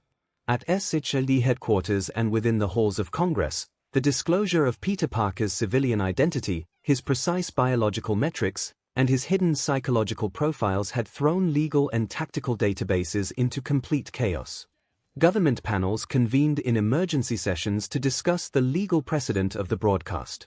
High-ranking military officials demanded to know how an independent, unregistered teenager had managed to develop an advanced biochemical formula like the web fluid in a high school chemistry lab without oversight. The tactical data provided by those hosts is a roadmap for every supervillain on the Eastern Seaboard, a stern general argued during a closed-door intelligence briefing. The author didn't just celebrate the boy's victories, he detailed his precise reaction times, his sensory overloads, and the exact physical limitations of his musculature. Peter Parker is no longer just a local vigilante. He is a compromised, walking piece of weapons-grade biological data that must be brought under federal custody for his own safety. But perhaps the heaviest silence was the one that fell over the heroes themselves. In the Avengers mansions and the various headquarters of Earth's protectors, the atmosphere was thick with a collective, simmering guilt. They had always known Spider-Man was capable. They knew he was fast, they knew he was strong, and they knew he was annoying. But they had treated him like a solo act, a street-level nuisance who handled the muggers and bank robbers while they handled the alien invasions. Watching the author break down his raw potential, confirming that he routinely held back his true physical strength just to avoid accidentally killing ordinary humans, had been an eye-opening revelation for his peers. They looked at the data showing his spider sense as a localized, functional form of spatial precognition and realized they had completely underestimated the sheer, terrifying efficiency of the web-slinger. More than that, They felt the sting of their own absence in his timeline. They watched the hosts explain how isolation and financial ruin had constantly hounded him, leaving them to wonder why none of them had ever reached down into the trenches to offer a real hand to the boy who represented the absolute, purest definition of their calling. Marvel's 616 universe. At the Daily Bugle, Jonah Jameson had initially tried to do what he always did. The printing presses had groaned under the weight of emergency editions featuring screaming headlines like Masked Menace Unmasked, The Parker Deception, and Vigilante Exposed by Multiversal Enemy. But for the first time in the tabloid's history, the papers sat rotting in bundles on the street corners. The typical menace narrative simply wouldn't stick anymore. The public had seen the full picture. The people on the streets, the construction workers, the subway commuters, the bodegas owners who had watched Spider-Man swing past their windows for years, finally understood the staggering scope of what their most infamous vigilante had to live through. They had witnessed the clinical breakdown of his burden, the terrifying physical power he kept constantly chained down, and the agonizing tally of his victories and defeats. But it was the final, devastating revelation of the deal with the devil that truly shattered the city's cynicism. Learning that their friendly neighborhood hero had been driven so far into a corner by tragedy that his life, his marriage, and the very existence of his daughter had been bargained away to Mephisto sent a massive, spiritual shockwave through the population. By Tuesday, the architectural dynamic of the city shifted. Multiple churches, cathedrals, and synagogues across the 5 boroughs held massive, standing room-only masses, night vigils, and prayer circles. Thousands of everyday New Yorkers who had once dismissed Spider-Man as a costumed nuisance now packed into the pews, lit candles, and offered solemn prayers for Peter Parker and the daughter he had been forced to lose to the dark. The public opinion was shifting with an aggressive, irreversible momentum. A small, vocal minority of conservative politicians and anti-vigilante hardliners still attempted to call for his immediate arrest, arguing that a man with that level of compromised extra-dimensional baggage was a public safety hazard. But they were rapidly, surely becoming an isolated minority. The city as a whole had finally looked behind the mask. They saw the blood spilled, the poverty endured, and the absolute, unyielding altruism that kept him swinging back into the fray no matter how hard the world broke him. New York had finally understood its greatest defender, not as a public menace, and not just as a superhero, but as a son of queens who had given up everything just to keep them safe from the monsters in the dark. Beneath the towering, commercial billboards, many of which had been temporarily overwritten to display looping, solemn text cards regarding the recent multiversal revelations, independent news crews, amateur documentary filmmakers, and foreign correspondents stood on the wet sidewalks with extended boom mics, capturing the raw, unfiltered voice of a city undergoing a collective crisis of conscience. The question being hurled at every passing pedestrian was singular, heavy, and unavoidable: how do you feel about Spider-Man now? You want to know what I think? Marcus Vance, a 42-year-old structural ironworker from Brooklyn, paused on the corner of 42nd Street, his neon yellow safety vest stained with grease and road grime. He took off his hard hat, wiping his brow with the back of a calloused hand, his eyes fixed on a muted news feed above an electronic storefront. I spent 10 years listening to Jameson. I called the guy a menace. I blamed him when the morning trains were delayed because some lunatic in rhinestones was tearing up the tracks. But then I saw that footage of the kid holding up that collapsing roof in the warehouse. I know what steel weighs. I know what it does to a spine when a load shifts. That boy was holding up 100 tons of structural iron with nothing but his bare muscles, and he was crying for his aunt. He's been doing that since he was a teenager. We're out here getting union wages and health benefits to risk our necks on the high lines, and this kid was doing it for free while his landlord was throwing his clothes onto the sidewalk. I feel like an idiot. The whole city should feel like an idiot. A few blocks away, near the entrance of a subterranean transit hub, Elena Rostova, a first-generation immigrant who managed a small dry-cleaning business in Astoria, clutched her wool coat tightly against the damp wind. Her voice trembled, thick with an emotion that had been brewing since the theological masses earlier in the week. During the rhinos' rampage 3 years ago, my shop was in the direct line of march. The walls were shaking, the glass was breaking. I was trapped behind the heavy conveyor belt with my youngest niece. I remember looking through the cracked window and seeing Spider-Man get thrown through a city bus. He didn't get up for a long time. We all thought he was dead. But then he stood up, coughing BLD, shaking his head, and he made a joke. We always thought he was being arrogant. We thought he was mocking the police or playing with the villains. But the broadcast showed his internal monologue. He was making those stupid jokes because he was terrified. He was doing it to keep the Rhino's attention off the civilians trapped in the buildings. He took a beating that should have liquefied a man's organs just so a bunch of strangers could run out the back door. To know now that, while he was doing that, the devil himself was waiting in the shadows to take his family. It is a sickness. This city didn't deserve him. A few blocks over, a young mother holding her daughter's hand stopped to face the camera.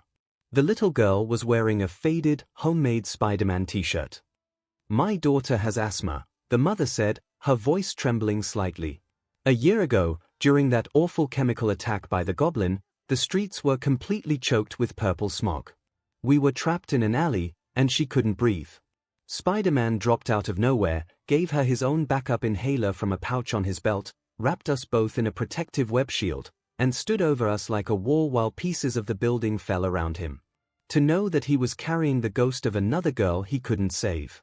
It makes me realize he wasn't just rescuing my daughter. He was fighting his own nightmares every single time. In Washington Square Park, 9-year-old Leo Estrada sat on a concrete bench, his small hands carefully smoothing out a wrinkled, home-drawn comic book featuring a crude rendition of the spider emblem. His mother stood close behind him, her hand resting on his shoulder as the reporter lowered the microphone. "The news says his name is Peter," Leo said softly, his eyes wide and serious.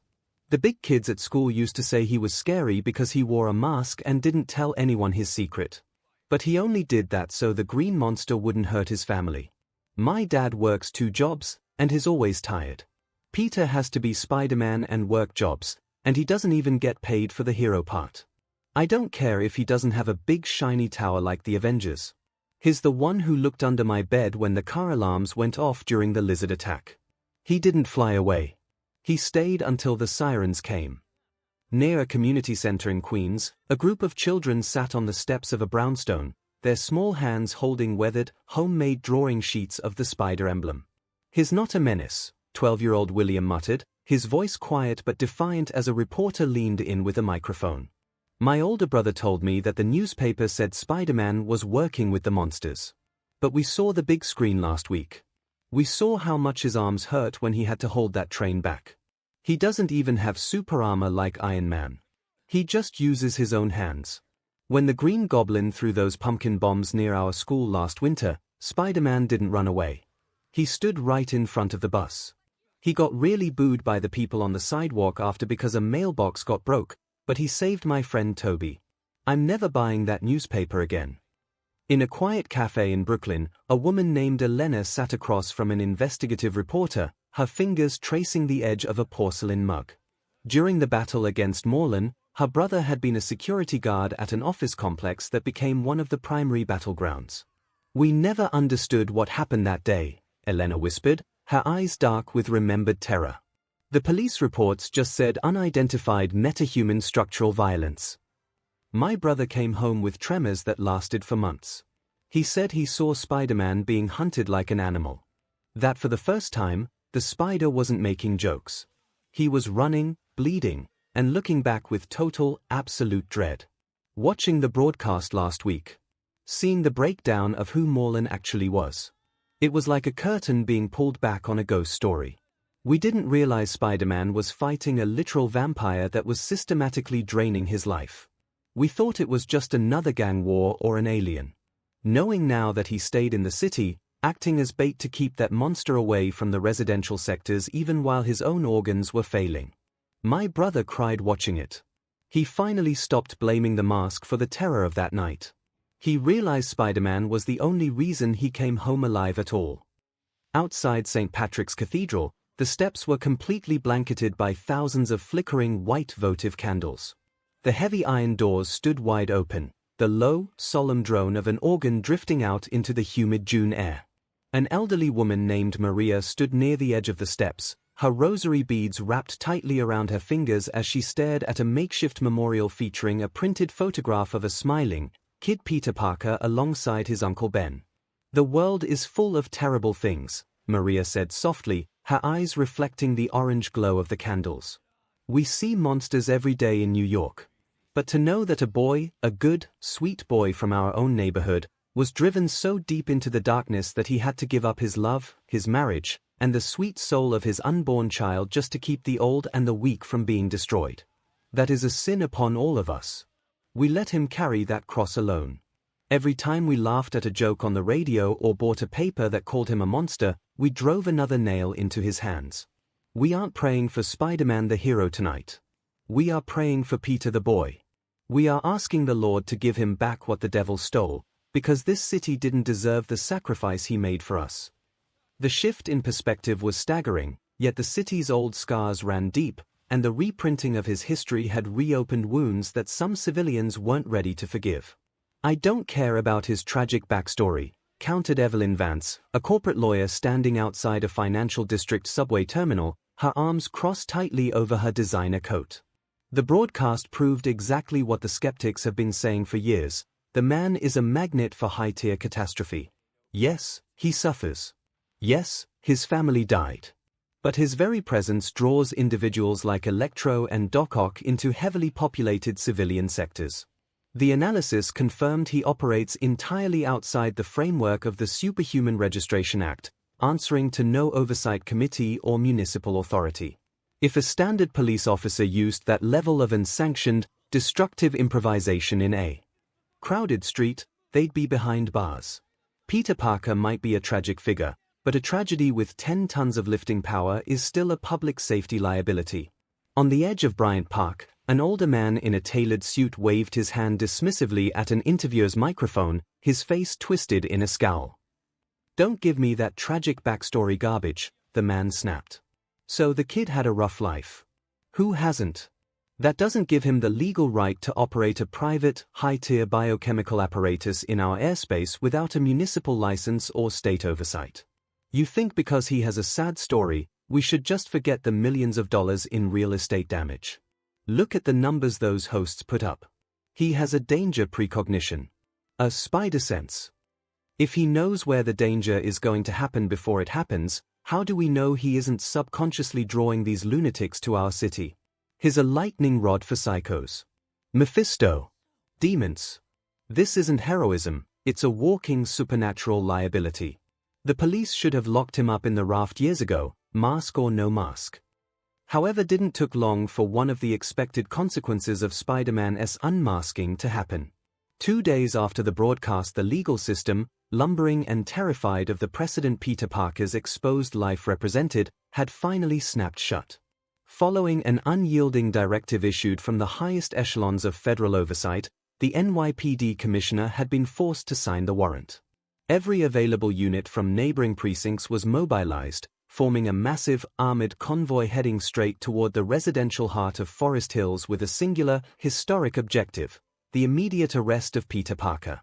But in a city where every radio frequency was monitored and public sentiment was a powder keg, the mobilization order hadn't stayed secret for 10 minutes.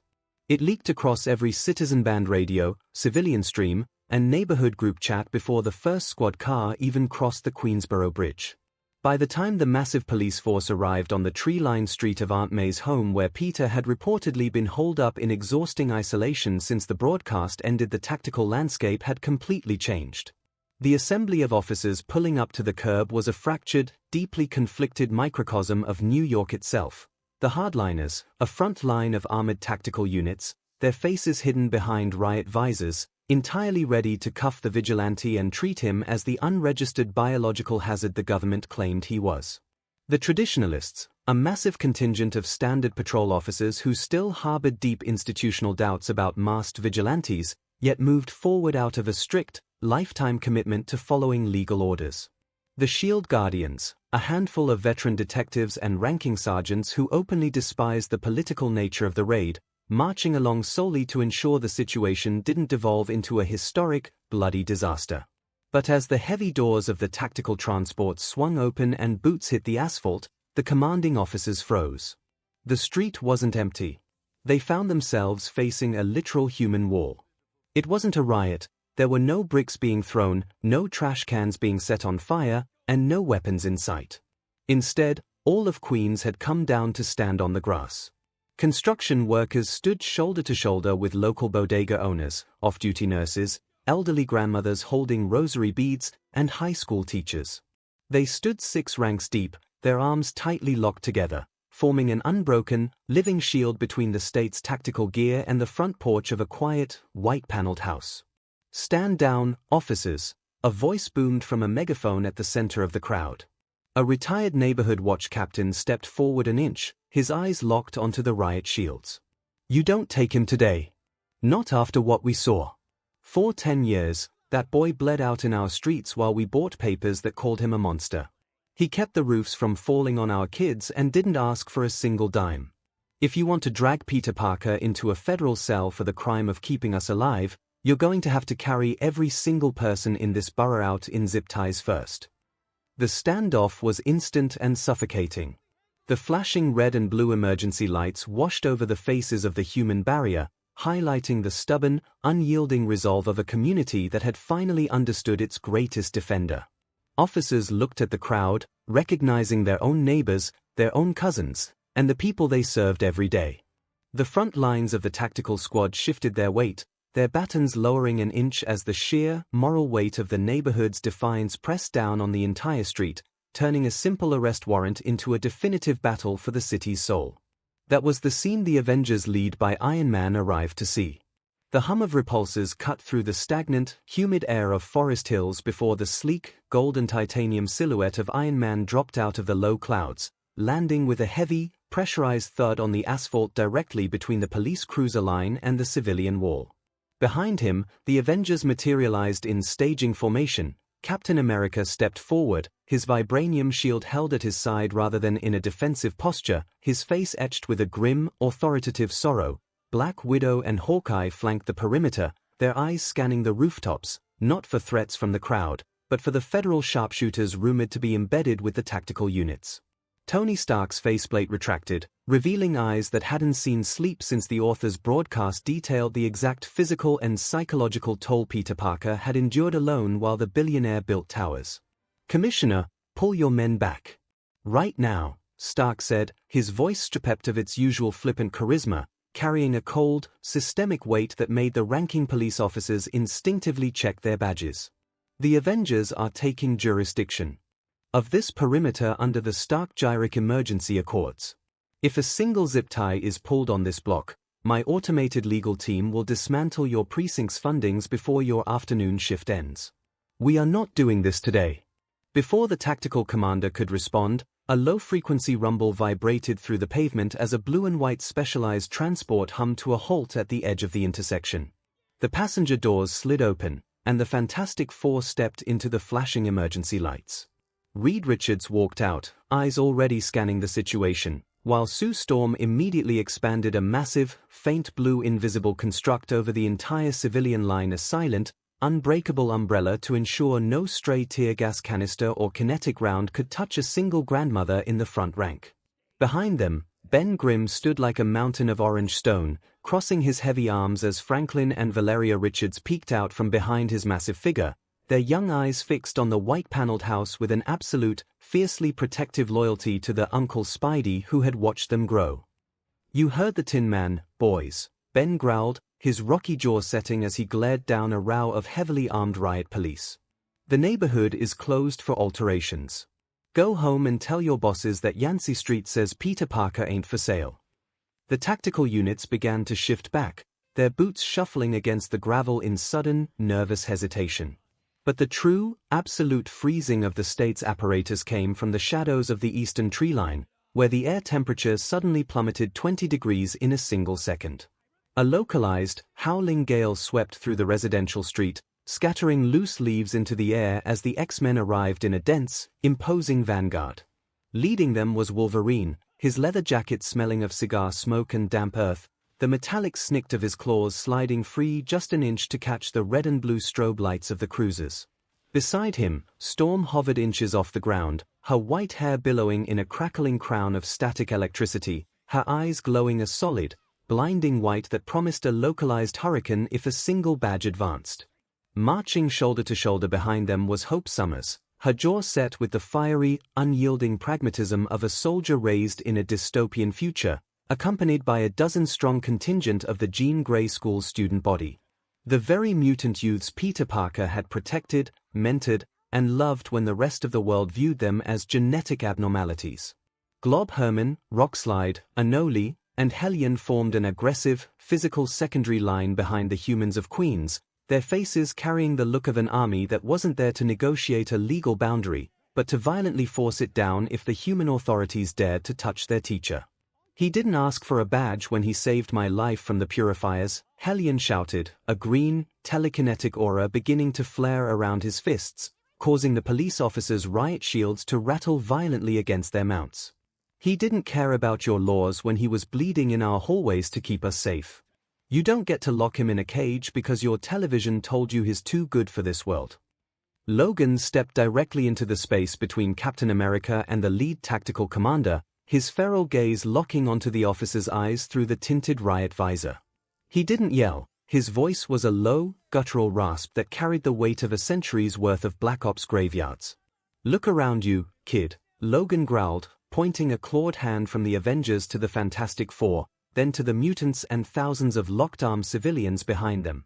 "The law says you got a piece of paper that gives you the right to walk up those steps. The reality says you ain't got enough men in the entire state of New York to cross this grass. Go back to the mayor. Tell him Peter Parker's friends came over for breakfast, and we're staying a while." The tactical commander stared at Logan for 3 agonizingly long seconds, his fingers twitching against the plastic grip of his sidearm. He looked over the claws, past the glowing white eyes of the weather goddess, and down the endless line of ordinary citizens whose faces he recognized from his own neighborhood grocery stores and subway commutes. The sheer political and physical catastrophic risk of initiating a civilian massacre in the middle of a quiet Queens suburb was a reality no precinct chief could survive. With a stiff, trembling motion, the commander raised his radio to his lapel. "All units, stand down. Pack it up. We are retrograding to the perimeter lines." He snapped his gaze toward Tony Stark, his voice cracking with a mixture of professional humiliation and defensive bureaucratic rage. "This isn't over, Stark. The mayor is already on a secure line with the governor, and the Department of Justice is going to have a lot of words for the Avengers about obstructing a federal warrant. You can't hide a biological weapon under a corporate umbrella forever. Tell the mayor to schedule a meeting with my automated legal department," Stark replied, his faceplate sliding down with a metallic click that served as a definitive punctuation mark. "They're usually free 3 Thursdays from now." The heavy engines of the tactical transports roared to life, their tires throwing up gravel as the entire police convoy began a slow, coordinated retreat back down the avenue. But as the flashing red and blue strobe lights receded, the atmosphere in Forest Hills did not dissolve into a joyous celebration. A cold, heavy silence settled over the 3 blocks of locked-armed civilians. When the Avengers, the Fantastic Four, and the X-Men turned to face the human barrier, they weren't met with cheers or grateful smiles. Instead, the ordinary people of Queens looked at Earth's mightiest heroes with an intense, simmering resentment. The author's clinical broadcast had laid out a meticulous, decade-long timeline, and the civilians remembered every single entry. They remembered the charts showing how many times the Avengers had feasted in their multi-million-dollar mansion while Peter Parker was skipping meals to pay for his aunt's heart medication. They remembered the data proving how the global superhero community treated their neighborhood protector as an eccentric, street-level nuisance, ignoring his distress signals whenever he was drowning in the trenches. The crowd didn't break formation. They stood their ground, their arms tightly woven together like an iron fence. The only reason the front line finally, reluctantly unlinked their fingers was because of the 2 children standing behind the rock-like silhouette of the thing. Franklin and Valeria Richards stepped forward, their young faces entirely clear of the adult political posturing that had paralyzed the city. The neighborhood knew these kids. They had seen them hanging out of Spider-Man's arms during his rooftop patrols, laughing as he swung them through the sky. For Queens, the children represented the only pure, uncorrupted link to the boy inside the white-paneled house. A local shopkeeper nodded silently, stepping aside to create a narrow, human lane through the grass, allowing the heroes to proceed toward the front porch under the weight of thousands of judging eyes. As they walked down the cleared path, the suffocating moral pressure of the crowd caused the fragile, guilt-ridden egos of the world's two greatest minds to violently fracture against each other. "Well, Tony," Reed Richards muttered, his voice carrying a defensive, academic dryness as his boots crunched against the sidewalk. "I must admit I'm surprised to see you playing the role of the populist savior today. Given your historical penchant for structural compliance and state-sanctioned registration protocols, I assumed you'd be the one drafting the federal containment contract for Peter's biological data, rather than threaten defunding a local precinct." Stark didn't even turn his head, his repulsors humming with a sharp, irritated cadence as he kept his eyes fixed on Aunt May's front door. "That's rich coming from you, Reed. Truly. You want to talk about structural compliance? Let's talk about what the author put on the big screen last week. Let's talk about Peter literally saving your entire family's lives from becoming a fantastic wreck in the negative zone, and your immediate scientific response was to kick him out onto the street because lost data over your life." The thing shifted uncomfortably, his rocky hide grinding like tectonic plates as Sue Storm's invisible field flickered momentarily, her only tell. Reed's jaw tightened, his elongated fingers twitching toward a pocket where his neural interface usually rested. That's not. But not even Reed couldn't really find an answer to justify that. Although he wasn't someone that would simply let Stark take the moral high ground, "I'm not going to stand here and act like I don't have regrets, Tony. But don't you dare act like you're suddenly Peter's savior, when you've been happy to reap the rewards of his work while ignoring his suffering," he said with a glare. "But if we are airing out our collective dirty laundry in the middle of a public street, let's look at your own communications log. Where were the Avengers when Morlan was hunting Peter through the concrete like an animal? And my team at least had the excuse to have been in another dimension, but yours where? Doing what?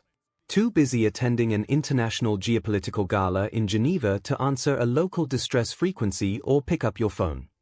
A sharp gasp rippled through the crowd. Somewhere, a phone was already live-streaming the entire confrontation. The tension crackled like a live wire as Stark's repulsors whined to full charge, the blue-white glow reflecting off Reed's stretched, furious features. "Oh, you sanctimonious!" Stark's gauntlet snapped up, repulsor flaring dangerously bright. "Enough, both of you," Captain America commanded, his deep, authoritative voice cutting through the billionaire bickering like a physical blow. He didn't raise his shield, didn't need to. His presence alone forced Stark's repulsor to dim and Reed's fingers to unclench. Rogers didn't look at either of them. His gaze was locked on Aunt May's front door. The kid is inside that house trying to figure out how to live in a world that knows his name, his face, and the fact that his destiny was bargained away to a demon. He doesn't need a scientific seminar, and he doesn't need an arms race. He needs his friends. If either of you has another word to say that isn't an apology, you can wait at the curb with the trucks. Logan snorted, rolling his shoulders as he pushed past them, his claws retracting with a metallic sigh. "DMN straight. Been trying to tell why, kid never asked for your badges or your tech. Just needed someone to watch his back while he watched everyone else's." The scent of cigar smoke and damp earth clung to his leather jacket as he shouldered past Reed, heading straight for the porch steps like a man walking into his own home.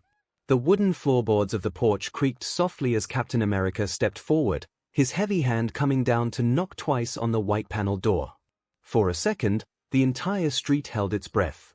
Then, the lock turned with a clean, metallic click, and the door swung inward. Peter Parker stood in the entryway.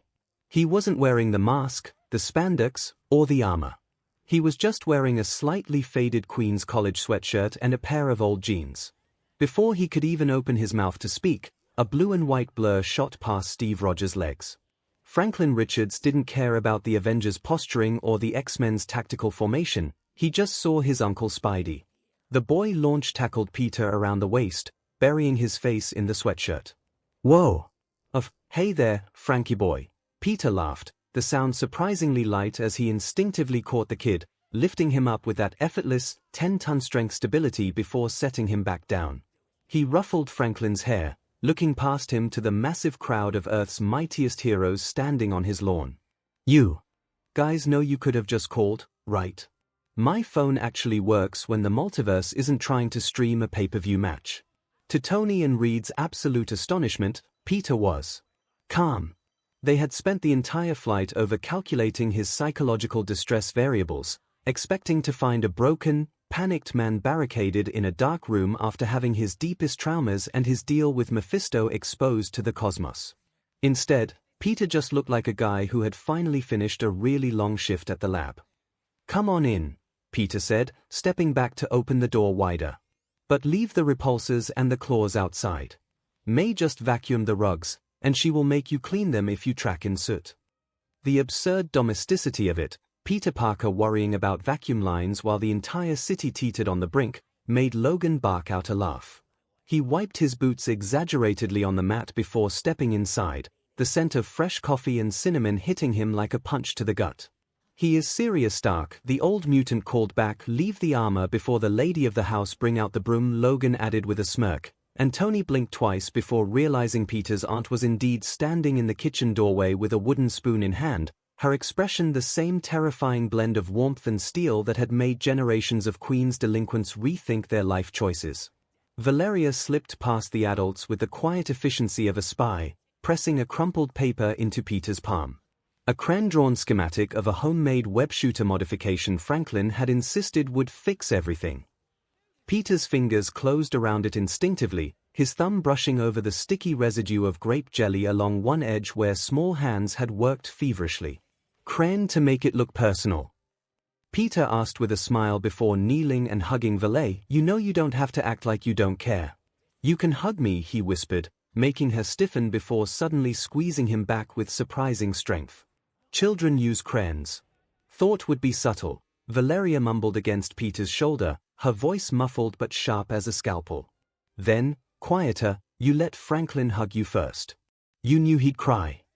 Behind them, Reed Richards made a strangled noise, part scientific fascination, part fatherly horror, as his daughter casually weaponized her emotional intelligence. But Peter just smiled.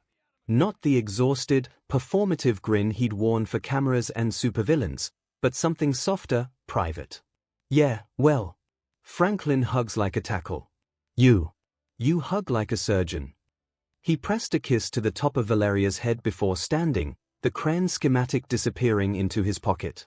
As the core group filed into the modest, warm living room, Aunt May walked out from the kitchen, wiping her hands on a floral dish towel.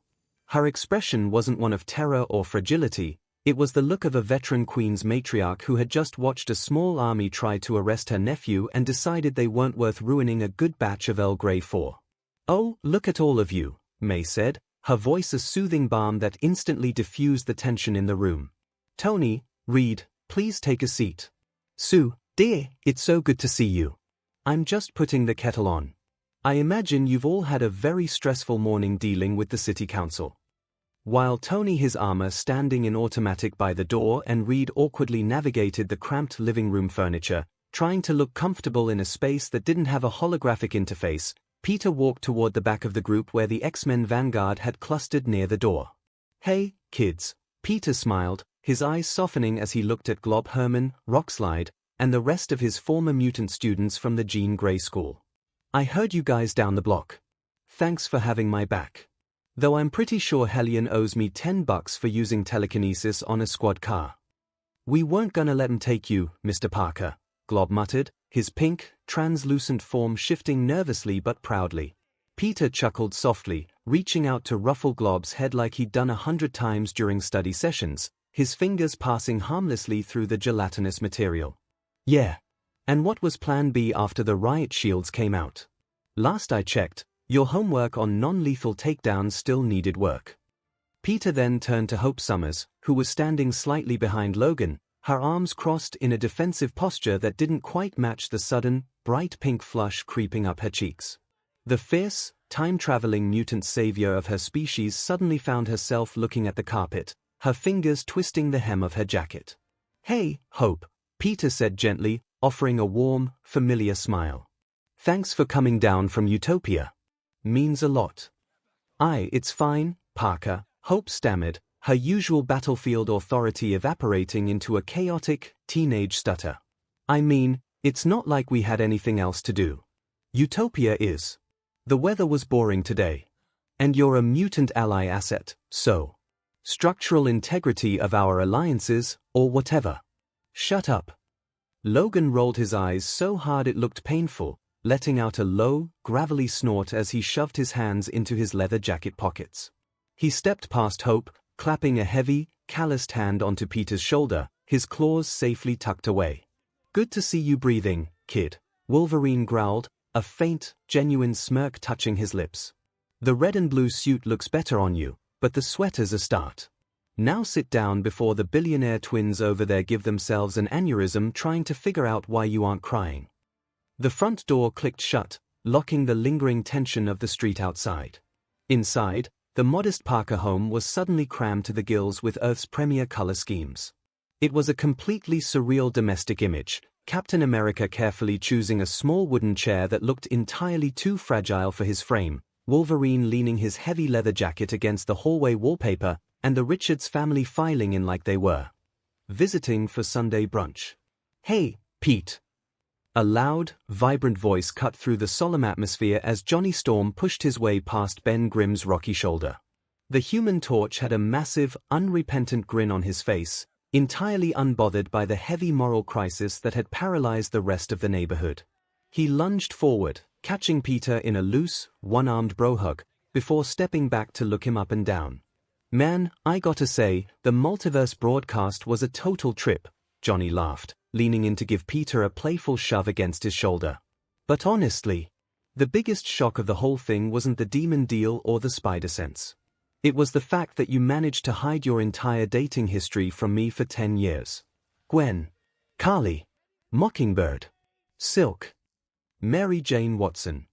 Come on, buddy.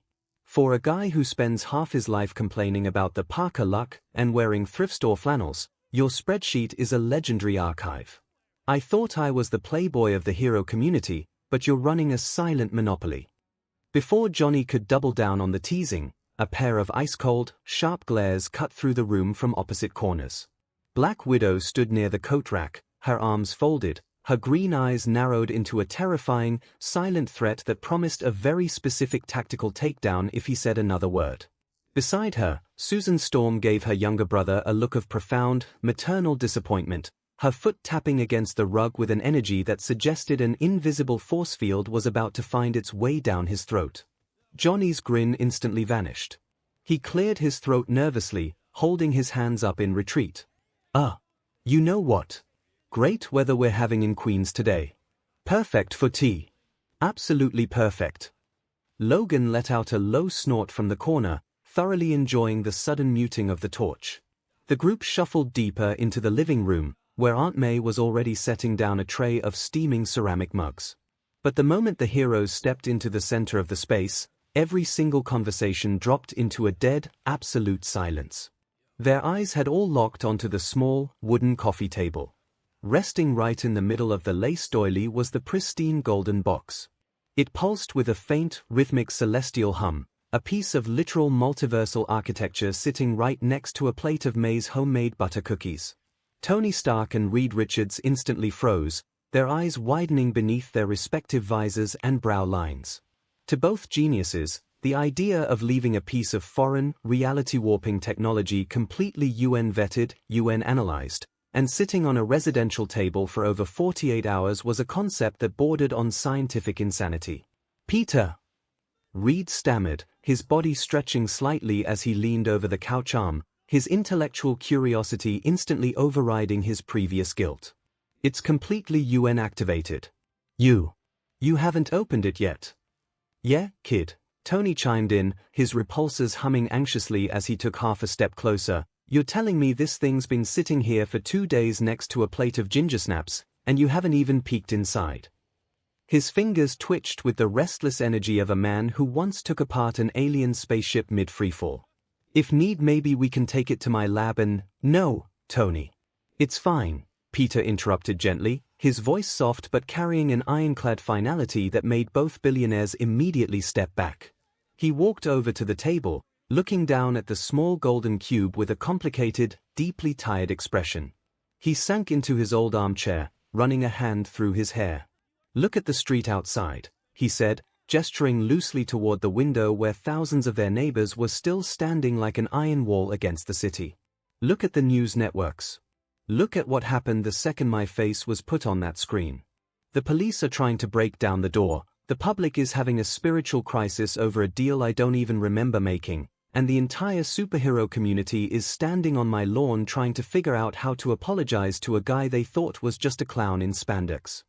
He looked back up at Reed and Tony, his brown eyes carrying the weight of a man who had lived 3 lifetimes before turning 30. The box gives me 24 hours with someone who's gone, Peter whispered, his gaze drifting for a split second toward Aunt May, who was quietly sitting on the sofa, her hands resting in her lap with a peaceful, silent understanding. One day to talk. One day to get answers, or to give an apology that should have been given years ago. With everything that's happening right now. With the whole world staring through the windows. It hasn't exactly been the right moment to open it. If I bring them back into this mess, into this noise. That's not a gift, guys. That's just another trap. He sighed, his eyes dropping to his worn sneakers. Besides, the last time I got a chance like this. With Uncle Ben. It was only for 5 minutes. This box gives me 24 hours. A whole day isn't something you rush into. It's something you share with family. He looked over at Aunt May, who smiled softly as she finished pouring the tea, her steady presence grounding the room full of deities and soldiers. Captain America leaned forward, his massive hands resting on his knees. We appreciate the caution, Peter. Honestly, we came here expecting to find you.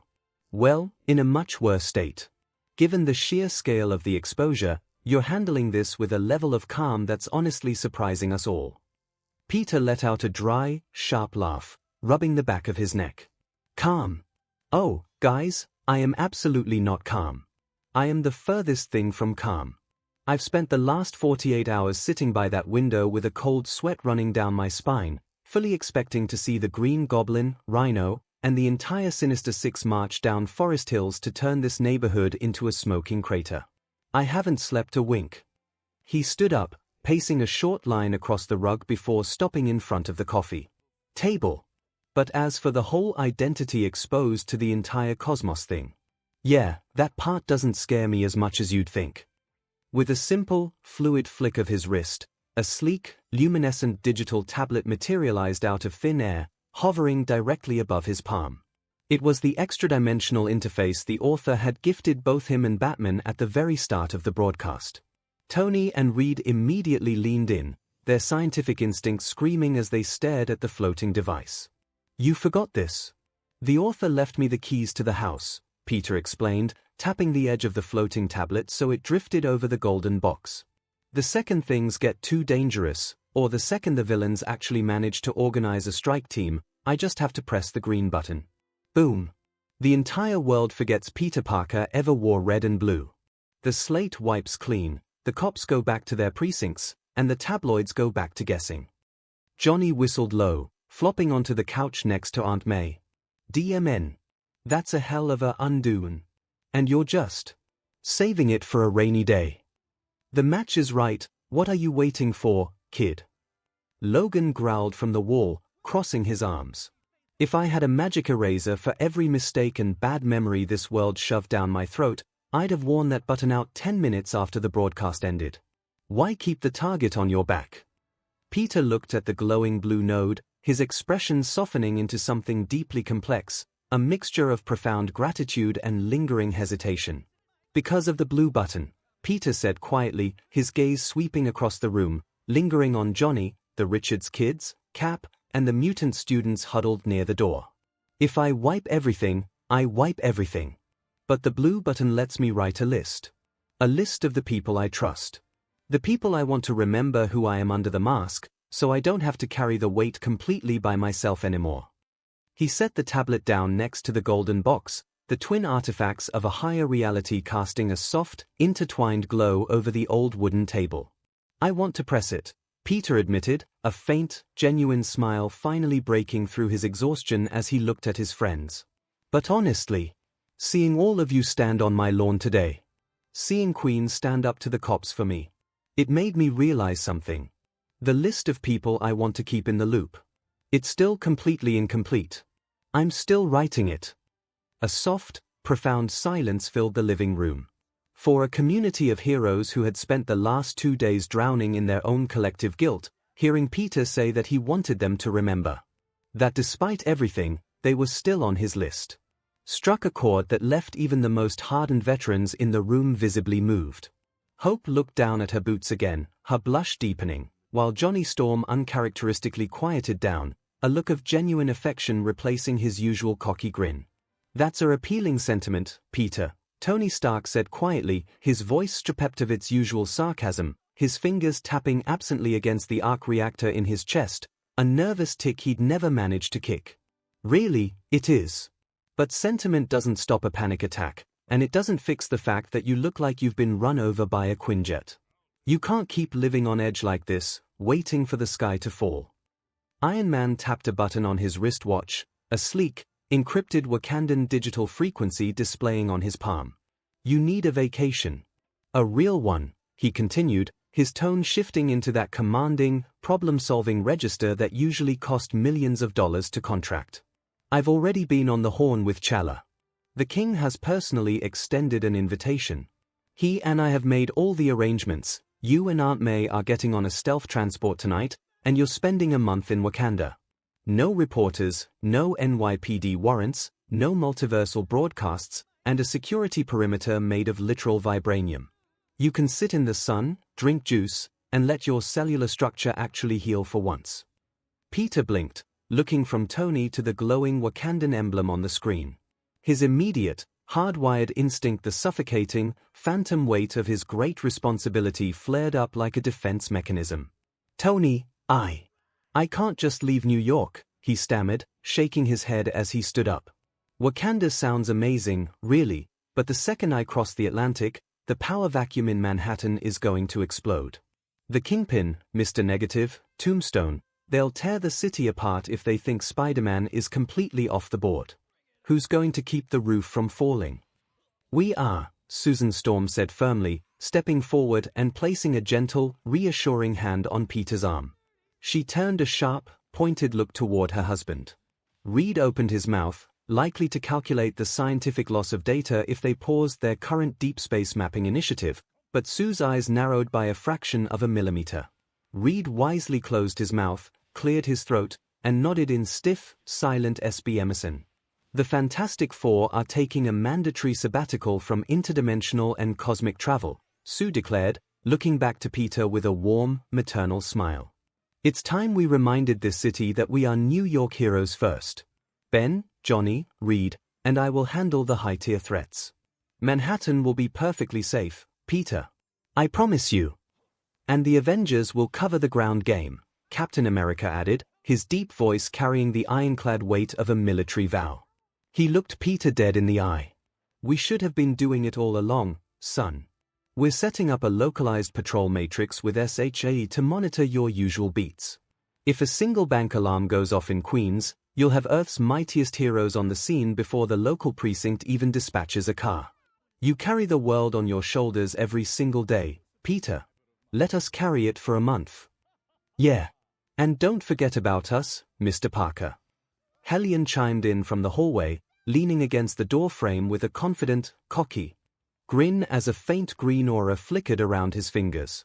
"You spent months teaching us how to handle our powers, how to fight smart, and what it actually means to protect people," Anoli added, his reptilian shoulder shifting as he stood proudly beside Glob Herman. "The Jean Grey School student body is more than ready to watch the fort. We'll run surveillance on the rooftops, keep an eye on the lower boroughs, and make sure none of your rogues even think about setting a foot in Queens while you're gone." Peter looked around his cramped living room, completely overwhelmed. For 10 years, he had operated under the absolute, isolating belief that if he took a single night off, the city would burn and it would be his fault. Yet here they were. The Avengers, the Fantastic Four, and the next generation of mutants. Forming a physical and moral shield around his life, demanding that he finally allow himself to be human. He looked over at Aunt May. She was already standing up, a bright, excited twinkle in her eyes as she neatly stacked the tea mugs. "Well, Peter," May said, her smile absolutely radiant as she patted his cheek. "I've always wanted to see Africa. And I hear the textiles in Wakanda are simply marvelous. I think it's time we went upstairs and started packing our bags. All right, it's settled, Tony Stark said, clapping his hands together with a satisfied nod. He turned his head slightly toward the coat rack. Nat, do me a favor and go upstairs to help May wrap things up. You know how to pack a tactical stealth bag better than any of us, and besides, you're on the manifest anyway. Black Widow didn't argue. She simply nodded, a rare, soft smirk touching her lips as she walked past Peter toward the stairs. Consider it done, Stark. Someone needs to ensure the King's transport doesn't get cluttered with too many souvenir tea cozies. As she headed up, the reality of the situation settled into the room. SG and the Avengers weren't taking any chances.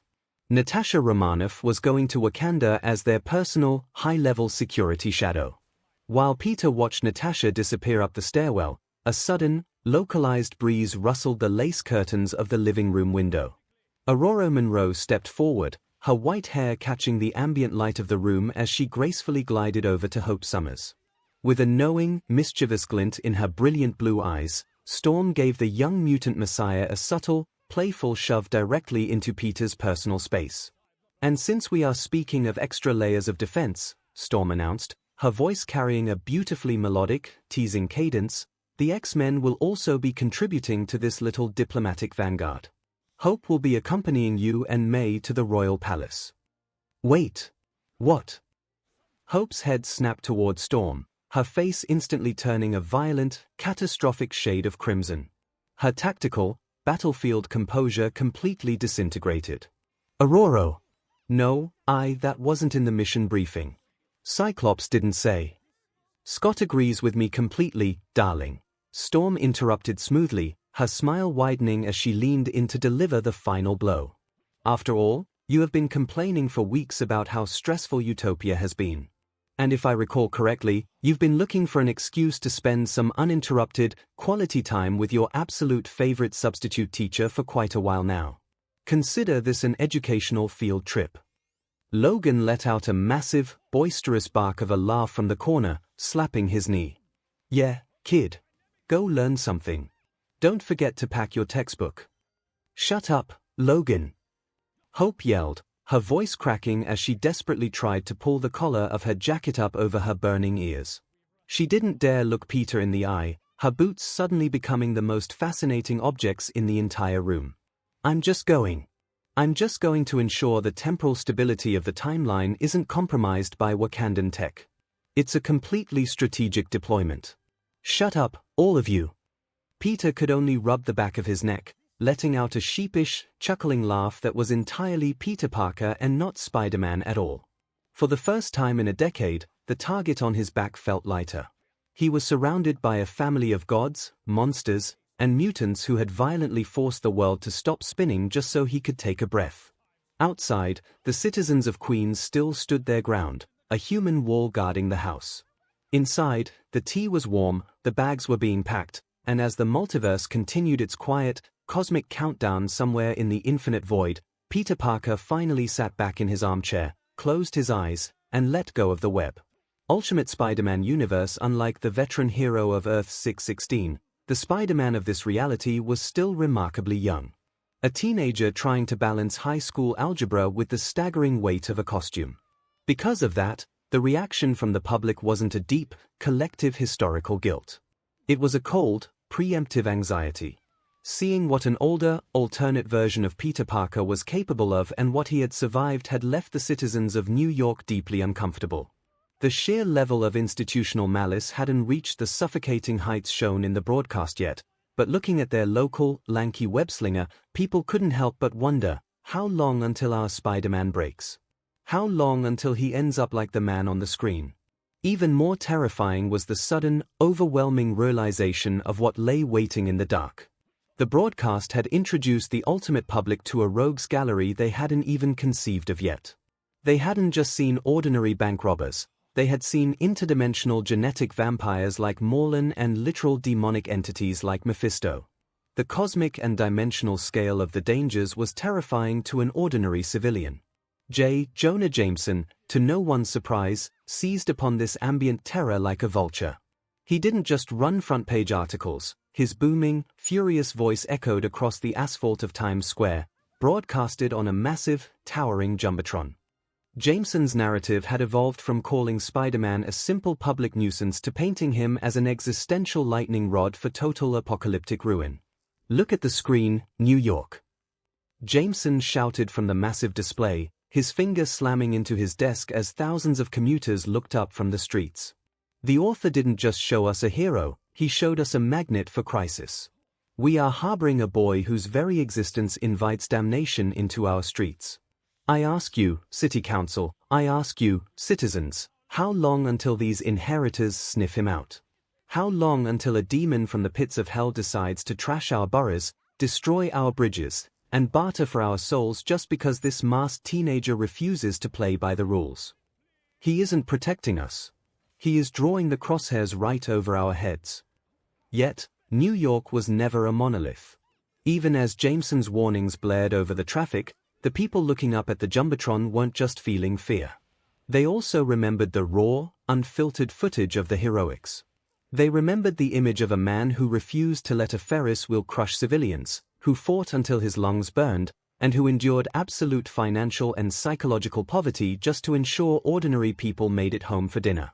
Though the movement wasn't as massive or organized as the Iron Wall in Earth's 616, a quiet, aggressive shift was happening in the boroughs. The numbers of people who looked at their young Spider-Man not as a ticking time bomb, but as a genuine, tragic hero began to grow by the hour. Online student forums, local community centers, and neighborhood watch groups started defending the kid. To them, if the future held monsters, they were lucky to have a hero who would hold the line. No matter how heavy the cross became. Aunt May's home ultimate Peter Parker sat on the living room sofa, his head in his hands, completely exhausted. But he wasn't alone. His team Sam, Luke Cage, Danny, and Ava had essentially moved into the house the second the broadcast ended. They had set up a literal security perimeter in the kitchen, arguing over who got the last slice of meatloaf while keeping a sharp eye on the windows. However, the teenagers currently had front-row seats to a spectacle far more terrifying than any fight with the Green Goblin. They were watching Aunt May absolutely destroy Principal, or rather, Agent Phil Coulson. "You did what?" May's voice echoed through the hallway, vibrating the glass in the china cabinet. It had all started 10 minutes earlier when Peter, completely sleep-deprived, had accidentally muttered something about how he hoped the audio filters on the living room bugs were picking up his size properly. May had frozen, narrowed her eyes, and demanded a full explanation. When Peter reluctantly confessed that 𝐒𝐻𝐲 had essentially turned their entire residential home into a high-tech wiretapped listening post when Coulson was undercover as his high school principal, the matriarch of Queens went into full tactical mode. Coulson, a seasoned Black Ops operative who had faced down alien threats and rogue super soldiers, was currently backed into a corner near the coat rack, looking genuinely sweating under his tailored suit. "Mrs. Parker, please, it was a matter of national security and protocol for a high-risk asset." Coulson stammered, holding his hands up defensively. "I don't care about your protocols, Philip." May snapped, pointing a wooden rolling pin directly at his nose. "You sat at my dinner table. You drank my sweet tea. And all the while, you had a bunch of men in a van listening to me argue about the electric bill. You have 5 minutes to rip every single wire out of my molding, or I swear to you, I will march down to Midtown High and show the school board exactly what kind of undercover work you've been doing." In the living room, Sam was actively stifling a laugh, burying his face in a couch cushion. "Oh my God," Nova whispered, his shoulders shaking. "He's going to cry. The director of SHLD's Golden Boy is about to cry over sweet tea." "Quiet, Sam," Ava hissed, though her eyes were wide with immense respect. "She's dismantling a level 7 operative with kitchen utensils. Appreciate the masterclass." The heavy front door suddenly slid open, and the mood shifted as Nick Fury stepped into the entryway. The director of 𝐒𝐻𝐲 looked exactly as imposing as he did on the helicarrier, his leather trench coat sweeping around his ankles, his single eye scanning the room with cold, calculating authority. He had dropped by to finally check on his most volatile teenage asset. "Stand down, Coulson," Fury barked, his deep voice cutting through the tension. He turned his gaze to May, his jaw set. "Mrs. Parker. We have a global crisis spinning out of control outside. Your nephew's face is on every billboard in Times Square. I don't have the time to debate domestic surveillance parameters right now." May didn't blink. She stepped right up to the director of 𝐒𝐻𝐻𝐿, entirely unfazed by the eye patch, the leather, or the theoretical army he commanded. "Then you better make time, Nicholas," May said, her voice dropping to a dangerous, icy register that made Luke Cage instinctively sit up straighter on the love seat. "Because if I see one more drone hovering over my roof, or if Peter comes home with one more bruise from a mission you assigned him without my written consent, I don't care what kind of secret government clearance you think you have. I will personally drag your entire agency into the public eye, and I will make J. Jonah Jameson look like your biggest fan. Do we understand each other?" Fury stared down at the older woman for 3 incredibly long, tense seconds. The teenagers in the living room held their breath, wondering if they were about to witness a federal arrest. But Fury, ever the MSTR pragmatist, simply let out a low, gravelly sigh, adjusting his coat. "The bugs are being removed, Mrs. Parker," he muttered, turning his attention to Peter, who was hiding behind a mug of hot cocoa. "Parker! Secure line. Now." Peter scrambled up, following Fury into the kitchen while May kept a watchful eye on Coulson, who had already pulled out a handheld frequency scanner to begin locating the hidden microphones. Once inside the kitchen, out of earshot of the team, Fury turned to Peter. The director looked genuinely stressed, but for once, his anger wasn't directed at the teenager. "You're lucky you're a registered 𝐒𝐻𝐻 trainee, kid," he said, leaning against the counter. The second that broadcast went dark, the mayor's office, the governor, and 3 separate federal task forces tried to sign an immediate containment and arrest warrant for you. "They're terrified of the future," the author broke down. Peter blinked. They tried to arrest me. But I didn't even do anything yet. I haven't even met Mephisto. I don't even know who that is." "I know that, and you know that. But politicians see a kid with 10-ton strength and a multiversal targeting bracket on his back, and they panic," the director said, a grim smirk touching his lips. "But like I said, you're on my payroll. You're an active 𝐒𝐻 operative under the New Warriors Training Initiative. I've officially classified your civilian identity, your biological metrics, and your residential address as a Level 10 national security asset. I blocked the warrants before they even hit the judge's desk. As far as the NYPD is concerned, you are completely untouchable. 𝐒𝐻𝐻 handles its own." Peter let out a massive, ragged sigh of relief, the tension finally leaving his shoulders. "Wow. Thanks, Fury. I really appreciate it." "Don't thank me yet," the man growled, pointing a leather-gloved finger at Peter's chest. "You're still grounded until the media circus in Times Square dies down. And more importantly, you're going to help your aunt find every single wire in this kitchen, because if she looks at me like that again, I'm going to have to reassign myself to a safe house in the Savage Land." While Peter, Sam, and Luke began the tedious process of ripping high-tech 𝐒𝐻 audio nodes out of the kitchen molding, Sam using his Nova helmet optics to scan the wall panels while Peter carefully peeled back the wallpaper, Nick Fury's single eye drifted away from the teenagers. His gaze locked onto the living room coffee table. There, resting right in the center of the table next to a stack of teenage comic books and a half-empty glass of milk, was the pristine, geometric golden box. It hummed with that same eerie, celestial resonance that had silenced Earth 616, its extra-dimensional metal casting a faint, warm amber glow against the modest upholstery of the Parker home. As a man who spent his entire life cataloging weapons of mass destruction, alien artifacts, and reality-altering cosmic cubes, Fury's threat assessment instincts went into absolute overdrive.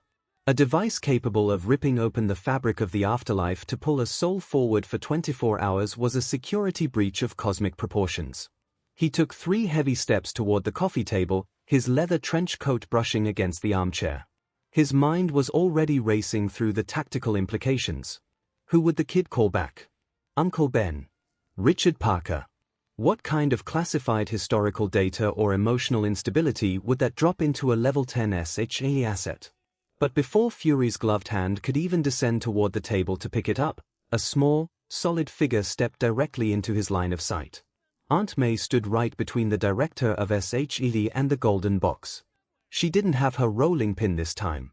She just had her arms crossed, her jaw set, and an expression of pure, unyielding maternal steel that made Danny, who was calmly meditating on the love seat, instantly open his eyes to watch the showdown. "Step back, Nicholas," May said, her voice quiet, steady, and utterly immovable. "Mrs. Parker," Fury began, his deep voice dropping into that classic, gravelly tone he used when negotiating with international councils. "I don't think you or the kid fully comprehend the nature of what is sitting on your table. That is an unregulated piece of extra-dimensional technology. We don't know the localized fallout. We don't know if breaking that seal triggers a temporal fracture, or if whatever entity comes out of it is actually who they say they are. 𝐒𝐻𝐻 needs to transport this to the triskelion for high-level containment and observation. For Peter's safety. For your safety." It was a masterclass in bureaucratic intimidation. The kind of warning that had made senators, generals, and seasoned superheroes flinch and hand over alien tech without a fight. May Parker didn't even blink. "I heard the broadcast, Director. I know exactly what that box does," she replied, her eyes narrowing as she looked the spy chief dead in his single eye. "And let me make something entirely clear to you and whatever secret laboratory you run. That box was given to my nephew as a reward by a power that makes your entire flying helicarrier look like a toy in a bathtub. It is a family matter. A personal, private, family matter. Mrs. Parker, with all due respect, the security of this timeline. The security of this timeline is currently being guarded by my nephew, who is currently crawling under my sink to clean up your mess." May interrupted, pointing a firm finger toward the kitchen where Peter's legs were sticking out from a cabinet. "That box stays right where it is. We will open it when Peter is ready. We will open it when I am ready. And we will do it in the privacy of our own home, without a single one of your agents listening through the vents or running a diagnostic scan." From the kitchen doorway, Sam peeked his head out, his eyes wide. "Dude," he whispered to Luke Cage, "your aunt is literally staring down the baddest spy on the planet and she's winning. I think she could take the Hulk." Fury stared down at May. For a brief second, his fingers twitched, the cold-blooded pragmatist in him calculating the fallout of simply overriding her and ordering Coulson to seize the asset. But as he looked past her at Peter, who had stopped debugging and was now watching the interaction with a sharp, protective tension in his shoulders, his fingers tightly gripping the edge of the kitchen counter. Fury knew when to fold his hand. Pushing the Parkers too far right now would completely break the fragile trust he had built with his most valuable young hero. Letting out a low, defeated growl, Fury adjusted his leather coat, stepping back from the coffee table. 24 hours, Mrs. Parker," Fury muttered, turning his back to the box and heading toward the front door. "That's all the artifact grants. When you decide to turn the key, just make sure the kid is off the clock. 𝐒𝐻𝐻 won't disturb you. But if the sky turns purple, you're the one explaining it to the Avengers. We'll be sure to leave a note on your desk, Nicholas," May said sweetly, her posture relaxing only after the heavy front door clicked shut and Fury's intimidating shadow finally vanished from the porch. Outside, Nick Fury barely made it 3 steps past the pristine white fence of the Parker yard before a piercing, mechanical whine shattered the suburban morning quiet. A heavy blur of crimson and gold dropped out of the sky, landing with a pressurized thud that cracked the asphalt right in front of him. The faceplate of the sleek Ultimate Iron Man armor slid up, revealing Tony Stark's face, which currently sported a massively smug, unrepentant grin. "Wow! Truly spectacular, Nick," Tony chuckled, leaning his armored elbow against a nearby telephone pole as if he hadn't just violated local airspace. "I've seen you stare down rogue super soldiers, international terrorist cells, and literal alien armadas. But getting absolutely dismantled by a retired Queen schoolteacher with a floral dish towel. That is going straight into the Avengers permanent archive. Did she make you say please, before you handed over the wiretap frequencies?" Fury didn't even flinch. His single eye narrowed into a dark, razor-sharp slit, his leather trench coat catching the slight morning breeze. He was in absolutely no mood for Stark's brand of billionaire theater. "Stark," Fury growled, his voice a low, gravelly vibration that could STP paint. I have a multiversal containment crisis on my hands, a media circus in Times Square, and a level 10 asset whose entire life was just streamed to parallel realities. I don't have the time or the structural patience for your midlife crisis. State your business or get off my perimeter. Tony's smile vanished, replaced by a sharp, calculating glint as he straightened up, his repulsors humming to a low standby mode. My business. Oh, I was just in the neighborhood and thought I'd drop by to visit our friendly neighborhood Spider-Man. See how the kid is doing. Because someone inside the 𝐒𝐻LD firewall has been aggressively redirecting, blocking, and scrubbing any digital call I try to place to his phone for the last 48 hours. Fury didn't blink. He stood his ground like a wall of solid granite. Parker is an active SHE trainee under the New Warriors Initiative. His security clearance, his medical metrics, and his communication logs are classified under federal administrative oversight. The Avengers don't have jurisdiction here. He is a SHE issue, and SHE handles its own. Oh, right.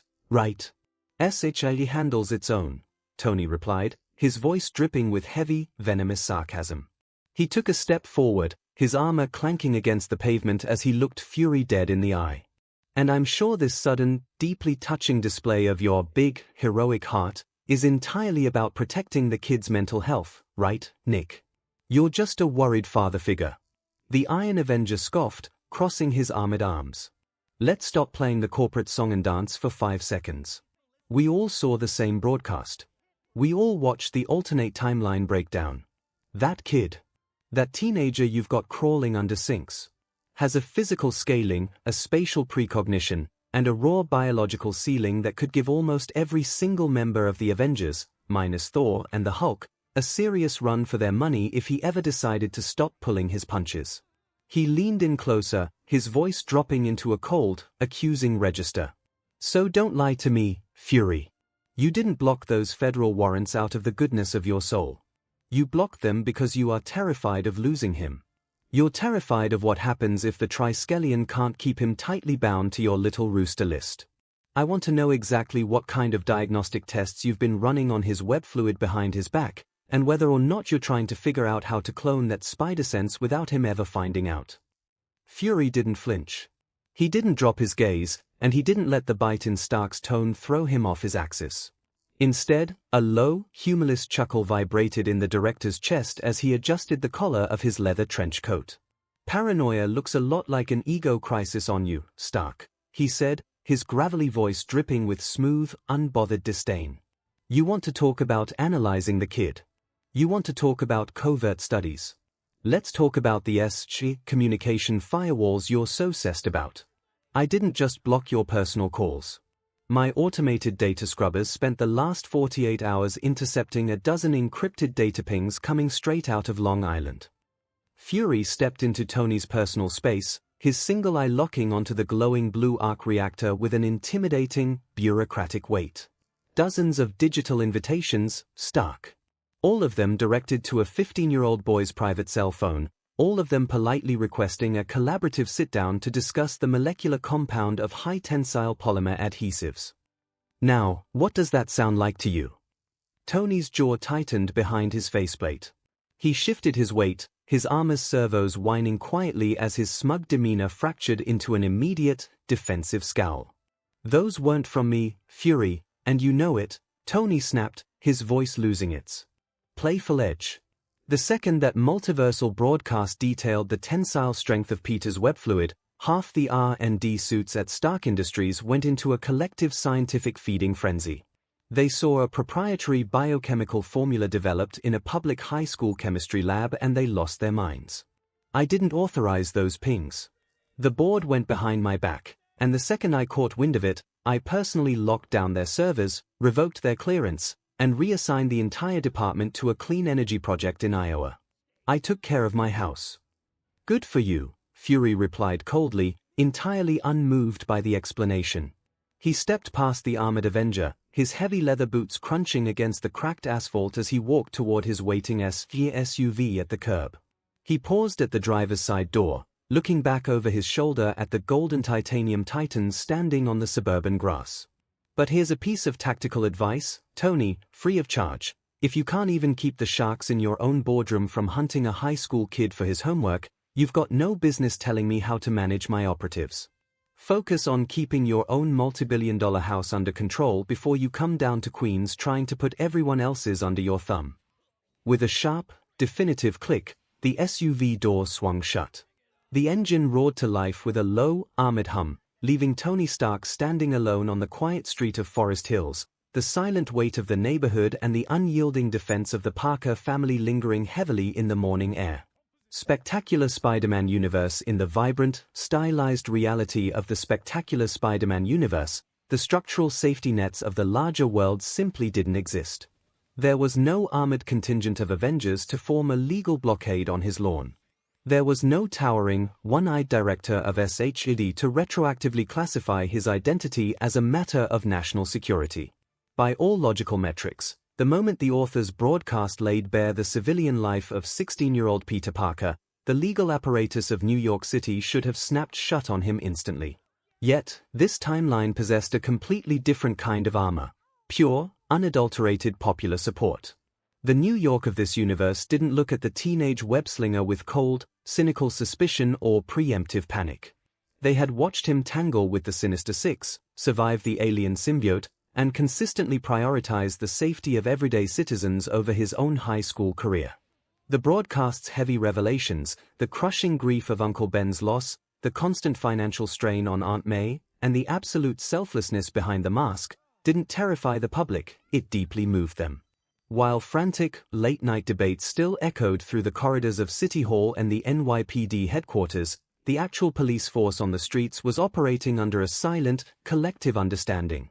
Any captain who dared to order the cuffing of Midtown High's most famous junior would have faced an immediate, citywide strike from transit workers, bodega owners, and their own patrolmen.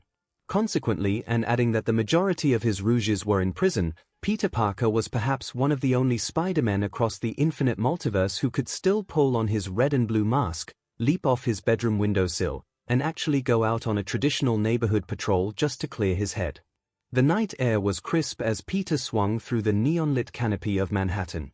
The wind whipped past his masked face, a comforting, familiar hum that briefly drowned out the chaotic noise of the past week. For the first time in days, he didn't feel the suffocating weight of a cosmic spotlight. He felt fluid, free, but his mind was still a tangled web of unresolved teenage drama and multiversal weight. He didn't head toward the Daily Bugle, nor did he swing toward the bright lights of Times Square. Instead, he navigated the quiet, tree-lined streets of the residential districts, finally sticking to the brick face of a familiar balcony window. He tapped lightly on the glass. Inside the bedroom, Liz Allen froze. She looked up from her desk, her eyes widening as she saw the familiar blue and red silhouette crouching on her sill. Just a week ago, seeing Spider-Man at her window would have been a thrilling, superheroic anomaly. But now she knew exactly whose brown eyes were behind the white mesh lenses. She knew the boy who had constantly run out on her, the boy who missed their dates, the boy who was carrying a universe on his teenage shoulders. Liz quickly slid the window open, the cool night breeze rushing into her warm room. Peter pulled off his mask with a soft, weary sigh, his brown hair messy and flattened by the spandex. He offered her a small, incredibly sheepish smile, the exact same awkward Peter Parker smile she had fallen for in the hallways of Midtown High. "Hey, Liz," Peter said quietly, shifting his weight on the sill. "No, things have been completely insane lately. But I was out patrolling, and I realized we never really got to have a real talk. Not since the whole world found out I'm a terrible date because I'm busy stopping supervillains." Liz stared at him for a long, silent moment, her expression a complex mixture of lingering hurt, immense relief, and a deep, profound awe. She stepped closer to the window, leaning against the frame as she looked at her classmate, the boy who was simultaneously the biggest nerd in school and the greatest hero their city had ever seen. "You're unbelievable, Peter Parker," Liz said, a soft, tearful laugh breaking through her serious expression as she crossed her arms.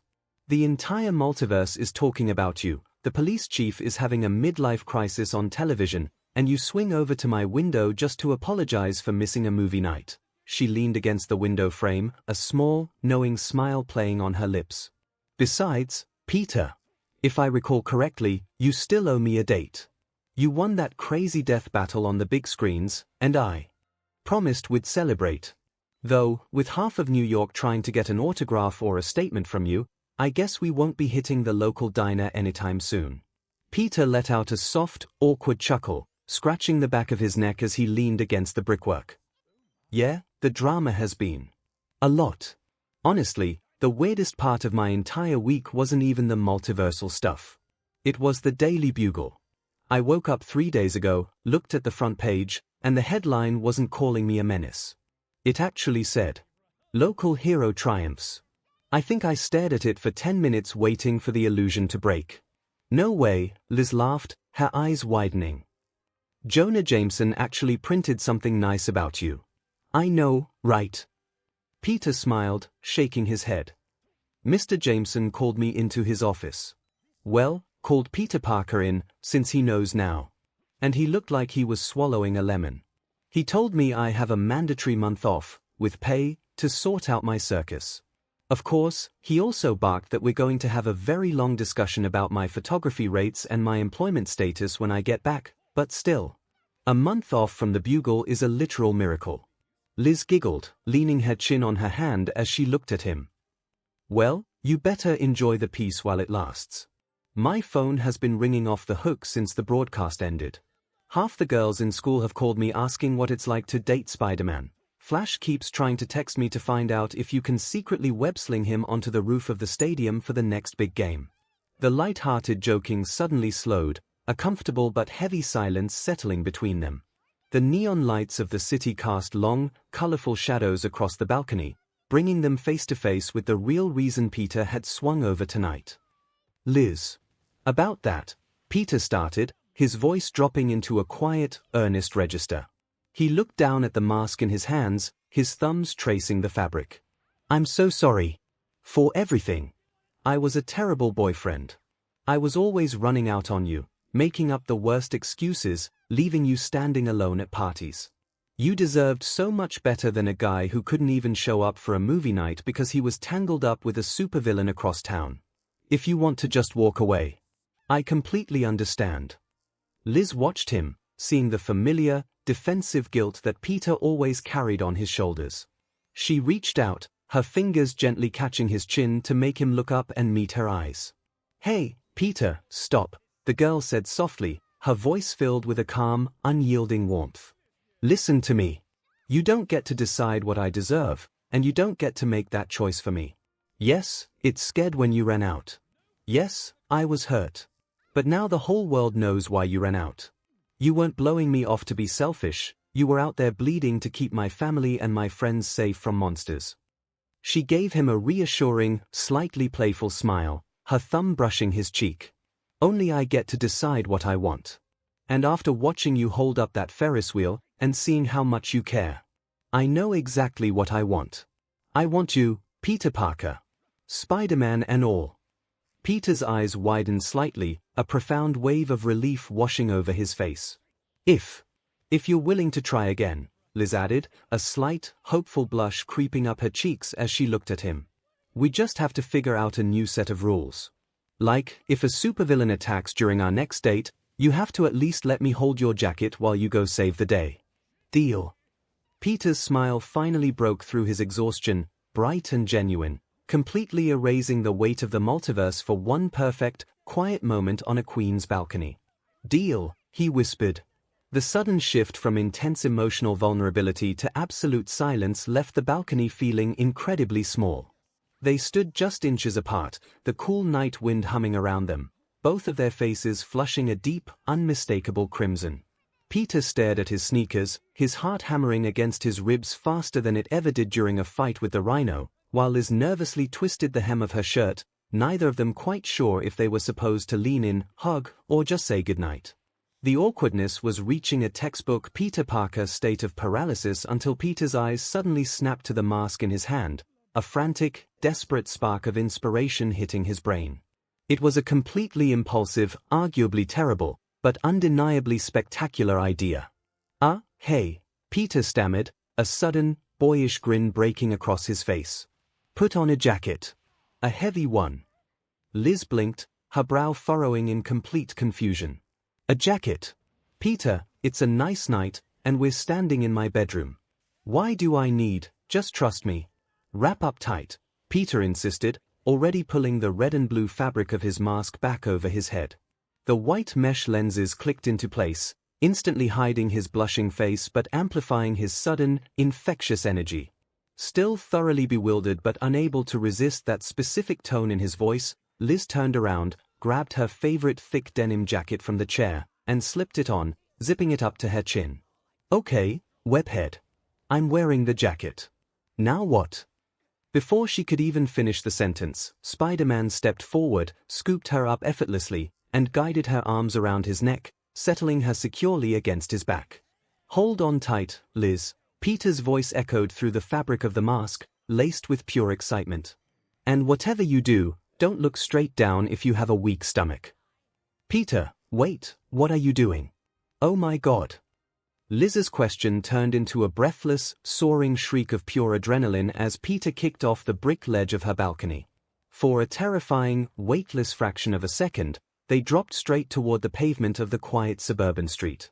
Liz buried her face directly into the center of the spider emblem on his back, her arms locking around his neck like an iron vice. Then, with a sharp, pressurized THWIP, a line of synthetic webbing shot into the night sky, anchoring itself to the edge of a towering oak tree. The line went taut, and the downward drop instantly converted into a massive, sweeping kinetic arc. The G-force pressed Liz firmly against Peter's shoulders as they rocketed upward, clearing the tree line and bursting into the open, moonlit skyline of New York. The wind became a roaring, exhilarating gale, whipping Liz's hair wildly around her face as she finally found the courage to open her eyes. The city was an endless, breathtaking blanket of shimmering neon lights, stretching out beneath them like a sea of diamonds. Peter fired another web, transitioning into a long, smooth swing that carried them high above the rooftops of Queens. Every rise made her stomach drop in the best way possible, and every fall felt like flying. Clinging to his back, feeling the effortless, unbelievable strength in his shoulders as he navigated the sky just to show her his world, Liz let out a loud, euphoric laugh that echoed over the traffic below. The drama of the multiverse, the news cameras, and the high school gossip columns entirely faded away. For the first time, they weren't just Peter and Liz trying to survive the chaos, they were completely unstoppable. And so, across the infinite, fractured canvas of the Marvel multiverse, the ripples of the author's broadcast continued to reshape reality. Every variant of Peter Parker, from the neon-lit spires of cinematic universes to the ink-washed pages of animated realities, was forced to navigate a brave new world where the mask could no longer hide the man. In some corners of the cosmos, the exposed Spider-Men found themselves shielded by the overwhelming, institutional might of the allies they had bled for. In the Marvel Cinematic Universe Earth 199999, a fiercely protective Tony Stark wasted no time taking control of the narrative. Standing before a sea of flashing cameras and aggressive reporters at a hastily called global press conference, Stark adjusted his glasses, leaned into the microphone, and effortlessly flipped the script. He officially declared Peter Parker a full, legally protected junior Avenger under direct Stark Industries oversight. With a single, sharp press statement, he turned a potential federal witch hunt into a public relations shield, placing the entire legal and technological weight of the Avengers between the teenage hero of Queens and the world's prying eyes. In the timeless world of the 90s animated series Earth 92131, the defense wasn't corporate or political, it was fiercely, unapologetically emotional. Mary Jane Watson stood on the front steps of their home, looking directly into the lenses of the news vans crowded at the curb. Her voice didn't waver for a single second as she made her stance crystal clear to the entire universe. She was Spider-Man's wife, and she knew the tragic timeline of their alternate selves. With an ironclad resolve that radiated through the broadcast, she implicitly dared the cosmos to try it again, making it known that not even the devil himself would ever be strong enough to break them apart a second time. Even in the lighter, softer dimensions like the Marvel Adventures universe Earth 20051, Peter wasn't left to drown in the trenches. Chat Sanduva, utilizing her unique mutant abilities to communicate with animals, kept a vigilant, rooftop watch over her boyfriend's neighborhood. Beside her stood a fiercely supportive Emma Frost, who used her immense telepathic gifts to subtly smooth over the public panic and shield the couple from the invasive prying of the media. Together, they formed an unbreakable front line, ensuring Peter knew he would never have to carry the burden of his identity alone. Yet, the multiverse was rarely a place of uniform comfort. In darker, more isolated timelines, other Peters were forced to confront the absolute, suffocating silence of a world without a superhero community. In the cinematic realities of the Raimiverse and the Amazing Spider-Man timeline Earth 120703, there were no Quinjets arriving to secure the lawn. There was no vibranium sanctuary waiting in Wakanda. Andrew Garfield's Peter Parker stood alone on a high, windswept skyscraper ledge, his worn jacket collar turned up against the chill, watching the police sirens flash far below in the concrete canyons of Manhattan. For these Spider-Men, the only shield they possessed was the fragile, growing moral support of the ordinary citizens who remembered their sacrifices, the people who looked up at the sky and refused to point the finger. And in the most tragic, stark corners of the multiverse, where the public hostility was too overwhelming, the villains too organized, and the loneliness too absolute, certain Peters didn't even have the luxury of a sympathetic crowd. They sat in the dark, quiet corners of their empty apartments, entirely alone in the silence. But their hands weren't trembling. Resting on their laps, casting a sharp, luminescent glow across their tired faces, were their respective, extra-dimensional digital tablets. Their fingers hovered steadily over the glowing green nodes, the cosmic undo sways completely primed and ready. They remained on constant standby, prepared to wipe the slate clean, erase the memory of their entire universe, and slip back into the comforting, familiar shadows of total secrecy the very second the world became too heavy to save. The cosmic broadcast had ended, and the cameras of the higher dimensions had turned away, but for the Spider-Men of the multiverse, the great story was still being written. One swing, one choice, and one responsibility at a time. DC Multiverse. While the various Spider-Men of the Marvel Multiverse weathered the emotional fallout, public upheavals, and sudden vulnerability of their unmaskings, a dimensional barrier away, the different Dark Knights of the DC universes faced an entirely different kind of storm. For over a week, the traditional night sky across multiple Earths had changed. The iconic bat silhouettes that once struck terror into the hearts of lowlifes had been replaced by the high-contrast, multi-limb geometry of the spider signal. A cosmic branding, forced upon their realities by the author's broadcast. Yet, where the Spider-Verse felt shock, grief, and the suffocating pressure of a suddenly exposed civilian life, the Batverse responded with the cold, mechanical precision of clockwork. It was against a Batman's fundamental nature to be caught entirely off guard. To a Dark Knight, an absolute systemic breach was not an emotional catastrophe, it was simply a highly improbable variable that had finally transitioned into an active tactical scenario. They did not panic.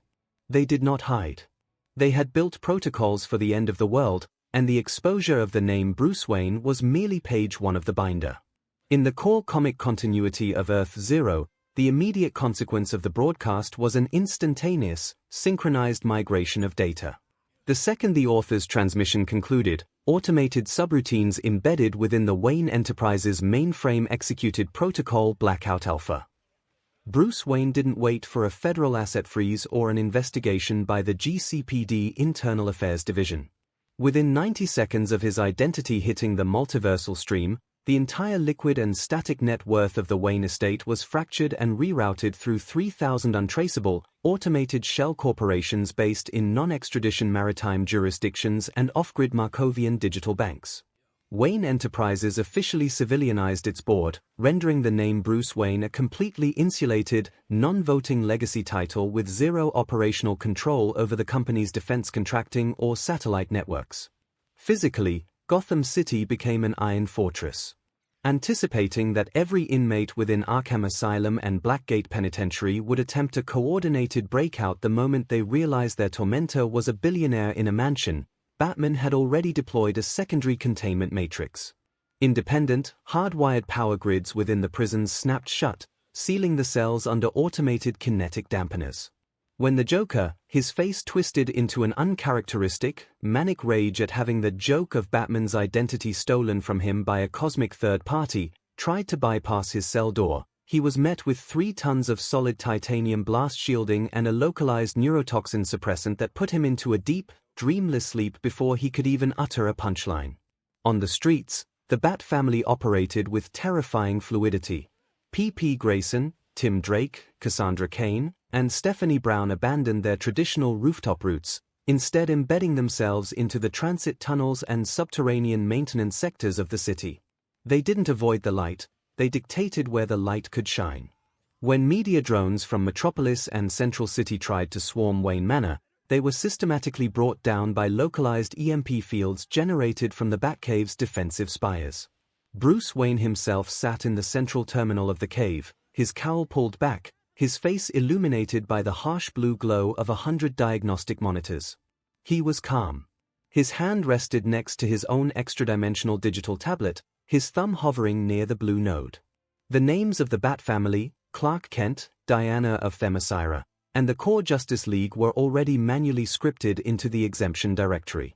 He was simply waiting to see how the sociopolitical chessboard of the United Nations settled before he decided whether to let the world keep the memory or format the global consciousness back to zero. In the Nolanverse, the unmasking of Bruce Wayne was met with absolute, ghost-like silence.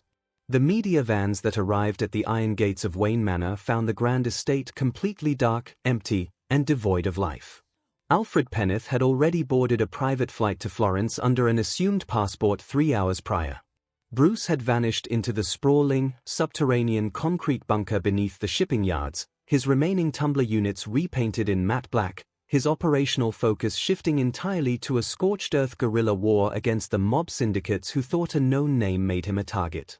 He didn't need the mansion, he only needed the shadows, and those couldn't be audited by the IRS. In the brutal, steel-clad reality of the Snyderverse, Batman's response to the public exposure was one of overwhelming, terrifying deterrence. He didn't hide his face, he amplified his shadow. The Nightcrawler and the Batmobile patrolled the lower districts of Gotham in broad daylight, their heavy ballistic systems fully visible to the public. When a rogue military detachment, acting on rogue Black Ops orders to secure the Wayne anomaly, tried to breach the perimeter of his lake house, they were met by the imposing, silent silhouette of the armored tactical suit standing on the pier. Before a single boot touched his grass, a low-frequency sonic cannon mounted to a cloaked batwing overhead vibrated the soldiers' vehicles to pieces, sending a clear, non-verbal message to the Pentagon: knowledge changes nothing. The bat still bites. Meanwhile, in the legendary DC animated universe DC, the exposure of Batman's identity triggered an immediate, monumental legal and political gridlock. Amanda Waller and Project Cadmus found their computer systems entirely hijacked by a localized Oracle virus, freezing every piece of counter-superhero leverage they possessed. At the same time, the Watchtower positioned itself directly over Gotham's orbit. Superman and Wonder Woman landed on the roof of the GCPD headquarters, not to challenge the local authorities, but to deliver a direct, unyielding statement to Commissioner Gordon and the mayor. Bruce Wayne was a sovereign asset of the Justice League, and any attempt to execute a local or federal warrant on his property would be viewed as an escalation against the global defense grid. Across every Earth, every timeline, and every dark corner of the DC multiverse, the Batman stood vigilant. They watched the red spider symbol burn into the night clouds, a constant reminder of the young hero whose tragic destiny had crossed into their sights. They analyzed the data, they adjusted their armor, and as the first week of A World Without Secrets drew to a close, they proved exactly why they were the most dangerous men alive. Because a Batman with a plan is a force that not even an exposed truth can ever truly stop. ADCU Gotham City. The windshield wipers of Commissioner James Gordon's personal sedan swiped back and forth with a rhythmic, monotonous click, cutting through the heavy Gotham drizzle. The heater was blasting, filling the cabin with the faint smell of stale diner coffee and the damp wool of 3 trench coats. Nobody was talking. In the passenger seat, Harvey Bullock was staring out at the blurred streetlights, his jaw working methodically on an unlit cigar. In the back, Renee Montoya had her hands shoved deep into her pockets, her gaze fixed on the floor mats. There were no flashing lights on the roof, no police radios crackling on the dashboard, and no badges pinned to their lapels. When the author's broadcast had laid bare the face of Bruce Wayne beneath the cowl, the top floors of City Hall had descended into a screaming, bureaucratic meltdown. Mayor Hill was on a direct line to Washington. The district attorney was hyperventilating over a decade's worth of compromised evidence chains, and Amanda Waller's shadows were already circling the perimeter of the Justice League's legal boundaries. But Jim Gordon hadn't stayed to listen to the panic. He had walked out of his office, grabbed his coat, and signaled his two most trusted detectives. Call it curiosity. Call it taking advantage of a historic blind spot in the city's surveillance. Or call it what it truly was, three exhausted cops taking a silent break from the system to visit the man who had been their most reliable, life-saving ally for the last 10 years. They weren't coming as the law. They were just three Gothamites going for a drive to look a friend in the eye. "Think the butler's gonna serve us those little fancy sandwiches, boss?" Bullock grunted, not turning his head. "Because if I'm risking a federal obstruction charge for a social call, I at least want some of that high society mustard." "Shut up, Harvey," Montoya muttered from the back, though there was no real heat in it. "Just let the commissioner drive." "I'm just saying," Bullock mumbled, shifting his weight. "The guy's got a whole cave under his house. You think he's got a big screen TV down there? For the game?" Gordon didn't answer. His hands tightly gripped the steering wheel as he turned the sedan off the main highway and onto the winding, tree-lined avenue that led toward the Crest Hill district. But as the car cleared the final bend before the historic wrought-iron gates of Wayne Manor, Gordon's foot instinctively slammed onto the brake pedal. The tires hissed against the wet asphalt as the sedan ground to a sudden, jarring halt. "Holy mother of..." Bullock breathed, the unlit cigar nearly dropping from his mouth. The quiet, aristocratic seclusion of Bristol Township had been completely obliterated. The road ahead was a blinding, chaotic sea of flashing high beams, towering satellite dishes, and massive, white-paneled broadcast vans. It looked less like a residential neighborhood and more like a high-intensity military staging ground. High-output halogen spotlights tore through the Gotham mist, illuminating the iron gates of the manor like a stage play. Mayor Hill, Cadmus, and the federal prosecutors might have been completely paralyzed by the Justice League's orbital deterrence, but the free press didn't care about the watchtower. They didn't need a legal loophole to cross the grass, they just needed a lens. Reporters from Metropolis were standing on top of their van roofs, shouting into microphones over the roar of idling generators. Paparazzi with telephoto lenses thick as mortar shells were practically hanging off the stone walls of the estate, their flashes firing in rapid, strobe-like volleys every time a leaf moved on the lawn. Overhead, a dozen commercial media drones buzzed through the drizzle like a swarm of mechanical hornets, their red recording lights blinking in the dark as they tried to catch a glimpse through the upper-story windows of the dark mansion. "We're never getting through that, Commissioner," Montoya said, leaning forward between the front seats, her expression grim as she watched a reporter from Central City try to bribe one of the private Wayne security guards at the gate line. "If we pull up in this car, they'll spot us in 10 seconds. Tomorrow's front page won't just be about Wayne, it'll be about the GCPD brass hanging out at the Batcave." Gordon stared through the sweeping rhythm of his windshield wipers, the harsh, white glare of 100 camera lights reflecting off his glasses. He looked at the locked gates, then up at the distant, silent silhouette of the manor sitting on the hill, completely isolated, besieged not by monsters or madmen, but by the very world it had spent a decade protecting from the dark. As they began thinking what to do, Gordon's phone rang. The commissioner stared at the flashing screen of his personal flip phone for a fraction of a second before flipping it open and pressing it to his ear. "Gordon," he muttered, keeping his eyes on the chaotic sea of media vans blocking the estate gates. "Good evening, Commissioner," a crisp, unfazed, and impeccably British voice echoed through the receiver. The background noise on the line was perfectly silent, completely insulated from the absolute circus roaring right outside his windows. "I must apologize for the rather unruly state of the front entrance. It seems the global media apparatus possesses an entirely distinct lack of manners when it comes to private property." Gordon blinked, a faint, disbelieving smirk tugging at the corner of his mustache. "Alfred. I should have guessed. How did you even know we were out here?" "Mr. Bruce has had a satellite tracking metric locked onto your specific vehicle's license plate since it crossed the bridge into Bristol, sir," Alfred replied smoothly, as if explaining a routine grocery run.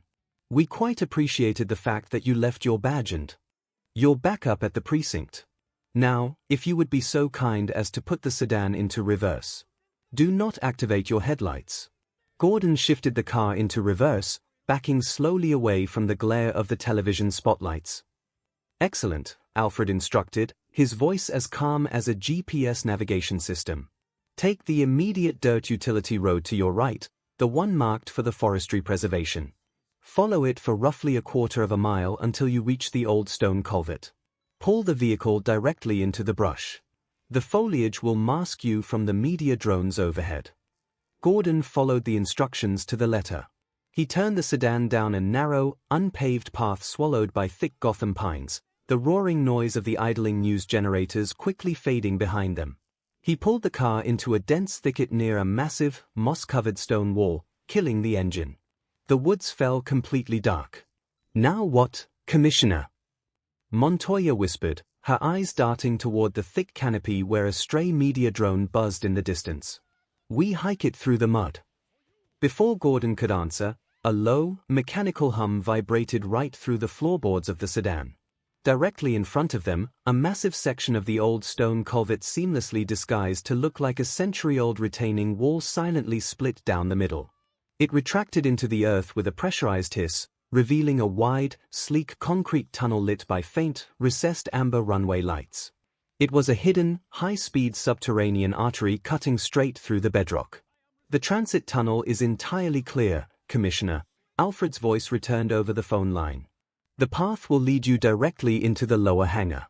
MSTR Bruce is currently finishing a diagnostic sweep, and I have just pulled a fresh pot of Earl Grey from the stove. Do try not to scuff the tires, Detective Bullock. The line went dead with a soft click.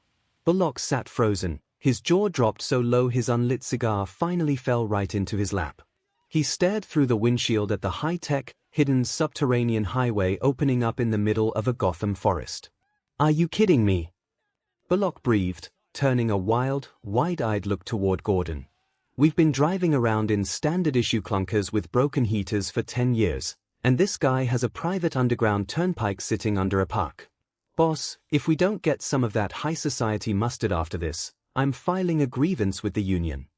Hold on to your hat, Harvey. Gordon chuckled softly, a genuine feeling of relief washing over him as he restarted the engine. He dropped the sedan into drive and rolled forward, leaving the lights, the cameras, and the frantic legal drama of the upper world behind as they descended directly into the heart of the Bat. The sedan rolled to a stop on a sleek, reinforced concrete platform, its tires squeaking softly against the polished surface.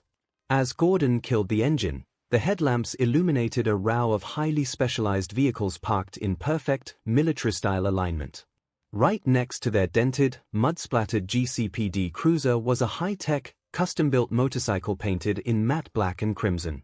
Robin's bike. 4 seasoned Gotham detectives, the sheer absurdity of the moment hit them all at once. They were parking a standard-issue municipal sedan next to the dynamic duo's tactical deployment fleet. I'm dreaming, Bullock muttered, stepping out of the car and keeping one hand flat against the hood as if to anchor himself to reality. I passed out at my desk after eating that sketchy tuna salad, and now I'm having a weird, high-tech fever dream. Montoya stepped out next, her head tilted completely back as her eyes tracked the massive, vaulted expanse of the subterranean cavern.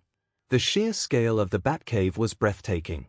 Massive steel catwalks intersected overhead, bridging the gap between historical exhibits, like a towering, lifelike animatronic Tyrannosaurus Rex and a giant, gleaming Lincoln Penny, and cutting-edge forensic laboratories that made the GCPD crime lab look like a middle school science class. It's appealing, Montoya whispered, her professional stoicism briefly cracking under the sheer awe of the space. He didn't just build a hideout. He built a fortress. Impressive, isn't it? A familiar, athletic voice echoed down from a nearby metal gantry. The 3 cops snapped their attention toward a stairwell as a young man descended into the light. He wasn't wearing his sleek, blue-veined tactical suit. Instead, he wore a simple dark hoodie and jeans, his posture relaxed but carrying that unmistakable, fluid grace they had seen on Gotham's rooftops for years. P.P. Grayson Nightwing, the original Robin, offered them a warm, genuine smile. Commissioner. Detectives, P.P. said, stepping onto the platform and extending a hand to Gordon, who shook it firmly. Alfred wasn't kidding about the crowd at the gates. "We appreciate you guys taking the scenic route to get here." "The pleasure is ours." PP, Gordon said, the name feeling slightly strange on his tongue after a decade of addressing a masked shadow. "Though I think Harvey here is mostly interested in the kitchen logistics." "Hey, I'm a man of simple needs," Bullock defended himself, though his eyes were still darting nervously toward the giant penny. "Follow me," PP chuckled, gesturing toward a rising metallic walkway that led toward the center of the cavern. "Bruce is just wrapping up a global matrix sweep. We've been monitoring the political fallout from the broadcast all morning." As they walked, the ambient noise of the cave shifted from the distant dripping of water and the faint rustle of displaced bats to the rhythmic, low-frequency hum of a supercomputing array. They stepped onto the main command platform, dominated by a towering, multiscreen monitor that cast a sharp, cool blue glow over everything in a 30-foot radius. Sitting in the massive, ergonomic command chair was Bruce Wayne. He was completely out of costume, wearing a tailored black dress shirt with the sleeves rolled up to his forearms, revealing thick, pale scars that crisscrossed his skin, silent, permanent receipts of his decade-long war on Gotham's underworld. His fingers moved across a transparent digital keyboard with terrifying, mechanical speed, dismissing data streams from the United Nations, global financial markets, and local GCPD frequencies.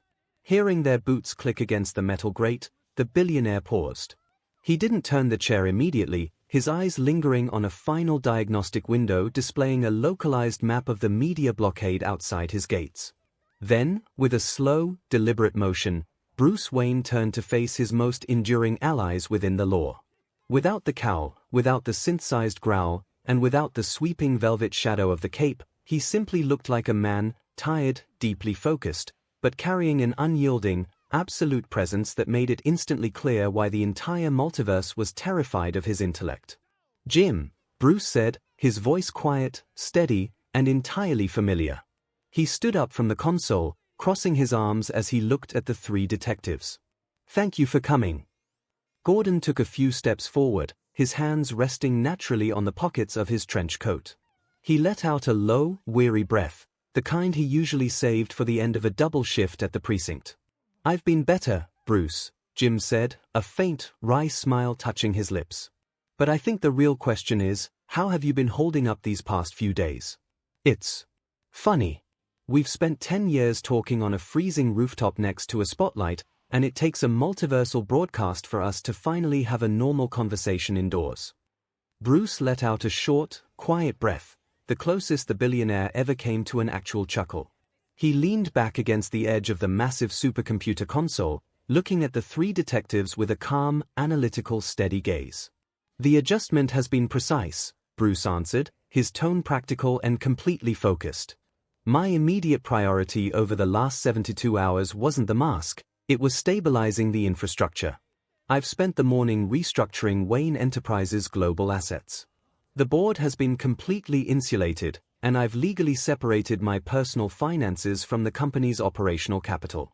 More importantly, I've locked down the funding matrices for the Wayne Foundation, the orphanages, and the free clinics across the East End. The city's social safety nets won't freeze just because my name is on a television screen." Bullock, who had finally stopped staring at the giant animatronic dinosaur, walked up to the edge of the platform. He looked Bruce up and down, taking in the expensive dress shirt, the scars on his arms, and the multi-billion-dollar computer array humming behind him. "Yeah, well, that's real noble of you, Wayne," Bullock grunted, a classic, unrepentant smirk spreading across his face as he shifted his unlit cigar to the other side of his mouth. "But look at the bright side. Now that the cat's out of the bag, you don't gotta worry about corporate branding anymore. Next time you fund one of those youth centers in the Bowery, you can just cut out the middleman. Throw a little bat symbol right on the front door. Start handing out official Wayne Industries bat teddy bears and bat juice boxes to the kids. Heck, maybe you can finally donate a couple of those armored tanks to the GCPD motor pool. The heaters in our cruisers have been busted since '98. P.P. Grayson immediately burst out laughing, shaking his head. "I've been telling him to look into the merchandising for years, detective. You have no idea how much we're losing on copyright infringement," he said as he moved to the stairs out the cave.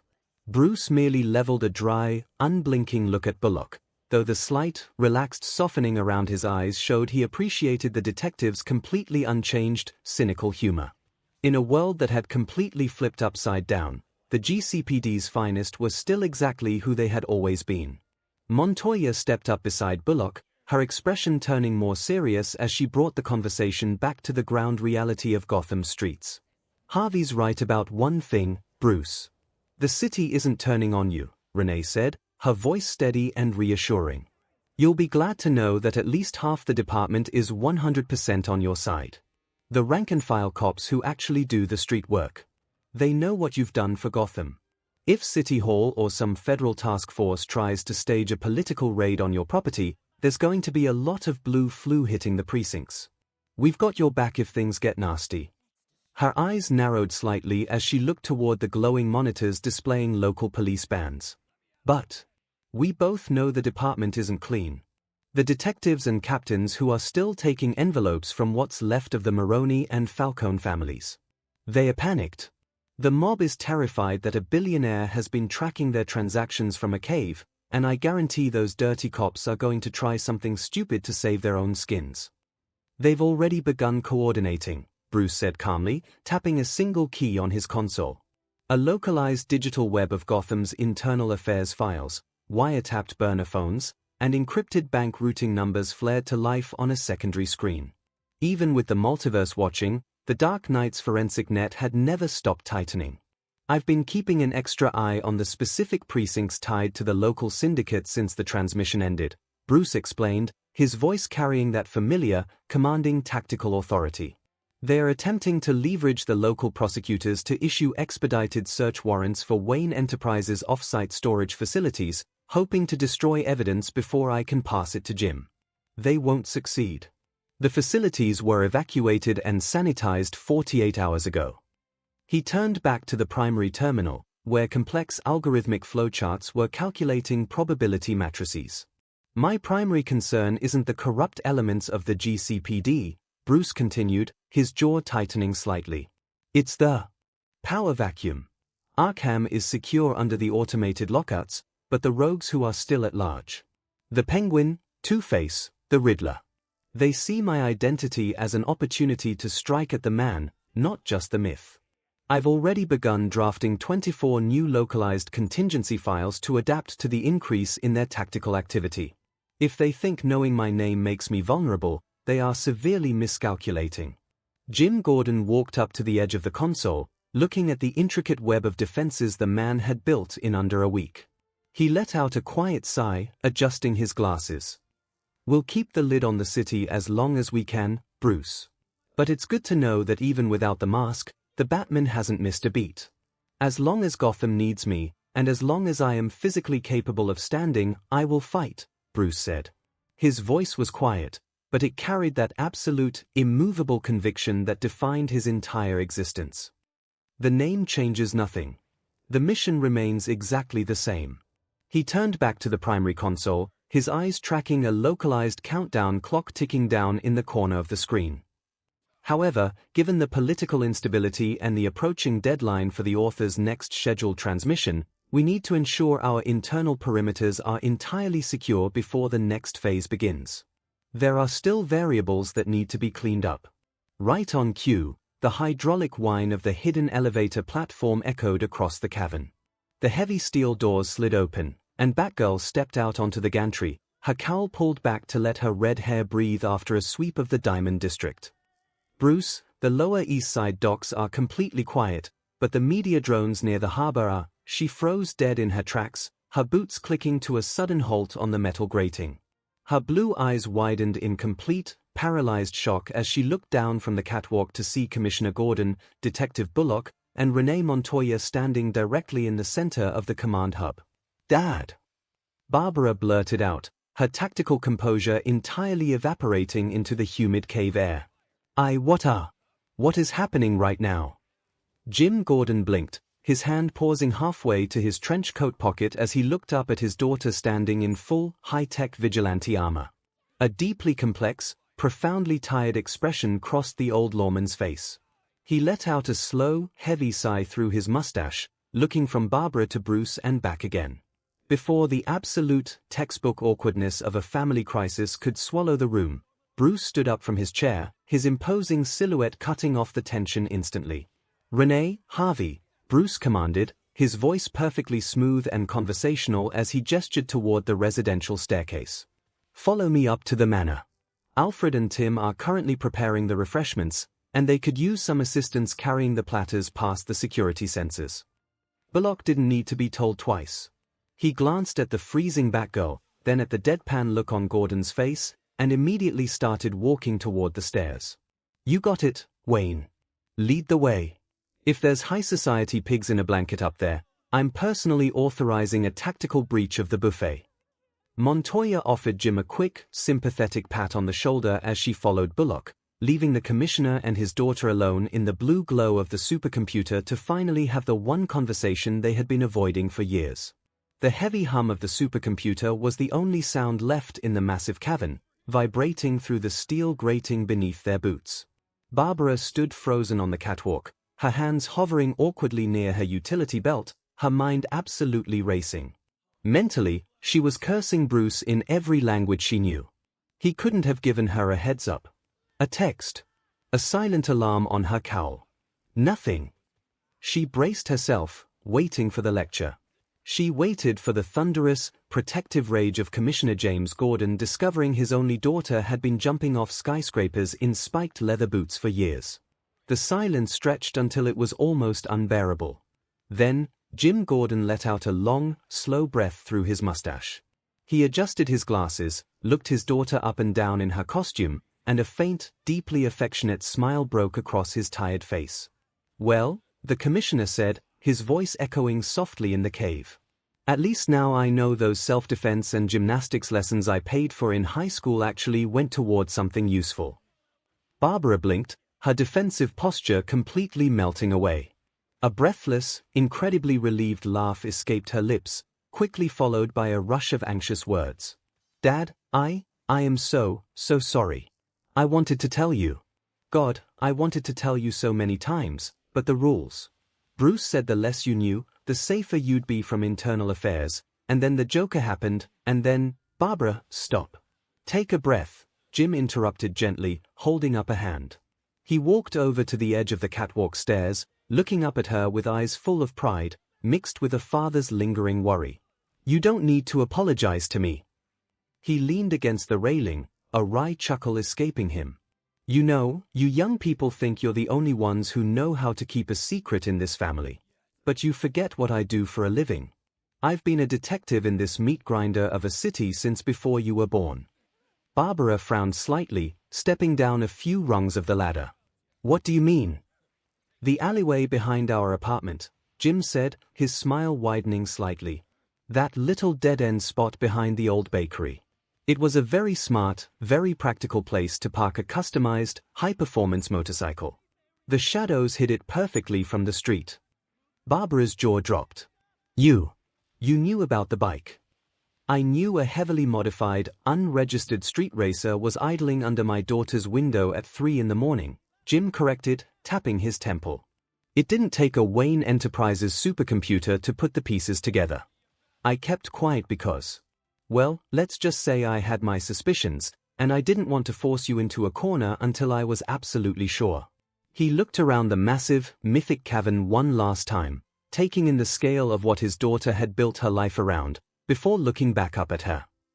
"I'm glad you're safe, Barb," Jim said softly, his voice thick with emotion. "And to be completely honest, I'm just glad to finally know who's been watching my back out there in the dark." Barbara didn't care about the suit, the heavy utility belt, or the fact that they were standing in the middle of the most secure tactical bunker on the planet. Hearing those words, seeing the absolute love and pride in her father's eyes instead of anger, completely shattered the last of her defenses. She rushed down the remaining metal stairs, her boots clattering against the grating, and threw her arms tightly around his neck. Jim caught her instantly, his thick wool trench coat absorbing the impact as he wrapped his arms around his daughter, holding her close. Barbara buried her face into his shoulder, a few hot, happy tears finally breaking free and spilling down her cheeks. The suffocating weight of the secret, The years of lying about late-night study groups, and the constant fear of how he would react vanished in an instant, replaced by a profound, overwhelming sense of relief. "I love you, Dad," she whispered, her voice cracking slightly as she squeezed him tight. "I love you too, Pumpkin," Jim murmured, resting his chin on top of her red hair, his own eyes a little misty behind his glasses. They held onto each other for a long, quiet moment in the blue glow of the cave, letting the reality of the truth settle between them. Finally, Barbara pulled back with a watery smile, wiping her eyes with the back of her armored gauntlet. "We are having a huge, incredibly long talk after this," Barbara said, pointing a finger at him with a playful, warning look. "A full interrogation. No dodging questions, Commissioner." "Fair enough," Jim chuckled, adjusting his coat and smoothing out his mustache. "But honestly, Barb, there is one major upside to all of this coming out." Barbara tilted her head, a faint grin returning to her face. "Oh yeah? What's that?" Jim smirked, a wicked, vindictive glint appearing in his eyes that only a true GCPD veteran could muster. "It means I can finally stop feeling guilty about my scheduling choices. For the past 2 years, every time some rookie or transfer detective at the precinct made a colorful, or highly inappropriate, comment about Batgirl's outfit, I immediately reassigned them to the graveyard shift at the hazardous waste docks." Barbara burst out into a loud, euphoric laugh, her eyes sparkling. "Dad, you didn't." "Oh, I absolutely did," Jim said with total, unrepentant satisfaction, offering his daughter a classic, conspiratorial wink. "And now that I know they were talking about my daughter, I'm thinking the winter patrol at the frozen swamp sector sounds just about right. Come on, let's go see what kind of high society snacks Wayne's hiding upstairs before Bullock eats the silver." Young Justice Universe deep within a heavily shielded, subterranean chamber far removed from the prying eyes of the Justice League, a massive, semicircular monitor flickered to life. One by one, the glowing, stylized silhouettes of the world's most dangerous cabal materialized in the gloom. The light had convened to discuss a variable they never truly anticipated, the unmasking of the Batman. A week ago, some of you presumed the Dark Knight's crusade had reached its terminal conclusion. Vandal Savage's deep, ancient voice resonated through the chamber. His silhouette loomed large at the center of the array. You believed that exposing the name Bruce Wayne to the global populace would cause the foundations of Gotham City to crumble under the weight of its own chaos. It was a logical hypothesis. The sophisticated, distorted voice of Lex Luthor cut in from his terminal. An unmasked vigilante is a legal liability. The United Nations and the federal government have spent the last 7 days demanding absolute accountability. The Pentagon is screaming for a freeze on Wayne Aerospace Tech, and I personally directed a highly specialized, Black Ops task force within the Internal Revenue Service to systematically dismantle Wayne Enterprises from the inside out. Luthor paused, his silhouette shifting as he let out a cold, frustrated sigh. The results, however, have been utterly abysmal. "Explain, Luthor," Ra's al Ghul commanded from his screen, his tone dripping with quiet, ancient venom. The detective is a mortal man. Stripped of his anonymity, he should be besieged by his enemies. "He anticipated us. He anticipated everyone," Luthor snapped, a rare edge of genuine irritation breaking through his corporate composure.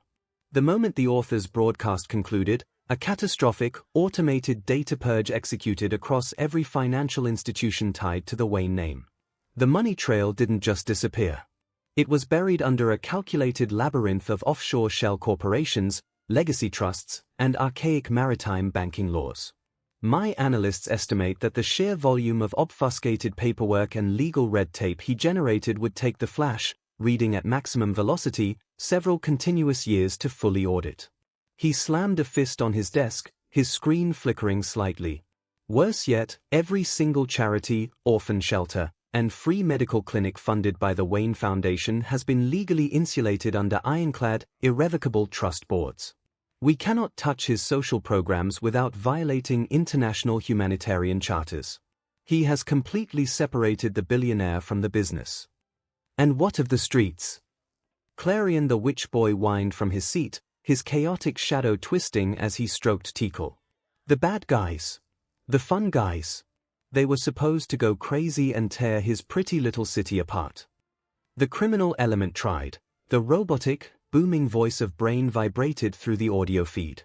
And the criminal element was systematically dismantled with mathematical cruelty. Our reports indicate a 400% increase in emergency room admissions across Gotham's underworld. Batman has not retreated. He has doubled his tactical presence on the streets. He is no longer pulling his punches to maintain a myth. He is breaking bones to establish a perimeter. He has turned Gotham into an absolute, sovereign fortress, Savage summarized, his ancient eyes narrowing as he reviewed the data rolling across the central screen. The local police force is refusing to cooperate with federal asset seizure teams. The public views him not as a fraudulent billionaire, but as a martyr who financed their salvation out of his own pocket. The immortal leaned forward, his massive hands resting on the edge of his table, his voice dropping into a dangerous, calculating register. We must adapt, my friends. The detective has proven, once again, why he is the premier strategic mind of the Justice League. He did not survive a week without his secret identity, he thrived. And if we are to break the bat, we must look beyond the ledgers, beyond the lawsuits, and prepare for a war that his contingency plans cannot possibly predict. The digital chamber fell into a sudden, heavy stillness. The rolling financial graphics and broken bone metrics on the screens frozen in place as a heavy, mechanical whirring sound echoed through the audio feed. The cylindrical glass chassis of the Brain hissed, his glowing skull emblem pulsing with a sharp, vibrant crimson light as he angled his audio grid toward the rest of the cabal. You speak of ledgers, of physical blockades, and of broken bones. The Brain's computerized, French-accented voice vibrated through the network, dripping with absolute, clinical disdain. You analyze the board like grandmasters, yet you are completely blind to the ultimate piece on the table. You are forgetting the anomaly. Speak plainly, Brain, Ra's al Ghul demanded, his silhouette leaning forward, his hand tightening on the pommel of his cane. The tablet, the Brain clarified, a high-resolution, three-dimensional rendering of the pristine, glowing cosmic device flickering onto the center of the main monitor. The indestructible, extra-dimensional artifact delivered directly into the detective's possession by the author. You discuss legal loopholes, IRS audits, and pushing him into a corner through the United Nations. But you fail to calculate the exact threshold of his tolerance. Monsieur Malher grunted somewhere in the background of the French rogue's feed as the Brain zoomed the camera in on the glowing blue node of the tablet interface. Consider the data, the Brain continued, his mechanical voice dropping into a chillingly logical register. In the words of the author, activating that device will completely erase the knowledge of Batman's identity from every single repository in existence. It does not care about the sophisticated firewalls of LexCorp. It does not care about the ancient, mystical wards protecting the light's hidden sanctuaries. It will wipe the memory from every computer, every scroll, every server, and every single living mind in this universe. Lex Luthor's jaw tightened, his eyes narrowing as he stared at the glowing blue rendering of the cosmic button. As a man who obsessed over data retention and control, the concept of an UN-hackable, UN-stoppable universal format tool was deeply unsettling. The detective has already proven this week that he is entirely prepared to bleed, to restructure his empire, and to violently break our street-level operations to keep Gotham from falling, the Brain summarized, the crimson light of his chassis pulsing with an aggressive intensity. He is enduring the public scrutiny because, for now, the tactical variable is manageable. But I ask the Council this. What happens when your political machinations become an actual threat to his mission? Do any of you truly wish to corner him? The question hung in the dark chamber like a physical weight. If we push him too far, the Brain warned, if we make it impossible for him to protect his city as Bruce Wayne, he will not hesitate. He will press that button. And when he does, every piece of leverage we have spent the last 7 days compiling, every line of data, every encrypted black market recording, every drop of BLD we spilled to understand our enemy, will vanish into absolute nothingness. We will wake up tomorrow morning looking at a masked phantom, completely ignorant of the weapon we once held against him. Vandal Savage stared at the monitor, his ancient, scarred face completely unreadable. For a man who had lived for 50,000 years, he understood the value of absolute knowledge better than anyone. To have the greatest secret in modern history right in their hands, only to lose it because they got greedy, would be a tactical failure of cosmic proportions. The brain's calculation is correct, 𝐔𝐬𝐽 said finally, his deep voice cutting through the silence like a closing gavel. The detective is a pragmatist. If we make the secret too heavy for him to carry, he will simply delete the weight. Order the IRS task forces to stand down, Luther. Pull our agents back from the Wayne infrastructure. We will let the media and the politicians amuse themselves at his gates. But the light will not force his hand to the tablet. A sharp, mocking chuckle cut through the tense quiet of the chamber, shattering the cautious consensus 𝐷𝐵 was trying to build. "Oh, you are all being so delightfully reasonable," Queen Bee's voice purred from her monitor, her silhouette shifting as she leaned back, a cold, calculating smile visible in the dim light. "But your logic has a massive, glaring blind spot, brain." "Explain, Queen Bee," the brain snapped, his crimson skull pulsing with irritation. "The author's broadcast didn't just expose the bat, it laid out a timeline," she replied, her digital avatar gesturing toward a secondary data stream. "We all heard the transmission. The author explicitly stated that there are more battles to come. More realities where the identity of Batman and the rest of the Justice League will be laid bare on the global stage. We don't know the exact number, but we know the pattern." The silhouette of Ocean MSTR shifted forward, his deep, resonant voice filled with a hard, aggressive edge. "She is right. Every time a new battle airs, the world's focus will be dragged right back to Bruce Wayne. The chaos will renew itself, the media will swarm, and the political pressure will compound. The detective can build all the financial fortresses he wants, but even his legendary endurance has a breaking point. Which brings us to the real issue," Clarion the Witch Boy chimed in, leaning over his chair and tugging aggressively on Tickle's ears, his shadow twisting wildly against the wall. "The battles are gonna end. At some point, the big cosmic show is gonna run out of episodes. And what do you think the spooky old bat is going to do the very second the credits roll? He will press it," Ra's al Ghul stated flatly, his voice dropping into a dark, absolute certainty. The detective values his anonymity above all else. He is enduring the exposure now only because the universal transmission is an active, ongoing anomaly that he cannot fully control. But the moment the author falls silent, the moment the cosmic oversight leaves our dimension, nothing will stop him from activating that tablet. He will wipe the slate clean anyway. "Exactly," Queen Bee emphasized, her tone sharp and predatory. "So why are we playing defense?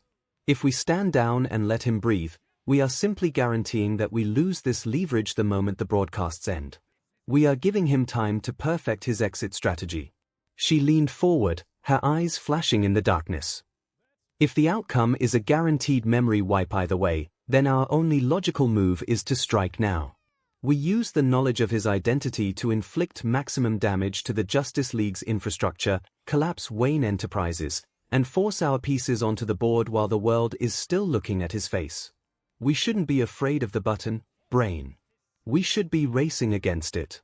The argument fractured the chamber, the silhouettes of the light murmuring in calculated disagreement. They had the ultimate weapon against the Dark Knight, but the clock was ticking, and the bat was already waiting for them in the shadows.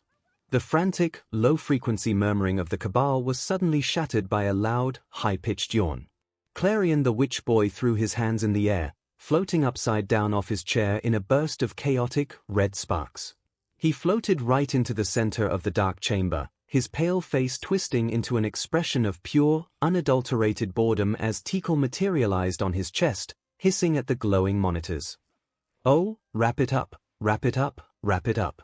Clarion whined, rolling his eyes so hard he nearly lost his footing on the ceiling.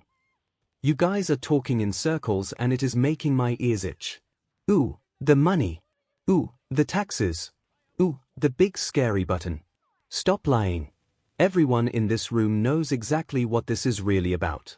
The monitors flickered, the silhouettes of Vandal Savage and Lex Luthor freezing in a cold, dangerous silence as the Lord of Chaos drifted back down to eye level, his grin turning sharp, jagged, and entirely unhinged. "And I'm not just talking about us," Clarion cackled, pointing a pale, claw-like finger out into the void. "Every single bad guy, every rogue, every secret society from here to Belle Reve watched that cosmic broadcast. Everyone out there now knows about the one thing our little group really, truly wants. The prize at the end of the maze. He leaned in so close to Lex Luthor's monitor that his nose practically touched the glass, his voice dropping into a thrilling, wicked whisper. The 𝐒𝐬𝐺 contingency. The name hit the chamber like a physical shockwave. Even the brain's glowing crimson chassis dimmed for a fraction of a second. Dismantling Wayne Enterprises. Stealing his pocket money. Oh, please, the witch boy scoffed, waving a hand dismissively as he spun in a slow circle. That's just the boring corporate cover story. The only reason any of you care about his servers, his off-site storage facilities, or his secret basements is because that man spent a decade figuring out exactly how to murder, paralyze, or neutralize every single god walking around in a cape. He has the blueprints to kill the Justice League, and now we know the exact physical coordinate of the hard drive they are sitting on. Ra's al Ghul's silhouette remained perfectly still, though his fingers tightened noticeably on his cane. The Light had spent years fabricating elaborate, multi-layered schemes to neutralize the heroes of Earth. But the detective? The detective had already done the homework for them, driven by his own clinical paranoia. Clarion is crude, but correct, Lex Luthor admitted, his voice recovering its smooth, chilling composure as he adjusted his cuffs. The public exposure of Bruce Wayne means his private, air-gapped mainframes are under unprecedented digital and physical duress. The 𝐒𝐬𝐺 files are the ultimate strategic multiplier. If we can trigger enough legal chaos, or force a federal seizure of his secondary facilities, our deep cover assets within Cadmus or the tech sectors can intercept the data packets during the migration. If we possess those files, the brain added, the crimson light of his skull pulsing with a cold, renewed calculation, the Justice League ceases to be a viable threat to our long-term operations. We can execute their downfalls simultaneously, using the precise biological and psychological triggers the Batman himself perfected. Vandal Savage slowly closed his eyes, the weight of 50,000 years of conquest settling behind his gaze. He looked at the 3D rendering of the tablet, the cosmic reset button that could end this game in an instant, and then at the schematic of the Wayne servers. And that is the grand, catastrophic paradox of our current position, Lex Luthor said, his voice dropping into a flat, icy octave as he brought up a tactical layout of Gotham City. The entire map bled red, flashing with automated orbital defense grids, localized jamming sectors, and heavily fortified waypoint markers. If we had discovered the existence of the 𝐒𝐬𝐺 files under normal circumstances, we could have engineered a subterranean infiltration, a digital ghost protocol, or a psychological feint to extract them seamlessly, Luthor continued, his eyes reflecting the harsh crimson glare of the monitors. But now, the author's broadcast has put the detective on absolute, apocalyptic high alert. Gotham is no longer just his city. It is his fortress, his personal chessboard, his sovereign kingdom. He isn't hiding from an attack. He is actively, literally waiting for it. He knows exactly what we want, the brain agreed, his cybernetic chassis humming aggressively. He understands his own value. He knows that every mercenary, every Black Ops syndicate, and every metahuman supremacist on Earth is staring at Crest Hill. To attempt a standard tactical retrieval now is mathematical suicide. To breach that city now, Ocean MSTR growled, crossing his arms, nothing short of a global mobilization would suffice. We would have to somehow coordinate an unprecedented, suicidal alliance. Calling in the entire rogues gallery of every single hero on the planet just to stage a massive, distracting siege on Gotham's borders. Oh, and even that wouldn't work. Clarion cackled, swinging his legs as he floated upside down again, his face twisted into a mock-serious pout. Because you're forgetting how terribly possessive those Gotham locals are. Do you really think the Penguin, Two-Face, or the Scarecrow are just going to sit back and let a bunch of flashy, out-of-towners from Metropolis or Central City march down their streets? If gorillas from Gorilla City or ice creeps from Central City try to invade Gotham, the Gotham rogues will take it completely personally. They'll turn around, form a line, and join Batman just to kick everyone else out of their sandbox. The Lord of Chaos speaks a bitter truth, Ra's al Ghul murmured softly, his ancient face darkening. The criminal ecosystem of Gotham is fiercely territorial. They view the detective as their dynamic adversary. They will not tolerate foreign interference in their BLD feud. And the less we even think about trying to recruit the Joker for such an endeavor, the better, Vandal Savage commanded, his deep voice carrying an absolute, unyielding authority that cut off any further speculation. The chamber went dead silent at the mention of the clown. The Joker is entirely fundamentally broken by this revelation, Savage stated flatly. The author did not just unmask the Batman, he destroyed the Joker's entire reality by making the secret public knowledge. The creature is completely volatile, entirely unmanageable, and far more likely to detonate a nuclear device in the center of Gotham out of pure spite than to assist us in a calculated data theft. He is a wild card we cannot afford to look at. Luthor sighed, leaning back in his chair and closing the tactical map. The reality of the situation was clear. They knew the ultimate prize existed, they knew exactly where it was hidden, and yet, by exposing it to the light, the author had made it completely untouchable. We are at a stalemate, Luthor admitted coldly.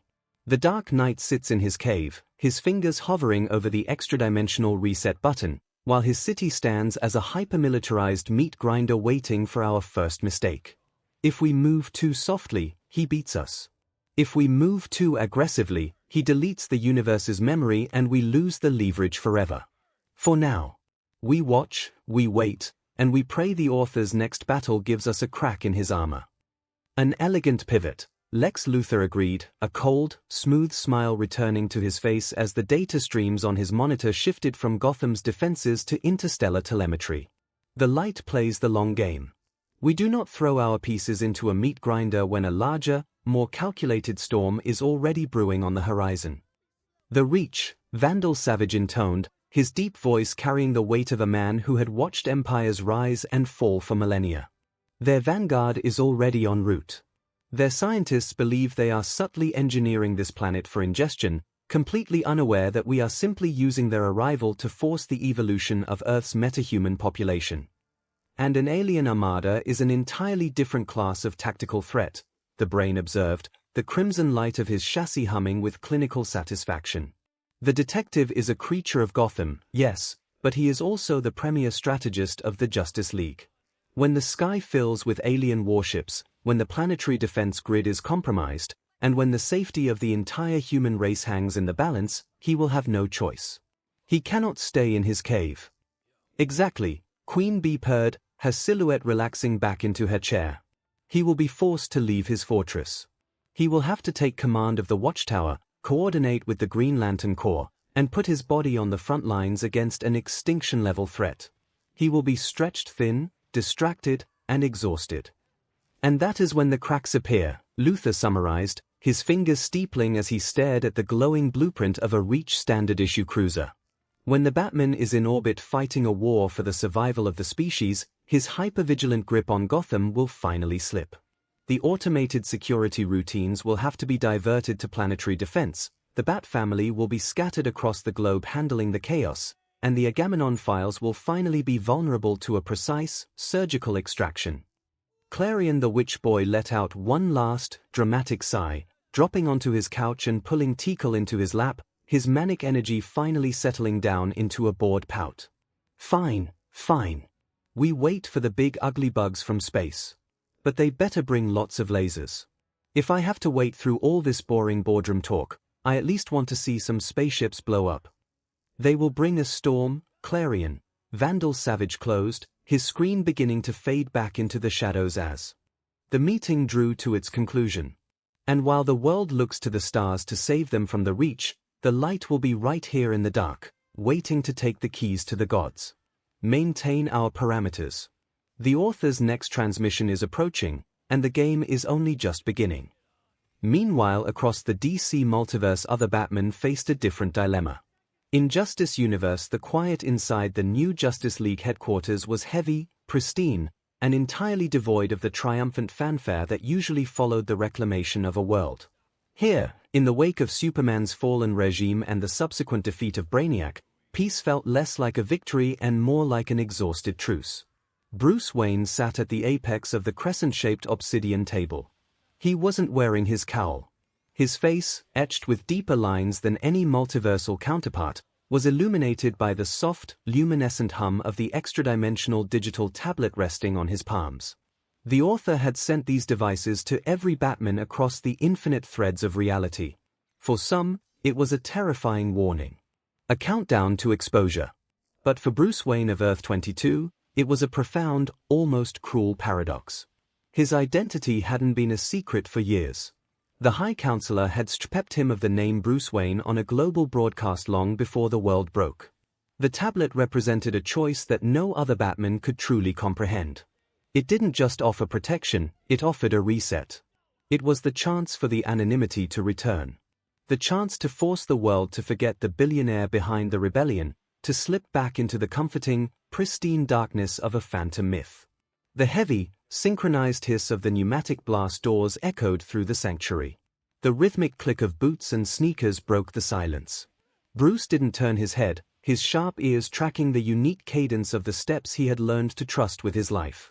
Harley Quinn's light, slightly skipping stride, Supergirl's hovering, barely there footsteps, the precise, military tread of Hal Jordan and Barry Allen, the confident paces of Oliver Queen and Dinah Lance, and the eager, shifting weight of Jamie Reyes and Jason Rush.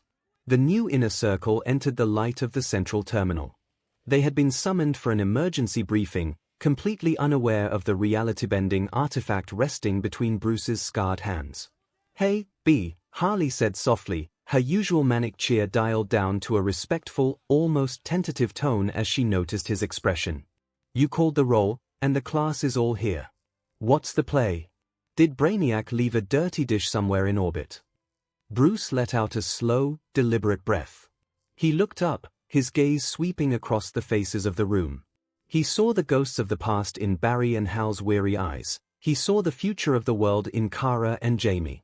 "As you all know, when the author's broadcast concluded a week ago," Bruce began, his voice low, steady, and devoid of its usual synthesized harshness, "every variant of my identity across the multiverse was given a weapon of absolute cognitive erasure." He pointed to the tablet. "This device possesses the capability to completely format the memory of this universe.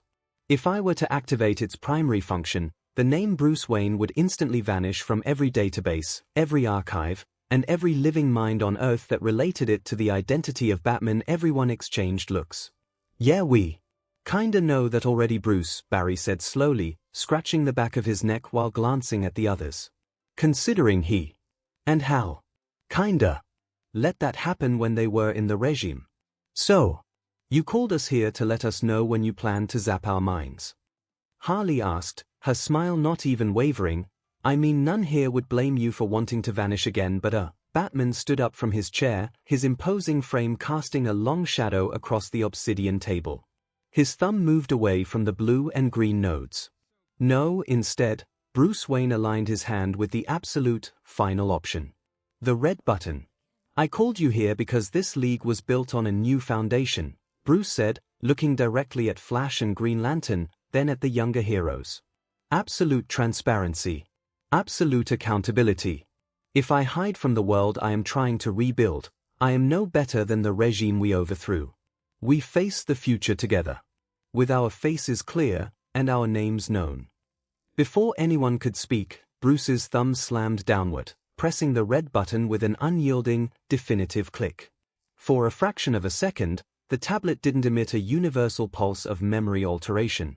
Instead, a brilliant, crystalline flash of violent white sparks erupted from the edges of the screen, illuminating the sanctuary in a blinding glare. The pristine, extra-dimensional technology instantly lost its luminescent blue glow, its sleek surface turning a dead, hollow matte charcoal. Then, with a soft, microscopic rustle that sounded like a dying breath, the tablet began to fracture. It didn't shatter into sharp fragments, it simply dissolved. From the edges inward, the cosmic artifact turned into a fine, weightless stream of gray ash and shimmering, starlight particles. The debris drifted off Bruce's palms, caught in the gentle draft of the room's ventilation system, before completely evaporating into absolute nothingness. The artifact was gone. The choice was finalized. The silence returned to the headquarters, but it was no longer heavy. It was clean. Oliver Queen let out a slow breath, a genuine, deeply respectful smile breaking across his face as he stepped forward. "Well, Ollie said softly, leaning against the table. No safety nets. Guess that means we've just got to make sure we win the next one, partner. Bruce Wayne didn't answer, but the slight, firm nod of his head was all the commitment his league needed. The author's next battle was on the horizon, and the Injustice universe would meet it standing squarely in the light. Dark Knight Return universe. The air in the deep cavern was thick with the scent of damp limestone, sulfur, and the raw sweat of 100 angry young men. Farther down the tunnels, the rhythmic, chaotic chanting of the sons of Batman echoed against the rock, their youthful, violent energy being forged into an army to reclaim a broken nation. But at the edge of the dark, away from the flickering torches and the makeshift training mats, an old man sat alone on a rusted crate. Bruce Wayne's breathing was a heavy, rattling rasp in his chest. His massive, scarred frame was hunched under a frayed blanket, his hands calloused, arthritic, and swollen from a lifetime of hitting things resting on his knees. Between his thick fingers sat the author's tablet, its cosmic blue luminescence casting an almost mocking glow across the deep, weather-beaten wrinkles of his face. To this Bruce Wayne, the world had already ended once, and he had personally dragged it back from the brink with his bare hands. He had already staged his own death, buried an empty coffin, and walked away from the mansion. The world above thought Bruce Wayne was a corpse, and the Batman was a ghost. He was already dead. He had no need for a legal shield, no need for an insurance policy, and certainly no use for a cosmic safety net. With a slow, heavy, completely unsentimental motion of his thick thumb, he bypassed the blue node entirely. He didn't hesitate. He didn't deliberate. He slammed his thumb down onto the red button. There was no ceremony. There was no grand declaration to an assembled league. The tablet simply erupted in a silent, violent spark of white-hot static, its sleek geometry instantly crumbling into a fine, gray powder. The ash slipped between his calloused fingers, drifting down to mix invisibly with the common dirt of the cavern floor. "Boss." "What was that?" A female voice called out. "Nothing," the old man muttered, pulling the blanket tighter around his shoulders as he turned his back to the light, looking down into the deep darkness of the tunnels where his army waited. "Just garbage from the sky. Go tell the boys to double the watch. The wind is changing." Kingdom Come Universe. A universe away, inside a pristine, sterile security hub constructed of cold steel and armored glass, another old Batman watched a different kind of world. Here, the air was perfectly climate-controlled, humming with the clean, mechanical efficiency of thousands of automated Bat-Knights patrolling the neon-lit corridors of New Gotham. Bruce Wayne sat suspended in his elaborate, state-of-the-art exoskeleton, the external cybernetic braces hissing softly every time he shifted his weight to relieve the pressure on his shattered spine. On the massive console before him, the author's tablet sat propped against a diagnostic monitor. This Bruce Wayne, older, wiser, and infinitely more detached from the traditional concepts of vigilantism, stared at the glowing device through his spectacles. The author's broadcast had revealed his face to the remaining populations of Earth, but to a man who had already corporate enveloped his entire city and openly negotiated with the United Nations as Bruce Wayne, the concept of a secret identity was a quaint, obsolete relic of the past. He didn't need the anonymity anymore. The era of the lone vigilante hiding in the shadows of an alleyway was dead. He had become an institution. He was a sovereign political entity, an architect of global stability, and a man currently trying to prevent a catastrophic war between rogue gods and baseline humanity. "An interesting piece of engineering," Bruce murmured to the empty room, his voice thin but carrying an absolute, razor-sharp clarity. "A universal cognitive format function. Completely flawless. Completely absolute." His fingers flexed slightly within the exoskeleton's glove, the servos whirring as he traced the edge of the tablet with one armored digit. "And completely irrelevant." Without pause and with the only regret of not being able to study this tool more, he pressed the red button with a single decisive motion, watching as the tablet flaked away into dust. The particles dissolved mid-air, not like ash, but like fading code from a simulation, each fragment blinking out before they could hit the ground. Bruce exhaled, a dry chuckle escaping him. Somewhere, in another world, another version of himself was probably agonizing over this exact choice. Here, it was just another discarded tool in a war that had long since moved past secrecy.